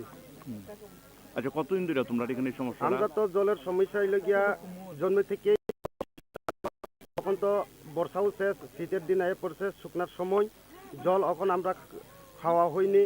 জল বর্ষার সময় চলাকালীন থাকতে আমরা সরার থেকে তুলে খাই, কিন্তু এখন তো বৃষ্টি নাই, শুকিয়ে গেছে, তার কারণে আমরা জল পাইনি। ডিসেম্বর নির্বাচন সম্পন্ন করার হলফনামা জমা দেওয়া হলেও এখনো পর্যন্ত নির্বাচনের বিজ্ঞপ্তি জারি করতে পারেনি রাজ্য নির্বাচন কমিশন। পড়তে হতে পারে নির্বাচন কমিশনকে বলে মনে করছেন সংশ্লিষ্ট তথ্যবিজ্ঞ মহল। এডিসির ভিলেজ কমিটি নির্বাচন নিয়ে শেষ পর্যন্ত রাজ্য নির্বাচন কমিশন কি আদালত অবমাননায় অভিযুক্ত হতে পারে, এ নিয়ে প্রশ্ন উঠতে শুরু করেছে রাজনৈতিক তথ্যবিজ্ঞ মহলে। ত্রিস্তর পঞ্চায়েত নির্বাচনের আগে 2024 সালের ডিসেম্বর মাসের মধ্যে এডিসির ভিলেজ কমিটি নির্বাচন প্রক্রিয়া সম্পন্ন করা হবে বলে গত আগস্ট মাসে ত্রিপুরা উচ্চ আদালতে হলফনামা দিয়ে জানিয়েছিল রাজ্য নির্বাচন কমিশন। কিন্তু ডিসেম্বর মাসের প্রায় এক পক্ষকাল অতিক্রম হতে চললেও এখনো পর্যন্ত নির্বাচনের বিজ্ঞপ্তি জারি করেনি রাজ্য নির্বাচন কমিশন। এক্ষেত্রে রাজ্য সরকারের সিদ্ধান্তহীনতায় হাইকোর্টে মুখ পুড়তে পারে রাজ্য নির্বাচন কমিশন। হাইকোর্টের দেওয়া হলফনামার কথা মনে রেখে রাজ্য নির্বাচন কমিশন আগস্ট মাসে ত্রিস্তর পঞ্চায়েত নির্বাচনের পর এডিসি ভিলেজ কমিটি নির্বাচনের জন্য প্রাথমিক প্রস্তুতি শুরু করে। কিন্তু কোন অদৃশ্য শক্তির চাপে পড়ে ভিলেজ কমিটি নির্বাচনের জন্য প্রাথমিক প্রস্তুতির কাজ হিমঘরে রেখে দেওয়া হয় বলে রাজ্য নির্বাচন কমিশন সূত্রে খবর। এডিসি এলাকায় 589টি ভিলেজ কমিটির আসন সংখ্যা 4 সহস্রাধিক। এই ভিলেজ কমিটিগুলিতে শেষ নির্বাচন হয়েছিল 2016 সালে। 2021 সালে সেই ভিলেজ কমিটিগুলির মেয়াদ শেষ হয়ে যায়। সেই হিসেবে 2021 নির্বাচন হওয়ার কথা, কিন্তু ওই সময়ে পাহাড়ে তিপ্রামথার তুলনায় সাংগঠনিক শক্তি কম থাকায় ভিলেজ কমিটি নির্বাচনের বিষয়টিতে সক্রিয়তা দেখায়নি ক্ষমতাসীন দল বিজেপি। এই অবস্থায় তিপ্রামথা দলের পক্ষ থেকে মামলা করা হয় ত্রিপুরা উচ্চ আদালতে। এই মামলায় মূল আর্জি ছিল অবিলম্বে ভিলেজ কমিটি নির্বাচন করানোর ব্যাপারে হাইকোর্ট যেন নির্দেশ দেয় রাজ্য নির্বাচন কমিশনকে। মামলা শুনানিকালে হাইকোর্ট রাজ্য সরকারের বক্তব্য সর্বোপরি রাজ্য নির্বাচন কমিশনের বক্তব্য জানতে চায়। যেহেতু নির্বাচনের আয়োজন করার বিষয়টি রাজ্য নির্বাচন কমিশনের এখতিয়ারে, সেই হেতু রাজ্য হলফনামা জমা দেয় ত্রিপুরা উচ্চ আদালতে। চলতি বছরের ডিসেম্বর মাসের মধ্যে এডিসির ভিলেজ কমিটির নির্বাচন প্রক্রিয়া সম্পন্ন করা হবে বলে হলফনামায় উল্লেখ করে ত্রিপুরা রাজ্য নির্বাচন কমিশন। পঞ্চায়েত নির্বাচন সম্পন্ন হবার পর রাজ্য নির্বাচন কমিশন হাইকোর্টকে দেওয়া প্রতিশ্রুতি অনুযায়ী ভিলেজ কমিটির নির্বাচনের প্রাথমিক প্রস্তুতি শুরু করে। তার জন্য প্রথা অনুযায়ী উপজাতি কল্যাণ দপ্তরকে চিঠি লিখে ভিলেজ কমিটি নির্বাচনের তারিখ প্রস্তাব করার জন্য অনুরোধও জানায় রাজ্য নির্বাচন কমিশন। কিন্তু নির্বাচন কমিশনের চিঠির উত্তর দিতে গড়িমসি শুরু করে বলে অভিযোগ উপজাতি কল্যাণ দপ্তরের বিরুদ্ধে। এক্ষেত্রে চাণক্যের ভূমিকা অবতীর্ণ হন তিপ্রামথার সুপ্রিমো প্রদ্যুৎ কিশোর দেববর্মন। ভ্রু শরণার্থীদের যেহেতু পুনর্বাসন দেওয়া হয়েছে, সেহেতু তাদের ভোটার তালিকায় অন্তর্ভুক্তি করে এডিসি এলাকায় আরো কমপক্ষে 122টি রাজ্য নির্বাচন কমিশনকে দাবি করে তিপ্রামথা। উপজাতি কল্যাণ দপ্তরে এ ধরনের একটি প্রস্তাবও জমা দেওয়া হয় মথার পক্ষ থেকে। ভিলেজ কমিটি নির্বাচনের ব্যাপারে একদিকে যেমন বড় শরিক দল বিজেপির কোনো সদিচ্ছা প্রকাশ্যে দেখা যাচ্ছে না, এমন এক অবস্থায় তিপ্রামথার এই অদ্ভুত আর্জি কমিটিতে নির্বাচনের বিষয়টি নিয়ে উঠে আসছে প্রশ্নচিহ্ন। সম্প্রতি রাজ্য নির্বাচন কমিশনের পক্ষ থেকে উপজাতি কল্যাণ দপ্তরের দেওয়া হয় ভিলেজ কমিটির নির্বাচনের বিষয়ে সরকারের প্রস্তাব কিছু আছে কিনা। কমিশনের এই চিঠির জবাবে উপজাতি কল্যাণ দপ্তরের পক্ষ থেকে রাজ্য নির্বাচন কমিশনকে সাফ জানিয়ে দেওয়া হয় বিষয়টি এখন ফাইল বন্দী। এমন এক অবস্থায় ডিসেম্বর মাস শেষ হতে আর মাত্র বাকি এক পক্ষকাল। সরকার যদি ভিলেজ কমিটি নির্বাচনের আয়োজনের জন্য এই মুহূর্তে সম্মতি দেয়, সেক্ষেত্রে ডিসেম্বর মাসের মধ্যে ভিলেজ কমিটি নির্বাচনের আয়োজন করা সম্ভব হবে না বলে অভিমত নির্বাচন কমিশনেরই একাংশ আধিকারিকের। ব্যুরো রিপোর্ট, নিউজ নাও।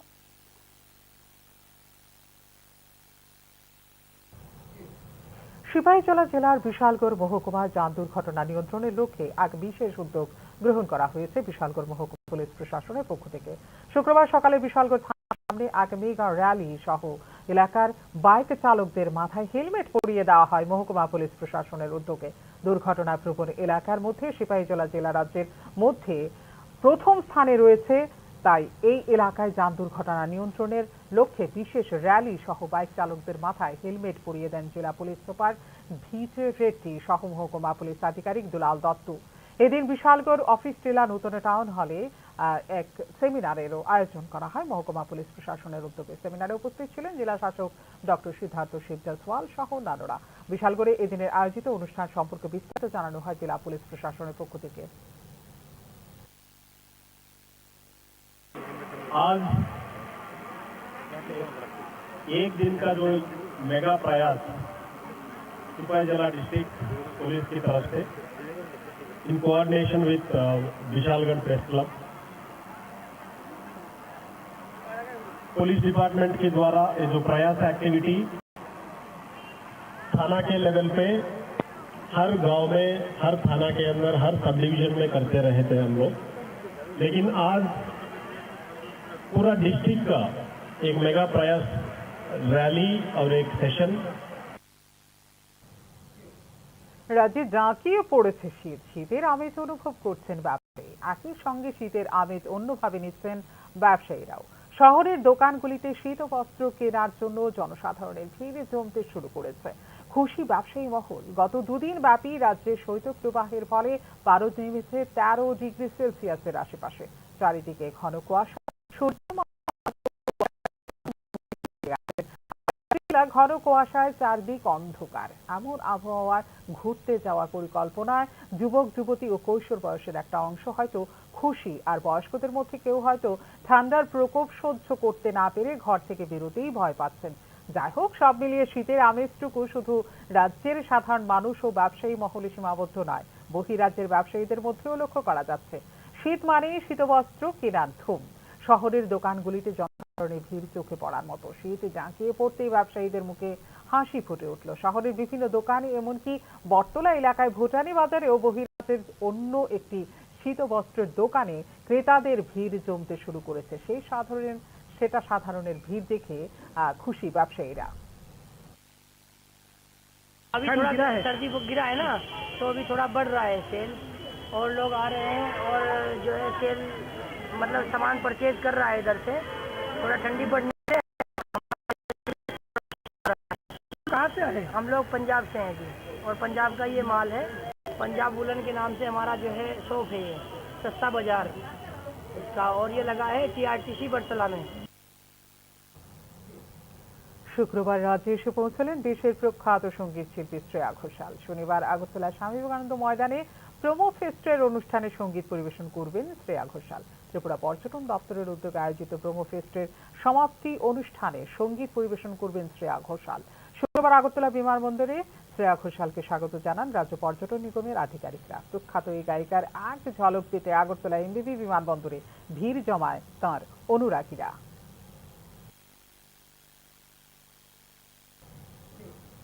শেখ হাসিনা সরকারের পতনের পর সবচেয়ে বিপজ্জনক দেশগুলির তালিকায় প্রথমবারের মতো জায়গা করে নিল বাংলাদেশ।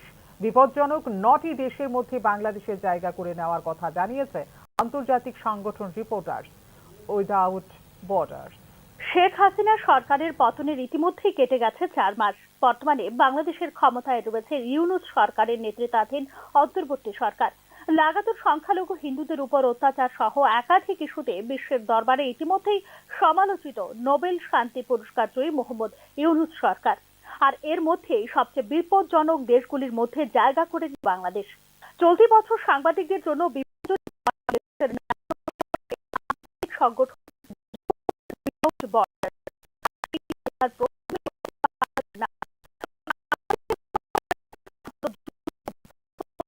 বলে জানিয়েছে আন্তর্জাতিক সংগঠন রিপোর্টার্স উইদাউট বর্ডার্স। এরপরেই আছে পাকিস্তান, বাংলাদেশ এবং মেক্সিকো।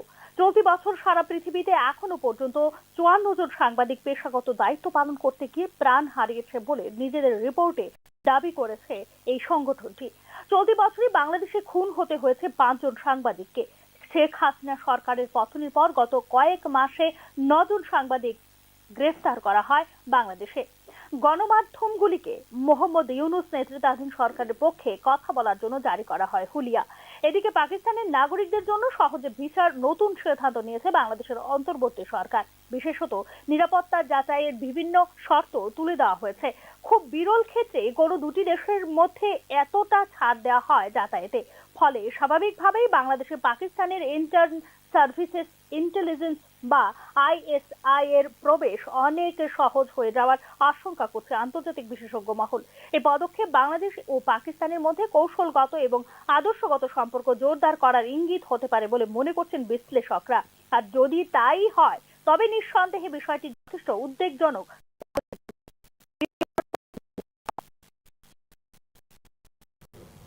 বর্ডার গাভাস্কার ট্রফি সিরিজের তৃতীয় ম্যাচে শনিবার ব্রিসবেনের গাব্বায় মুখোমুখি হবে ভারত এবং অস্ট্রেলিয়া। তার আগে পশ্চিম অস্ট্রেলিয়ার পার্থ টিমে ইন্ডিয়া 295 রানে অস্ট্রেলিয়াকে হারিয়েছিল। জবাবে এডিলেডে গোলাপি বলের টেস্ট ম্যাচে দিন রাতের খেলায় অস্ট্রেলিয়া 10 উইকেটে হারিয়েছে ভারতকে। এই পরিস্থিতি থেকে সিরিজে এগিয়ে যেতে উভয় দলই গাব্বায় প্রাণপণ চেষ্টা চালাবে। সেই চেষ্টা চালাতে গিয়ে এডিলেডের প্রথম একাদশ বদলানোর সিদ্ধান্ত নিয়েছে উভয় দলই।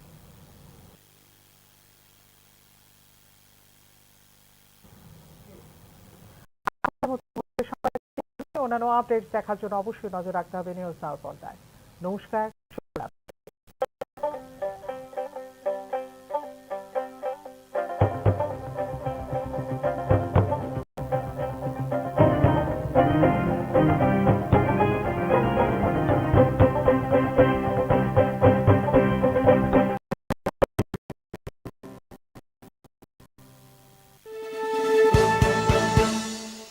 আপনি দেখছেন নিউজ নাও, আমরা জানি কোনটা খবর।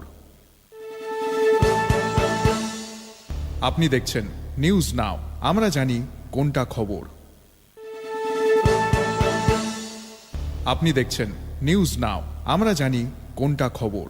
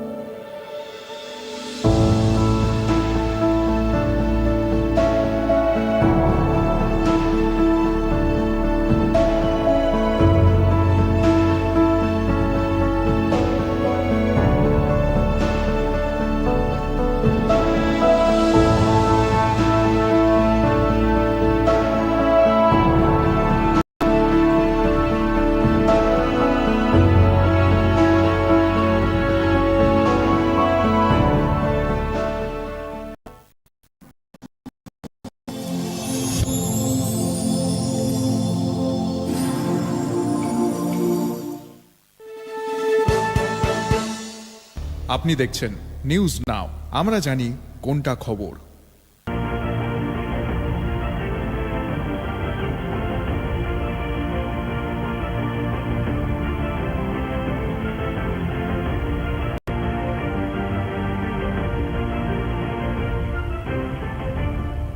আপনি দেখছেন নিউজ নাও, আমরা জানি কোনটা খবর।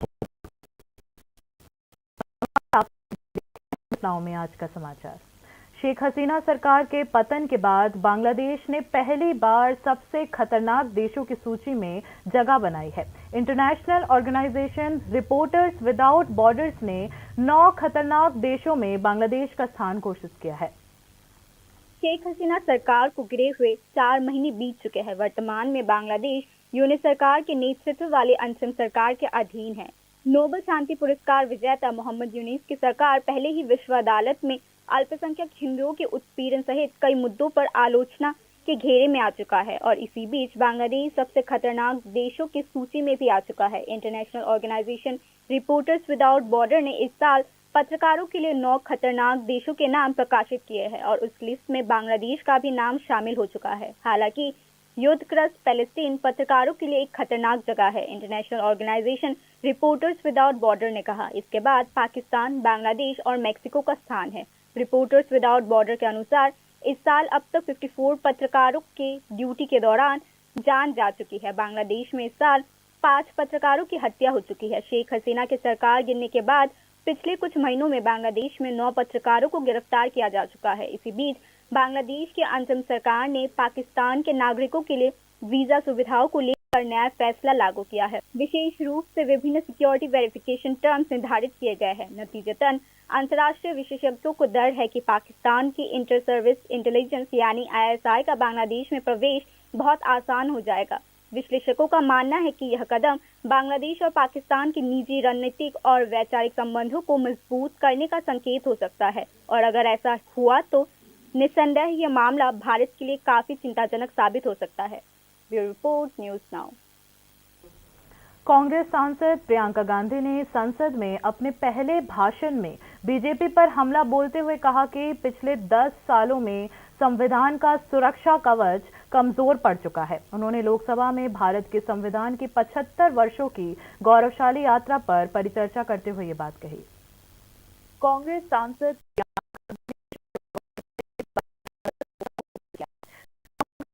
प्रियंका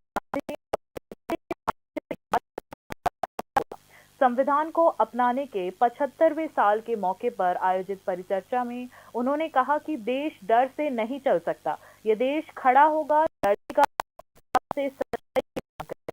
प्रियंका गांधी ने आरोप लगाया कि संविधान न्याय, एकता और अभिव्यक्ति की स्वतंत्रता की सुरक्षा कवच है। पिछले 10 वर्षों में सरकार ने उस ढाल को तोड़ने की कोशिश की है। मैंने हमारे संविधान की ज्योत को जलते हुए देखा है और इसके साथ संविधान सुरक्षा कवच है, एक ऐसा सुरक्षा कवच है जो देशवासियों को सुरक्षित रखता है, न्याय का कवच है, एकता का कवच है और अभिव्यक्ति की आजादी का कवच है।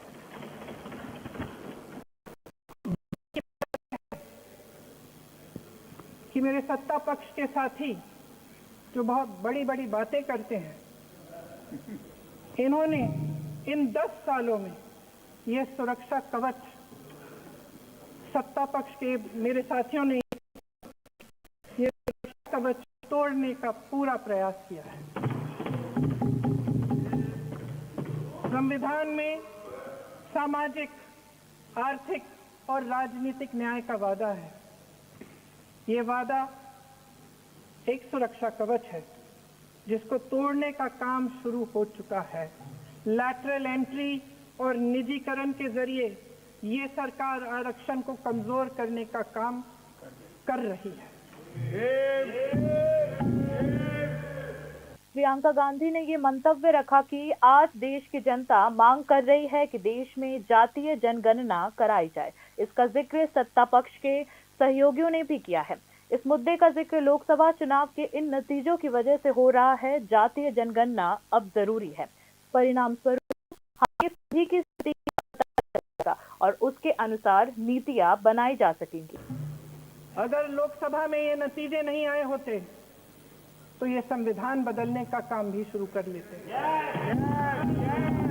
सच्चाई ये है अध्यक्ष महोदय कि आज संविधान बार बार इसलिए कह रहे हैं क्योंकि इस चुनाव में इनको पता चल गया कि इस देश की जनता ही इस संविधान को सुरक्षित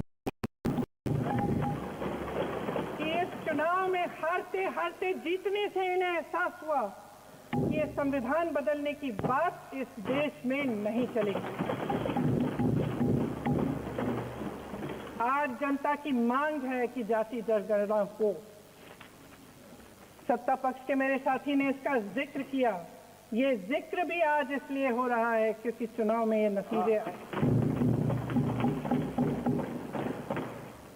ये जाति जनगणना इसलिए जरूरी है ताकि हमें पता चले कि किसकी क्या स्थिति है और नीतियां उस हिसाब। इस बीच प्रियंका के वक्तव्य की तारीफ राहुल गांधी से लेकर सोनिया गांधी तक सुनी गई है।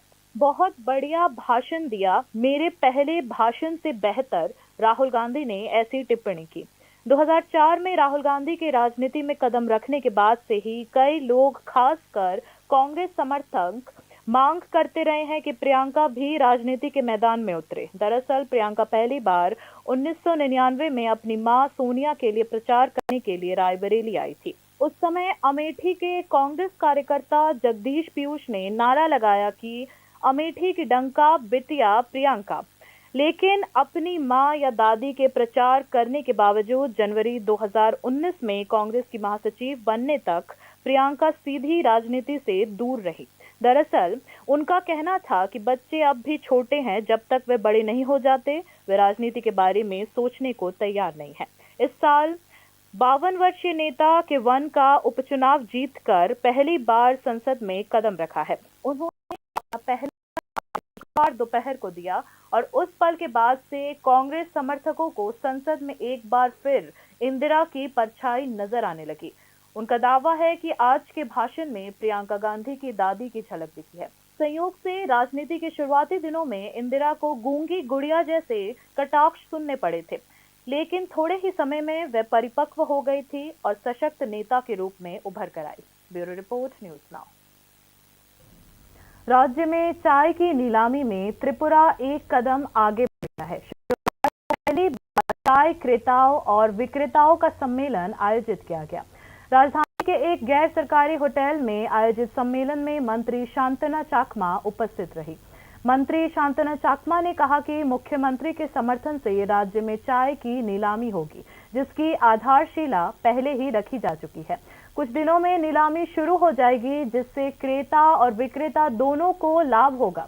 यह खरीदार और विक्रेता सम्मेलन त्रिपुरा टी डेवलपमेंट कॉरपोरेशन की पहल के तहत आयोजित किया गया था। सम्मेलन में Indian T association, Indian auction association और चाय बोर्ड के प्रतिनिधियों ने हिस्सा लिया। का काम शुरू होगा, जब शुरू होगा तब हमारा टी का रेट भी और अच्छा होगा और हमारा त्रिपुरा का जो स्टिक होल्डर जो है उनको भी फायदा होगा। तो सिर्फ हम क्या करते हैं कि जब भी कोई ऑक्शन में जाना होता है तो कलकत्ता जाना पड़ता है, गुवाहाटी जाना पड़ता है, तो इजीली त्रिपुरा में होगा तो इजीली हम सेल कर सकते हैं। तो हम देखते हैं कि ज़्यादा तो 50% जितना सारा हमारा प्रोडक्ट होता है, ज़्यादा तो 50% बाहर, मतलब कि कलकत्ता गुवाहाटी में करते हैं। तो अभी बाकी जो 50% जो है तो त्रिपुरा का लोकल मार्केट में सेल हो जाता है। तो अभी क्या होगा, एक साथ हम त्रिपुरा में ऑक्शन सेंटर हो जाएगा तो काम शुरू होगा तो हम त्रिपुरा के लोगों के लिए जो काम करना नहीं चाहते उन लोग भी इंटरेस्टेड होंगे और टी के ऊपर काम करना। हालांकि एडीसी विलेज कमेटी चुनाव दिसंबर तक पूरा करने का शपथ पत्र जमा किया गया था, लेकिन राज्य चुनाव आयोग ने अभी तक चुनाव अधिसूचना जारी नहीं की है। संबंधित विशेषज्ञों के अनुसार इस मामले में चुनाव आयोग पर अदालत की अवमानना का मामला दायर हो सकता है। अंत में क्या एडीसी की ग्राम समिति चुनाव को लेकर राज्य चुनाव आयोग पर अदालत की अवमानना का आरोप लगाया जा सकता है? यह सवाल राजनीतिक हलकों में लगे है। त्रिस्तरीय पंचायत चुनाव से पहले एडीसी विलेज कमेटी चुनाव से संबंधित राज्य चुनाव आयोग ने पिछले अगस्त में एक एफिडेविट में त्रिपुरा हाई कोर्ट को सूचित किया था कि एडीसी ग्राम 2024 तक पूरा हो जाएगा, लेकिन दिसंबर महीना लगभग आधा बीत चुका है। लेकिन राज्य निर्वाचन आयोग ने अब तक चुनाव की अधिसूचना जारी नहीं की है। इस मामले में राज्य सरकार के अनिर्णय की वजह से राज्य चुनाव आयोग को हाई कोर्ट का सामना करना पड़ सकता है। हाई कोर्ट द्वारा दिए गए एफिडेविट को ध्यान में रखते हुए राज्य चुनाव आयोग ने अगस्त में त्रिस्तरीय पंचायत चुनाव के बाद एडीसी की ग्राम समिति चुनाव के लिए प्रारंभिक तैयारियां शुरू कर दी। एडीसी क्षेत्र में 589 विलेज कमेटी सीट्स की संख्या 4000 से अधिक है। इन ग्राम समितियों का पिछला चुनाव 2016 में हुआ था। 2021 में उन ग्राम समितियों का कार्यकाल समाप्त हो गया था। इसका मतलब है कि जुलाई 2021 से पहले ग्राम समिति का चुनाव हो जाना चाहिए था, लेकिन इस समय सत्ताधारी दल भाजपा ग्राम समिति चुनाव को लेकर सक्रिय नहीं था। ऐसे में त्रिपुरा मोर्चा पार्टी की ओर से त्रिपुरा हाई कोर्ट में मामला दायर किया गया। मुख्य न्यायालय को राज्य चुनाव आयोग को तुरंत ग्राम समिति चुनाव कराने का निर्देश देना चाहिए। मामले की सुनवाई के दौरान हाई कोर्ट ने राज्य चुनाव आयोग के बयान से ऊपर राज्य सरकार का बयान सुनना चाहा था, क्योंकि चुनाव कराने का मामला राज्य चुनाव आयोग के अधिकार क्षेत्र में है। इसीलिए राज्य चुनाव आयोग ने त्रिपुरा हाई कोर्ट में एफिडेविट दाखिल किया। त्रिपुरा राज्य चुनाव आयोग ने एफिडेविट में उल्लेख किया है कि एडीसी ग्राम समिति की चुनाव प्रक्रिया इस साल दिसंबर के महीने तक पूरा हो जाएगा। पंचायत चुनाव संपन्न होने के बाद राज्य चुनाव आयोग ने उच्च न्यायालय से किए गए वादे के अनुसार ग्राम समिति चुनाव के लिए प्रारंभिक तैयारियां शुरू कर दी। इसके लिए राज्य चुनाव आयोग ने ट्राइबल वेलफेयर डिपार्टमेंट से ग्राम समिति के चुनाव की तारीख प्रस्तावित करने का भी अनुरोध किया, लेकिन जनजाति कार्यालय विभाग पर चुनाव आयोग के पत्र का जवाब देने में देरी करने का आरोप लगाया गया है। इस मामले में तिपरामोता सुप्रीमो प्रद्युत किशोर देबबर्मन ने चाणक्य की भूमिका निभाई है, क्योंकि ब्रू रेफ्यूजी का पुनर्वास किया गया है। इसीलिए तिपरामोता ने राज्य चुनाव आयोग से एडीसी क्षेत्र में कम से कम 122 नए ग्राम समितियों को मतदान सूची में शामिल करके चुनाव कराने की पहल करने की मांग की। मोथा की ओर से इस तरह की प्रस्ताव जनजाति कार्यालय विभाग को सौंपा था। एक ओर जहां बड़ी सहयोगी पार्टी बीजेपी ग्राम समिति के चुनाव को लेकर कोई संवेदनशील नहीं, मोथा का चुनाव को लेकर सवाल खड़े कर रहे हैं। हाल ही में राज्य निर्वाचन आयोग ने जनजाति कार्यालय विभाग से पूछा था कि क्या सरकार के पास ग्राम समिति चुनाव को लेकर कोई प्रस्ताव है। आयोग के इस पत्र के जवाब में जनजाति कार्यालय विभाग की ओर से राज्य निर्वाचन आयोग को साफ कर दिया गया है कि मामला अब फाइल के अंदर बंद हो चुका है। ऐसे में दिसंबर खत्म होने में सिर्फ आधा महीना बचा हुआ है। चुनाव आयोग कुछ अधिकारियों के मुताबिक अगर सरकार इस समय ग्राम समिति चुनाव का कराने का सहमति भी दे देता है तो दिसंबर महीने के भीतर ग्राम समिति चुनाव कराना असंभव होगा। Bureau report, news now. राज्य के प्रतिष्ठित उच्च शिक्षा संस्थाओं में भर्ती प्रक्रिया में भ्रष्टाचार के आरोपों पर राज्य की आम जनता सवाल उठा रही है। इस मामले में एक तरफ त्रिपुरा केंद्रीय विश्वविद्यालय का नाम शामिल है तो दूसरी तरफ एनआईटी अगरतला का नाम भी शामिल है। यूनिवर्सिटी और जैसे प्रतिष्ठित उच्च शिक्षण संस्थानों में भर्ती को लेकर भ्रष्टाचार के आरोपों को लेकर राज्य के आम लोग सवाल उठाने लगे।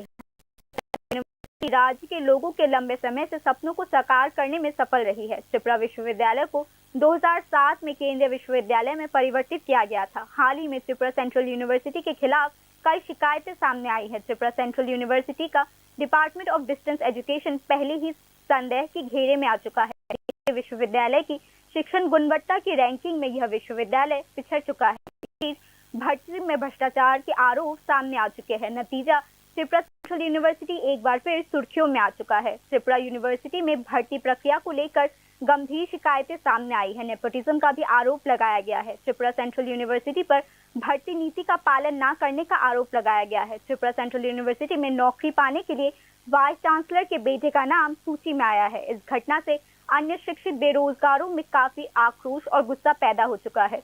त्रिपुरा विश्वविद्यालय उन लोगों के क्विक जॉब इंटरव्यूज आयोजित करने और 72 आवर्स के भीतर भर्ती रोजगार पत्र देने की एक मिसाल कायम कर चुका है, जो लंबे समय से काम कर रहा है। सवाल यह भी उठता है कि जिन लोगों को महत्वपूर्ण पदों पर नियुक्त किया गया है उनके रिक्रूटमेंट एग्जाम फॉर्म की जांच कब की गई है। त्रिपुरा सेंट्रल यूनिवर्सिटी में नॉन टीचिंग स्टाफ की भर्ती के लिए रिक्रूटमेंट पॉलिसी 2023 काम करता है। ऐसा देखा गया है कि जो लोग रातों रात भर्ती हो जाते हैं भर्ती के आसपास भी नहीं होते। इसके अलावा जिन लोगों को नियुक्त किया गया है उनकी योग्यता का आकलन भी नहीं किया गया है।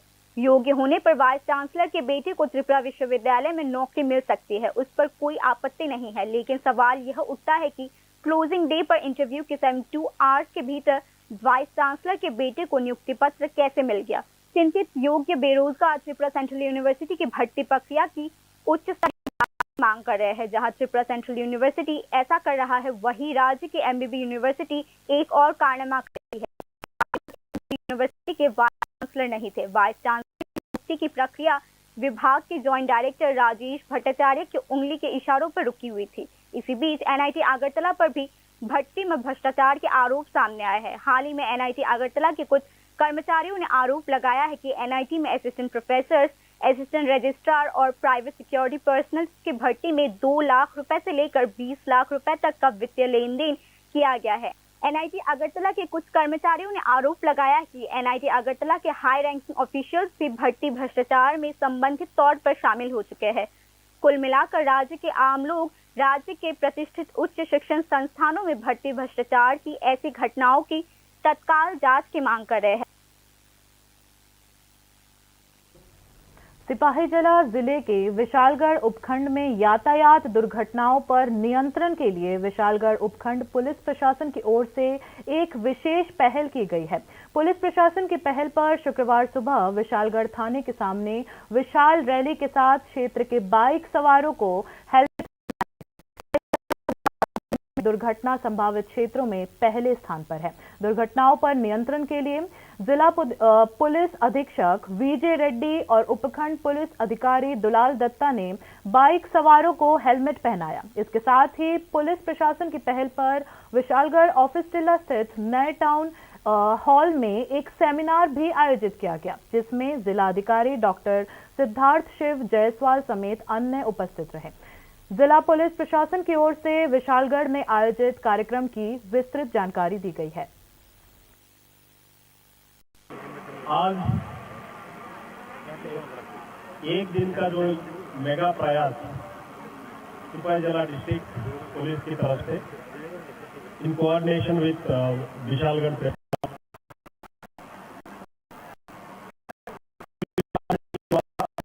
एक्टिविटी थाना के लेवल पे हर गांव में, हर थाना के अंदर, हर सब डिवीजन में करते रहे थे हम लोग, लेकिन आज पूरा डिस्ट्रिक्ट का मेगा प्रयास रैली और एक सेशन।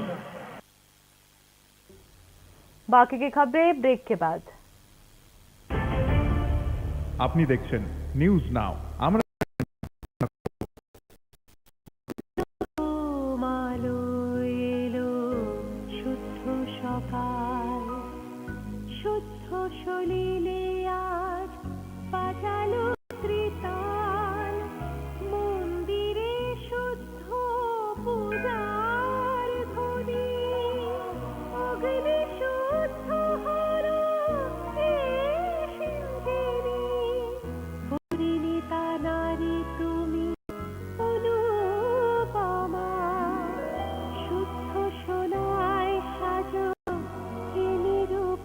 শুদ্ধতার স্বর্ণ মন্দির কালিকা জুয়েলার্স আগরতলা।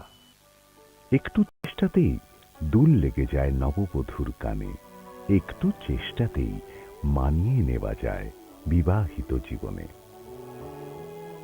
নানা অনুভূতি জড়ানো বিয়ের গয়না, শ্যাম সুন্দর কোম্পানি জুয়েলার্স।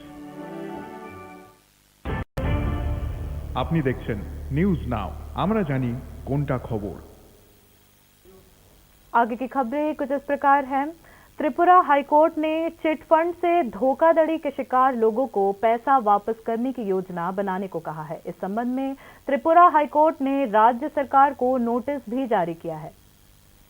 त्रिपुरा हाईकोर्ट ने चिट फंड से ठगे गए ग्राहकों का पैसा वापस करने की योजना को महत्व दिया है। हाईकोर्ट ने राज्य सरकार को योजना के निर्माण की जानकारी देने का निर्देश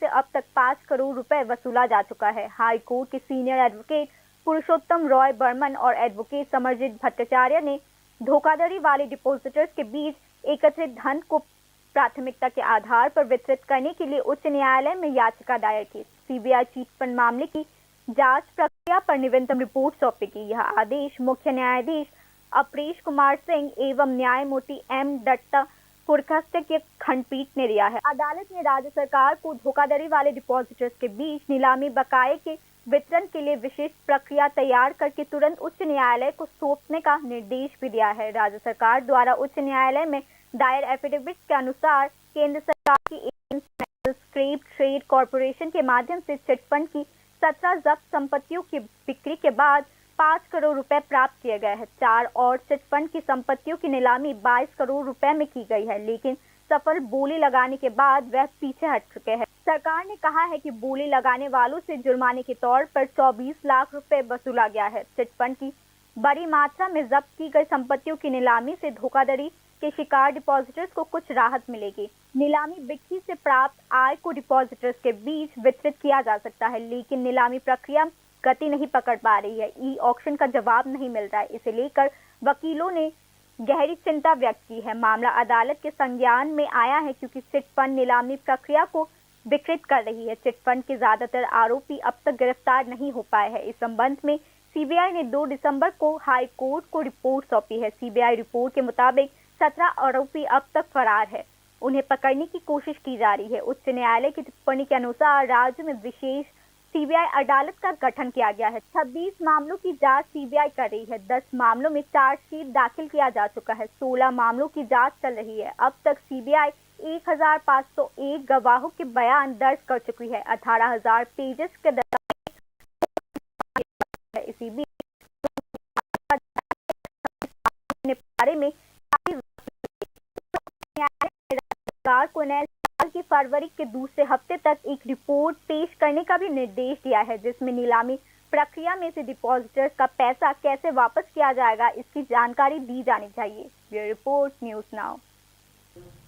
सुप्रीम कोर्ट ने पार्थ चैटर्जी को जमानत दे दी है। उन्हें एनफोर्समेंट डायरेक्टोरेट यानी ईडी मामले में जमानत मिल गई है। कोर्ट ने कहा पार्थ चैटर्जी को 1 फरवरी तक जमानत मिल जाएगी। ईडी को इसी महीने चार्ज घटित करना होगा। ट्रायल कोर्ट जनवरी के तीसरे हफ्ते तक इस मामले में अहम गवाहों के बयान लेने की कोशिश करेगी। पार्थ चैटर्जी को ट्रायल कोर्ट के साथ पूरा सहयोग करना होगा। अगर 1 फरवरी से पहले आरोप तय हो गए और गवाहों के बयान हो गए तो उन्हें जमानत मिल सकती है। हालांकि उनके खिलाफ सीबीआई का मामला अभी भी निचली अदालत में लंबित है। पार्थ चैटर्जी को अब तक जमानत नहीं मिली है, जिससे वे अभी तक जेल से रिहा नहीं हो पाए हैं।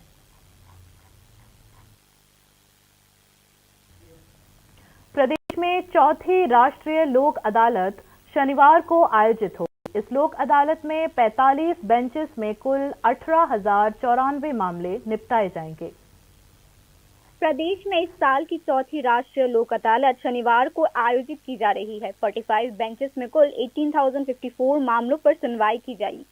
सहयोग से इस वर्ष की चौथी लोक अदालत त्रिपुरा उच्च न्यायालय के अलावा राज्य के सभी जिला और उप विभागीय अदालत परिसरों में शनिवार को सार्वजनिक अवकाश पर आयोजित की जाएगी।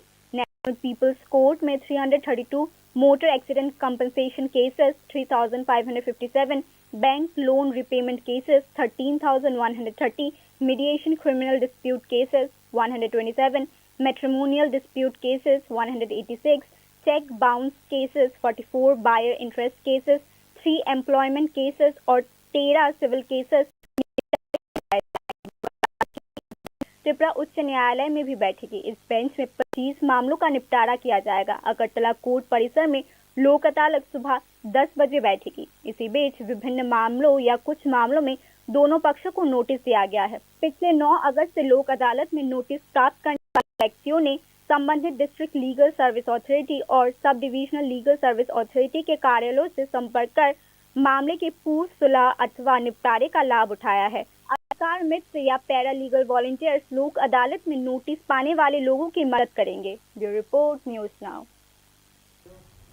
मोहनपुर अनुमंडल शासक एवं स्वामी विवेकानंद महाविद्यालय के संयुक्त तत्वाधान में उपभोक्ता अधिकार एवं नागरिक संरक्षण से संबंधित कानूनों पर 1 दिवसीय राज्य स्तरीय सम्मेलन का आयोजन किया गया। शुक्रवार को मोहनपुर स्वामी विवेकानंद महाविद्यालय में आयोजित सम्मेलन का उद्घाटन न्यायमूर्ति अरिंदम लोध ने किया।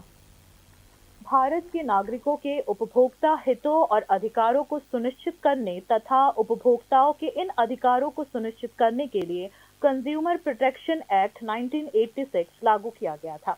नागरिक किसी भी तरह से धोखाधड़ी होने पर इस कानून के जरिए शिकायत कर सकते हैं। कंज्यूमर प्रोटेक्शन एक्ट 1986 में कहा गया है कि प्रत्येक state consumer protection redressal commission की अध्यक्षता में एक राज्य उपभोक्ता संरक्षण निवारण आयोग होगा। न्यायमूर्ति अरिंदम लोध ने राज्य स्तरीय सम्मेलन में कहा कि इसमें एक महिला और एक पुरुष अधिकारी होंगे जो समाज के प्रमुख व्यक्ति होंगे या उपभोक्ता आंदोलन में शामिल होंगे।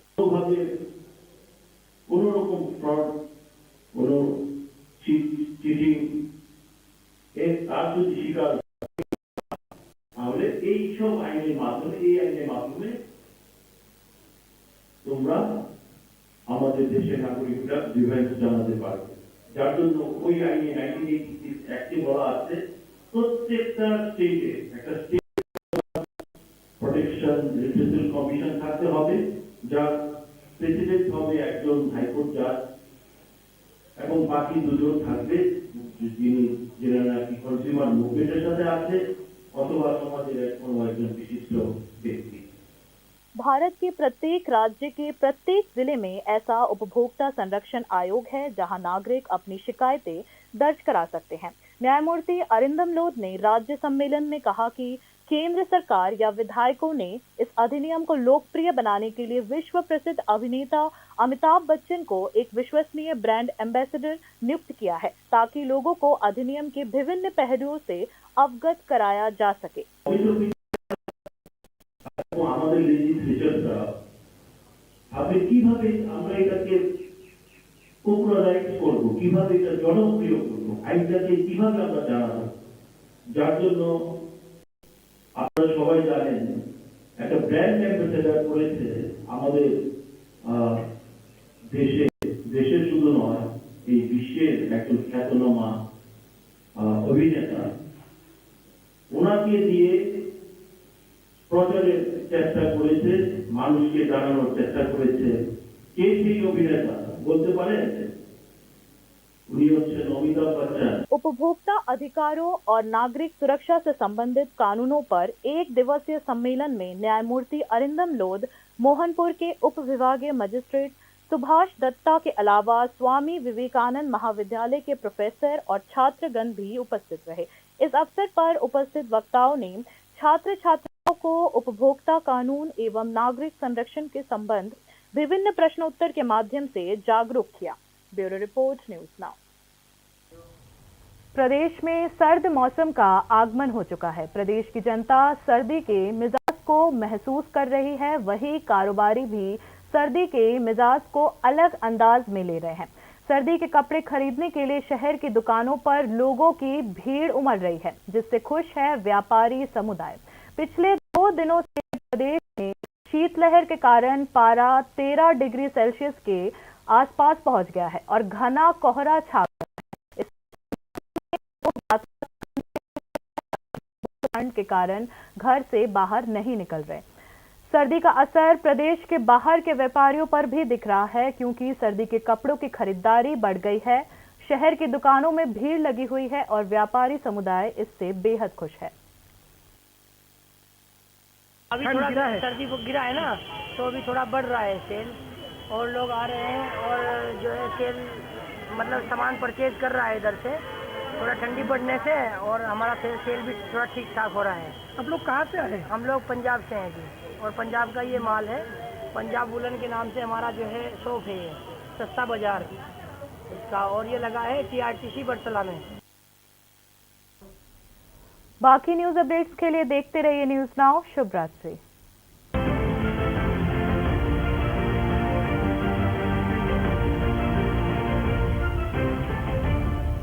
আপনি দেখছেন নিউজ নাও, আমরা জানি কোনটা খবর।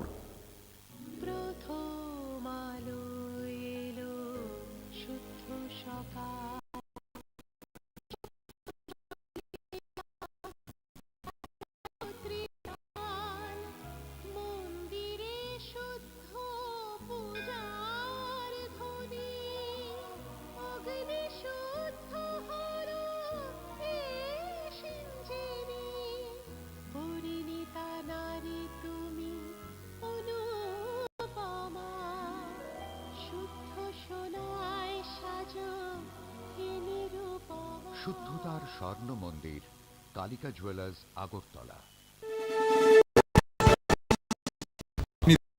নিউজ নাও, আমরা জানি কোনটা খবর।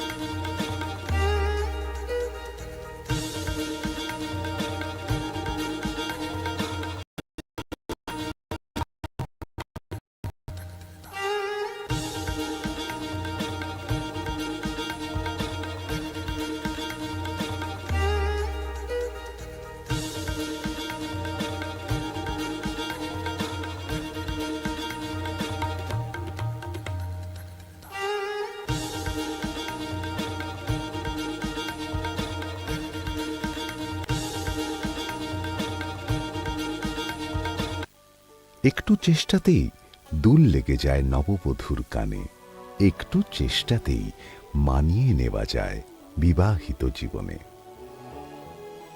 নানা অনুভূতি জড়ানো বিয়ের গয়না।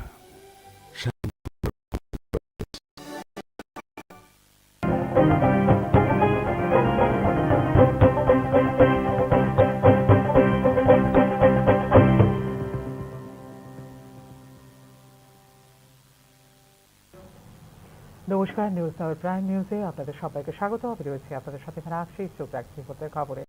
গত 10 বছরে সংবিধানের রক্ষা কবচ দুর্বল হয়েছে বলে সংসদে দেওয়া নিজের প্রথম ভাষণে বিজেপিকে তীব্র আক্রমণ করেন কংগ্রেস সাংসদ প্রিয়াঙ্কা গান্ধী। সংবিধান গ্রহণের 75তম বর্ষ উপলক্ষে আয়োজিত আলোচনায় বক্তব্য রাখেন তিনি। শুক্রবার সংসদে প্রথমবারের মতো ভাষণ রাখলেন কংগ্রেস সাংসদ প্রিয়াঙ্কা গান্ধী। নিজের প্রথম বক্তৃতাতেই বিজেপিকে চাঁচা ছোলা ভাষায় আক্রমণ শানান কংগ্রেস সাংসদ প্রিয়াঙ্কা গান্ধী। সংবিধান গ্রহণের 75তম বর্ষ উপলক্ষে আয়োজিত আলোচনায় বক্তব্য রাখতে গিয়ে ভয়ের মধ্য দিয়ে দেশ চলতে পারে না, এই দেশ উঠে দাঁড়াবে, লড়াই করবে এবং সরকারের কাছে সত্য প্রকাশের দাবি করবে।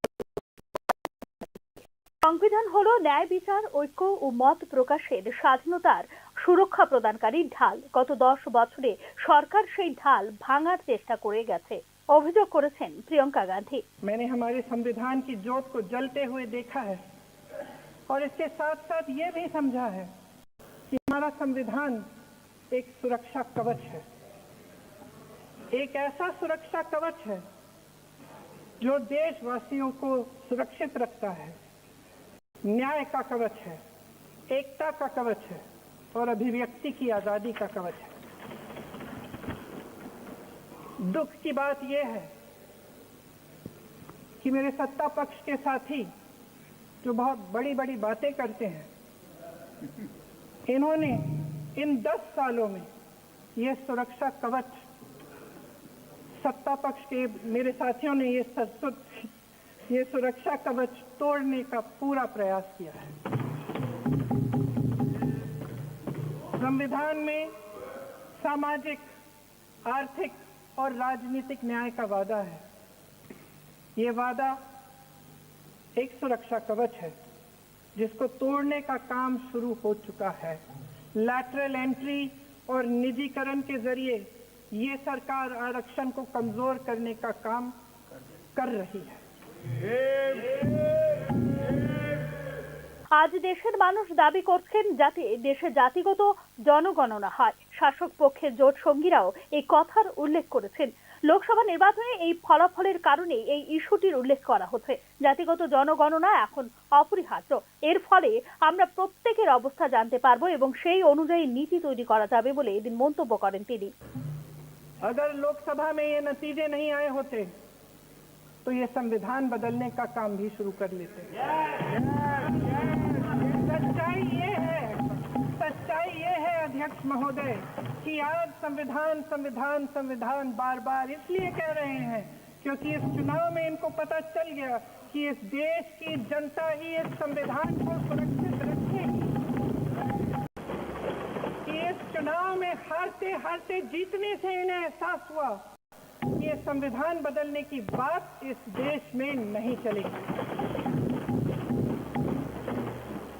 आज जनता की मांग है कि जाति जनगणना हो। सत्ता पक्ष के मेरे साथी ने इसका जिक्र किया। ये जिक्र भी आज इसलिए हो रहा है क्योंकि चुनाव में ये नतीजे आए। ये जाति जनगणना इसलिए जरूरी है ताकि हमें पता चले कि किसकी क्या स्थिति है और नीतियां उस हिसाब। এদিকে প্রিয়াঙ্কার অভিষেক বক্তৃতার প্রশংসা শোনা গিয়েছে রাহুল গান্ধী থেকে সোনিয়া গান্ধীর গলায়। দুর্দান্ত বক্তৃতা দিয়েছেন, আমার প্রথম বক্তৃতা থেকে ভালো বলে মন্তব্য করেছেন রাহুল গান্ধী। 2004 সালে রাহুল গান্ধী রাজনীতিতে পা রাখার সময় থেকেই বহু মানুষ, বিশেষত কংগ্রেস সমর্থকদের দাবি ছিল এবার প্রিয়াঙ্কাও প্রবেশ করুন রাজনীতির আঙিনায়। আসলে 2099 সালে মা সোনিয়ার হয়ে রায়বেলিতে প্রথমবার প্রচার করতে আসেন প্রিয়াঙ্কা। সেই সময়ে আমেঠির কংগ্রেস কর্মী জগদীশ পীযুষ স্লোগান তুলেছিলেন, আমেঠি কি ডঙ্কা বিটিয়া প্রিয়াঙ্কা।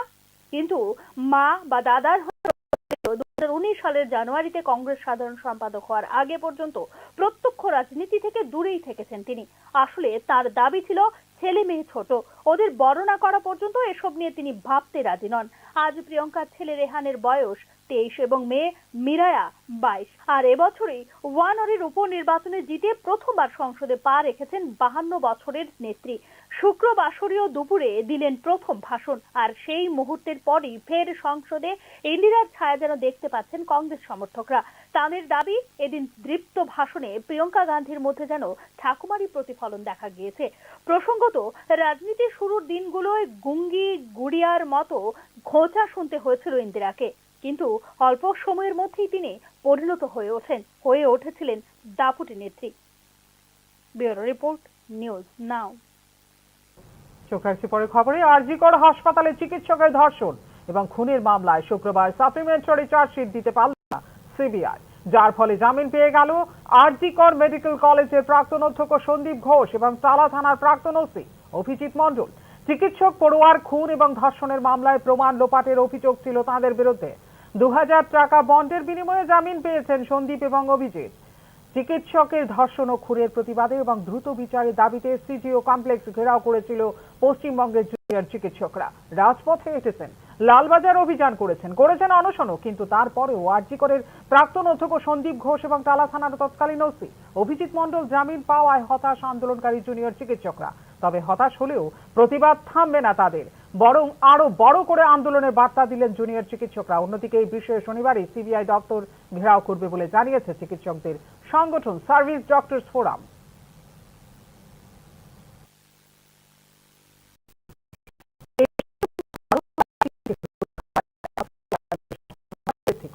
শুক্রবার এই বিষয়টি বাস্তবায়নের উদ্যোগ নিল ত্রিপুরার এমবিবি বিশ্ববিদ্যালয়। শনিবার বিকেলে এর সচেতনতার উপর একটি র্যালি সংগঠিত করে এমবিবি বিশ্ববিদ্যালয়ের ছাত্রছাত্রীরা। র্যালিতে নেতৃত্ব দেন ত্রিপুরা এমবিবি বিশ্ববিদ্যালয়ের উপাচার্য সত্যদেব পোদ্দার। ত্রিপুরা এমবিবি বিশ্ববিদ্যালয় থেকে শুরু হয়ে শহরতলির আড়ালিয়া এলাকার বিভিন্ন পথে পরিক্রমা করে জনসচেতনতামূলক এই র্যালিটি। মারণ ব্যাধি এইডস সম্পর্কে সচেতনতা গড়ে তোলার জন্য বিতরণ করা হয় প্রচার পুস্তিকাও। ছাত্রছাত্রী ও যুব সমাজকে এই মহামারী থেকে দূরে রাখার অন্যতম মাধ্যম হলো তাদের পড়াশোনা ও ক্যারিয়ার গঠনে পুঁথিগত শিক্ষা নয়, এই ড্রাগের নেশার কুপ্রভাব দূরীকরণে চাই সচেতনতা সৃষ্টিকারী পঠন পাঠন। পাশাপাশি কি কি কারণে যুব সমাজ মাদকাসক্ত হয়ে পড়ছে সে বিষয়ে নিয়মিত আলোচনা এবং নীতি নির্ধারণ একান্ত প্রয়োজন বলে এদিন জানিয়েছেন অধ্যাপক সত্যদেব পোদ্দার। ড্রাগের নেশা একটি আর্থসামাজিক এবং অনেকটা ভৌগোলিক সমস্যা, তাই অঞ্চল ভেদে নীতি পরিবর্তন করা দরকার। মানুষের মাঝে গিয়ে তাদের সমস্যা বোঝা দরকার, তবে প্রকৃত সচেতনতা সৃষ্টি সম্ভব হবে বলেও জানান তিনি। রাজ্যে চতুর্থ জাতীয় লোক আদালত অনুষ্ঠিত হবে শনিবার। মোট 45টি বেঞ্চে 18,054টি মামলা এই লোক আদালতে। শনিবার রাজ্যে অনুষ্ঠিত হতে চলেছে বছরের চতুর্থ জাতীয় লোক আদালত। এতে মোট 45টি বেঞ্চে 18,054টি মামলা তোলা হবে নিষ্পত্তির জন্য। প্রসঙ্গত, ত্রিপুরা হাইকোর্ট ছাড়াও রাজ্যের সব জেলা ও মহকুমা আদালত চত্বরে শনিবার সরকারি ছুটির দিনে অনুষ্ঠিত হবে এবছরের চতুর্থ লোক আদালত। মোটর দুর্ঘটনায় ক্ষতিপূরণের মামলা 332টি, ব্যাংক ঋণ পরিশোধ সংক্রান্ত 3,557টি মামলা, আপোষযোগ্য ফৌজদারি বিরোধের 13,130টি মামলা, বৈবাহিক বিরোধের 127টি মামলা, চেক বাউন্স সংক্রান্ত 186টি মামলা, ক্রেতা স্বার্থ সংক্রান্ত 44টি মামলা, চাকরি সংক্রান্ত বিষয় 3টি এবং দেওয়ানি সংক্রান্ত 13টি মামলা নিষ্পত্তির জন্য তোলা হবে জাতীয় লোক আদালতে। ত্রিপুরা উচ্চ আদালতে নিষ্পত্তির জন্য তোলা হবে 25টি মামলা। লোক আদালতের 10টি বেঞ্চ বসবে আগরতলার আদালত চত্বরে। এদিকে বিভিন্ন মামলার পক্ষ বিপক্ষ বা কোনো কোনো ক্ষেত্রে নোটিশ দেওয়া হয়েছে উভয় পক্ষকেও। গত 9 আগস্ট থেকে সংশ্লিষ্ট জেলা আইন সেবা কর্তৃপক্ষ মহকুমা আইনি সেবা কর্তৃপক্ষের অফিসে যোগাযোগ করে মামলার প্রি কনসিলিয়েশন বা নিষ্পত্তির সুবিধা নিয়েছেন লোক আদালতে নোটিশপ্রাপ্ত ব্যক্তিরা। লোক আদালতে নোটিশ প্রাপ্তদের সাহায্য করবেন অধিকার মিত্র বা প্যারা লিগ্যাল ভলান্টিয়াররা। Report, news now. চিটফান্ড দ্বারা প্রতারিতদের অর্থ ফিরিয়ে দেবার জন্য স্কিম প্রণয়নের পক্ষে সওয়াল করল ত্রিপুরা উচ্চ আদালত। এ বিষয়ে রাজ্য সরকারকে নোটিশও ইস্যু করেছে ত্রিপুরা উচ্চ আদালত। চিটফান্ডগুলি দ্বারা প্রতারিত গ্রাহকদের অর্থ ফিরিয়ে দেওয়ার জন্য স্কিম প্রণয়নে গুরুত্ব দিল ত্রিপুরা উচ্চ আদালত। স্কিম প্রণয়নের বিষয় নিয়ে অবহিত করার জন্য রাজ্য সরকারকে নির্দেশও দিয়েছে উচ্চ আদালত। চিটফান্ডগুলির বাজেয়াপ্ত সম্পত্তি নিলাম বাবদ এ পর্যন্ত পাওয়া গেছে 5 কোটি টাকা। সংগৃহীত অর্থ প্রতারিত আমানতকারীদের মধ্যে অগ্রাধিকারের ভিত্তিতে বিতরণ করা উচ্চ আদালতে সওয়াল করেন আদালত বান্ধব বরিষ্ঠ আইনজীবী পুরুষোত্তম রায় বর্মন ও আইনজীবী সমরজিৎ ভট্টাচার্য। চিটফান্ড মামলাগুলি তদন্ত প্রক্রিয়ার সর্বশেষ রিপোর্ট জমা দেওয়ার জন্য সিবিআইকে নির্দেশ দিয়েছে প্রধান বিচারপতি অপরেশ কুমার সিং এবং বিচারপতি এম দত্ত পুরকায়স্থের ডিভিশন বেঞ্চ। নিলাম বাবদ প্রাপ্য অর্থ প্রতারিত আমানতকারীদের মধ্যে বন্টনের জন্য সুনির্দিষ্ট পদ্ধতি প্রণয়ন করে উচ্চ আদালতকে অবিলম্বে অবহিত করার জন্য রাজ্য সরকারকে নির্দেশ দিয়েছে আদালত। উচ্চ আদালতে রাজ্য সরকার প্রদত্ত হলফনামা অনুযায়ী কেন্দ্রীয় সংস্থা মেটাল স্কেপ ট্রেড কর্পোরেশনের মাধ্যমে চিটফান্ডগুলির 17টি বাজেয়াপ্ত সম্পত্তি নিলামে বিক্রি করে আদায় হয়েছে 5 কোটি টাকা।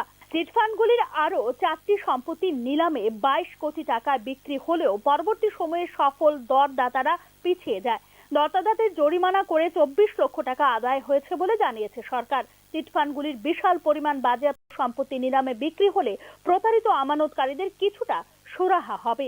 নিলাম বিক্রি বাবদ আদায়কৃত অর্থ আমানতকারীদের মধ্যে বন্টন করা যাবে, কিন্তু গতি পাচ্ছে না নিলাম প্রক্রিয়া। এই নিলামে সাড়া পাওয়া যাচ্ছে না, গভীর আশঙ্কা প্রকাশ করেছেন আইনজীবীরা। চিটফান্ডগুলি বাঁকা পথে নিলাম প্রক্রিয়া ভেস্তে দিচ্ছে বলে আদালতের নজরে আনা হয় বিষয়টি। চিটফান্ডগুলির রাঘব বোয়ালদের অধিকাংশকেই গ্রেফতার করা হয়নি এখনো পর্যন্ত। এই বিষয়ে 2রা ডিসেম্বর উচ্চ আদালতের রিপোর্ট জমা দিয়েছে সিবিআই। সিবিআই রিপোর্ট অনুযায়ী 17 জন আসামি এখনো পলাতক, তাদেরকে ধরার জন্য প্রচেষ্টা জারি রয়েছে। উচ্চ আদালতের পর্যবেক্ষণ অনুযায়ী বিশেষ সিবিআই আদালত রাজ্যে গঠন করা হয়েছে। সিবিআই 26টি মামলার তদন্ত করছে, এর মধ্যে 10টি মামলার চার্জশিট জমা পড়েছে, 16টি মামলার তদন্ত চলছে। এখনো পর্যন্ত সিবিআই 1501 জন সাক্ষী বয়ান রেকর্ড করেছে। আদালতে জমা দেওয়া হয়েছে 18,000 পাতার নথি। এদিকে 26টি মামলার নিষ্পত্তি হতে দীর্ঘ সময় লাগবে বলে আশঙ্কা প্রকাশ করেছে আইনজীবীরা। আমানতকারীদের টাকা কিভাবে নিলাম বাবদ প্রাপ্য অর্থ থেকে ফেরত দেওয়া হবে এই বিষয়ে নতুন বছরের ফেব্রুয়ারি মাসের 2য় সপ্তাহে রিপোর্ট জমা করার জন্য রাজ্য সরকারকে নির্দেশ দিয়েছেন ত্রিপুরা উচ্চ আদালত। ব্যুরো রিপোর্ট, নিউজ নাও। রাজ্যের স্বনামধন্য উচ্চশিক্ষা প্রতিষ্ঠানগুলিতে নিয়োগে দুর্নীতির অভিযোগ নিয়ে প্রশ্ন তুলছেন রাজ্যের সাধারণ মানুষ। এক্ষেত্রে একদিকে যেমন জড়িয়ে গেছে ত্রিপুরা কেন্দ্রীয় বিশ্ববিদ্যালয়ের নাম, অপরদিকে জড়িয়ে গেছে এনআইটি আগরতলার নামও। সাম্প্রতিককালে ত্রিপুরা বিশ্ববিদ্যালয় এবং এনআইটি আগরতলায় নিয়োগে দুর্নীতির অভিযোগগুলো নিয়ে প্রশ্ন তুলতে শুরু করেছেন রাজ্যের সাধারণ মানুষ। স্বনামধন্য উচ্চশিক্ষা প্রতিষ্ঠানগুলোতে নিয়োগ দুর্নীতির অভিযোগের তদন্ত নিয়েও প্রশ্ন তুলছেন রাজ্যের সাধারণ মানুষ। ত্রিপুরা কেন্দ্রীয় বিশ্ববিদ্যালয় হল রাজ্যবাসীর দীর্ঘদিনের স্বপ্নের সফল বাস্তবায়ন। 2007 সালে ত্রিপুরা বিশ্ববিদ্যালয়কে রূপান্তরিত করা হয় কেন্দ্রীয় বিশ্ববিদ্যালয়ে। সাম্প্রতিককালে বিস্তর অভিযোগ উঠে আসছে ত্রিপুরা কেন্দ্রীয় বিশ্ববিদ্যালয়ের বিরুদ্ধে। ত্রিপুরা কেন্দ্রীয় বিশ্ববিদ্যালয়ের দূরশিক্ষা বিভাগের অন্তর্জলি হয়েছে আগেই। দেশের বিশ্ববিদ্যালয়গুলোর শিক্ষার মানের ক্রমতালিকায়ও পিছনের দিকে চলে এসেছে এই বিশ্ববিদ্যালয়। এর মধ্যে সামনে এলো নিয়োগ, ফলে সংবাদ শিরোনামে উঠে আসলো ত্রিপুরা কেন্দ্রীয় বিশ্ববিদ্যালয়। নিয়োগ প্রক্রিয়া নিয়ে গুরুতর অভিযোগ উঠেছে ত্রিপুরা বিশ্ববিদ্যালয়ে। পাল্লা দিয়ে অভিযোগ উঠেছে স্বজন পোষণেরও। কোন ধরনের নিয়োগ নীতি মানা হয় না বলে অভিযোগ ত্রিপুরা কেন্দ্রীয় বিশ্ববিদ্যালয়ের বিরুদ্ধে। ত্রিপুরা কেন্দ্রীয় বিশ্ববিদ্যালয়ের চাকরি পাওয়ার তালিকায় রয়েছেন খোদ উপাচার্যের পুত্র।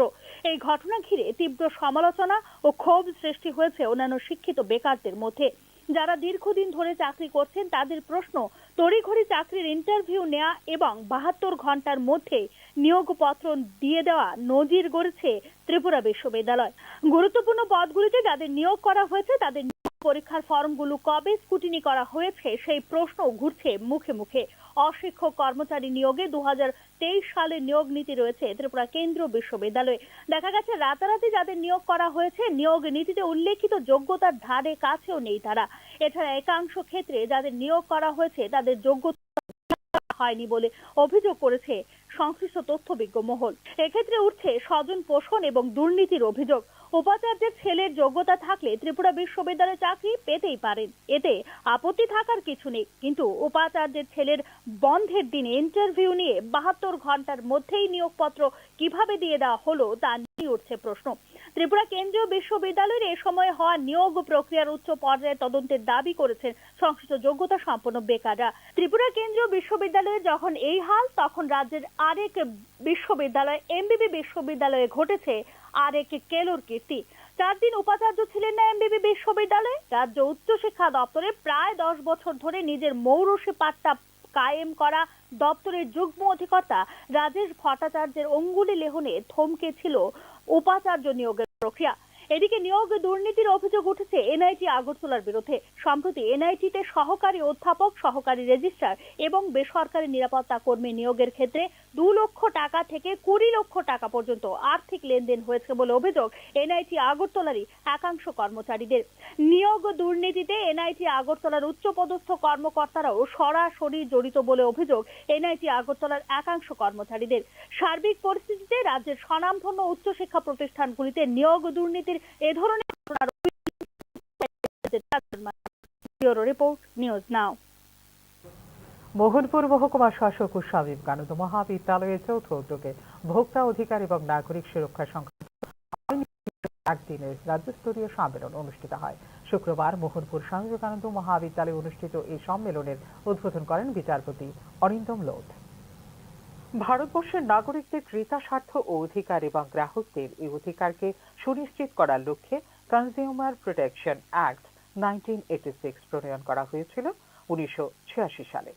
কোনো জায়গায় কোনো রকম ভাবে প্রতারিত হলে এই আইনের মাধ্যমে নাগরিকরা অভিযোগ জানাতে পারবেন। কনজিউমার প্রোটেকশন অ্যাক্ট 1986 এ উল্লেখ আছে প্রত্যেকটি রাজ্যে state consumer protection redressal commission থাকবে এবং যার সভাপতি থাকবেন উচ্চ আদালতের একজন বিচারপতি। সঙ্গে আরেকজন মহিলা ও একজন পুরুষ আধিকারিক থাকবেন যারা সমাজের বিশিষ্ট ব্যক্তিত্ব বা ভোক্তা আন্দোলনের সঙ্গে জড়িত থাকবেন বলে রাজ্যস্তরীয় সম্মেলনে জানিয়েছেন বিচারপতি অরিন্দম লোধ। কোন রকম ফ্রড, কোন চিটিং এর আর যদি শিকার মাধ্যমে তোমরা আমাদের দেশের নাগরিকরা ডিভাইস জানাতে পারবে। যার জন্য ওই আইনে 1986 অ্যাক্টে বলা আছে প্রত্যেকটা স্টেটে একটা state consumer protection redressal commission থাকতে হবে, যার প্রেসিডেন্ট হবে একজন হাইকোর্ট জাজ এবং বাকি দুজন থাকবে যিনি নাকি কনজিউমার মুভমেন্টের সাথে আছে অথবা সমাজের কোনো একজন বিশিষ্ট ব্যক্তি। ভারতবর্ষের প্রতিটি রাজ্যের প্রতি জেলায় এই ধরনের কনজিউমার প্রোটেকশন কমিশন থাকবে যেখানে নাগরিকরা তাদের অভিযোগ জানাতে পারবেন। কেন্দ্র সরকার বা আইন প্রণেতারা এই আইনটিকে জনপ্রিয় করে তোলার জন্য আইনের বিভিন্ন দিক সম্পর্কে মানুষকে সচেতন করার জন্য বিশ্বস্ত ব্র্যান্ড অ্যাম্বাসেডর হিসেবে বিশ্ববিখ্যাত অভিনেতা অমিতাভ বচ্চনকে নিযুক্ত করেছেন বলে রাজ্যস্তরীয় সম্মেলনে জানিয়েছেন বিচারপতি অরিন্দম লোধ। এবং আমাদের লেজিসলেচাররা ভাবে কিভাবে আমরা এটাকে পপুলারাইজ করব, কিভাবে এটা জনপ্রিয় করব, আইনটাকে কিভাবে আমরা জানাবো। যার জন্য আপনারা সবাই জানেন একটা ব্র্যান্ড অ্যাম্বাসেডর করেছে আমাদের দেশের শুধু নয় এই বিশ্বের একজন খ্যাতনামা অভিনেতা। ওনাকে দিয়ে প্রচারের চেষ্টা করেছে, মানুষকে জানানোর চেষ্টা করেছে। কে সেই অভিনেতা বলতে পারেন? ভোক্তা অধিকার ও নাগরিক সুরক্ষা সংক্রান্ত আইন বিষয়ক একদিনের সম্মেলনে বিচারক অরিন্দম লোধ ছাড়াও উপস্থিত ছিলেন মোহনপুর মহকুমা শাসক সুভাষ দত্ত, স্বামী বিবেকানন্দ মহাবিদ্যালয়ের অধ্যাপক, অধ্যাপিকা ও ছাত্রছাত্রীরা। অনুষ্ঠানে উপস্থিত বক্তারা ছাত্রছাত্রীদের ভোক্তা আইন এবং নাগরিক সুরক্ষা সম্পর্কিত বিভিন্ন প্রশ্নোত্তরের মাধ্যমে তাদের সচেতন করেন। ব্যুরো রিপোর্ট, নিউজ নাও। রাজ্যে চা নিলামের ক্ষেত্রে এক ধাপ এগিয়ে গেল ত্রিপুরা। শুক্রবার প্রথমবারের মতো অনুষ্ঠিত হল চায়ের ক্রেতা বিক্রেতা সম্মেলন। রাজধানীর একটি বেসরকারি হোটেলে আয়োজিত সম্মেলনে উপস্থিত ছিলেন মন্ত্রী শান্তনা চাকমা। মুখ্যমন্ত্রীর সৌজন্যে চায়ের নিলাম হবে রাজ্যে। চা নিলাম কেন্দ্রের ভিত্তিপ্রস্তর স্থাপন হয়েছে ইতিমধ্যে। কিছুদিনের মধ্যে শুরু হয়ে যাবে চা নিলাম। এতে উপকৃত হবেন ক্রেতা বিক্রেতা উভয়ই বলে এদিন জানিয়েছেন মন্ত্রী শান্তনা চাকমা। ত্রিপুরা চা উন্নয়ন নিগমের উদ্যোগে আয়োজিত হয় এদিনের এই ক্রেতা বিক্রেতা সম্মেলনে অংশ নিয়েছে ইন্ডিয়ান টি অ্যাসোসিয়েশন, ইন্ডিয়ান অকশন অ্যাসোসিয়েশন, চা পর্ষদ থেকে আগত প্রতিনিধিরা। जब हमारा यहाँ ऑक्शन सेंटर का काम शुरू होगा, जब शुरू होगा तब हमारा टी का रेट भी हमारे त्रिपुरा का जो स्टिक होल्डर जो है उनको भी फायदा होगा। तो सिर्फ हम क्या करते हैं कि जब भी कोई ऑक्शन में जाना होता है तो कलकत्ता जाना पड़ता है, गुवाहाटी जाना पड़ता है, तो इसीलिए त्रिपुरा में होगा तो इसीलिए हम सेल कर सकते हैं। तो हम देखते हैं कि ज़्यादा तो 50 पर जितना सारा हमारा यहाँ प्रोडक्ट होता है ज़्यादा तो 50% बाहर मतलब कि कलकत्ता गुवाहाटी में हम सेल करते हैं। तो अभी बाकी जो 50% जो है तो त्रिपुरा का लोकल मार्केट में सेल हो जाता है। तो अभी एक साथ हम त्रिपुरा में ऑक्शन सेंटर हो जाएगा तो काम शुरू होगा तो हम त्रिपुरा के लोगों के लिए जो काम करना नहीं चाहते हैं उन लोग भी इंटरेस्टेड होंगे और टी के ऊपर काम करना। এদিকে রাজ্যে চা নিলামের জন্য প্রথমবারের মতো অনুষ্ঠিত হওয়া ক্রেতা বিক্রেতা সম্মেলন নিয়ে বিস্তারিত জানিয়েছেন ত্রিপুরা চা উন্নয়ন নিগমের চেয়ারম্যান সমীর ঘোষ। চা নিলাম প্রক্রিয়ায় বর্তমানে যেখানে 44 দিন সময় লাগে, আগামী দিনে তাতে লাগবে মাত্র 29 দিন। রাজ্যে চা থেকে প্রসেসমেন্ট শুরু করলে কর্মসংস্থানের সুযোগ তৈরি হবে। জাতীয় এবং আন্তর্জাতিক পর্যায়ে পরিচিতি লাভ করবে ত্রিপুরার চা। নিউজ নাওকে দেওয়া প্রতিক্রিয়া জানিয়েছেন ত্রিপুরা চা উন্নয়ন নিগমের চেয়ারম্যান সমীর ঘোষ। শুনে নেব কি বলছেন তিনি। আমাদের রাজ্যে প্রথমবারের মতো এরকম চাকে কেন্দ্র করে চায়ের নিলাম কেন্দ্র প্রতিষ্ঠান যে আমাদের হবে আমাদের রাজ্যে, তাকে কেন্দ্র করে এটা বায়ার সেলার মিট প্রথমবারের মতো আমাদের রাজ্যে আজকে অনুষ্ঠিত হয়েছে। আপনারা জানেন যে আমাদের রাজ্যে টি অকশন সেন্টার আমাদের হতে যাচ্ছে। আমাদের এই টি অকশন সেন্টারকে আমাদের মাননীয় মুখ্যমন্ত্রীর হাত ধরে এই বছরের মার্চ মাসে শিলান্যাস হয়েছে, মতদ ভিত্তিপ্রস্তর স্থাপন হয়েছে। তো তারই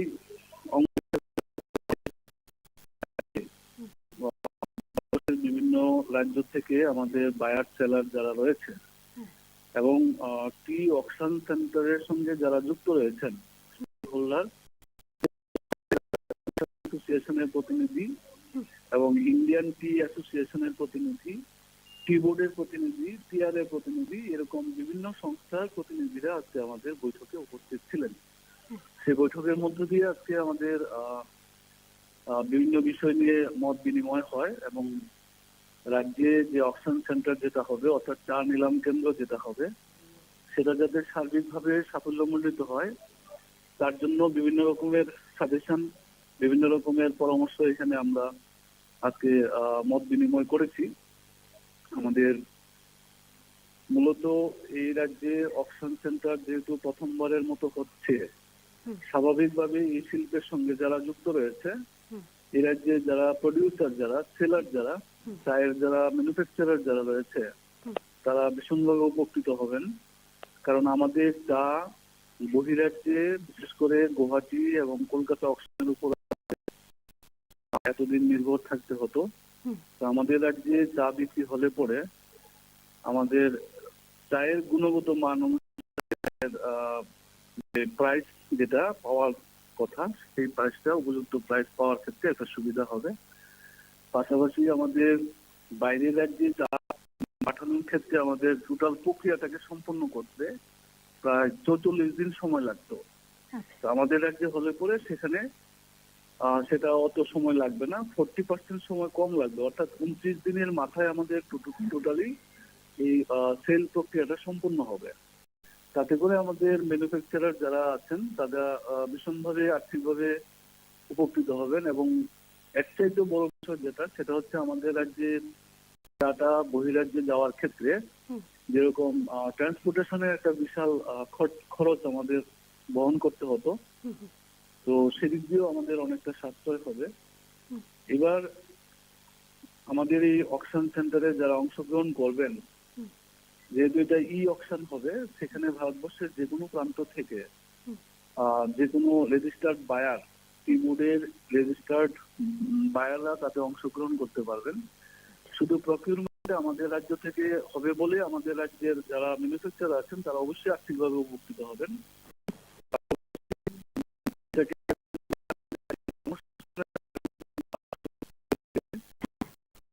সঙ্গে সেটা হচ্ছে আমাদের জাতীয় স্তরে এবং আন্তর্জাতিক স্তরে আমাদের ত্রিপুরার চায়ের একটা বিশেষ পরিচিতি লাভ করার একটা সুযোগ আমাদের সামনে চলে আসবে। একদম, রাজ্য সরকারের এই উদ্যোগ সত্যি প্রশংসনীয় এবং যারা এই শিল্পটার সঙ্গে বা এই চায়ের সঙ্গে জড়িত চাষি রয়েছেন, সেক্ষেত্রে এতদিন ধরে রাজ্যের বাইরে হতো এই গোটা বিষয়টা, এবারে রাজ্যে তারা আর্থিক দিক থেকে কতটুকু স্বাবলম্বী হতে পারবে বা তাদের কতটুকু লাভ হবে? হ্যাঁ, এটাই আমি আপনাদেরকে বোঝানোর চেষ্টা করছিলাম যে আর্থিকভাবে বিশেষ করে আমাদের পরিবহন খরচ একটা বিশাল বিষয় আমাদের থাকতো। যারা যারা চা বাইরে পাঠাতেন, হ্যাঁ, পরিবহন খরচ অনেক কমে যাবে, ট্রান্সপোর্টেশন খরচ অনেক কমে যাবে। এবং আমাদের যে সবচেয়ে বড় কথা হচ্ছে আমাদের যে চায়ের যে গুণগত মান, এই গুণগত মান অনুসারে বেটার প্রাইস রিয়েলাইজেশনের ক্ষেত্রে একটা আমাদের বঞ্চনা থাকতো বাইরের রাজ্যগুলিতে। তার কারণ হচ্ছে যেখানে আমাদের রাজ্যের চাটা যায় গুয়াহাটি কিংবা কলকাতাতে অকশনে, সেখানে উভয় রাজ্যতেই আপনার চা উৎপাদন হয়। আসামেও চা উৎপাদন হয়, বেঙ্গলেও চা উৎপাদন হয়। স্বাভাবিকভাবেই তাদের নিজ রাজ্যের উৎপাদিত চাটাকে বিক্রি করার পরেই কিন্তু অন্য রাজ্যের চায়ের বিক্রয়ের জন্য নিলাম বাজারে ওঠানো হয়। তো সেক্ষেত্রে আমাদের রাজ্য ত্রিপুরা একটু পেছন দিকে থাকতো এবং ত্রিপুরার চা বলে একটা আলাদা ট্যাগ লাগানো হতো, যাতে করে প্রথমেই আপনার এটা মানে বিলো প্রাইস, অকশনের যে ধরুন একটা স্বাভাবিক প্রাইসের থেকে ত্রিপুরার চা বলে প্রথমেই যেন একটা 10% 20% কম থাকতো। এটা একটা কমন ফেনোমেনন ছিল। সেটা আজকের দিনে আমাদের রাজ্যে টি অকশন সেন্টার চালু হওয়ার সাথে সাথে এই বিষয়টা আমাদের এতদিন যাবৎ যারা সাফার করতেন সেটা এখন আর করতে হবে না। আমাদের উৎপাদিত চায়ের গুণগত মান অনুসারে উপযুক্ত চায়ের মূল্য পাওয়ার ক্ষেত্রে একটা বিশাল সুবিধা হবে। অসংখ্য ধন্যবাদ আপনাকে নিউজ নাওকে সময় দেওয়ার জন্য। ধন্যবাদ। ধন্যবাদ আপনাদেরকেও ধন্যবাদ। পার্থ চট্টোপাধ্যায়ের জামিন মঞ্জুর করল সুপ্রিম কোর্ট। ইডির মামলায় জামিন দেওয়া হয়েছে তাঁকে। 1 ফেব্রুয়ারির মধ্যে জামিন পাবেন পার্থ চট্টোপাধ্যায়, জানিয়েছে আদালত। এই মাসের মধ্যে চার্জ গঠন করতে হবে ইডিকে। জানুয়ারির তৃতীয় সপ্তাহের মধ্যে এই মামলার সঙ্গে গুরুত্বপূর্ণ সাক্ষীদের বয়ান নেওয়ার চেষ্টা করবে ট্রায়াল কোর্ট। ট্রায়াল কোর্টের সঙ্গে সম্পূর্ণ সহযোগিতা করতে হবে পার্থ চট্টোপাধ্যায়কে। 1 ফেব্রুয়ারির আগে যদি চার্জ গঠন এবং সাক্ষীদের বয়ান গ্রহণ হয়ে যায় তবে তার আগেও জামিন পেতে পারে পার্থ চট্টোপাধ্যায়। তবে পার্থ চট্টোপাধ্যায়ের বিরুদ্ধে সিবিআই এর মামলাটি এখনো রয়েছে। সেই মামলা এখন নিম্ন আদালতে বিচারাধীন। এখনো তাতে জামিন পাননি পার্থ চট্টোপাধ্যায়, ফলে এখনই জেল মুক্তি হচ্ছে না পার্থ চট্টোপাধ্যায়ের।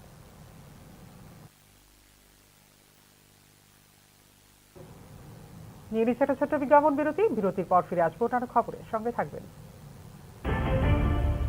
আপনি দেখছেন নিউজ নাও, আমরা জানি কোনটা খবর। প্রথম আলো এলো শুদ্ধ সকাল, শুদ্ধ সলিলে আজ বাজালো ত্রিতাল, মন্দিরে শুদ্ধ পূজার ধ্বনি, অগ্নি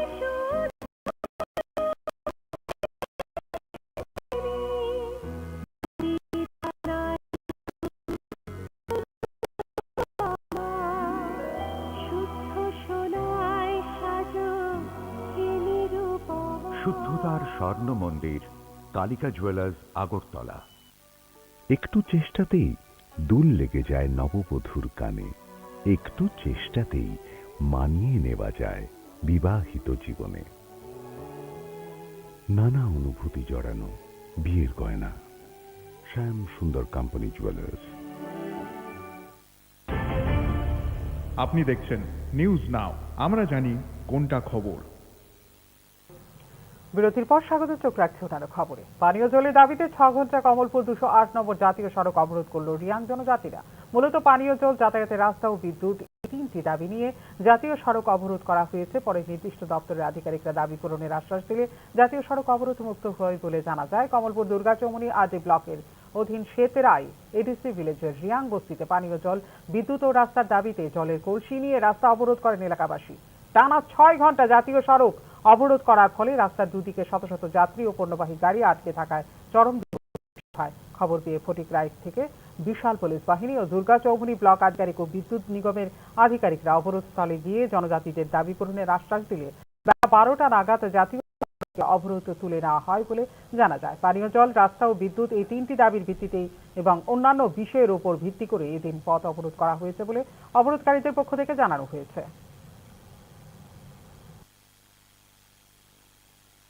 এখানের সমস্যা লাগিয়া জল আর রাস্তা, কারেন্টের লাগিয়া আমরা এই 3 দাবি আমরা আজকে রাস্তা অবরোধ করছি। আচ্ছা, কতদিন ধরে তোমরা এখানে সমস্যা? আমরা তো জলের সমস্যা লাগিয়া জন্ম থেকেই সমস্যাটা আসলো। এখন তো বর্ষাও শেষ, শীতের দিন এসে পড়ছে, শুকনার সময় জল এখন আমরা খাওয়া হয়নি। জল বর্ষার সময় চলাকালীন থাকতে আমরা থেকে তুলে খাই, কিন্তু এখন তো বৃষ্টি নাই, এই গতিকে জল। ডিসেম্বরের মধ্যে এডিসি ভিলেজ কমিটি নির্বাচন সম্পন্ন করার হলফনামা জমা দেওয়া হলেও এখনো পর্যন্ত নির্বাচনের বিজ্ঞপ্তি জারি করতে পারেনি রাজ্য নির্বাচন কমিশন। এক্ষেত্রে আদালত অবমাননার মুখে পড়তে হতে পারে নির্বাচন কমিশনকে বলে মনে করছেন সংশ্লিষ্ট তথ্যবিজ্ঞ মহল।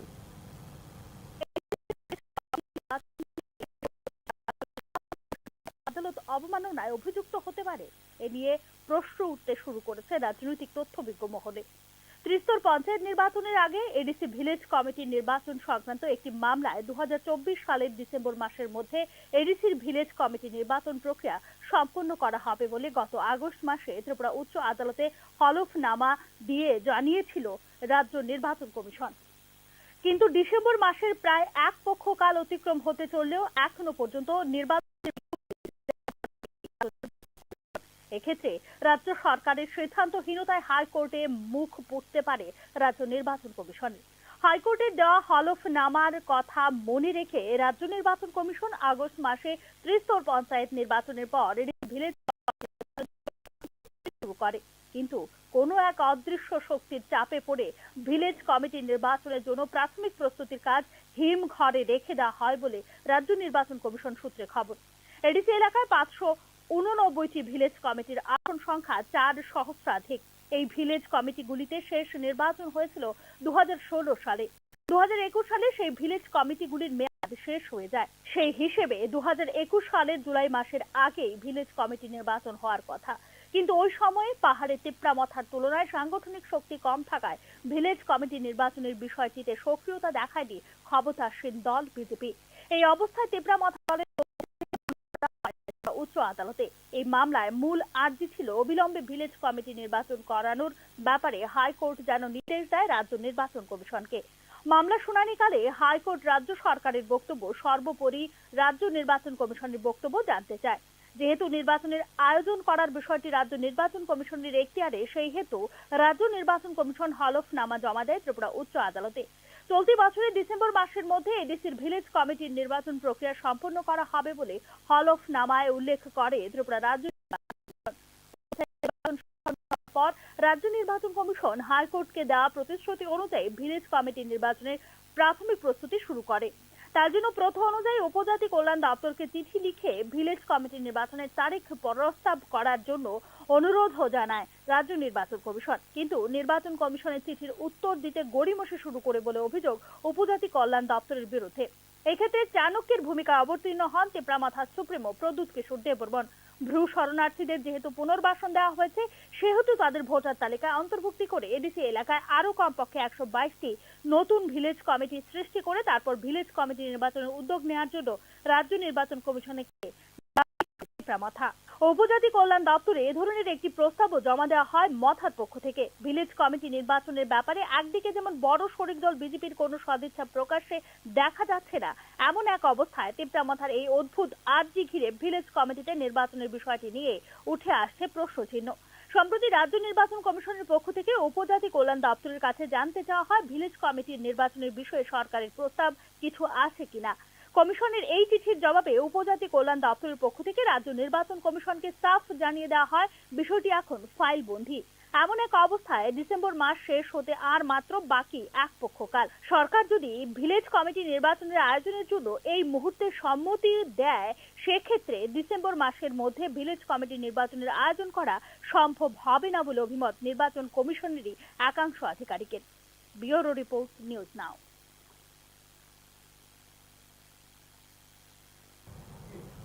সিপাহীজলা জেলার বিশালগড় মহকুমায় যান দুর্ঘটনা নিয়ন্ত্রণের লক্ষ্যে এক বিশেষ উদ্যোগ গ্রহণ করা হয়েছে বিশালগড় মহকুমা পুলিশ প্রশাসনের পক্ষ থেকে।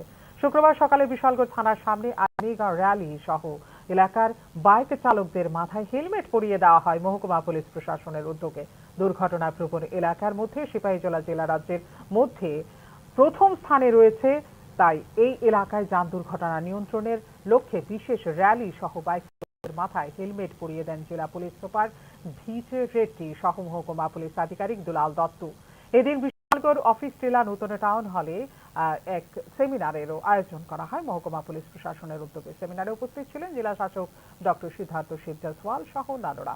বিশালগড়ে এদিনের আয়োজিত অনুষ্ঠান সম্পর্কে বিস্তারিত জানানো হয় জেলা পুলিশ প্রশাসনের পক্ষ থেকে। आज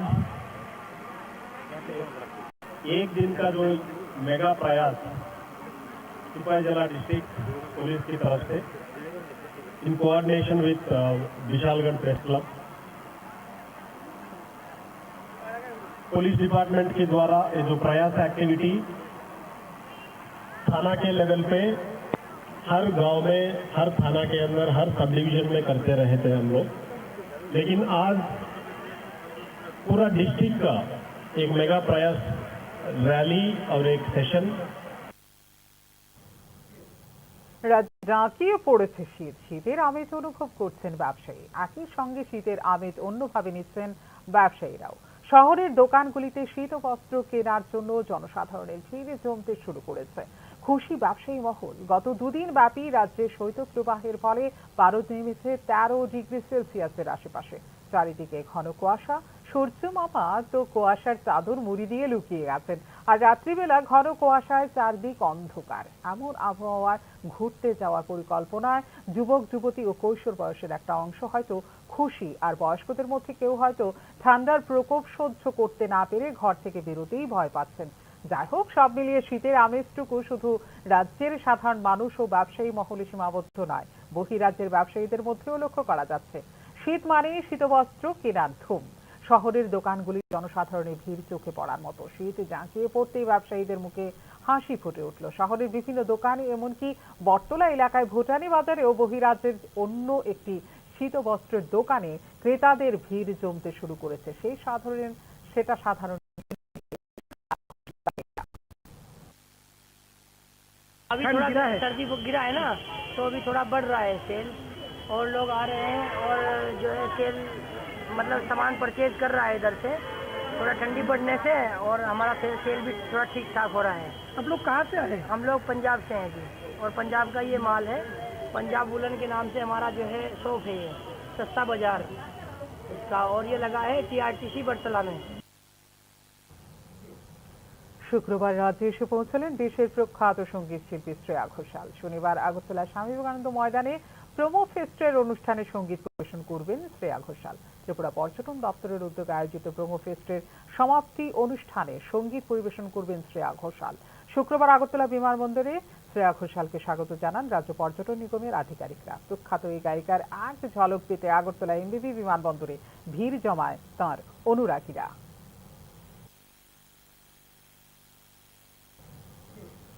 শেখ হাসিনা সরকারের পতনের পর সবচেয়ে বিপজ্জনক দেশগুলির তালিকায় প্রথমবারের মতো জায়গা করে নিল বাংলাদেশ।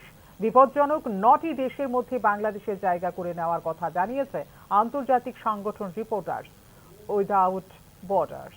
শেখ হাসিনা সরকারের পতনের ইতিমধ্যেই কেটে গেছে 4 মাস। বর্তমানে বাংলাদেশের ক্ষমতায় রয়েছে ইউনূস সরকারের নেতৃত্বাধীন অন্তর্বর্তী সরকার। লাগাতার সংখ্যালঘু হিন্দুদের উপর অত্যাচার সহ একাধিক ইস্যুতে বিশ্বের দরবারে ইতিমধ্যেই সমালোচিত নোবেল শান্তি পুরস্কার জয়ী মোহাম্মদ ইউনূস সরকার। আর এর মধ্যেই সবচেয়ে বিপজ্জনক দেশগুলির মধ্যে জায়গা করে নিল বাংলাদেশ।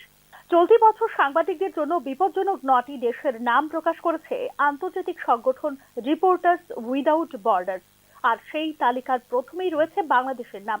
তবে সাংবাদিকদের জন্য ভয়ঙ্কর স্থান হলো যুদ্ধ বিধ্বস্ত ফিলিস্তিন বলে জানিয়েছে আন্তর্জাতিক সংগঠন রিপোর্টার্স উইদাউট বর্ডার্স। এরপরেই আছে পাকিস্তান, বাংলাদেশ এবং মেক্সিকো। চলতি বছর সারা পৃথিবীতে এখনো পর্যন্ত 54 জন সাংবাদিক পেশাগত দায়িত্ব পালন করতে গিয়ে প্রাণ হারিয়েছে বলে নিজেদের রিপোর্টে দাবি করেছে এই সংগঠনটি। চলতি বছরই বাংলাদেশে খুন হতে হয়েছে 5 জন সাংবাদিককে। শেখ হাসিনা সরকারের পতনের পর গত কয়েক মাসে 9 জন সাংবাদিক গ্রেফতার করা হয় বাংলাদেশে। গণমাধ্যমগুলিকে মোহাম্মদ ইউনূস নেতৃত্বাধীন সরকারের পক্ষে কথা বলার জন্য জারি করা হয় হুলিয়া। এদিকে পাকিস্তানের নাগরিকদের জন্য সহজে ভিসার নতুন সিদ্ধান্ত নিয়েছে বাংলাদেশের অন্তর্বর্তী সরকার। বিশেষত নিরাপত্তা যাচাইয়ের বিভিন্ন শর্ত তুলে দেওয়া হয়েছে। খুব বিরল ক্ষেত্রে কোনো দুটি দেশের মধ্যে এতটা ছাড় দেওয়া হয় যাতায়াতে। ফলে স্বাভাবিকভাবেই বাংলাদেশে পাকিস্তানের ইন্টার্ন সার্ভিসেস ইন্টেলিজেন্স বা ISI এর প্রবেশ অনেক সহজ হয়ে যাওয়ার আশঙ্কা করছে আন্তর্জাতিক বিশেষজ্ঞ মহল। এই পদক্ষেপ বাংলাদেশ ও পাকিস্তানের মধ্যে কৌশলগত এবং আদর্শগত সম্পর্ক জোরদার করার ইঙ্গিত হতে পারে বলে মনে করছেন বিশ্লেষকরা। আর যদি তাই হয় তবে নিঃসন্দেহে বিষয়টি যথেষ্ট উদ্বেগজনক ভারতের জন্য। ব্যুরো রিপোর্ট, নিউজ নাও। বর্ডার গাভাস্কার ট্রফি সিরিজের তৃতীয় ম্যাচে শনিবার ব্রিসবেনের গাব্বায় মুখোমুখি হবে ভারত এবং অস্ট্রেলিয়া।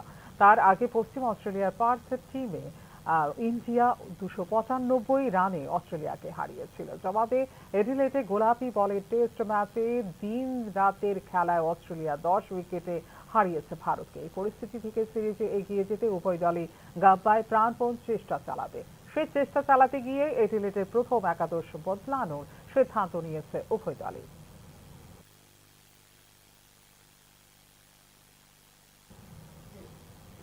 এখনকার মতো এই মুহূর্তে সংবাদ এই পর্যন্ত। অন্যান্য আপডেট দেখার জন্য অবশ্যই নজর রাখতে হবে নিউজ নাও পর্দায়। নমস্কার, শুভরাত্রি।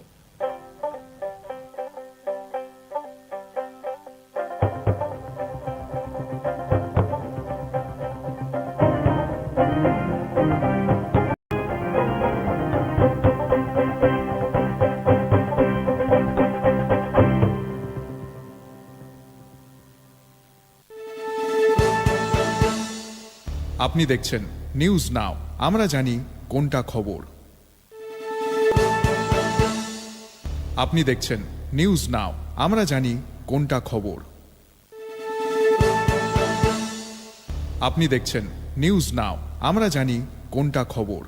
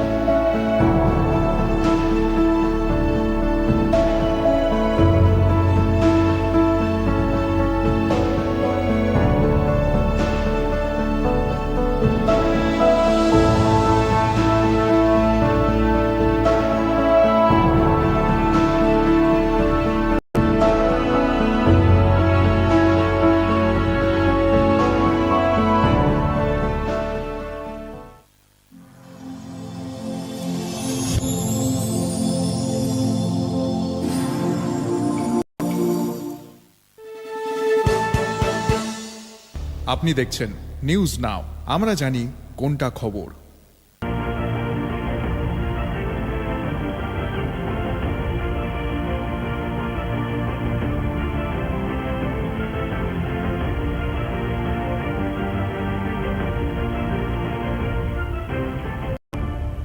আপনি দেখছেন নিউজ নাও, আমরা জানি কোনটা খবর। नमस्कार, आप सभी देख रहे हैं न्यूज नाउ में आज का समाचार। शेख हसीना सरकार के पतन के बाद बांग्लादेश ने पहली बार सबसे खतरनाक देशों की सूची में जगह बनाई है। International organisation reporters without borders ने 9 खतरनाक देशों में बांग्लादेश का स्थान घोषित किया है। शेख हसीना सरकार को गिरे हुए 4 महीने बीत चुके हैं। वर्तमान में बांग्लादेश यूनिसरकार विजेता मोहम्मद यूनिस की सरकार पहले ही विश्व अदालत में अल्पसंख्यक हिंदुओं के उत्पीड़न सहित कई मुद्दों पर आलोचना के घेरे में आ चुका है और इसी बीच बांग्लादेश सबसे खतरनाक देशों की सूची में भी आ चुका है। International organisation reporters without border ने इस साल पत्रकारों के लिए 9 खतरनाक देशों के नाम प्रकाशित किए हैं और उस लिस्ट में बांग्लादेश का भी नाम शामिल हो चुका है। हालांकि युद्धग्रस्त पैलेस्टीन पत्रकारों के लिए एक खतरनाक जगह है, international organisation reporters without border ने कहा। इसके बाद पाकिस्तान, बांग्लादेश और मेक्सिको का स्थान है। रिपोर्टर्स विदाउट बॉर्डर के अनुसार इस साल अब तक 54 पत्रकारों के ड्यूटी के दौरान जान जा चुकी है। बांग्लादेश में इस साल 5 पत्रकारों की हत्या हो चुकी है। शेख हसीना की सरकार गिरने के बाद पिछले कुछ महीनों में बांग्लादेश में 9 पत्रकारों को गिरफ्तार किया जा चुका है। इसी बीच बांग्लादेश की अंतरिम सरकार ने वीजा सुविधाओं को लेकर नया फैसला लागू किया है। विशेष रूप से विभिन्न सिक्योरिटी वेरिफिकेशन टर्म्स निर्धारित किए गए हैं। नतीजतन अंतर्राष्ट्रीय विशेषज्ञों को डर है कि पाकिस्तान की इंटर सर्विस इंटेलिजेंस यानी ISI का बांग्लादेश में प्रवेश बहुत आसान हो जाएगा।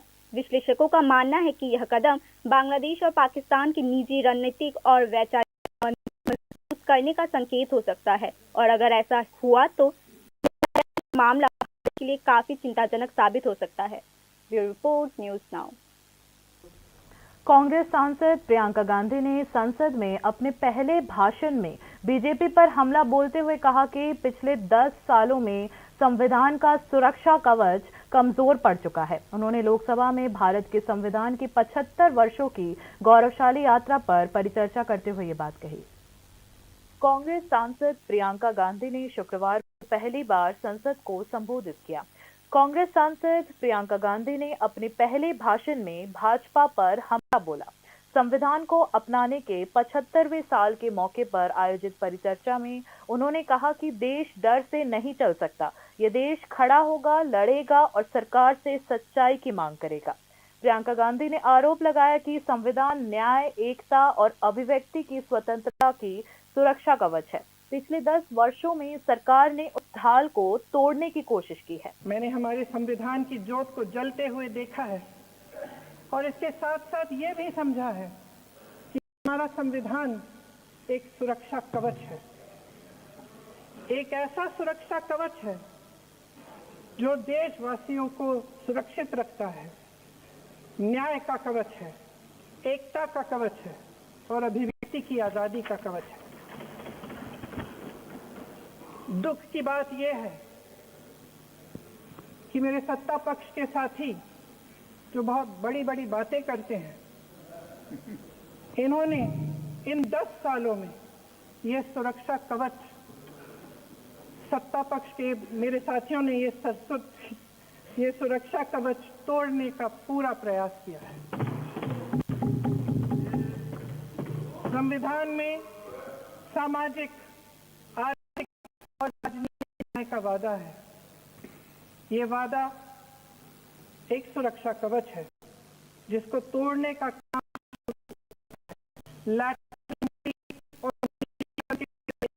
ये सरकार आरक्षण को कमजोर करने का काम कर रही है। प्रियंका गांधी ने ये मंतव्य रखा कि आज देश की जनता मांग कर रही है कि देश में जातीय जनगणना कराई जाए। इसका जिक्र सत्ता पक्ष के सहयोगियों ने भी किया है। इस मुद्दे का जिक्र लोकसभा चुनाव के नतीजों की वजह से हो रहा है। जातीय जनगणना अब जरूरी है। परिणाम स्वरूप हमें सभी की स्थिति का पता चल जाएगा और उसके अनुसार नीतियां बनाई जा सकेंगी। अगर लोकसभा में ये नतीजे नहीं आए होते तो ये संविधान बदलने का काम भी शुरू कर लेते। सच्चाई ये है अध्यक्ष कि आज संविधान बार बार कह रहे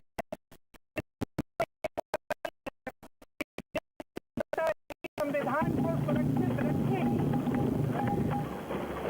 कि इस चुनाव में हारते जीतने से इन्हें एहसास हुआ कि ये संविधान बदलने की बात इस देश में नहीं चलेगी। आज जनता की मांग है कि जाति जनगणना हो। सत्ता पक्ष के मेरे साथी ने इसका जिक्र किया। ये जिक्र भी आज इसलिए हो रहा है क्योंकि चुनाव में ये नतीजे आए। ये जाति जनगणना इसलिए जरूरी है ताकि हमें पता चले कि किसकी क्या स्थिति है और नीतियां उस हिसाब। इस बीच प्रियंका के वक्तव्य की तारीफ राहुल गांधी से लेकर सोनिया गांधी तक सुनी गई है। बहुत बढ़िया भाषण दिया, मेरे पहले भाषण से बेहतर, राहुल गांधी ने ऐसी टिप्पणी की। 2004 में गांधी के राजनीति में कदम रखने के बाद से ही कई लोग, खासकर कांग्रेस समर्थक, मांग करते रहे हैं कि प्रियंका भी राजनीति के मैदान में उतरे। दरअसल प्रियंका पहली बार 1999 में अपनी मां सोनिया के लिए प्रचार करने के लिए रायबरेली आई थी। उस समय अमेठी के कांग्रेस कार्यकर्ता जगदीश पीयूष ने नारा लगाया कि अमेठी की डंका बिटिया प्रियंका। लेकिन अपनी मां या दादी के प्रचार करने के बावजूद जनवरी 2019 में कांग्रेस की महासचिव बनने तक प्रियंका सीधी राजनीति से दूर रही। दरअसल उनका कहना था कि बच्चे अब भी छोटे हैं, जब तक वे बड़े नहीं हो जाते वे राजनीति के बारे में सोचने को तैयार नहीं है। इस साल 52 वर्षीय नेता के वन का उपचुनाव जीतकर पहली बार संसद में कदम रखा है। उन्होंने अपना पहला भाषण शुक्रवार दोपहर को दिया और उस पल के बाद से कांग्रेस समर्थकों को संसद में एक बार फिर इंदिरा की परछाई नजर आने लगी। उनका दावा है कि आज के भाषण में प्रियंका गांधी की दादी की झलक दिखी है। संयोग से राजनीति के शुरुआती दिनों में इंदिरा को गूंगी गुड़िया जैसे कटाक्ष सुनने पड़े थे, लेकिन थोड़े ही समय में वे परिपक्व हो गई थी और सशक्त नेता के रूप में उभर कर आई। Bureau report, news now. राज्य में चाय की नीलामी में त्रिपुरा एक कदम आगे बढ़ गया है। शुक्रवार को पहली बार चाय क्रेताओं और विक्रेताओं का सम्मेलन राजधानी के एक गैर सरकारी होटल में आयोजित सम्मेलन में मंत्री शांतना चाकमा उपस्थित रही। मंत्री शांतना चाकमा ने कहा कि मुख्यमंत्री के समर्थन से राज्य में चाय की नीलामी होगी, जिसकी आधारशिला पहले ही रखी जा चुकी है। कुछ दिनों में नीलामी शुरू हो जाएगी, जिससे क्रेता और विक्रेता दोनों को लाभ होगा। यह खरीदार और विक्रेता सम्मेलन त्रिपुरा टी डेवलपमेंट कॉरपोरेशन की पहल के तहत आयोजित किया गया था। सम्मेलन में Indian T association, Indian auction association और चाय बोर्ड के प्रतिनिधियों ने हिस्सा लिया। जब हमारा यहाँ ऑक्शन सेंटर का काम शुरू होगा, जब शुरू होगा तब हमारा टी का रेट भी और अच्छा होगा और हमारा त्रिपुरा का जो स्टिक होल्डर जो है उनको भी फायदा होगा। तो सिर्फ हम क्या करते हैं कि जब भी कोई ऑक्शन में जाना होता है तो कलकत्ता जाना पड़ता है, गुवाहाटी जाना पड़ता है, तो इजीली त्रिपुरा में होगा तो इजीली हम सेल कर सकते हैं। तो हम देखते हैं कि ज़्यादा तो 50% जितना सारा हमारा यहाँ प्रोडक्ट होता है, ज़्यादा तो 50% बाहर, मतलब कि कलकत्ता, बाकी जो 50% है तो त्रिपुरा का लोकल मार्केट में सेल हो जाता है। तो अभी क्या होगा, एक साथ हम त्रिपुरा में ऑक्शन सेंटर हो जाएगा तो काम शुरू होगा तो हम त्रिपुरा के लोगों के लिए जो काम करना नहीं चाहते उन लोग भी इंटरेस्टेड होंगे और टी के ऊपर काम करना। हालांकि एडीसी विलेज कमेटी चुनाव दिसंबर तक पूरा करने का शपथ पत्र जमा किया गया था, लेकिन राज्य चुनाव आयोग ने अभी तक चुनाव अधिसूचना जारी नहीं की है। संबंधित विशेषज्ञों के अनुसार इस मामले में चुनाव आयोग पर अदालत की अवमानना। अंत में क्या एडीसी की ग्राम समिति चुनाव लगाया जा सकता है? यह सवाल राजनीतिक हलकों में उठने लगे हैं।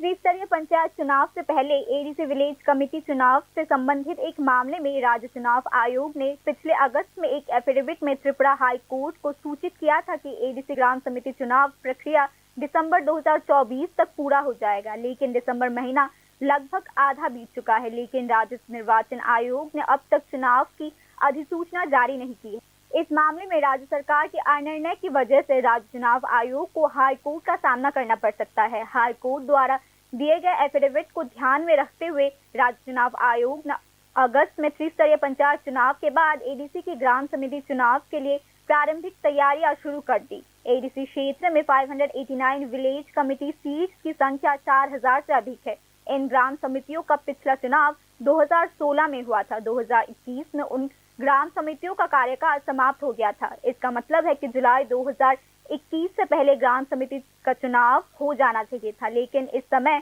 सत्ताधारी दल भाजपा ग्राम समिति चुनाव को लेकर सक्रिय नहीं था। ऐसे में त्रिपुरा मोथा पार्टी की ओर से त्रिपुरा हाई कोर्ट में मामला दायर किया गया था। इस मामले में मुख्य दलील यह थी कि उच्च न्यायालय को राज्य चुनाव आयोग को तुरंत ग्राम समिति चुनाव कराने का निर्देश देना चाहिए। मामले की सुनवाई के दौरान हाई कोर्ट ने राज्य चुनाव आयोग के बयान से ऊपर राज्य सरकार का बयान सुनना चाहा था, क्योंकि चुनाव कराने का मामला राज्य चुनाव आयोग के अधिकार क्षेत्र में है। इसीलिए राज्य चुनाव आयोग ने त्रिपुरा हाई कोर्ट में एफिडेविट दाखिल किया। त्रिपुरा राज्य चुनाव आयोग ने एफिडेविट में उल्लेख किया है कि एडीसी ग्राम समिति की चुनाव प्रक्रिया इस साल दिसंबर के महीने तक पूरा हो जाएगा। पंचायत चुनाव संपन्न होने के बाद राज्य चुनाव आयोग ने उच्च न्यायालय से किए गए वादे के अनुसार ग्राम समिति चुनाव के लिए प्रारंभिक तैयारियां शुरू कर दी। इसके लिए परंपरा के अनुसार राज्य चुनाव आयोग ने ट्राइबल वेलफेयर डिपार्टमेंट से ग्राम समिति के चुनाव की तारीख प्रस्तावित करने का भी अनुरोध किया, लेकिन जनजाति कार्यालय विभाग पर चुनाव आयोग के पत्र का जवाब देने में देरी करने का आरोप लगाया गया है। इस मामले में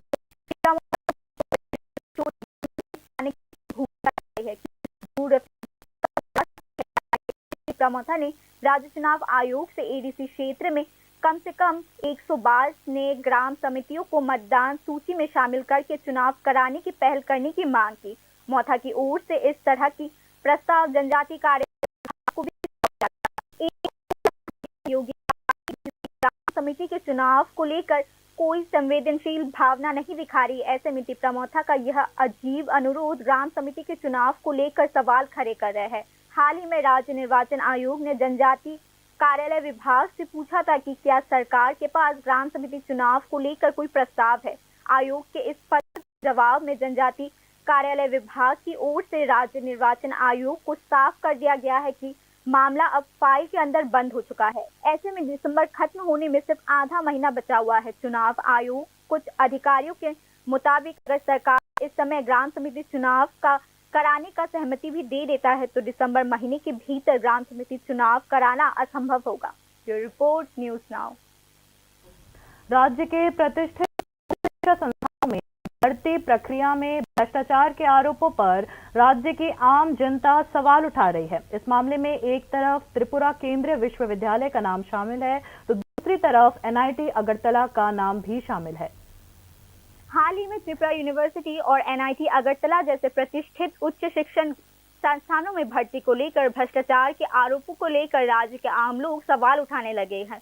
त्रिपुरा सेंट्रल यूनिवर्सिटी राज्य के लोगों के लंबे समय से सपनों को साकार करने में सफल रही है। त्रिपुरा विश्वविद्यालय को 2007 में केंद्रीय विश्वविद्यालय में परिवर्तित किया गया था। हाल ही में त्रिपुरा सेंट्रल यूनिवर्सिटी के खिलाफ कई शिकायतें सामने आई है। त्रिपुरा सेंट्रल यूनिवर्सिटी का डिपार्टमेंट ऑफ डिस्टेंस एजुकेशन पहले ही संदेह के घेरे में आ चुका है। देश के विश्वविद्यालय की शिक्षण गुणवत्ता की रैंकिंग में यह विश्वविद्यालय पिछड़ चुका है। इसी बीच भर्ती में भ्रष्टाचार के आरोप सामने आ चुके हैं। नतीजा त्रिपुरा सेंट्रल यूनिवर्सिटी की सुर्खियों में आया है। यूनिवर्सिटी में भर्ती प्रक्रिया को लेकर गंभीर शिकायत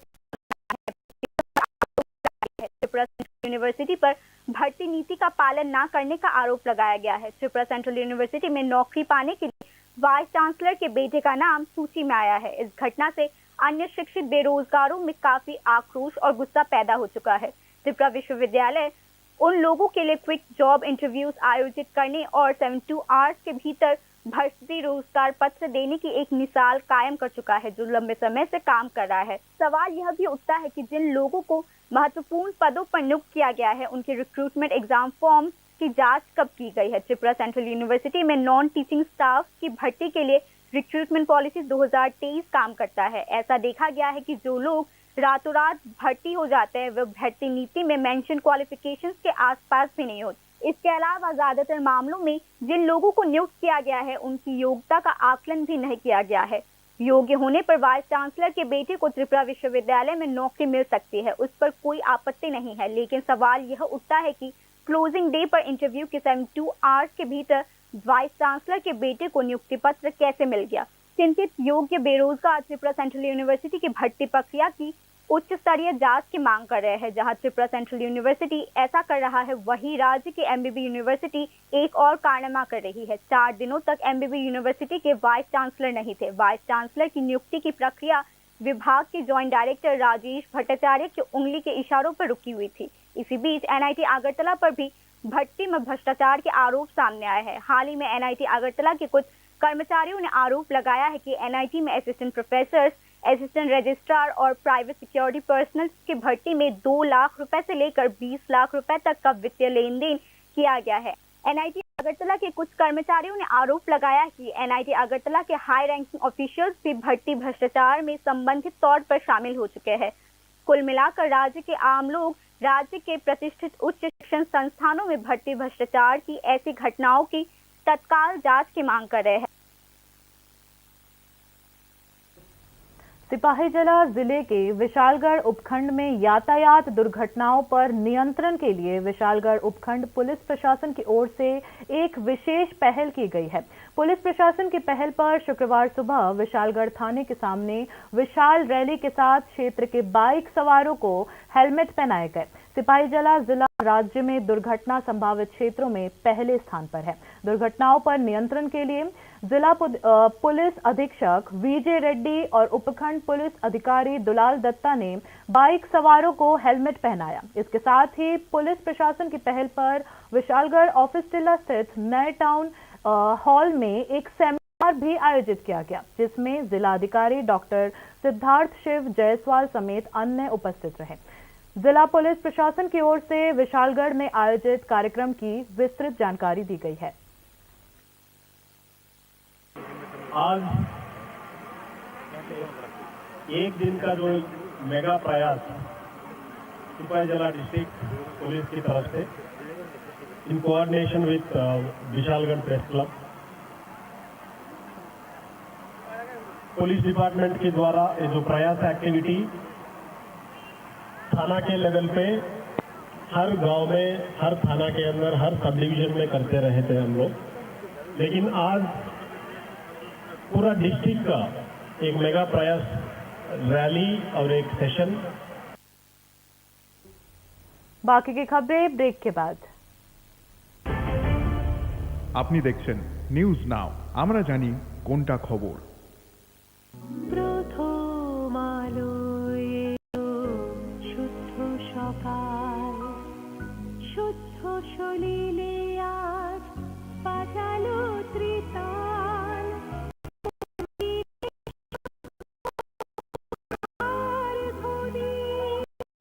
অগ্নি শুদ্ধ হলো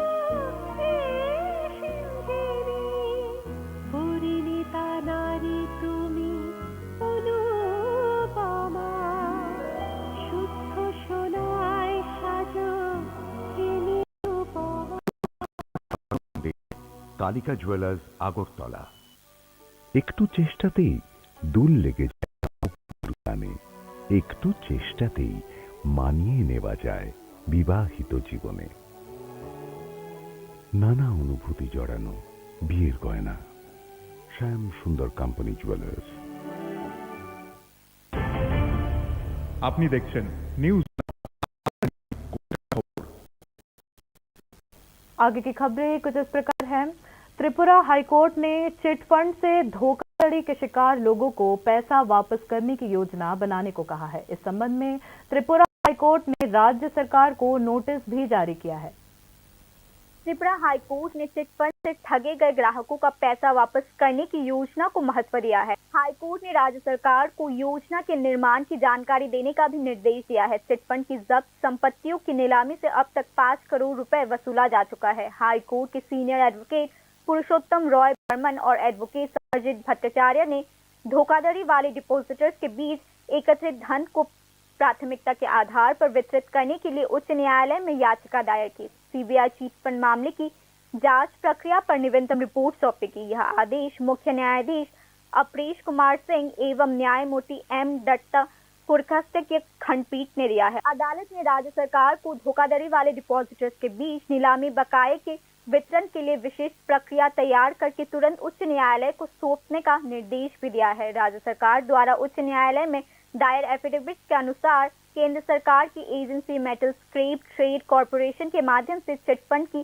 17 जब्त संपत्तियों की बिक्री के बाद 5 करोड़ रुपए प्राप्त किए गए हैं। 4 और चिटफंड की संपत्तियों की नीलामी 22 करोड़ रुपए में की गई है, लेकिन सफल लगाने के बाद वह पीछे हट चुके हैं। सरकार ने कहा है कि बोली लगाने वालों से जुर्माने के तौर पर 24 लाख रुपए वसूला गया है। चिटफंड की बड़ी मात्रा में जब्त की गई संपत्तियों की नीलामी से धोखाधड़ी के शिकार डिपॉजिटर्स को कुछ राहत मिलेगी। नीलामी बिक्री से प्राप्त आय को डिपॉजिटर्स के बीच वितरित किया जा सकता है, लेकिन नीलामी प्रक्रिया गति नहीं पकड़ पा रही है। ई ऑक्शन का जवाब नहीं मिल रहा है। इसे लेकर वकीलों ने गहरी चिंता व्यक्त की है। मामला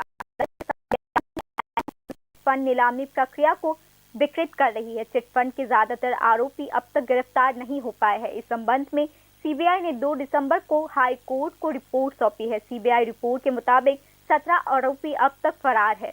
उन्हें पकड़ने की कोशिश की जा रही है। उच्च न्यायालय की टिप्पणी के अनुसार राज्य में विशेष सीबीआई अदालत का गठन किया गया है। 26 मामलों की जांच सीबीआई कर रही है। 10 मामलों में चार्जशीट दाखिल किया जा चुका है। 16 मामलों की जांच चल रही है। अब तक सीबीआई 1501 गवाहों के बयान दर्ज कर चुकी है। 18,000 पेजेस के दस्तावेज कोर्ट में जमा किए जा चुके हैं। इसी बीच वकीलों ने आशंका जताई है कि 26 मामलों के निपटारे में काफी वक्त लगेगा। त्रिपुरा उच्च न्यायालय ने राज्य सरकार को नए साल के दूसरे हफ्ते तक एक रिपोर्ट पेश करने का भी निर्देश दिया है, जिसमें नीलामी प्रक्रिया में से डिपॉजिटर्स का पैसा कैसे वापस किया जाएगा इसकी जानकारी दी जानी चाहिए। Bureau report, news now.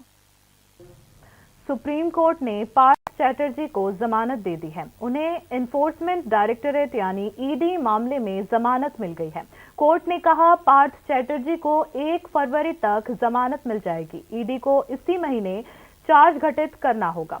Trial court जनवरी के तीसरे हफ्ते तक इस मामले में अहम गवाहों के बयान लेने की कोशिश करेगी। पार्थ चैटर्जी को ट्रायल कोर्ट के साथ पूरा सहयोग करना होगा। अगर 1 फरवरी से पहले आरोप तय हो गए और गवाहों के बयान हो गए तो उन्हें जमानत मिल सकती है। पार्थ चैटर्जी को अब तक जमानत नहीं मिली है, जिससे वे अभी तक जेल से रिहा नहीं हो पाए हैं।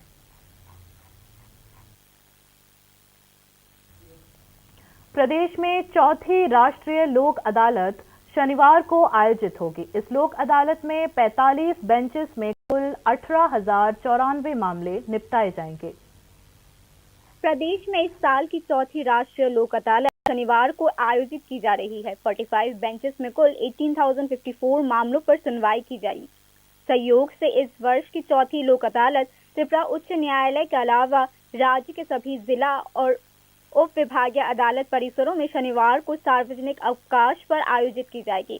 नेशनल कोर्ट में 332 motor accident compensation cases 3,557, bank loan repayment cases 13,130, mediation criminal dispute cases 127, matrimonial dispute cases 186, cheque bounce cases 44, buyer interest cases 3, employment cases और 13 सिविल केसेस निपटारे के लिए उठाए जाएंगे। लोक अदालत की एक बेंच त्रिपुरा उच्च न्यायालय में भी बैठेगी। इस बेंच में 25 मामलों का निपटारा किया जाएगा। अगरतला कोर्ट परिसर में लोक अदालत सुबह 10 बजे बैठेगी। इसी बीच विभिन्न मामलों या कुछ मामलों में दोनों पक्षों को नोटिस दिया गया। पिछले 9 अगस्त से लोक अदालत में नोटिस प्राप्त करने वाले व्यक्तियों ने संबंधित डिस्ट्रिक्ट लीगल सर्विस अथॉरिटी और sub divisional legal service authority के कार्यालयों से संपर्क कर मामले की पूर्व सुलह अथवा निपटारे का लाभ उठाया है। अधिकार मित्र या पैरालीगल वॉलंटियर्स लोक अदालत में नोटिस पाने वाले लोगों की मदद करेंगे। Bureau report, news now. Mohanpur अनुमंडल शासक एवं स्वामी विवेकानंद महाविद्यालय के तत्वाधान में उपभोक्ता अधिकार एवं नागरिक संरक्षण से संबंधित कानूनों पर एक दिवसीय राज्य स्तरीय सम्मेलन का आयोजन किया गया। शुक्रवार को मोहनपुर स्वामी विवेकानंद महाविद्यालय में आयोजित सम्मेलन का उद्घाटन न्यायमूर्ति अरिंदम लोध ने किया।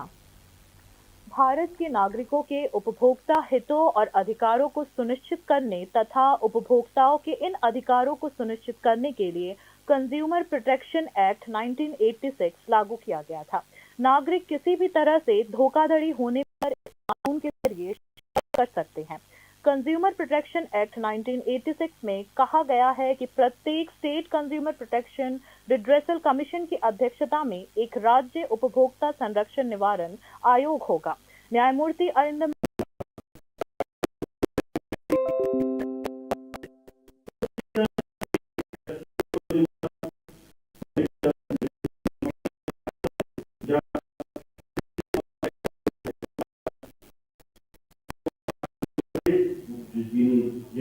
কনজিউমার মুভমেন্টের সাথে আছে অথবা সমাজের কোনো একজন বিশিষ্ট ব্যক্তি।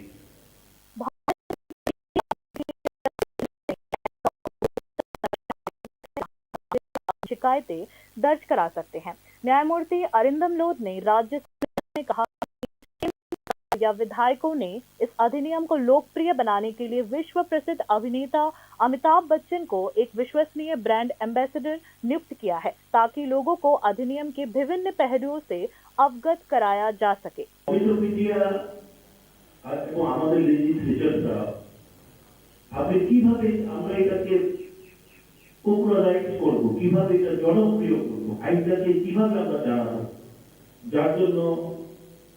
আপনারা সবাই জানেন একটা ব্র্যান্ড অ্যাম্বাসেডর আমাদের দেশের শুধু নয় এই বিশ্বের একজন খ্যাতনামা অভিনেতা, ওনাকে দিয়ে প্রচারের চেষ্টা করেছে, মানুষকে জানানোর চেষ্টা করেছে। কে সেই অভিনেতা বলতে পারেন? उपभोक्ता अधिकारों और नागरिक सुरक्षा से संबंधित कानूनों पर एक दिवसीय सम्मेलन में न्यायमूर्ति अरिंदम लोध, मोहनपुर के उप विभागीय मजिस्ट्रेट सुभाष दत्ता के अलावा स्वामी विवेकानंद महाविद्यालय के प्रोफेसर और छात्रगण भी उपस्थित रहे। इस अवसर पर उपस्थित वक्ताओं ने छात्र छात्राओं को उपभोक्ता कानून एवं नागरिक संरक्षण के संबंध विभिन्न प्रश्नोत्तर के माध्यम से जागरूक किया। Bureau report, news now. प्रदेश में सर्द मौसम का आगमन हो चुका है। प्रदेश की जनता सर्दी के मिजाज को महसूस कर रही है, वहीं कारोबारी भी सर्दी के मिजाज को अलग अंदाज में ले रहे हैं। सर्दी के कपड़े खरीदने के लिए शहर की दुकानों पर लोगों की भीड़ उमड़ रही है, जिससे खुश है व्यापारी समुदाय। पिछले 2 दिनों से प्रदेश में शीतलहर के कारण पारा 13 डिग्री सेल्सियस के आसपास पहुंच गया है और घना कोहरा छा गया है। इस सर्द मौसम में कुछ लोग यात्रा करने के लिए खुश है, जबकि बुजुर्ग ठंड के कारण घर से बाहर नहीं निकल रहे। सर्दी का असर प्रदेश के बाहर के व्यापारियों पर भी दिख रहा है, क्योंकि सर्दी के कपड़ों की खरीदारी बढ़ गई है। शहर की दुकानों में भीड़ लगी हुई है और व्यापारी समुदाय इससे बेहद खुश है। अभी थोड़ा सर्दी को गिरा है ना, तो अभी थोड़ा बढ़ रहा है सेल, और आ रहे हैं और जो है सेल मतलब सामान परचेज कर रहा है इधर से, थोड़ा ठंडी पड़ने से, और हमारा सेल भी थोड़ा ठीक ठाक हो रहा है। आप लोग कहाँ से आए? हम लोग पंजाब से हैं जी, और पंजाब का ये माल है। पंजाब वुलन के नाम से हमारा जो है शॉप है, ये सस्ता बाजार इसका, और ये लगा है TRTC बरतला में। बाकी न्यूज अपडेट्स के लिए देखते रहिए न्यूज़ नाउ। शुभ रात्रि।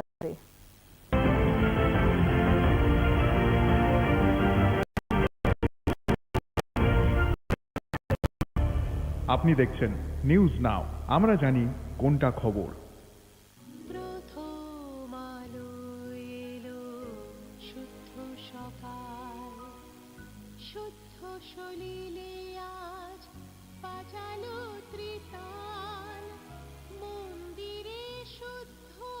পূজার ধ্বনি অগ্নি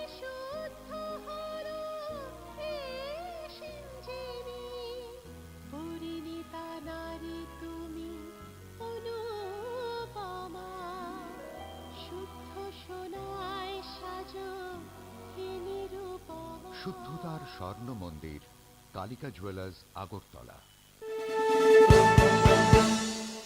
আপনি দেখছেন নিউজ নাও, আমরা জানি কোনটা খবর।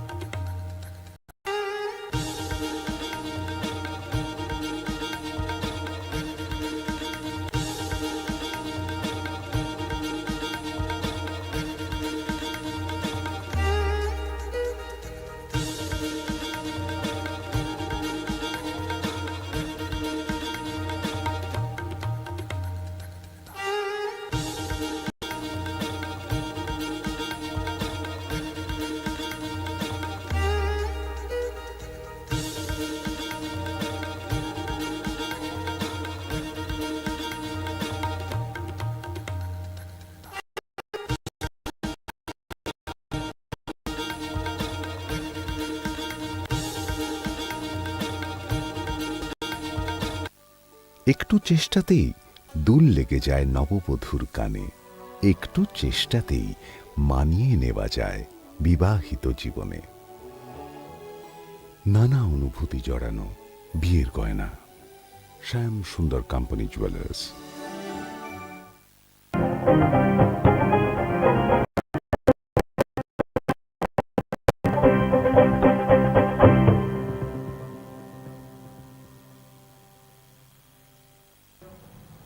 নমস্কার, নিউজ নাও প্রাইম নিউজে আপনাদের সবাইকে স্বাগত। আমি রয়েছে আপনাদের সাথে আজকেই চোখ রাখছি হতে খবরে। গত 10 বছরে সংবিধানের রক্ষা কবচ দুর্বল হয়েছে বলে সংসদে দেওয়া নিজের প্রথম ভাষণে বিজেপিকে তীব্র আক্রমণ করেন কংগ্রেস সাংসদ প্রিয়াঙ্কা গান্ধী। সংবিধান গ্রহণের 75তম বর্ষ উপলক্ষে আয়োজিত আলোচনায় বক্তব্য রাখেন তিনি। শুক্রবার সংসদে প্রথমবারের মতো ভাষণ রাখলেন কংগ্রেস সাংসদ প্রিয়াঙ্কা গান্ধী। নিজের প্রথম বক্তৃতাতেই বিজেপিকে চাঁচা ছোলা ভাষায় আক্রমণ শানান কংগ্রেস সাংসদ প্রিয়াঙ্কা গান্ধী।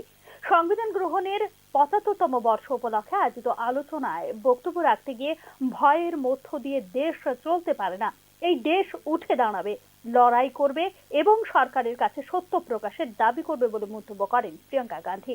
সংবিধান হলো ন্যায় বিচার, ঐক্য ও মত প্রকাশের স্বাধীনতার সুরক্ষা প্রদানকারী ঢাল। গত 10 বছরে সরকার সেই ঢাল ভাঙার চেষ্টা করে গেছে, অভিযোগ করেছেন প্রিয়াঙ্কা গান্ধী। मैंने हमारे संविधान की ज्योत को जलते हुए देखा है और इसके साथ साथ ये भी समझा है कि हमारा संविधान एक सुरक्षा कवच है, एक ऐसा सुरक्षा कवच है जो देशवासियों को सुरक्षित रखता है, न्याय का कवच है, एकता का कवच है और अभिव्यक्ति की आजादी का कवच है।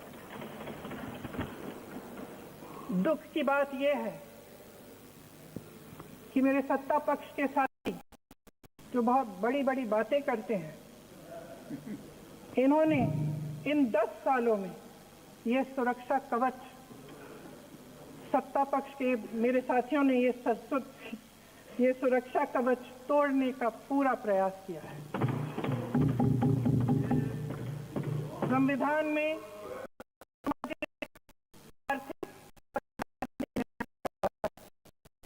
ये वादा सुरक्षा कवच है। लैटरल एंट्री और निजीकरण के जरिए ये सरकार आरक्षण को कमजोर करने का काम कर रही है। আজ দেশের মানুষ দাবি করছেন যাতে দেশে জাতিগত জনগণনা হয়। শাসক পক্ষের জোট সঙ্গীরাও এই কথার উল্লেখ করেছেন। লোকসভা নির্বাচনে এই ফলাফলের কারণে এই ইস্যুটির উল্লেখ করা হচ্ছে। জাতিগত জনগণনা এখন অপরিহার্য।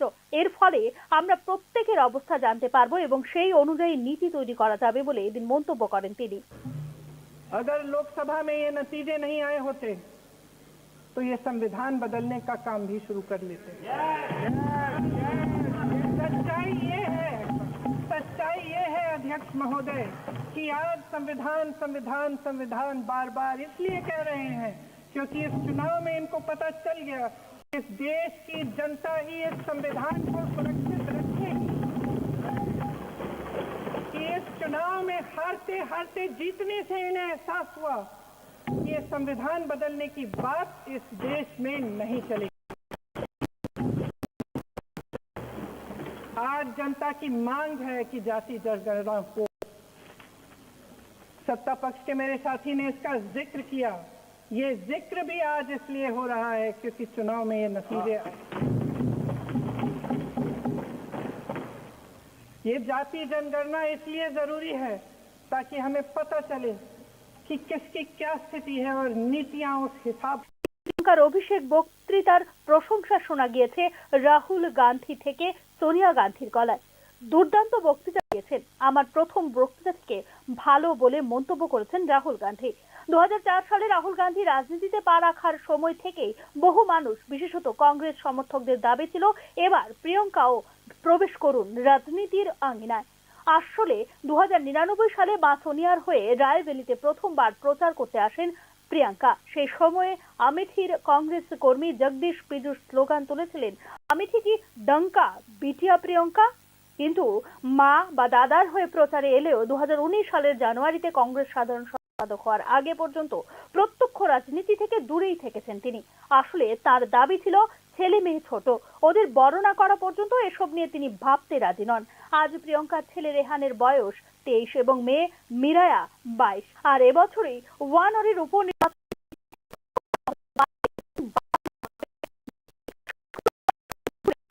প্রথম ভাষণ। আর সেই মুহূর্তের পরেই ফের সংসদে ইন্দিরার ছায়া যেন দেখতে পাচ্ছেন কংগ্রেস সমর্থকরা। তাদের দাবি এদিন দৃপ্ত ভাষণে প্রিয়ঙ্কা গান্ধীর মধ্যে যেন ঠাকুমারি প্রতিফলন দেখা গিয়েছে। প্রসঙ্গত রাজনীতি শুরুর দিনগুলোয় গুঙ্গি গুড়িয়ার মতো খোঁচা শুনতে হয়েছিল ইন্দিরাকে, কিন্তু অল্প সময়ের মধ্যেই তিনি পরিণত হয়ে উঠেছিলেন দাপুটে নেত্রী। ব্যুরো রিপোর্ট, নিউজ নাও। চোখ রাখছি পরের খবরে। আরজিকর হাসপাতালে চিকিৎসকের ধর্ষণ এবং খুনের মামলায় শুক্রবার সাপ্লিমেন্টারি চার্জশিট দিতে পারল না সিবিআই, যার ফলে জামিন পেয়ে গেল আরজিকর মেডিকেল কলেজের প্রাক্তন অধ্যক্ষ সন্দীপ ঘোষ এবং টালা থানার প্রাক্তন ওসি অভিজিৎ মণ্ডল। চিকিৎসক পড়ুয়ার খুন এবং ধর্ষণের মামলায় প্রমাণ লোপাটের অভিযোগ ছিল তাদের বিরুদ্ধে। 2000 টাকা বন্ডের বিনিময়ে জামিন পেয়েছেন সন্দীপ এবং অভিজিৎ। চিকিৎসকের ধর্ষণ ও খুনের প্রতিবাদে এবং দ্রুত বিচার করেছিল পশ্চিমবঙ্গের জুনিয়র চিকিৎসকরা।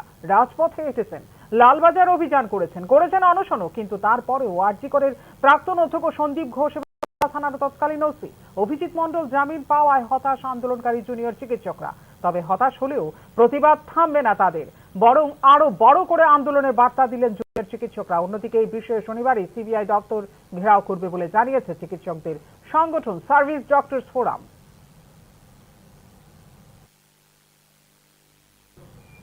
এইডসের মতো মারণ ব্যাধি থেকে রক্ষা পাওয়ার একমাত্র উপায় হচ্ছে সচেতনতা বৃদ্ধি করা। শুক্রবার এই বিষয়টি বাস্তবায়নের উদ্যোগ নিল ত্রিপুরার এমবিপি বিশ্ববিদ্যালয়। শনিবার বিকেলে এইডস সচেতনতার উপর একটি র্যালি সংগঠিত করে এমবিপি বিশ্ববিদ্যালয়ের ছাত্রছাত্রীরা। র্যালিতে নেতৃত্ব দেন ত্রিপুরা এমবিবি বিশ্ববিদ্যালয়ের উপাচার্য সত্যদেব পোদ্দার। ত্রিপুরা এমবিবি বিশ্ববিদ্যালয় থেকে শুরু হয়ে শহরতলির আড়ালিয়া এলাকার বিভিন্ন পথে পরিক্রমা করে সম্পর্কে সচেতনতা গড়ে তোলার জন্য বিতরণ করা হয় প্রচার পুস্তিকাও। ছাত্রছাত্রী ও যুব সমাজকে এই মহামারী থেকে দূরে রাখার অন্যতম মাধ্যম হলো তাদের পড়াশোনা ও ক্যারিয়ার গঠনে মনোযোগী করা। তবে শুধুমাত্র পুঁথিগত শিক্ষা নয়, এই ড্রাগের নেশার কুপ্রভাব দূরীকরণে চাই সচেতনতা সৃষ্টিকারী পঠন পাঠন। পাশাপাশি কি কারণে যুব সমাজ মাদকাসক্ত হয়ে পড়ছে সে বিষয়ে নিয়মিত আলোচনা এবং নীতি নির্ধারণ একান্ত প্রয়োজন বলে এদিন জানিয়েছেন অধ্যাপক সত্যদেব পোদ্দার। ড্রাগের নেশা একটি আর্থসামাজিক এবং অনেকটা ভৌগোলিক সমস্যা, তাই অঞ্চল ভেদে নীতি পরিবর্তন করা দরকার। মানুষের মাঝে গিয়ে তাদের সমস্যা বোঝা দরকার, তবে প্রকৃত সচেতনতা সৃষ্টি সম্ভব হবে বলেও জানান তিনি। রাজ্যের চতুর্থ জাতীয় লোক আদালত অনুষ্ঠিত হবে শনিবার। মোট 45টি বেঞ্চে 18,054টি মামলা নিষ্পত্তির জন্য তোলা হবে এই লোক আদালতে। শনিবার রাজ্যে অনুষ্ঠিত হতে চলেছে বছরের চতুর্থ জাতীয় লোক আদালত। এতে মোট 45টি বেঞ্চে মামলা রাজ্যের জেলা ও মহকুমা আদালত চত্বরে শনিবার সরকারি ছুটির দিনে অনুষ্ঠিত হবে এবছরের চতুর্থ লোক আদালত। মোটর দুর্ঘটনায় ক্ষতিপূরণের মামলা 332টি, ব্যাংক ঋণ পরিশোধ সংক্রান্ত 3,557টি মামলা, আপোষযোগ্য ফৌজদারি বিরোধের 13,130টি মামলা, বৈবাহিক বিরোধের 127টি মামলা, চেক বাউন্স সংক্রান্ত 186টি মামলা, ক্রেতা স্বার্থ সংক্রান্ত 44টি মামলা, চাকরি সংক্রান্ত বিষয় 3টি এবং দেওয়ানি সংক্রান্ত 13টি মামলা নিষ্পত্তির জন্য তোলা হবে জাতীয় লোক আদালতে। ত্রিপুরা উচ্চ আদালতেও বসবে লোক আদালতের একটি বেঞ্চ। এই বেঞ্চে নিষ্পত্তির জন্য তোলা হবে 25টি মামলা। লোক আদালতের 10টি বেঞ্চ বসবে আগরতলার আদালত চত্বরে। এদিকে বিভিন্ন মামলার পক্ষ বিপক্ষ বা কোনো কোনো ক্ষেত্রে নোটিশ দেওয়া হয়েছে উভয় পক্ষকেও। গত 9 আগস্ট থেকে সংশ্লিষ্ট জেলা আইন সেবা কর্তৃপক্ষ মহকুমা আইনি সেবা কর্তৃপক্ষের অফিসে যোগাযোগ করে মামলার প্রি কনসিলিয়েশন বা নিষ্পত্তির সুবিধা নিয়েছেন লোক আদালতে নোটিশপ্রাপ্ত ব্যক্তিরা। লোক আদালতে নোটিশ প্রাপ্তদের সাহায্য করবেন অধিকার মিত্র বা প্যারা লিগ্যাল ভলান্টিয়াররা। Bureau report, news now. Chit fund দ্বারা প্রতারিতদের অর্থ ফিরিয়ে দেবার জন্য স্কিম প্রণয়নের পক্ষে সওয়াল করল ত্রিপুরা উচ্চ আদালত। এ বিষয়ে রাজ্য সরকারকে নোটিশও ইস্যু করেছে ত্রিপুরা উচ্চ আদালত। চিটফান্ডগুলি দ্বারা প্রতারিত গ্রাহকদের অর্থ ফিরিয়ে দেওয়ার জন্য স্কিম প্রণয়নে গুরুত্ব দিল ত্রিপুরা উচ্চ আদালত। স্কিম প্রণয়নের বিষয় নিয়ে অবহিত করার জন্য রাজ্য সরকারকে নির্দেশও দিয়েছে উচ্চ আদালত। চিটফান্ডগুলির বাজেয়াপ্ত সম্পত্তি নিলাম বাবদ এ পর্যন্ত পাওয়া গেছে 5 কোটি টাকা। সংগৃহীত অর্থ প্রতারিত আমানতকারীদের মধ্যে অগ্রাধিকারের ভিত্তিতে বিতরণ করার জন্য উচ্চ আদালতে সওয়াল করেন আদালত বান্ধব বরিষ্ঠ আইনজীবী পুরুষোত্তম রায় বর্মন ও আইনজীবী সমরজিৎ ভট্টাচার্য।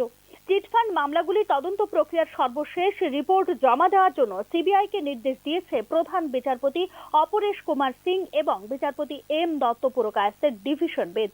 নিলাম বাবদ প্রাপ্য অর্থ প্রতারিত আমানতকারীদের মধ্যে বন্টনের জন্য সুনির্দিষ্ট পদ্ধতি প্রণয়ন করে উচ্চ আদালতকে অবিলম্বে অবহিত করার জন্য রাজ্য সরকারকে নির্দেশ দিয়েছে আদালত। উচ্চ আদালতে রাজ্য সরকার প্রদত্ত হলফনামা অনুযায়ী কেন্দ্রীয় সরকারের সংস্থা মাধ্যমে চিটফান্ডগুলির 17টি বাজেয়াপ্ত সম্পত্তি নিলামে বিক্রি করে এখনো পর্যন্ত আদায় হয়েছে 5 কোটি টাকা।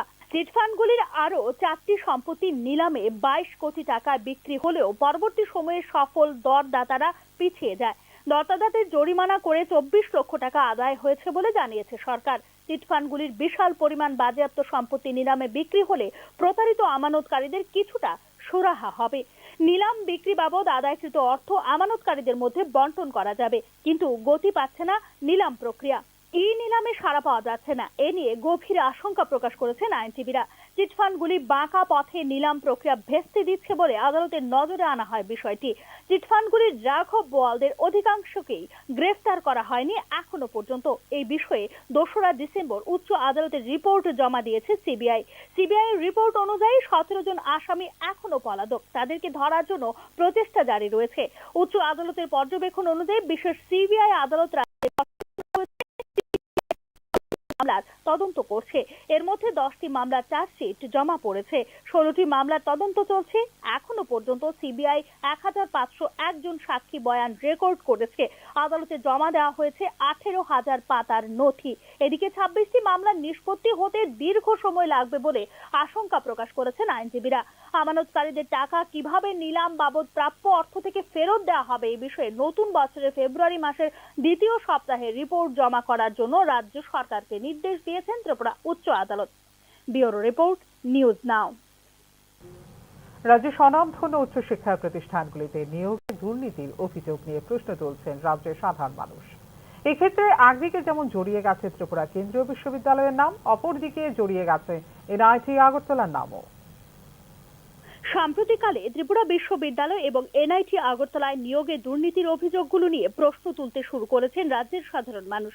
স্বনামধন্য এ ধরনের উচ্চশিক্ষা প্রতিষ্ঠানগুলোতে নিয়োগ দুর্নীতির অভিযোগের তদন্ত নিয়েও প্রশ্ন তুলছেন রাজ্যের সাধারণ মানুষ। ত্রিপুরা কেন্দ্রীয় দিনের স্বপ্নের সফল বাস্তবায়ন। 2007 সালে ত্রিপুরা বিশ্ববিদ্যালয়কে রূপান্তরিত করা হয় কেন্দ্রীয় বিশ্ববিদ্যালয়ে। সাম্প্রতিককালে বিশ্ববিদ্যালয়ের শিক্ষা বিভাগের অন্তর্জলি হয়েছে আগেই। দেশের বিশ্ববিদ্যালয়গুলোর শিক্ষার মানের ক্রমতালিকায়ও পিছনের দিকে চলে এসেছে এই বিশ্ববিদ্যালয়। এর মধ্যে সামনে এলো নিয়োগ দুর্নীতির অভিযোগ। ফলে আবারও একবার সংবাদ শিরোনামে উঠে আসলো ত্রিপুরা কেন্দ্রীয় বিশ্ববিদ্যালয়। নিয়োগ প্রক্রিয়া নিয়ে গুরুতর অভিযোগ উঠেছে ত্রিপুরা বিশ্ববিদ্যালয়ে পোষণেরও মানা হয় না বলে অভিযোগ ত্রিপুরা কেন্দ্রীয় বিশ্ববিদ্যালয়ের বিরুদ্ধে। ত্রিপুরা কেন্দ্রীয় বিশ্ববিদ্যালয়ের চাকরি পাওয়ার তালিকায় রয়েছেন খোদ উপাচার্যের পুত্র। এই ঘটনা ঘিরে তীব্র সমালোচনা ও ক্ষোভ সৃষ্টি হয়েছে অন্যান্য শিক্ষিত বেকারদের মধ্যে।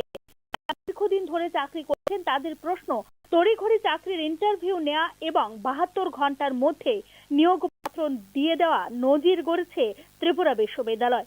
গুরুত্বপূর্ণ পদগুলিতে যাদের নিয়োগ করা হয়েছে তাদের নিয়োগ পরীক্ষার ফর্মগুলো কবে স্ক্রুটিনি করা হয়েছে সেই প্রশ্ন ঘুরছে মুখে মুখে। অশিক্ষক কর্মচারী নিয়োগে 2023 সালে নিয়োগ নীতি রয়েছে ত্রিপুরা কেন্দ্রীয় বিশ্ববিদ্যালয়ে। দেখা গেছে রাতারাতি যাদের নিয়োগ করা হয়েছে নিয়োগ নীতিতে উল্লেখিত যোগ্যতার ধারে কাছেও নেই তারা। এছাড়া একাংশ ক্ষেত্রে যাদের নিয়োগ করা হয়েছে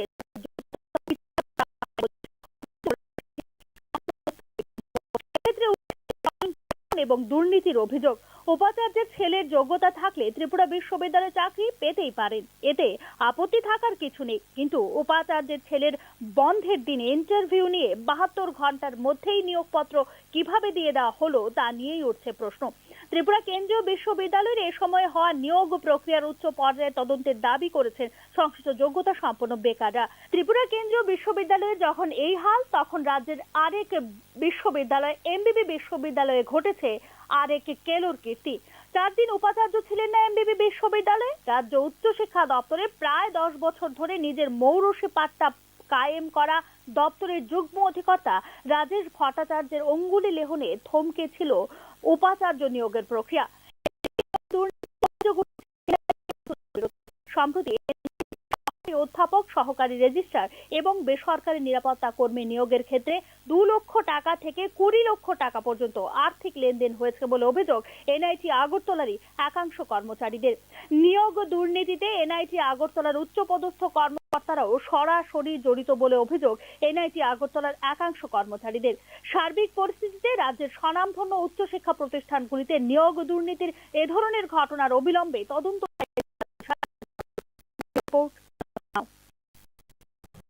পূর্ব হুকুমা শাসক ও স্বামী বিবেকানন্দ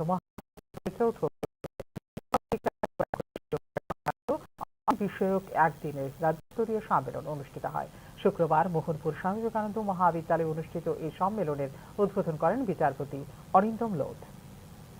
ভারতবর্ষের নাগরিকদের ক্রেতা স্বার্থ ও অধিকার এবং গ্রাহকদের অধিকারকে সুনিশ্চিত করার লক্ষ্যে কনজিউমার প্রোটেকশন অ্যাক্ট 1986 প্রণয়ন করা হয়েছিল 1986 সালে।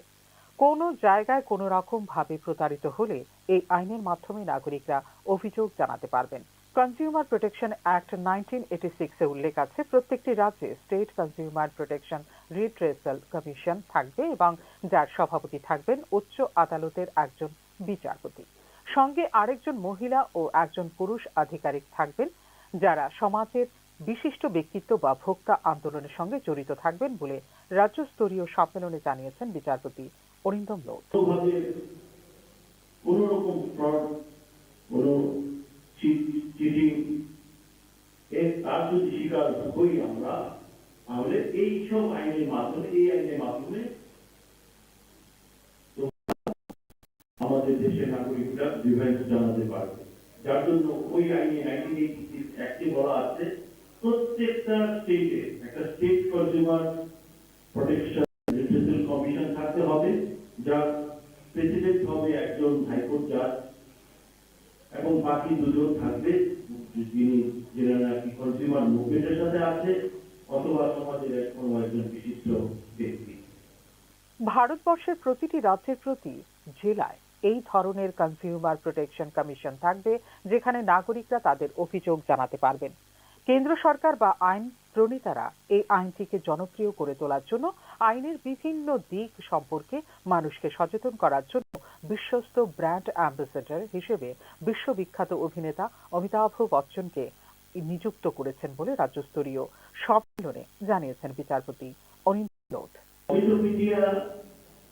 এবং আমাদের লেজিসলেচাররা ভাবে কিভাবে আমরা এটাকে পপুলারাইজ করবো, কিভাবে এটা জনপ্রিয় করবো, আইনটাকে কিভাবে আমরা জানাবো। যার জন্য আপনারা সবাই জানেন একটা ব্র্যান্ড অ্যাম্বাসেডর করেছে আমাদের দেশের শুধু নয়, এই বিশ্বের একজন খ্যাতনামা অভিনেতা। ওনাকে দিয়ে প্রচারের চেষ্টা করেছে, মানুষকে জানানোর চেষ্টা করেছে। কে সেই অভিনেতা বলতে পারেন? উনি হচ্ছেন অমিতাভ বচ্চন। ভোক্তা অধিকার ও নাগরিক সুরক্ষা সংক্রান্ত আইন বিষয়ক একদিনের সম্মেলনে বিচারক অরিন্দম লোধ ছাড়াও উপস্থিত ছিলেন মোহনপুর মহকুমা শাসক সুভাষ দত্ত, স্বামী বিবেকানন্দ মহাবিদ্যালয়ের অধ্যাপক অধ্যাপিকা ও ছাত্রছাত্রীরা। অনুষ্ঠানে উপস্থিত বক্তারা ছাত্রছাত্রীদের ভোক্তা আইন এবং নাগরিক প্রশ্নোত্তরের মাধ্যমে তাদের সচেতন করেন। ব্যুরো রিপোর্ট, নিউজ নাও। রাজ্যে চা নিলামের ক্ষেত্রে এক ধাপ এগিয়ে গেল ত্রিপুরা। শুক্রবার প্রথমবারের মতো অনুষ্ঠিত হল চায়ের ক্রেতা বিক্রেতা সম্মেলন। রাজধানীর একটি বেসরকারি হোটেলে আয়োজিত সম্মেলনে উপস্থিত ছিলেন মন্ত্রী শান্তনা চাকমা। মুখ্যমন্ত্রীর সৌজন্যে চায়ের নিলাম হবে রাজ্যে। চা নিলাম কেন্দ্রের ভিত্তিপ্রস্তর স্থাপন হয়েছে ইতিমধ্যে। কিছুদিনের মধ্যে শুরু হয়ে যাবে চা নিলাম। এতে উপকৃত হবেন ক্রেতা বিক্রেতা উভয়ই বলে এদিন জানিয়েছেন মন্ত্রী শান্তনা চাকমা। ত্রিপুরা চা উন্নয়ন নিগমের উদ্যোগে আয়োজিত হয় এদিনের এই ক্রেতা বিক্রেতা সম্মেলন। সম্মেলনে অংশ নিয়েছে ইন্ডিয়ান টি অ্যাসোসিয়েশন, ইন্ডিয়ান অকশন অ্যাসোসিয়েশন, চা পর্ষদ থেকে আগত প্রতিনিধিরা। जब हमारा यहाँ ऑक्शन सेंटर का काम शुरू होगा, जब शुरू होगा तब हमारा स्पीकर रेट और अच्छा होगा और हमारे त्रिपुरा का डिस्ट्रिक्ट होल्डर जो है उनको जब भी कोई ऑक्शन में जाना होता है तो कलकत्ता जाना पड़ता है, गुवाहाटी जाना पड़ता है, तो इजीली त्रिपुरा में होगा तो इजीली हम सेल कर सकते हैं। तो हम देखते हैं कि ज़्यादा तो 50 पर जितना सारा हमारा यहाँ प्रोडक्ट होता है ज़्यादा तो 50% बाहर मतलब कि कलकत्ता गुवाहाटी में हम सेल करते हैं। तो अभी बाकी जो 50% जो है तो त्रिपुरा का लोकल मार्केट में सेल हो जाता है। तो अभी क्या होगा, एक साथ हम त्रिपुरा में ऑक्शन सेंटर हो जाएगा तो काम शुरू होगा तो हम त्रिपुरा के लोगों के लिए जो काम करना नहीं चाहते हैं उन लोग भी इंटरेस्टेड होंगे और टी के ऊपर काम करना। এদিকে রাজ্যে চা নিলামের জন্য প্রথমবারের মতো অনুষ্ঠিত হওয়া ক্রেতা বিক্রেতা সম্মেলন নিয়ে বিস্তারিত জানিয়েছেন ত্রিপুরা চা উন্নয়ন নিগমের চেয়ারম্যান সমীর ঘোষ। চা নিলাম প্রক্রিয়ায় বর্তমানে যেখানে 44 দিন সময় লাগে, আগামী দিনে তাতে লাগবে মাত্র 29 দিন। রাজ্যে চা থেকে প্রকিউরমেন্ট শুরু করলে কর্মসংস্থানের সুযোগ তৈরি হবে। জাতীয় এবং আন্তর্জাতিক পর্যায়ে পরিচিতি লাভ করবে ত্রিপুরার চা। নিউজ নাওকে দেওয়া প্রতিক্রিয়া জানিয়েছেন ত্রিপুরা চা উন্নয়ন নিগমের চেয়ারম্যান সমীর ঘোষ। শুনে নেব কি বলছেন তিনি। আমাদের রাজ্যে প্রথমবারের মতো এরকম চাকে কেন্দ্র করে চায়ের নিলাম কেন্দ্র প্রতিষ্ঠান যে আমাদের হবে আমাদের করে এটা রাজ্যে আজকে অনুষ্ঠিত হয়েছে। আপনারা জানেন যে আমাদের রাজ্যে টি অকশন সেন্টার আমাদের হতে যাচ্ছে। আমাদের এই টি অকশন সেন্টারকে আমাদের মাননীয় মুখ্যমন্ত্রীর হাত ধরে এই বছরের মার্চ মাসে শিলান্যাস হয়েছে, মতদ ভিত্তিপ্রস্তর স্থাপন হয়েছে।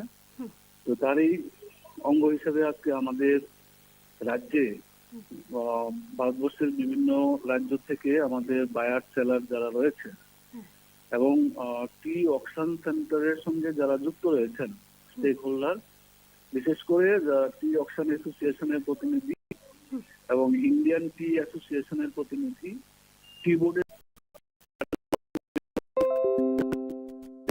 পরামর্শ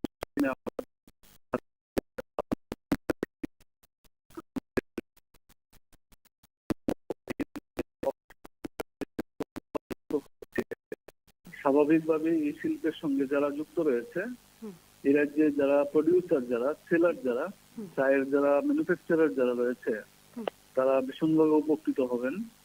কারণ আমাদের চা বহিরাজ্যে বিশেষ করে গুয়াহাটি এবং কলকাতা অকশনের উপরে আমাদের এতদিন নির্ভর থাকতে হতো। আমাদের রাজ্যে চা বিক্রি হলে পরে আমাদের চায়ের গুণগত মান অনুসারে চায়ের যে প্রাইস যেটা পাওয়ার কথা, সেই প্রাইসটা উপযুক্ত প্রাইস পাওয়ার ক্ষেত্রে একটা সুবিধা হবে। পাশাপাশি আমাদের বাইরের রাজ্যে চা পাঠানোর ক্ষেত্রে আমাদের টোটাল প্রক্রিয়াটাকে সম্পন্ন করতে প্রায় 44 দিন সময় লাগতো। তো আমাদের রাজ্যে হলে পরে সেখানে সেটা অত সময় লাগবে না, 40% সময় কম লাগবে। অর্থাৎ 29 দিনের মাথায় আমাদের টোটালি এই সেল প্রক্রিয়াটা সম্পূর্ণ হবে। তাতে করে আমাদের ম্যানুফ্যাকচারার যারা আছেন তারা ভীষণভাবে আর্থিকভাবে উপকৃত হবেন। এবং এর চাইতে বড় বিষয় যেটা, সেটা হচ্ছে আমাদের রাজ্যে টাটা বহিরাজ্যে যাওয়ার ক্ষেত্রে যেরকম ট্রান্সপোর্টেশনের একটা বিশাল খরচ আমাদের বহন করতে হতো, তো সেদিক দিয়েও আমাদের অনেকটা সাশ্রয় হবে। এবার আমাদের এই অকশন সেন্টারে যারা অংশগ্রহণ করবেন, যেহেতু এটা ই অকশন হবে, সেখানে ভারতবর্ষের যে কোনো প্রান্ত থেকে যে কোনো রেজিস্টার্ড বায়ার, টি বোর্ডের রেজিস্টার্ড বায়াররা তাতে অংশগ্রহণ করতে পারবেন। শুধু প্রকিউরমেন্টে আমাদের রাজ্য থেকে হবে বলে আমাদের রাজ্যের যারা, পাশাপাশি এটাকে কেন্দ্র করে আমাদের রাজ্যে কর্মসংস্থানের একটা নতুন সুযোগ তৈরি হবে। এর সঙ্গে যেটা বিষয় রয়েছে সেটা হচ্ছে আমাদের জাতীয় স্তরে এবং আন্তর্জাতিক স্তরে আমাদের চায়ের একটা বিশেষ পরিচিতি লাভ করার একটা সুযোগ আমাদের সামনে চলে আসবে। একদম একদম। রাজ্য সরকারের এই উদ্যোগ সত্যি প্রশংসনীয় এবং যারা এই শিল্পটার সঙ্গে বা এই চায়ের সঙ্গে জড়িত চাষি রয়েছেন, সেক্ষেত্রে এতদিন ধরে রাজ্যের বাইরে হতো এই গোটা বিষয়টা, এবারে রাজ্যে তারা আর্থিক দিক থেকে কতটুকু স্বাবলম্বী হতে পারবে বা তাদের কতটুকু লাভ হবে? হ্যাঁ, এটাই আমি আপনাদেরকে বোঝানোর চেষ্টা করছিলাম যে আর্থিকভাবে বিশেষ করে আমাদের পরিবহন খরচ একটা বিশাল বিষয় আমাদের থাকতো। যারা যারা চা বাইরে পাঠাতেন, হ্যাঁ, পরিবহন খরচ অনেক কমে যাবে, ট্রান্সপোর্টেশন খরচ অনেক কমে যাবে। এবং আমাদের যে সবচেয়ে বড় কথা হচ্ছে আমাদের যে চায়ের যে গুণগত মান, এই গুণগত মান অনুসারে বেটার প্রাইস রিয়েলাইজেশনের ক্ষেত্রে একটা আমাদের বঞ্চনা থাকতো বাইরের রাজ্যগুলিতে। তার কারণ হচ্ছে যেখানে আমাদের রাজ্যের চাটা যায় গুয়াহাটি কিংবা কলকাতাতে অকশনে, রাজ্যতেই আপনার চা উৎপাদন হয়, আসামেও চা উৎপাদন হয়, বেঙ্গলেও চা উৎপাদন হয়। স্বাভাবিকভাবেই তাদের নিজ রাজ্যের উৎপাদিত চাটাকে বিক্রি করার পরেই কিন্তু অন্য রাজ্যের চায়ের বিক্রয়ের জন্য নিলাম বাজারে ওঠানো হয়। তো সেক্ষেত্রে আমাদের রাজ্য ত্রিপুরা একটু পেছন দিকে থাকতো এবং ত্রিপুরার চা বলে একটা আলাদা ট্যাগ লাগানো হতো, যাতে করে প্রথমেই আপনার এটা মানে বিলো প্রাইস অকশনের যে ধরুন একটা স্বাভাবিক প্রাইসের থেকে ত্রিপুরার চা বলে প্রথমেই যেন একটা 10% 20% কম থাকতো। এটা একটা কমন ফেনোমেনন ছিল। সেটা আজকের দিনে আমাদের রাজ্যে টি অকশন সেন্টার চালু হওয়ার সাথে সাথে এই বিষয়টা আমাদের এতদিন যাবৎ যারা সাফার করতেন সেটা এখন আর করতে হবে না। আমাদের উৎপাদিত চায়ের গুণগত মান অনুসারে উপযুক্ত চায়ের মূল্য পাওয়ার ক্ষেত্রে একটা বিশাল সুবিধা হবে। অসংখ্য ধন্যবাদ আপনাকে নিউজ নাওকে সময় দেওয়ার জন্য। ধন্যবাদ। ধন্যবাদ আপনাদেরকেও ধন্যবাদ। পার্থ চট্টোপাধ্যায়ের জামিন মঞ্জুর করল সুপ্রিম কোর্ট। ইডির মামলায় জামিন দেওয়া হয়েছে তাঁকে। 1 ফেব্রুয়ারির মধ্যে জামিন পাবেন পার্থ চট্টোপাধ্যায়, জানিয়েছে আদালত। এই মাসের মধ্যে চার্জ গঠন করতে হবে ইডিকে। জানুয়ারির তৃতীয় সপ্তাহের মধ্যে এই মামলার সঙ্গে গুরুত্বপূর্ণ সাক্ষীদের বয়ান নেওয়ার চেষ্টা করবে ট্রায়াল কোর্ট। ট্রায়াল কোর্টের সঙ্গে সম্পূর্ণ সহযোগিতা করতে হবে পার্থ চট্টোপাধ্যায়কে। 1 ফেব্রুয়ারির আগে যদি চার্জ গঠন এবং সাক্ষীদের বয়ান গ্রহণ হয়ে যায় তবে তার আগেও জামিন পেতে পারে পার্থ চট্টোপাধ্যায়। তবে পার্থ চট্টোপাধ্যায়ের বিরুদ্ধে সিবিআই এর মামলাটি এখনো রয়েছে। সেই মামলা এখন নিম্ন আদালতে বিচারাধীন। এখনো তাতে জামিন পাননি পার্থ চট্টোপাধ্যায়, ফলে এখনই জেল মুক্তি হচ্ছে না পার্থ চট্টোপাধ্যায়ের।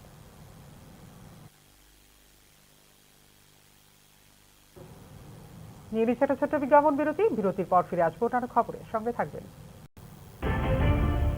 আপনি দেখছেন নিউজ নাও, আমরা জানি কোনটা খবর। প্রথম আলো এলো শুদ্ধ সকাল, শুদ্ধ সলিলে আজ বাজালো মন্দিরে শুদ্ধ পূজার ধ্বনি, অগ্নি শুদ্ধ হলো সিন্ধুনি, পরিণীতা নারী তুমি অনুপমা, শুদ্ধ সোনায় সাজো হে নিরুপমা। শুদ্ধতার স্বর্ণ মন্দির কালিকা জুয়েলার্স আগরতলা। একটু চেষ্টাতেই দুল লেগে যায় নববধূর কানে, একটু চেষ্টাতেই মানিয়ে নেওয়া যায় বিবাহিত জীবনে। নানা অনুভূতি জড়ানো বিয়ের গয়না, শ্যাম সুন্দর কোম্পানি জুয়েলার্স। আপনি দেখছেন নিউজ নাও, আমরা জানি কোনটা খবর। বিরতির পর স্বাগত। চোখ রাখছে অন্যান্য খবরে। পানীয় জলের দাবিতে 6 ঘন্টা কমলপুর 208 নম্বর জাতীয় সড়ক অবরোধ করল রিয়াং জনজাতিরা। মূলত পানীয় জল, যাতায়াতের রাস্তা ও বিদ্যুৎ, এই 3টি দাবি নিয়ে জাতীয় সড়ক অবরোধ করা হয়েছে। পরে নির্দিষ্ট দপ্তরের আধিকারিকরা দাবি পূরণের আশ্বাস দিলে জাতীয় সড়ক অবরোধ মুক্ত হয় বলে জানা যায়। কমলপুর দুর্গাচৌমুহনী আদি ব্লকের অধীন শেতেরাই এডিসি ভিলেজের রিয়াং বস্তিতে পানীয় জল, বিদ্যুৎ ও রাস্তার দাবিতে জলের কলসি নিয়ে রাস্তা অবরোধ করেন এলাকাবাসী। টানা 6 ঘন্টা জাতীয় সড়ক অবরোধ করার ফলে রাস্তার দুদিকে শত শত যাত্রী ও পণ্যবাহী গাড়ি আটকে থাকায় চরম দুর্ভোগের সৃষ্টি হয়। খবর পেয়ে ফটিকরাই থেকে বিশাল পুলিশ বাহিনী ও দুর্গাচৌমুহনী ব্লক আধিকারিক ও বিদ্যুৎ নিগমের আধিকারিকরা অবরোধস্থলে গিয়ে জনজাতিদের দাবি পূরণের আশ্বাস দিলে বেলা 12টা নাগাদ জাতীয় সড়ক থেকে অবরোধ তুলে নেওয়া হয় বলে জানা যায়। পানীয় জল, রাস্তা ও বিদ্যুৎ, এই 3টি দাবির ভিত্তিতেই এবং অন্যান্য বিষয়ের উপর ভিত্তি করে এদিন পথ অবরোধ করা হয়েছে বলে অবরোধকারীদের পক্ষ থেকে জানানো হয়েছে। এখানের সমস্যা লাগিয়া জল আর রাস্তা, কারেন্টের লাগিয়া আমরা এই 3 দাবিয়ে আমরা আজকে রাস্তা অবরোধ করছি। আচ্ছা, কতদিন ধরে তোমরা এখানে সমস্যা? আমরা তো জলের সমস্যা লাগিয়া জন্ম থেকেই সমস্যা আসলো। এখন তো বর্ষাও শেষ, শীতের দিন আয়ে পড়ছে, শুকনার সময় জল এখন আমরা খাওয়া হয়নি। জল বর্ষার সময় চলাকালীন থাকতে আমরা সরার থেকে তুলে খাই, কিন্তু এখন তো বৃষ্টি নাই, এই গতিকে জলও নাই, সরার মধ্যেও শুকিয়ে গেছে, তার কারণে আমরা জল পাইনি। ডিসেম্বরের মধ্যে এডিসি ভিলেজ কমিটির নির্বাচন সম্পন্ন করার হলফনামা জমা দেওয়া হলেও এখনো পর্যন্ত নির্বাচনের বিজ্ঞপ্তি জারি করতে পারেনি রাজ্য নির্বাচন কমিশন। এক্ষেত্রে আদালত অবমাননার মুখে পড়তে হতে পারে নির্বাচন কমিশনকে বলে মনে করছেন সংশ্লিষ্ট তথ্যবিজ্ঞ মহল। এডিসির ভিলেজ কমিটি নির্বাচন নিয়ে শেষ পর্যন্ত রাজ্য নির্বাচন কমিশন কি আদালত অবমাননায় অভিযুক্ত হতে পারে, এ নিয়ে প্রশ্ন উঠতে শুরু করেছে রাজনৈতিক তথ্যবিজ্ঞ মহলে। ত্রিস্তর পঞ্চায়েত নির্বাচনের আগে এডিসি ভিলেজ কমিটির নির্বাচন সংক্রান্ত একটি মামলায় 2024 সালের ডিসেম্বর মাসের মধ্যে এডিসির ভিলেজ কমিটি নির্বাচন প্রক্রিয়া সম্পন্ন করা হবে বলে গত আগস্ট মাসে ত্রিপুরা উচ্চ আদালতে হলফনামা দিয়ে জানিয়েছিল রাজ্য নির্বাচন কমিশন।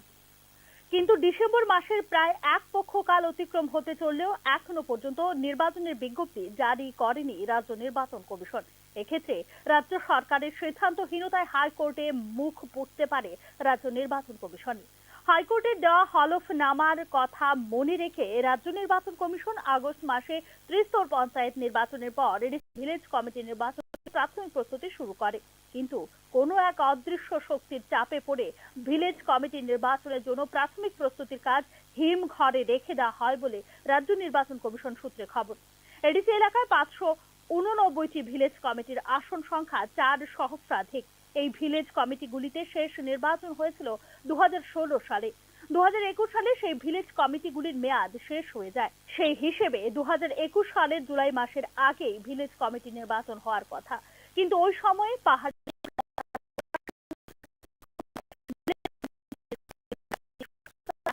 ক্ষমতাসীন দল বিজেপি। এই অবস্থায় তেপরামাথা দলের পক্ষ থেকে মামলা হয় ত্রিপুরা উচ্চ আদালতে।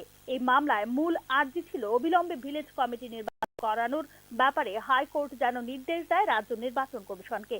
মামলা শুনানিকালে হাইকোর্ট রাজ্য সরকারের বক্তব্য, সর্বোপরি রাজ্য নির্বাচন কমিশনের বক্তব্য জানতে চায়। যেহেতু নির্বাচনের আয়োজন করার বিষয়টি রাজ্য নির্বাচন কমিশনের এখতিয়ারে, সেই হেতু রাজ্য নির্বাচন কমিশন হলফনামা জমা দেয় ত্রিপুরা উচ্চ আদালতে।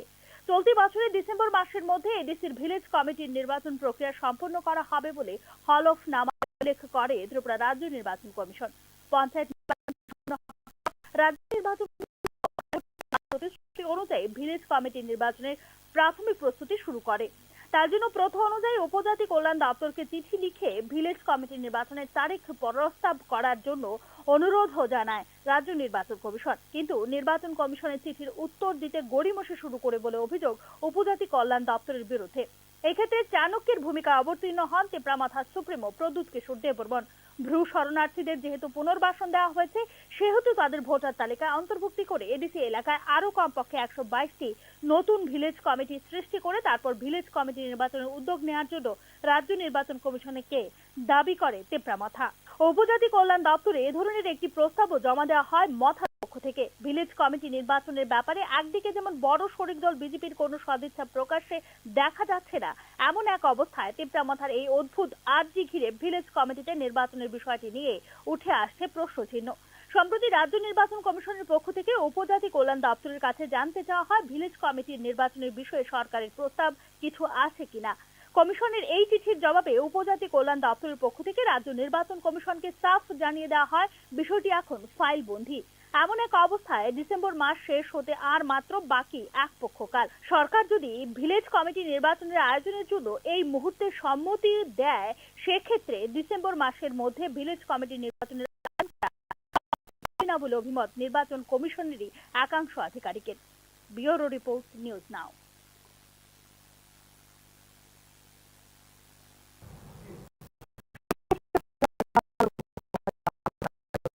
এক বিশেষ উদ্যোগ গ্রহণ করা হয়েছে বিশালগড় মহকুমা পুলিশ প্রশাসনের পক্ষ থেকে। শুক্রবার সকালে বিশালগড় থানার সামনে এক মেগা র্যালি সহ এলাকার বাইক চালকদের মাথায় হেলমেট পরিয়ে দেওয়া হয় মহকুমা পুলিশ প্রশাসনের উদ্যোগে। দুর্ঘটনা প্রবণ এলাকার মধ্যে সিপাহীজলা জেলা রাজ্যের মধ্যে প্রথম স্থানে রয়েছে। তাই এই এলাকায় যান দুর্ঘটনা নিয়ন্ত্রণের লক্ষ্যে বিশেষ র্যালি সহ বাইক চালকদের মাথায় হেলমেট পরিয়ে দেন জেলা পুলিশ সুপার ভিজে রেড্ডি সহ মহকুমা পুলিশ আধিকারিক দুলাল দত্ত। এদিন বিশালগড় অফিস টিলা নতুন টাউন হলে এক সেমিনারেরও আয়োজন করা হয় মহকুমা পুলিশ প্রশাসনের উদ্যোগে। সেমিনারে উপস্থিত ছিলেন জেলা শাসক ডক্টর সিদ্ধার্থ শিবজসওয়াল সহ অন্যান্যরা।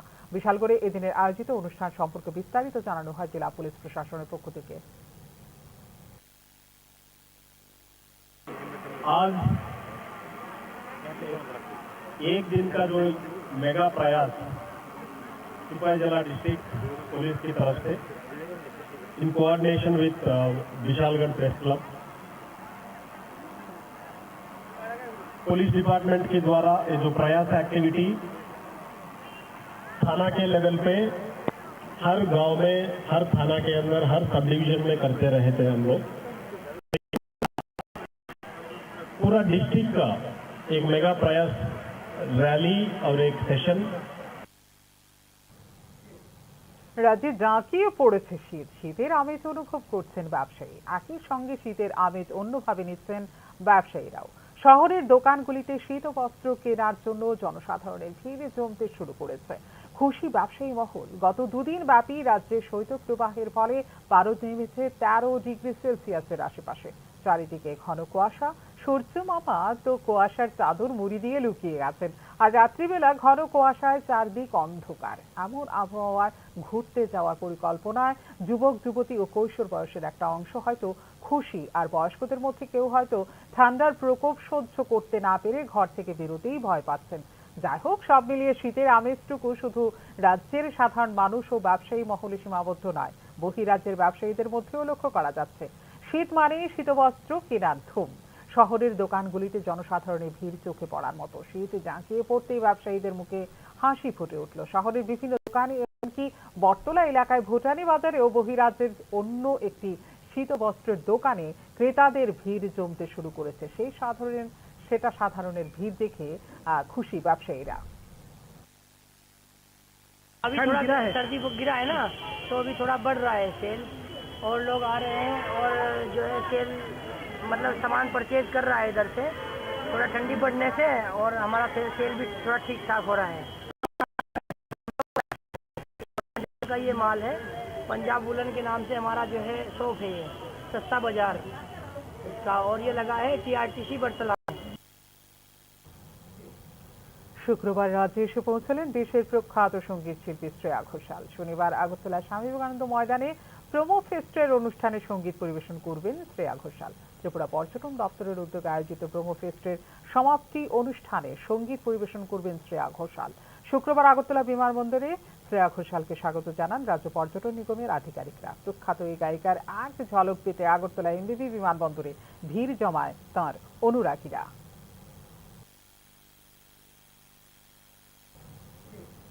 শেখ হাসিনা সরকারের পতনের পর সবচেয়ে বিপজ্জনক দেশগুলির তালিকায় প্রথমবারের মতো জায়গা করে নিল বাংলাদেশ। বিপজ্জনক 9টি দেশের মধ্যে বাংলাদেশের জায়গা করে নেওয়ার কথা জানিয়েছে আন্তর্জাতিক সংগঠন reporters without borders. Sheikh Hasina সরকারের পতনের ইতিমধ্যেই কেটে গেছে 4 মাস। বর্তমানে বাংলাদেশের ক্ষমতায় রয়েছে ইউনূস সরকারের নেতৃত্বাধীন সরকার।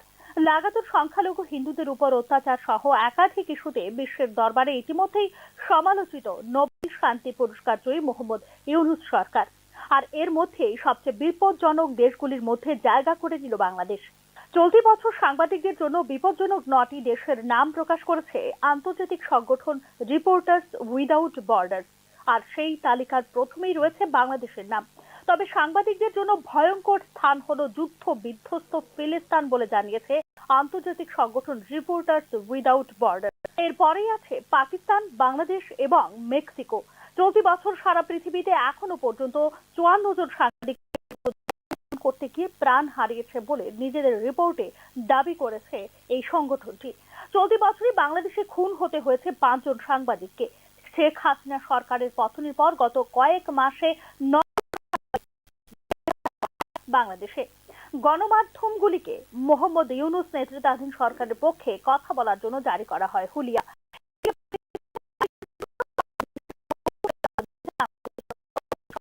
বিশেষত নিরাপত্তা যাচাইয়ের বিভিন্ন শর্ত তুলে দেওয়া হয়েছে। খুব বিরল ক্ষেত্রে কোনো দুটি দেশের মধ্যে এতটা ছাড় দেওয়া হয় যাতে পাকিস্তানের ইন্টার্ন সার্ভিসেস ইন্টেলিজেন্স বা ISI এর প্রবেশ অনেক সহজ হয়ে যাওয়ার আশঙ্কা করছে আন্তর্জাতিক বিশেষজ্ঞ মহল। এই পদক্ষেপ বাংলাদেশ ও পাকিস্তানের মধ্যে কৌশলগত এবং আদর্শগত সম্পর্ক জোরদার করার ইঙ্গিত হতে পারে বলে মনে করছেন বিশ্লেষকরা। আর যদি তাই হয় তবে নিঃসন্দেহে বিষয়টি যথেষ্ট উদ্বেগজনক ভারতের জন্য। ব্যুরো রিপোর্ট, নিউজ নাও। বর্ডার গাভাস্কার ট্রফি সিরিজের তৃতীয় ম্যাচে শনিবার ব্রিসবেনের গাব্বায় মুখোমুখি হবে ভারত এবং অস্ট্রেলিয়া। তার আগে পশ্চিম অস্ট্রেলিয়ার পার্ট টিমে ইন্ডিয়া 295 রানে অস্ট্রেলিয়াকে হারিয়েছিল। জবাবে এডিলেডে গোলাপি বলের টেস্ট ম্যাচে দিন রাতের খেলায় অস্ট্রেলিয়া 10 উইকেটে হারিয়েছে ভারতকে। এই পরিস্থিতি থেকে সিরিজে এগিয়ে যেতে উভয় দলই গাব্বায় প্রাণপণ চেষ্টা চালাবে। সেই চেষ্টা চালাতে গিয়ে এডিলেডের প্রথম একাদশ বদলানোর সিদ্ধান্ত নিয়েছে উভয় দলই।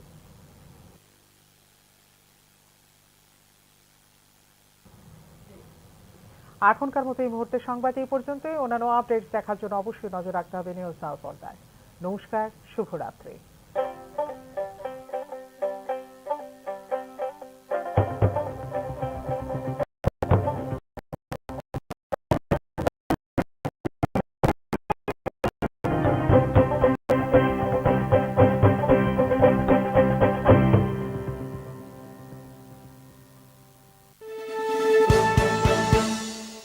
আপনি দেখছেন নিউজ নাও, আমরা জানি কোনটা খবর।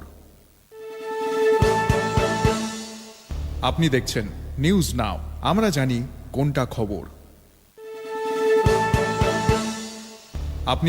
নিউজ নাও, আমরা জানি কোনটা খবর। আপনি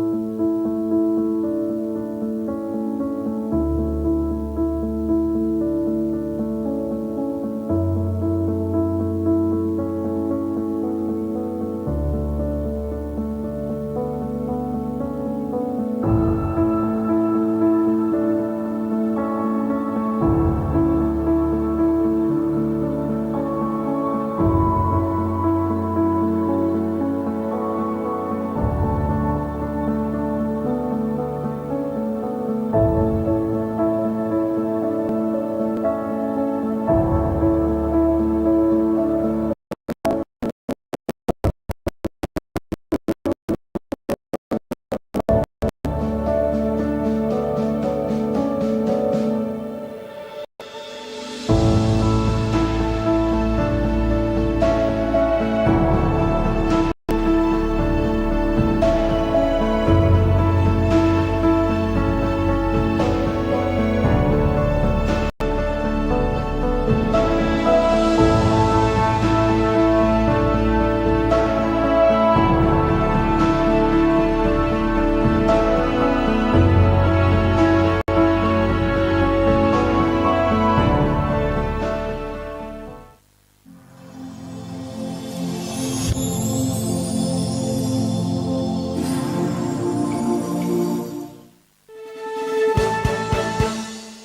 আপনি দেখছেন নিউজ নাও, আমরা জানি কোনটা খবর।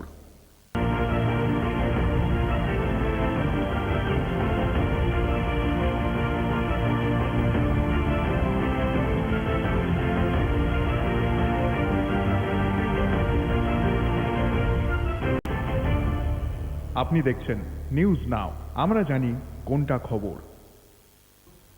नमस्कार, आप सभी देख रहे हैं न्यूज नाउ में आज का समाचार। शेख हसीना सरकार के पतन के बाद बांग्लादेश ने पहली बार सबसे खतरनाक देशों की सूची में जगह बनाई है। International organisation reporters without borders ने 9 खतरनाक देशों में बांग्लादेश का स्थान घोषित किया है। शेख हसीना सरकार को गिरे हुए 4 महीने बीत चुके हैं। वर्तमान में बांग्लादेश यूनिट सरकार के नेतृत्व वाली अंतरिम सरकार के अधीन है। नोबेल शांति पुरस्कार विजेता मोहम्मद यूनिस की सरकार पहले ही विश्व अदालत में अल्पसंख्यक हिंदुओं के उत्पीड़न सहित कई मुद्दों पर आलोचना के घेरे में आ चुका है और इसी बीच बांग्लादेश सबसे खतरनाक देशों की सूची में भी आ चुका है। International organisation reporters without border ने इस साल पत्रकारों के लिए 9 खतरनाक देशों के नाम प्रकाशित किए हैं और उस लिस्ट में बांग्लादेश का भी नाम शामिल हो चुका है। हालांकि युद्धग्रस्त पैलेस्टीन पत्रकारों के लिए एक खतरनाक जगह है, international organisation reporters without border ने कहा। इसके बाद पाकिस्तान, बांग्लादेश और मेक्सिको का स्थान है। रिपोर्टर्स विदाउट बॉर्डर के अनुसार इस साल अब तक 54 पत्रकारों के ड्यूटी के दौरान जान जा चुकी है। बांग्लादेश में हो चुकी है। शेख हसीना की सरकार गिरने के बाद पिछले कुछ महीनों में बांग्लादेश में 9 पत्रकारों को गिरफ्तार किया जा चुका है। इसी बीच बांग्लादेश की अंतरिम सरकार ने पाकिस्तान के नागरिकों के लिए वीजा सुविधाओं को लेकर नया फैसला लागू किया है। विशेष रूप से विभिन्न सिक्योरिटी वेरिफिकेशन टर्म्स निर्धारित किए गए हैं। नतीजतन अंतर्राष्ट्रीय विशेषज्ञों को डर है कि पाकिस्तान की इंटर सर्विस इंटेलिजेंस यानी ISI का बांग्लादेश में प्रवेश बहुत आसान हो जाएगा। विश्लेषकों का मानना है कि यह कदम बांग्लादेश और पाकिस्तान के निजी रणनीतिक और वैचारिक संबंधों को मजबूत करने का संकेत हो सकता है और अगर ऐसा हुआ तो निस्संदेह यह मामला भारत के लिए काफी चिंताजनक साबित हो सकता है। Bureau report, news now. Congress सांसद प्रियंका गांधी ने संसद में अपने पहले भाषण में बीजेपी पर हमला बोलते हुए कहा कि पिछले 10 सालों में संविधान का सुरक्षा कवच कमजोर पड़ चुका है। उन्होंने लोकसभा में भारत के संविधान की 75 वर्षों की गौरवशाली यात्रा पर परिचर्चा करते हुए ये बात। कांग्रेस सांसद प्रियंका गांधी ने शुक्रवार को पहली बार संसद को संबोधित किया। कांग्रेस सांसद प्रियंका गांधी ने अपने पहले भाषण में भाजपा पर हमला बोला। संविधान को अपनाने के 75वें साल के मौके पर आयोजित परिचर्चा में उन्होंने कहा कि देश डर से नहीं चल सकता। ये देश खड़ा होगा, लड़ेगा और सरकार से सच्चाई की मांग करेगा। प्रियंका गांधी ने आरोप लगाया कि संविधान न्याय, एकता और अभिव्यक्ति की स्वतंत्रता की सुरक्षा कवच है। पिछले 10 वर्षों में सरकार ने उस ढाल को तोड़ने की कोशिश की है। मैंने हमारे संविधान की ज्योत को जलते हुए देखा है और इसके साथ साथ ये भी समझा है कि हमारा संविधान एक सुरक्षा कवच है, एक ऐसा सुरक्षा कवच है जो देशवासियों को सुरक्षित रखता है, न्याय का कवच है, एकता का कवच है और अभिव्यक्ति की आजादी का कवच है। दुख की बात यह है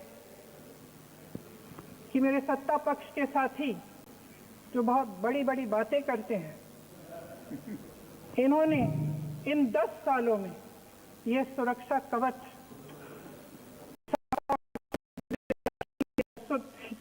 ये सुरक्षा कवच तोड़ने का पूरा प्रयास किया है। संविधान में सामाजिक, आर्थिक और राजनीतिक न्याय का वादा है। ये वादा एक सुरक्षा कवच है जिसको तोड़ने का काम शुरू हो चुका है। लैटरल एंट्री और निजीकरण के जरिए ये सरकार आरक्षण को कमजोर करने का काम कर रही है। प्रियंका गांधी ने ये मंतव्य रखा कि आज देश की जनता मांग कर रही है कि देश में जातीय जनगणना कराई जाए। इसका जिक्र सत्ता पक्ष के सहयोगियों ने भी किया है। इस मुद्दे का जिक्र लोकसभा चुनाव के इन नतीजों की वजह से होता है।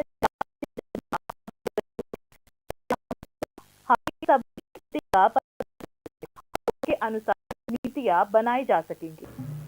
अगर लोकसभा में ये नतीजे नहीं आए होते तो ये संविधान बदलने का काम भी शुरू कर लेते।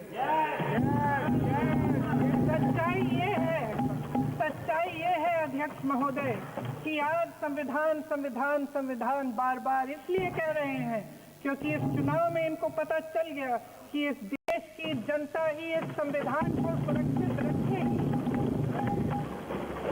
कि इस चुनाव में हारते हारते जीतने से इन्हें एहसास हुआ कि ये संविधान बदलने की बात इस देश में नहीं चलेगी। आज जनता की मांग है कि जाति जनगणना हो। सत्ता पक्ष के मेरे साथी ने इसका जिक्र किया। ये जिक्र भी आज इसलिए हो रहा है क्योंकि चुनाव में ये नतीजे आए। ये जाति जनगणना इसलिए जरूरी है ताकि हमें पता चले कि किसकी क्या स्थिति है और नीतियां उस हिसाब। इस बीच प्रियंका के वक्तव्य की तारीफ राहुल गांधी से लेकर सोनिया गांधी तक सुनी गई है। बहुत बढ़िया भाषण दिया, मेरे पहले भाषण से बेहतर, राहुल गांधी ने ऐसी टिप्पणी की। 2004 में राहुल गांधी के राजनीति में कदम रखने के बाद से ही कई लोग, खासकर कांग्रेस समर्थक, मांग करते रहे हैं कि प्रियंका भी राजनीति के मैदान में उतरे। दरअसल प्रियंका पहली बार 1999 में अपनी मां सोनिया के लिए प्रचार करने के लिए रायबरेली आई। अमेठी के कांग्रेस कार्यकर्ता जगदीश पीयूष ने नारा लगाया कि अमेठी की डंका बिटिया प्रियंका, लेकिन अपनी मां या दादी के प्रचार करने के बावजूद जनवरी 2019 में कांग्रेस की महासचिव बनने तक प्रियंका सीधी राजनीति से दूर रही। दरअसल उनका कहना था कि बच्चे अब भी छोटे हैं, जब तक वे बड़े नहीं हो जाते वे राजनीति के बारे में सोचने को तैयार नहीं है। इस साल 52 वर्षीय नेता के वन का उपचुनाव जीतकर पहली बार संसद में कदम रखा है। उन्होंने अपना पहला भाषण शुक्रवार दोपहर को दिया और उस पल के बाद से कांग्रेस समर्थकों को संसद में एक बार फिर इंदिरा की परछाई नजर आने लगी। उनका दावा है कि आज के भाषण में प्रियंका गांधी की दादी की झलक दिखी है। संयोग से राजनीति के शुरुआती दिनों में इंदिरा को गूंगी गुड़िया जैसे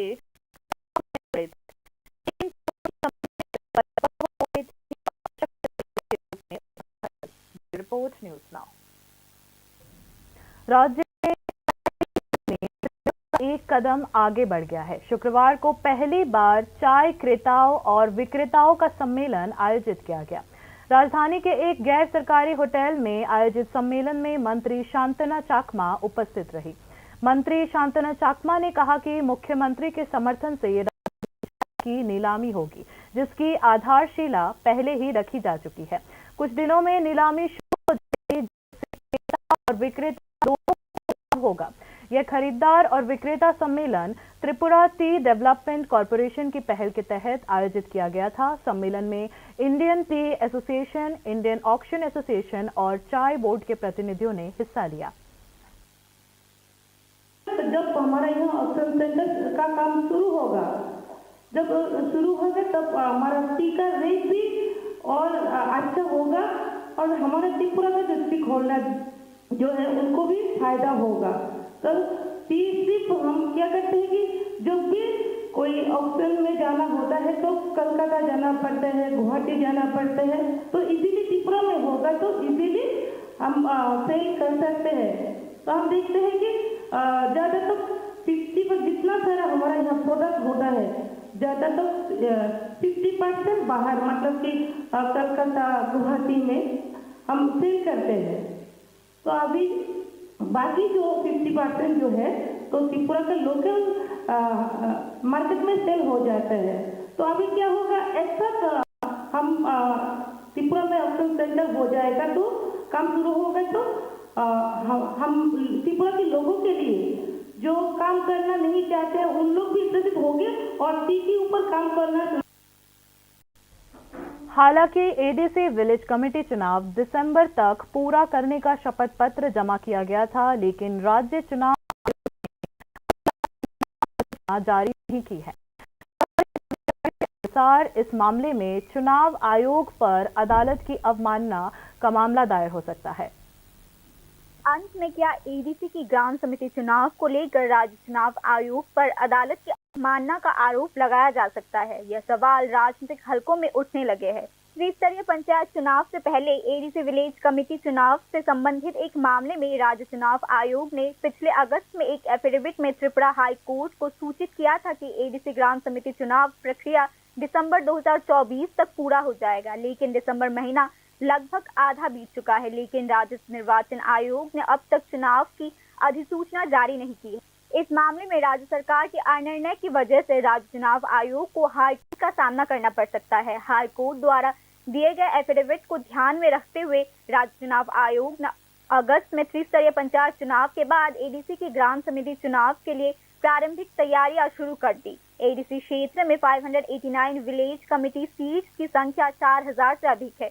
इन ग्राम समितियों का पिछला चुनाव 2016 में हुआ था। 2021 में उन ग्राम समितियों का कार्यकाल समाप्त हो गया था। इसका मतलब है कि जुलाई 2021 ग्राम समिति का चुनाव हो जाना चाहिए था, लेकिन इस समय सत्ताधारी दल भाजपा ग्राम समिति चुनाव को लेकर सक्रिय नहीं था। ऐसे में त्रिपुरा मोथा पार्टी की ओर से त्रिपुरा हाई कोर्ट में मामला दायर किया गया था। इस मामले में मुख्य दलील यह थी कि उच्च न्यायालय को राज्य चुनाव आयोग को तुरंत ग्राम समिति चुनाव कराने का निर्देश देना चाहिए। मामले की सुनवाई के दौरान हाई कोर्ट ने राज्य चुनाव आयोग के बयान से ऊपर राज्य सरकार का बयान सुनना चाहा था, क्योंकि चुनाव कराने का मामला राज्य चुनाव आयोग के अधिकार क्षेत्र में है। इसीलिए राज्य चुनाव आयोग ने त्रिपुरा हाई कोर्ट में एफिडेविट दाखिल किया।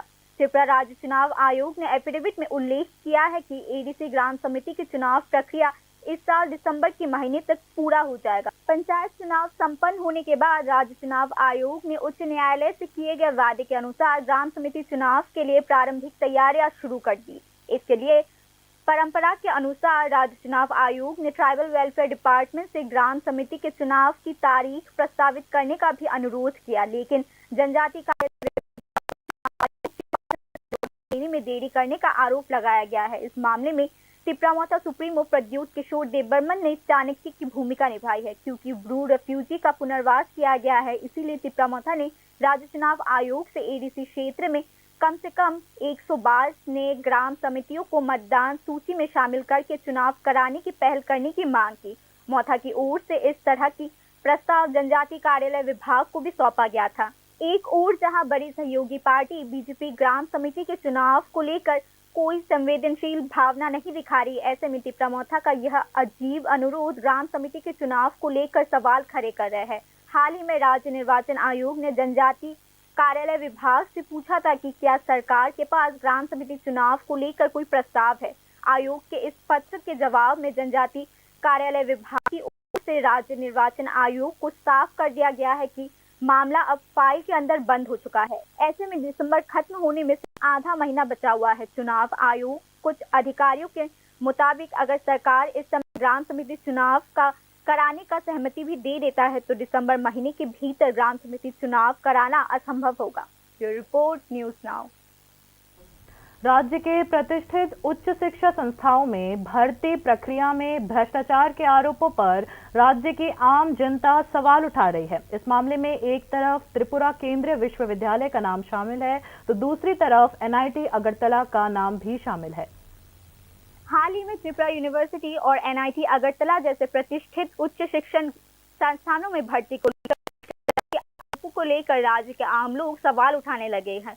त्रिपुरा सेंट्रल यूनिवर्सिटी राज्य के लोगों के लंबे समय से सपनों को साकार करने में सफल रही है। त्रिपुरा विश्वविद्यालय को 2007 में केंद्रीय विश्वविद्यालय में परिवर्तित किया गया था। हाल ही में त्रिपुरा सेंट्रल यूनिवर्सिटी के खिलाफ कई शिकायतें सामने आई है। त्रिपुरा सेंट्रल यूनिवर्सिटी का डिपार्टमेंट ऑफ डिस्टेंस एजुकेशन पहले ही संदेह के घेरे में आ चुका है। देश के विश्वविद्यालय की शिक्षण गुणवत्ता की रैंकिंग में यह विश्वविद्यालय पिछड़ चुका है। इसी बीच भर्ती में भ्रष्टाचार के आरोप सामने आ चुके हैं। नतीजा त्रिपुरा सेंट्रल यूनिवर्सिटी एक बार फिर सुर्खियों में आ चुका है। त्रिपुरा यूनिवर्सिटी में भर्ती प्रक्रिया को लेकर गंभीर शिकायतें सामने आई है। नेपोटिज्म का भी आरोप लगाया गया है। त्रिपुरा सेंट्रल यूनिवर्सिटी पर भर्ती नीति का पालन न करने का आरोप लगाया गया है। त्रिपुरा सेंट्रल यूनिवर्सिटी में नौकरी पाने के लिए वाइस चांसलर के बेटे का नाम सूची में आया है। इस घटना से अन्य शिक्षित बेरोजगारों में काफी आक्रोश और गुस्सा पैदा हो चुका है। त्रिपुरा विश्वविद्यालय उन लोगों के लिए क्विक जॉब इंटरव्यूज आयोजित करने और 72 आवर्स के भीतर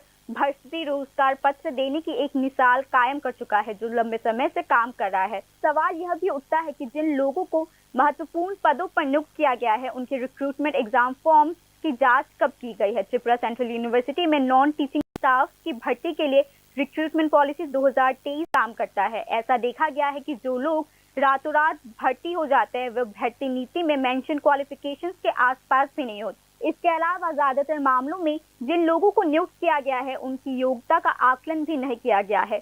योग्य होने पर वाइस चांसलर के बेटे को त्रिपुरा विश्वविद्यालय में नौकरी मिल सकती है, उस पर कोई आपत्ति नहीं है। लेकिन सवाल यह उठता है कि क्लोजिंग डे पर इंटरव्यू के 72 आवर्स के भीतर वाइस चांसलर के बेटे को नियुक्ति पत्र कैसे मिल गया। चिंतित योग्य बेरोजगार त्रिपुरा सेंट्रल यूनिवर्सिटी की भर्ती प्रक्रिया की उच्च स्तरीय जांच की मांग कर रहे हैं। जहां त्रिपुरा सेंट्रल यूनिवर्सिटी ऐसा कर रहा है वहीं राज्य की MBB यूनिवर्सिटी एक और कारनामा कर रही है। 4 दिनों तक MBB यूनिवर्सिटी के वाइस चांसलर नहीं थे। वाइस चांसलर की नियुक्ति की प्रक्रिया विभाग के जॉइंट डायरेक्टर राजेश भट्टाचार्य की उंगली के इशारों पर रुकी हुई थी। इसी बीच NIT अगरतला पर भी भर्ती में भ्रष्टाचार के आरोप सामने आए हैं। हाल ही में NIT अगरतला के कुछ कर्मचारियों ने आरोप लगाया है कि NIT में असिस्टेंट प्रोफेसर, असिस्टेंट रजिस्ट्रार और प्राइवेट सिक्योरिटी पर्सनल की भर्ती में 2 लाख रुपए से लेकर 20 लाख रुपए तक का वित्तीय लेन देन किया गया है।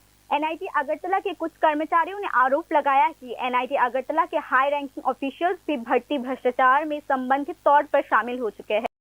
कुल मिलाकर आम लोग राज्य के प्रतिष्ठित उच्च शिक्षण संस्थानों में भर्ती भ्रष्टाचार की ऐसी घटनाओं की तत्काल जांच की मांग कर रहे हैं। सिपाहीजला जिले के विशालगढ़ उपखंड में यातायात दुर्घटनाओं पर नियंत्रण के लिए विशालगढ़ उपखंड पुलिस प्रशासन की ओर से एक विशेष पहल की गई है। पुलिस प्रशासन की पहल पर शुक्रवार सुबह विशालगढ़ थाने के सामने विशाल रैली के साथ क्षेत्र के बाइक सवारों को हेलमेट पहनाए गए।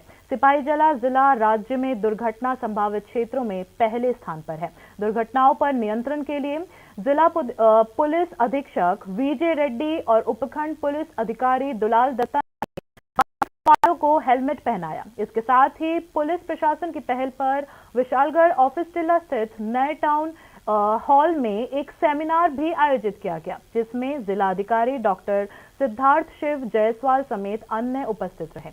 जिला पुलिस प्रशासन की ओर से विशालगढ़ में आयोजित कार्यक्रम की विस्तृत जानकारी दी गई है।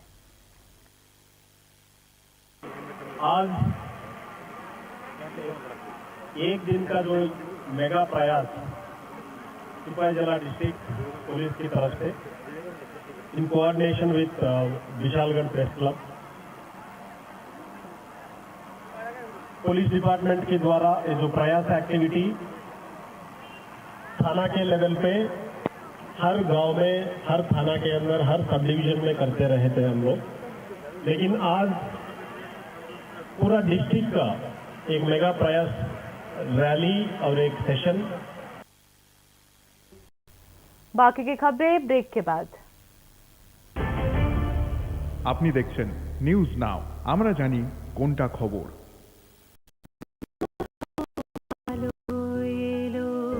শুদ্ধ সকাল, শুদ্ধ সলিলে আজ বাজালো ত্রিতাল, মন্দিরে শুদ্ধ পূজার ধ্বনি, অগ্নি শুদ্ধ হলো পরিণীতা নারী তুমি অনুপমা, শুদ্ধ সোনায় সাজো হে নিরুপমা। শুদ্ধতার স্বর্ণ মন্দির একটু চেষ্টাতেই দুল লেগে যায় নববধূর, চেষ্টাতেই মানিয়ে নেওয়া যায় বিবাহিত জীবনে। নানা অনুভূতি জড়ানো বিয়ের গয়না, শ্যাম সুন্দর কোম্পানি জুয়েলার্স। আপনি দেখছেন নিউজ নাও, আমরা জানি কোনটা খবর। आगे की खबरें कुछ इस प्रकार हैं। त्रिपुरा हाईकोर्ट ने चिटफंड से धोखाधड़ी के शिकार लोगों को पैसा वापस करने की योजना बनाने को कहा है। इस संबंध में त्रिपुरा हाईकोर्ट ने राज्य सरकार को नोटिस भी जारी किया है। त्रिपुरा हाईकोर्ट ने चिटफंड से ठगे गए ग्राहकों का पैसा वापस करने की योजना को महत्व दिया है। हाईकोर्ट ने राज्य सरकार को योजना के निर्माण की जानकारी देने का भी निर्देश दिया है। चिटफंड की जब्त संपत्तियों की नीलामी से अब तक 5 करोड़ रुपए वसूला जा चुका है। हाईकोर्ट के सीनियर एडवोकेट पुरुषोत्तम रॉय बर्मन और एडवोकेट समरजीत भट्टाचार्य ने धोखाधड़ी वाले डिपॉजिटर्स के बीच एकत्रित धन को प्राथमिकता के आधार पर वितरित करने के लिए उच्च न्यायालय में याचिका दायर की। सीबीआई चिटफंड मामले की जांच प्रक्रिया पर नवीनतम रिपोर्ट सौंपेगी। यह आदेश मुख्य न्यायाधीश अपरेश कुमार सिंह एवं न्यायमूर्ति एम दत्ता पुरखस्ते की खंडपीठ ने दिया है। अदालत ने राज्य सरकार को धोखाधड़ी वाले डिपॉजिटर्स के बीच नीलामी बकाये के वितरण के लिए विशेष प्रक्रिया तैयार करके तुरंत उच्च न्यायालय को सौंपने का निर्देश भी दिया है। राज्य सरकार द्वारा उच्च न्यायालय में दायर एफिडेविट के अनुसार केंद्र सरकार की agency metal scrap trade corporation के माध्यम से चिटफंड की 17 जब्त संपत्तियों की बिक्री के बाद 5 करोड़ रुपए प्राप्त किए गए हैं। 4 और चिटफंड की संपत्तियों की नीलामी 22 करोड़ रुपए में की गई है, लेकिन सफल बोली लगाने के बाद वह पीछे हट चुके हैं। सरकार ने कहा है कि बोली लगाने वालों से जुर्माने के तौर पर 24 लाख रुपए वसूला गया है। चिटफंड की बड़ी मात्रा में जब्त की गई संपत्तियों की नीलामी से धोखाधड़ी के शिकार डिपॉजिटर्स को कुछ राहत मिलेगी। नीलामी बिक्री से प्राप्त आय को डिपॉजिटर्स के बीच वितरित किया जा सकता है, लेकिन नीलामी प्रक्रिया गति नहीं पकड़ पा रही है। ई ऑक्शन का जवाब नहीं मिल, जांच चल रही है। कोर्ट में जमा की राज्य सरकार का पैसा कैसे वापस किया जाएगा इसकी जानकारी दी जाए। सरकार का पैसा कैसे वापस किया जाएगा इसकी जानकारी दी जानी चाहिए। Bureau report news now. मामले में चार्ज घटित करना होगा। ट्रायल कोर्ट चाहिए। Bureau report news now. मामले में चार्ज घटित करना होगा। ट्रायल कोर्ट जनवरी के तीसरे हफ्ते तक इस मामले में अहम एक मामला अभी भी रिहा नहीं हो पाए हैं। बेंचेस में कुल 18,094 मामले निपटाए जाएंगे। पर सुनवाई की जाए। उप विभागीय अदालत परिसरों में शनिवार को सार्वजनिक किया जाएगा। कार्यालयों से संपर्क कर मामले की पूर्व सुलह किया जाएगा। कार्यालयों से संपर्क कर मामले की पूर्व सुलह अथवा निपटारे का शिकायतें दर्ज विश्व प्रसिद्ध अभिनेता अमिताभ बच्चन को एक विश्व उप विभागीय मजिस्ट्रेट सुभाष दत्ता के अलावा स्वामी विवेकानंद महाविद्यालय को महसूस कर रही है, वही कारोबारी भी की भीड़ उमड़ रही है, जिससे खुश है व्यापारी समुदाय। पिछले 2 दिनों से प्रदेश में शीतलहर के कारण पारा 13 डिग्री सेल्सियस के आसपास पहुंच गया है और घना আপনি দেখছেন নিউজ নাও আমরা জানি কোনটা আপনি দেখছেন নিউজ নাও আমরা জানি কোনটা খবর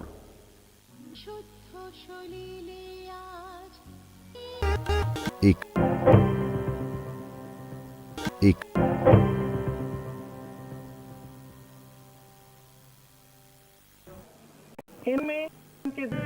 উল্লেখ করেছেন লোকসভা নির্বাচনে এই ফলাফলের কারণে উল্লেখ করেছেন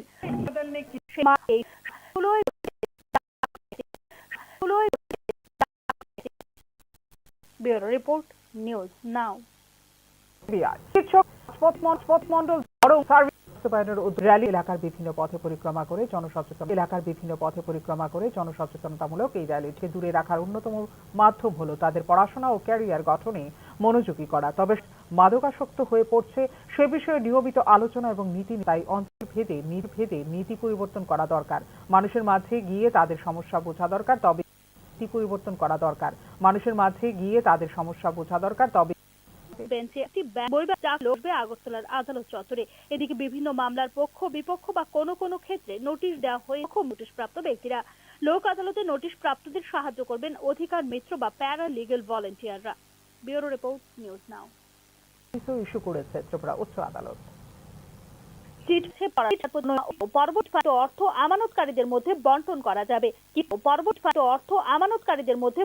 করা যাবে কিন্তু গতি পাচ্ছে না। তোড়জোড়ি হয়েছে আগেই দেশের বিশ্ববিদ্যালয়গুলোর শিক্ষার মানের ক্রম তালিকায়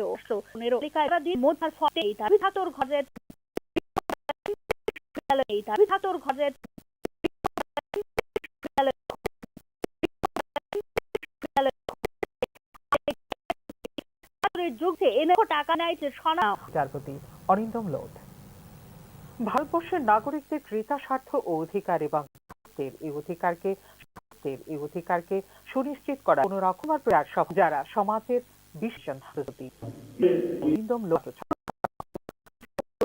মাধ্যমে তাদের সচেতন করেন। রিপোর্ট নিউজ নাও। রাজধানীর চৌচন্ডী চায়ের নিলাম হবে রাজ্যে।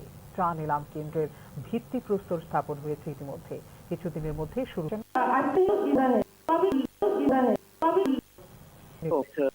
বৈঠকের মধ্যে আমাদের যারা সাফার করতেন সেটা এখন আর করতে হবে না। আমাদের উৎপাদিত চায়ের গুণগত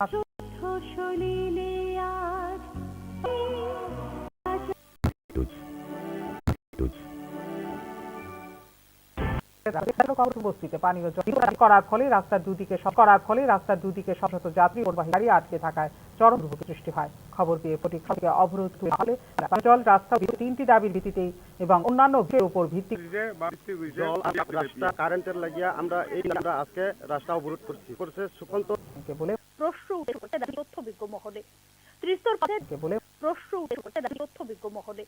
ত্রিস্তর পদের নির্বাচনের আগে এডিসি সমিতি নির্বাচন করে আমার জমা দেওয়া নির্বাচন এই ক্ষেত্রে ব্যুরো রিপোর্ট ছিলেন জেলা শাসক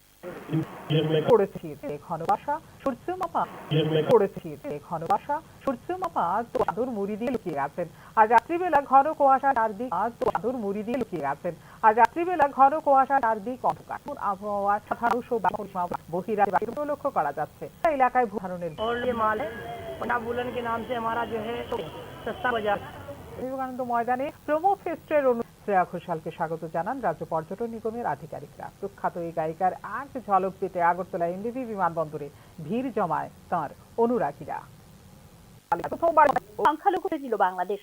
প্রতি বছর সাংবাদিক জনবদনক 9টি দেশের নাম আন্তর্জাতিক সংগঠন রিপোর্টার্স উইদাউট বর্ডার, আর সেই তালিকার প্রথমেই রয়েছে বাংলাদেশের নাম। দেশ এবং মেক্সিকো পৃথিবীতে এখনো পর্যন্ত 54 জন সাংবাদিক পেশাগত গ্রেফতার করা হয় যাতায়াত। এই পদক্ষেপ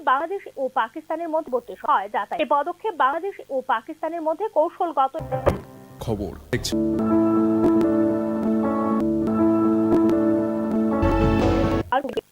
वर्तमान में बांग्लादेश सरकार के अधीन है।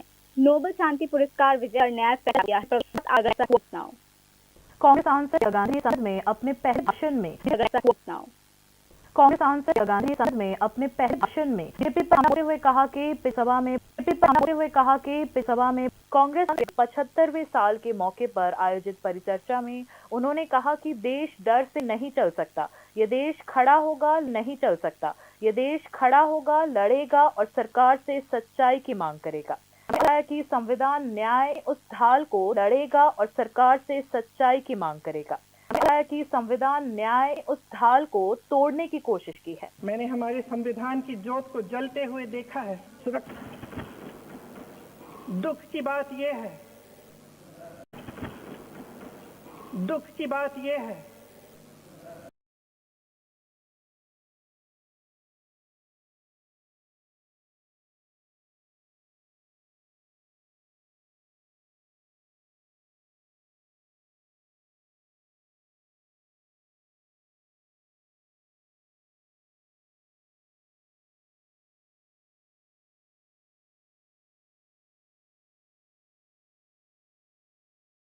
ये का पूरा आर्थिक है, देश में नहीं चलेगी।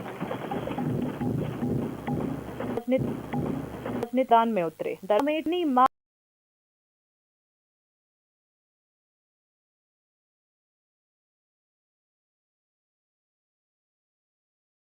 सचिव बनने बड़े नहीं होकर पहली बार समर्थकों की दादी की झलक दिखी है। संयोग से राजनीति के शुरुआती दिनों में इन्हें उभर कर आई। Bureau report, news now. पहली बार चाय क्रेताओं और विक्रेताओं का सम्मेलन आयोजित किया गया। राजधानी के एक गैर सरकारी मंत्री शांतना चाकमा उपस्थित रही। मंत्री शांतना चाकमा ने कहा कि मुख्यमंत्री के समर्थन शुरू हो जाएगी Tripura association, Indian auction association. मंत्री शांतना चाकमा ने कहा कि मुख्यमंत्री के समर्थन शुरू हो जाएगी Tripura association, Indian auction association और चाय बोर्ड के प्रतिनिधियों ने हिस्सा लिया।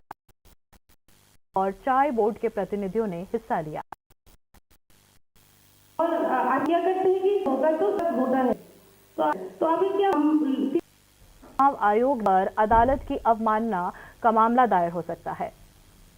अदालत की अवमानना का मामला दायर हो सकता है।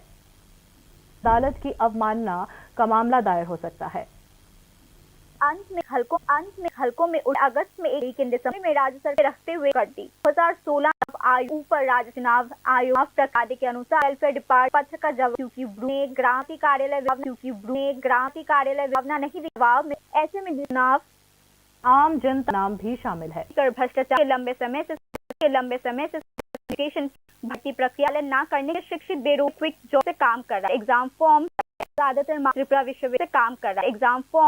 ज्यादातर त्रिपुरा विश्वविद्यालय में नौकरी मिल सकती है, उस पर कोई आपत्ति नहीं है। लेकिन सवाल यह उठता है कि आज त्रिपुरा सेंट्रल यूनिवर्सिटी ऐसा कर रहा है, वही राज्य के एमबीबी यूनिवर्सिटी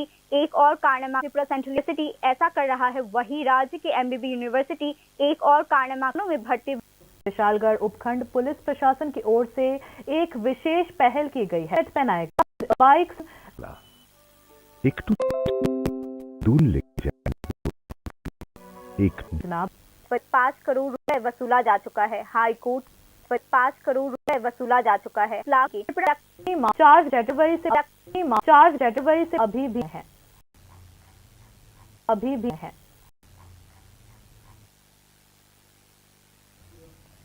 18,094 मामले निपटाए जाएंगे। 18,094 मामले निपटाए जाएंगे। प्रदेश की जाएगी अदालत परिसरों में शनिवार को सार्वजनिक अवकाश पर आयोजित की जाएगी। National PP 186 cheque bounce cases, 44 buyer interest cases, 9 कार्यालयों से संरक्षण और शामिल होंगे। शिकायतें दर्ज करा सकते हैं। न्यायमूर्ति अरिंदम लोध ने राज्य सम्मेलन व प्रसिद्ध दर्ज करा सकते हैं। न्यायमूर्ति अरिंदम लोध ने राज्य सम्मेलन व प्रसिद्ध अभिनेता अमिताभ बच्चन को एक विश्वसनीय ब्रांड एम्बेसडर, उप विभागीय मजिस्ट्रेट सुभाष दत्ता के अलावा स्वामी विवेकानंद महाविद्यालय एवं ब्यूरो रिपोर्ट को महसूस कर रही है। वही कारोबारी भी सर्दी भीड़ उमड़ रही है, जिससे खुश है व्यापारी समुदाय। पिछले 2 दिनों से प्रदेश में शीतलहर के कारण पारा 13 डिग्री सेल्सियस के आसपास गया है और घना क्योंकि लोग पंजाब आए। আপনি দেখছেন নিউজ নাও, আমরা জানি কোনটা খবর।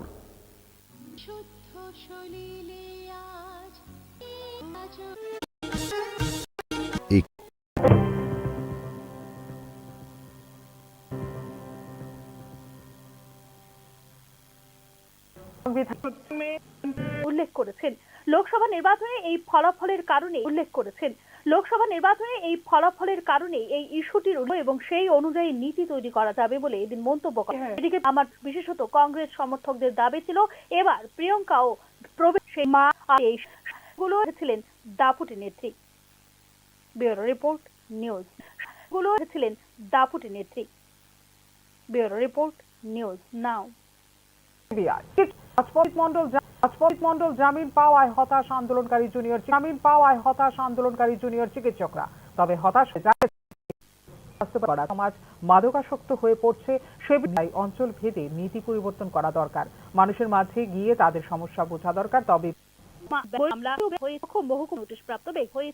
নোটিশপ্রাপ্ত ব্যক্তিরা লোক আদালতে নোটিশ প্রাপ্তদের সাহায্য করবেন অধিকার মিত্র বা প্যারা লিগ্যাল ভলেন্টিয়াররা। Bureau report news now. Issue করেছে ত্রিপুরা উচ্চ আদালত। চিঠি পড়ার জন্য উচ্চ আদালতে সওয়াল করেন আদালত বান্ধব বরিষ্ঠ আইনজীবী পুরুষোত্তম রায়। আদালত চিট ফান্ডগুলির 17টি বাজেয়াপ্ত সম্পত্তি নিলামে বিক্রি করে এখনো পর্যন্ত আদায়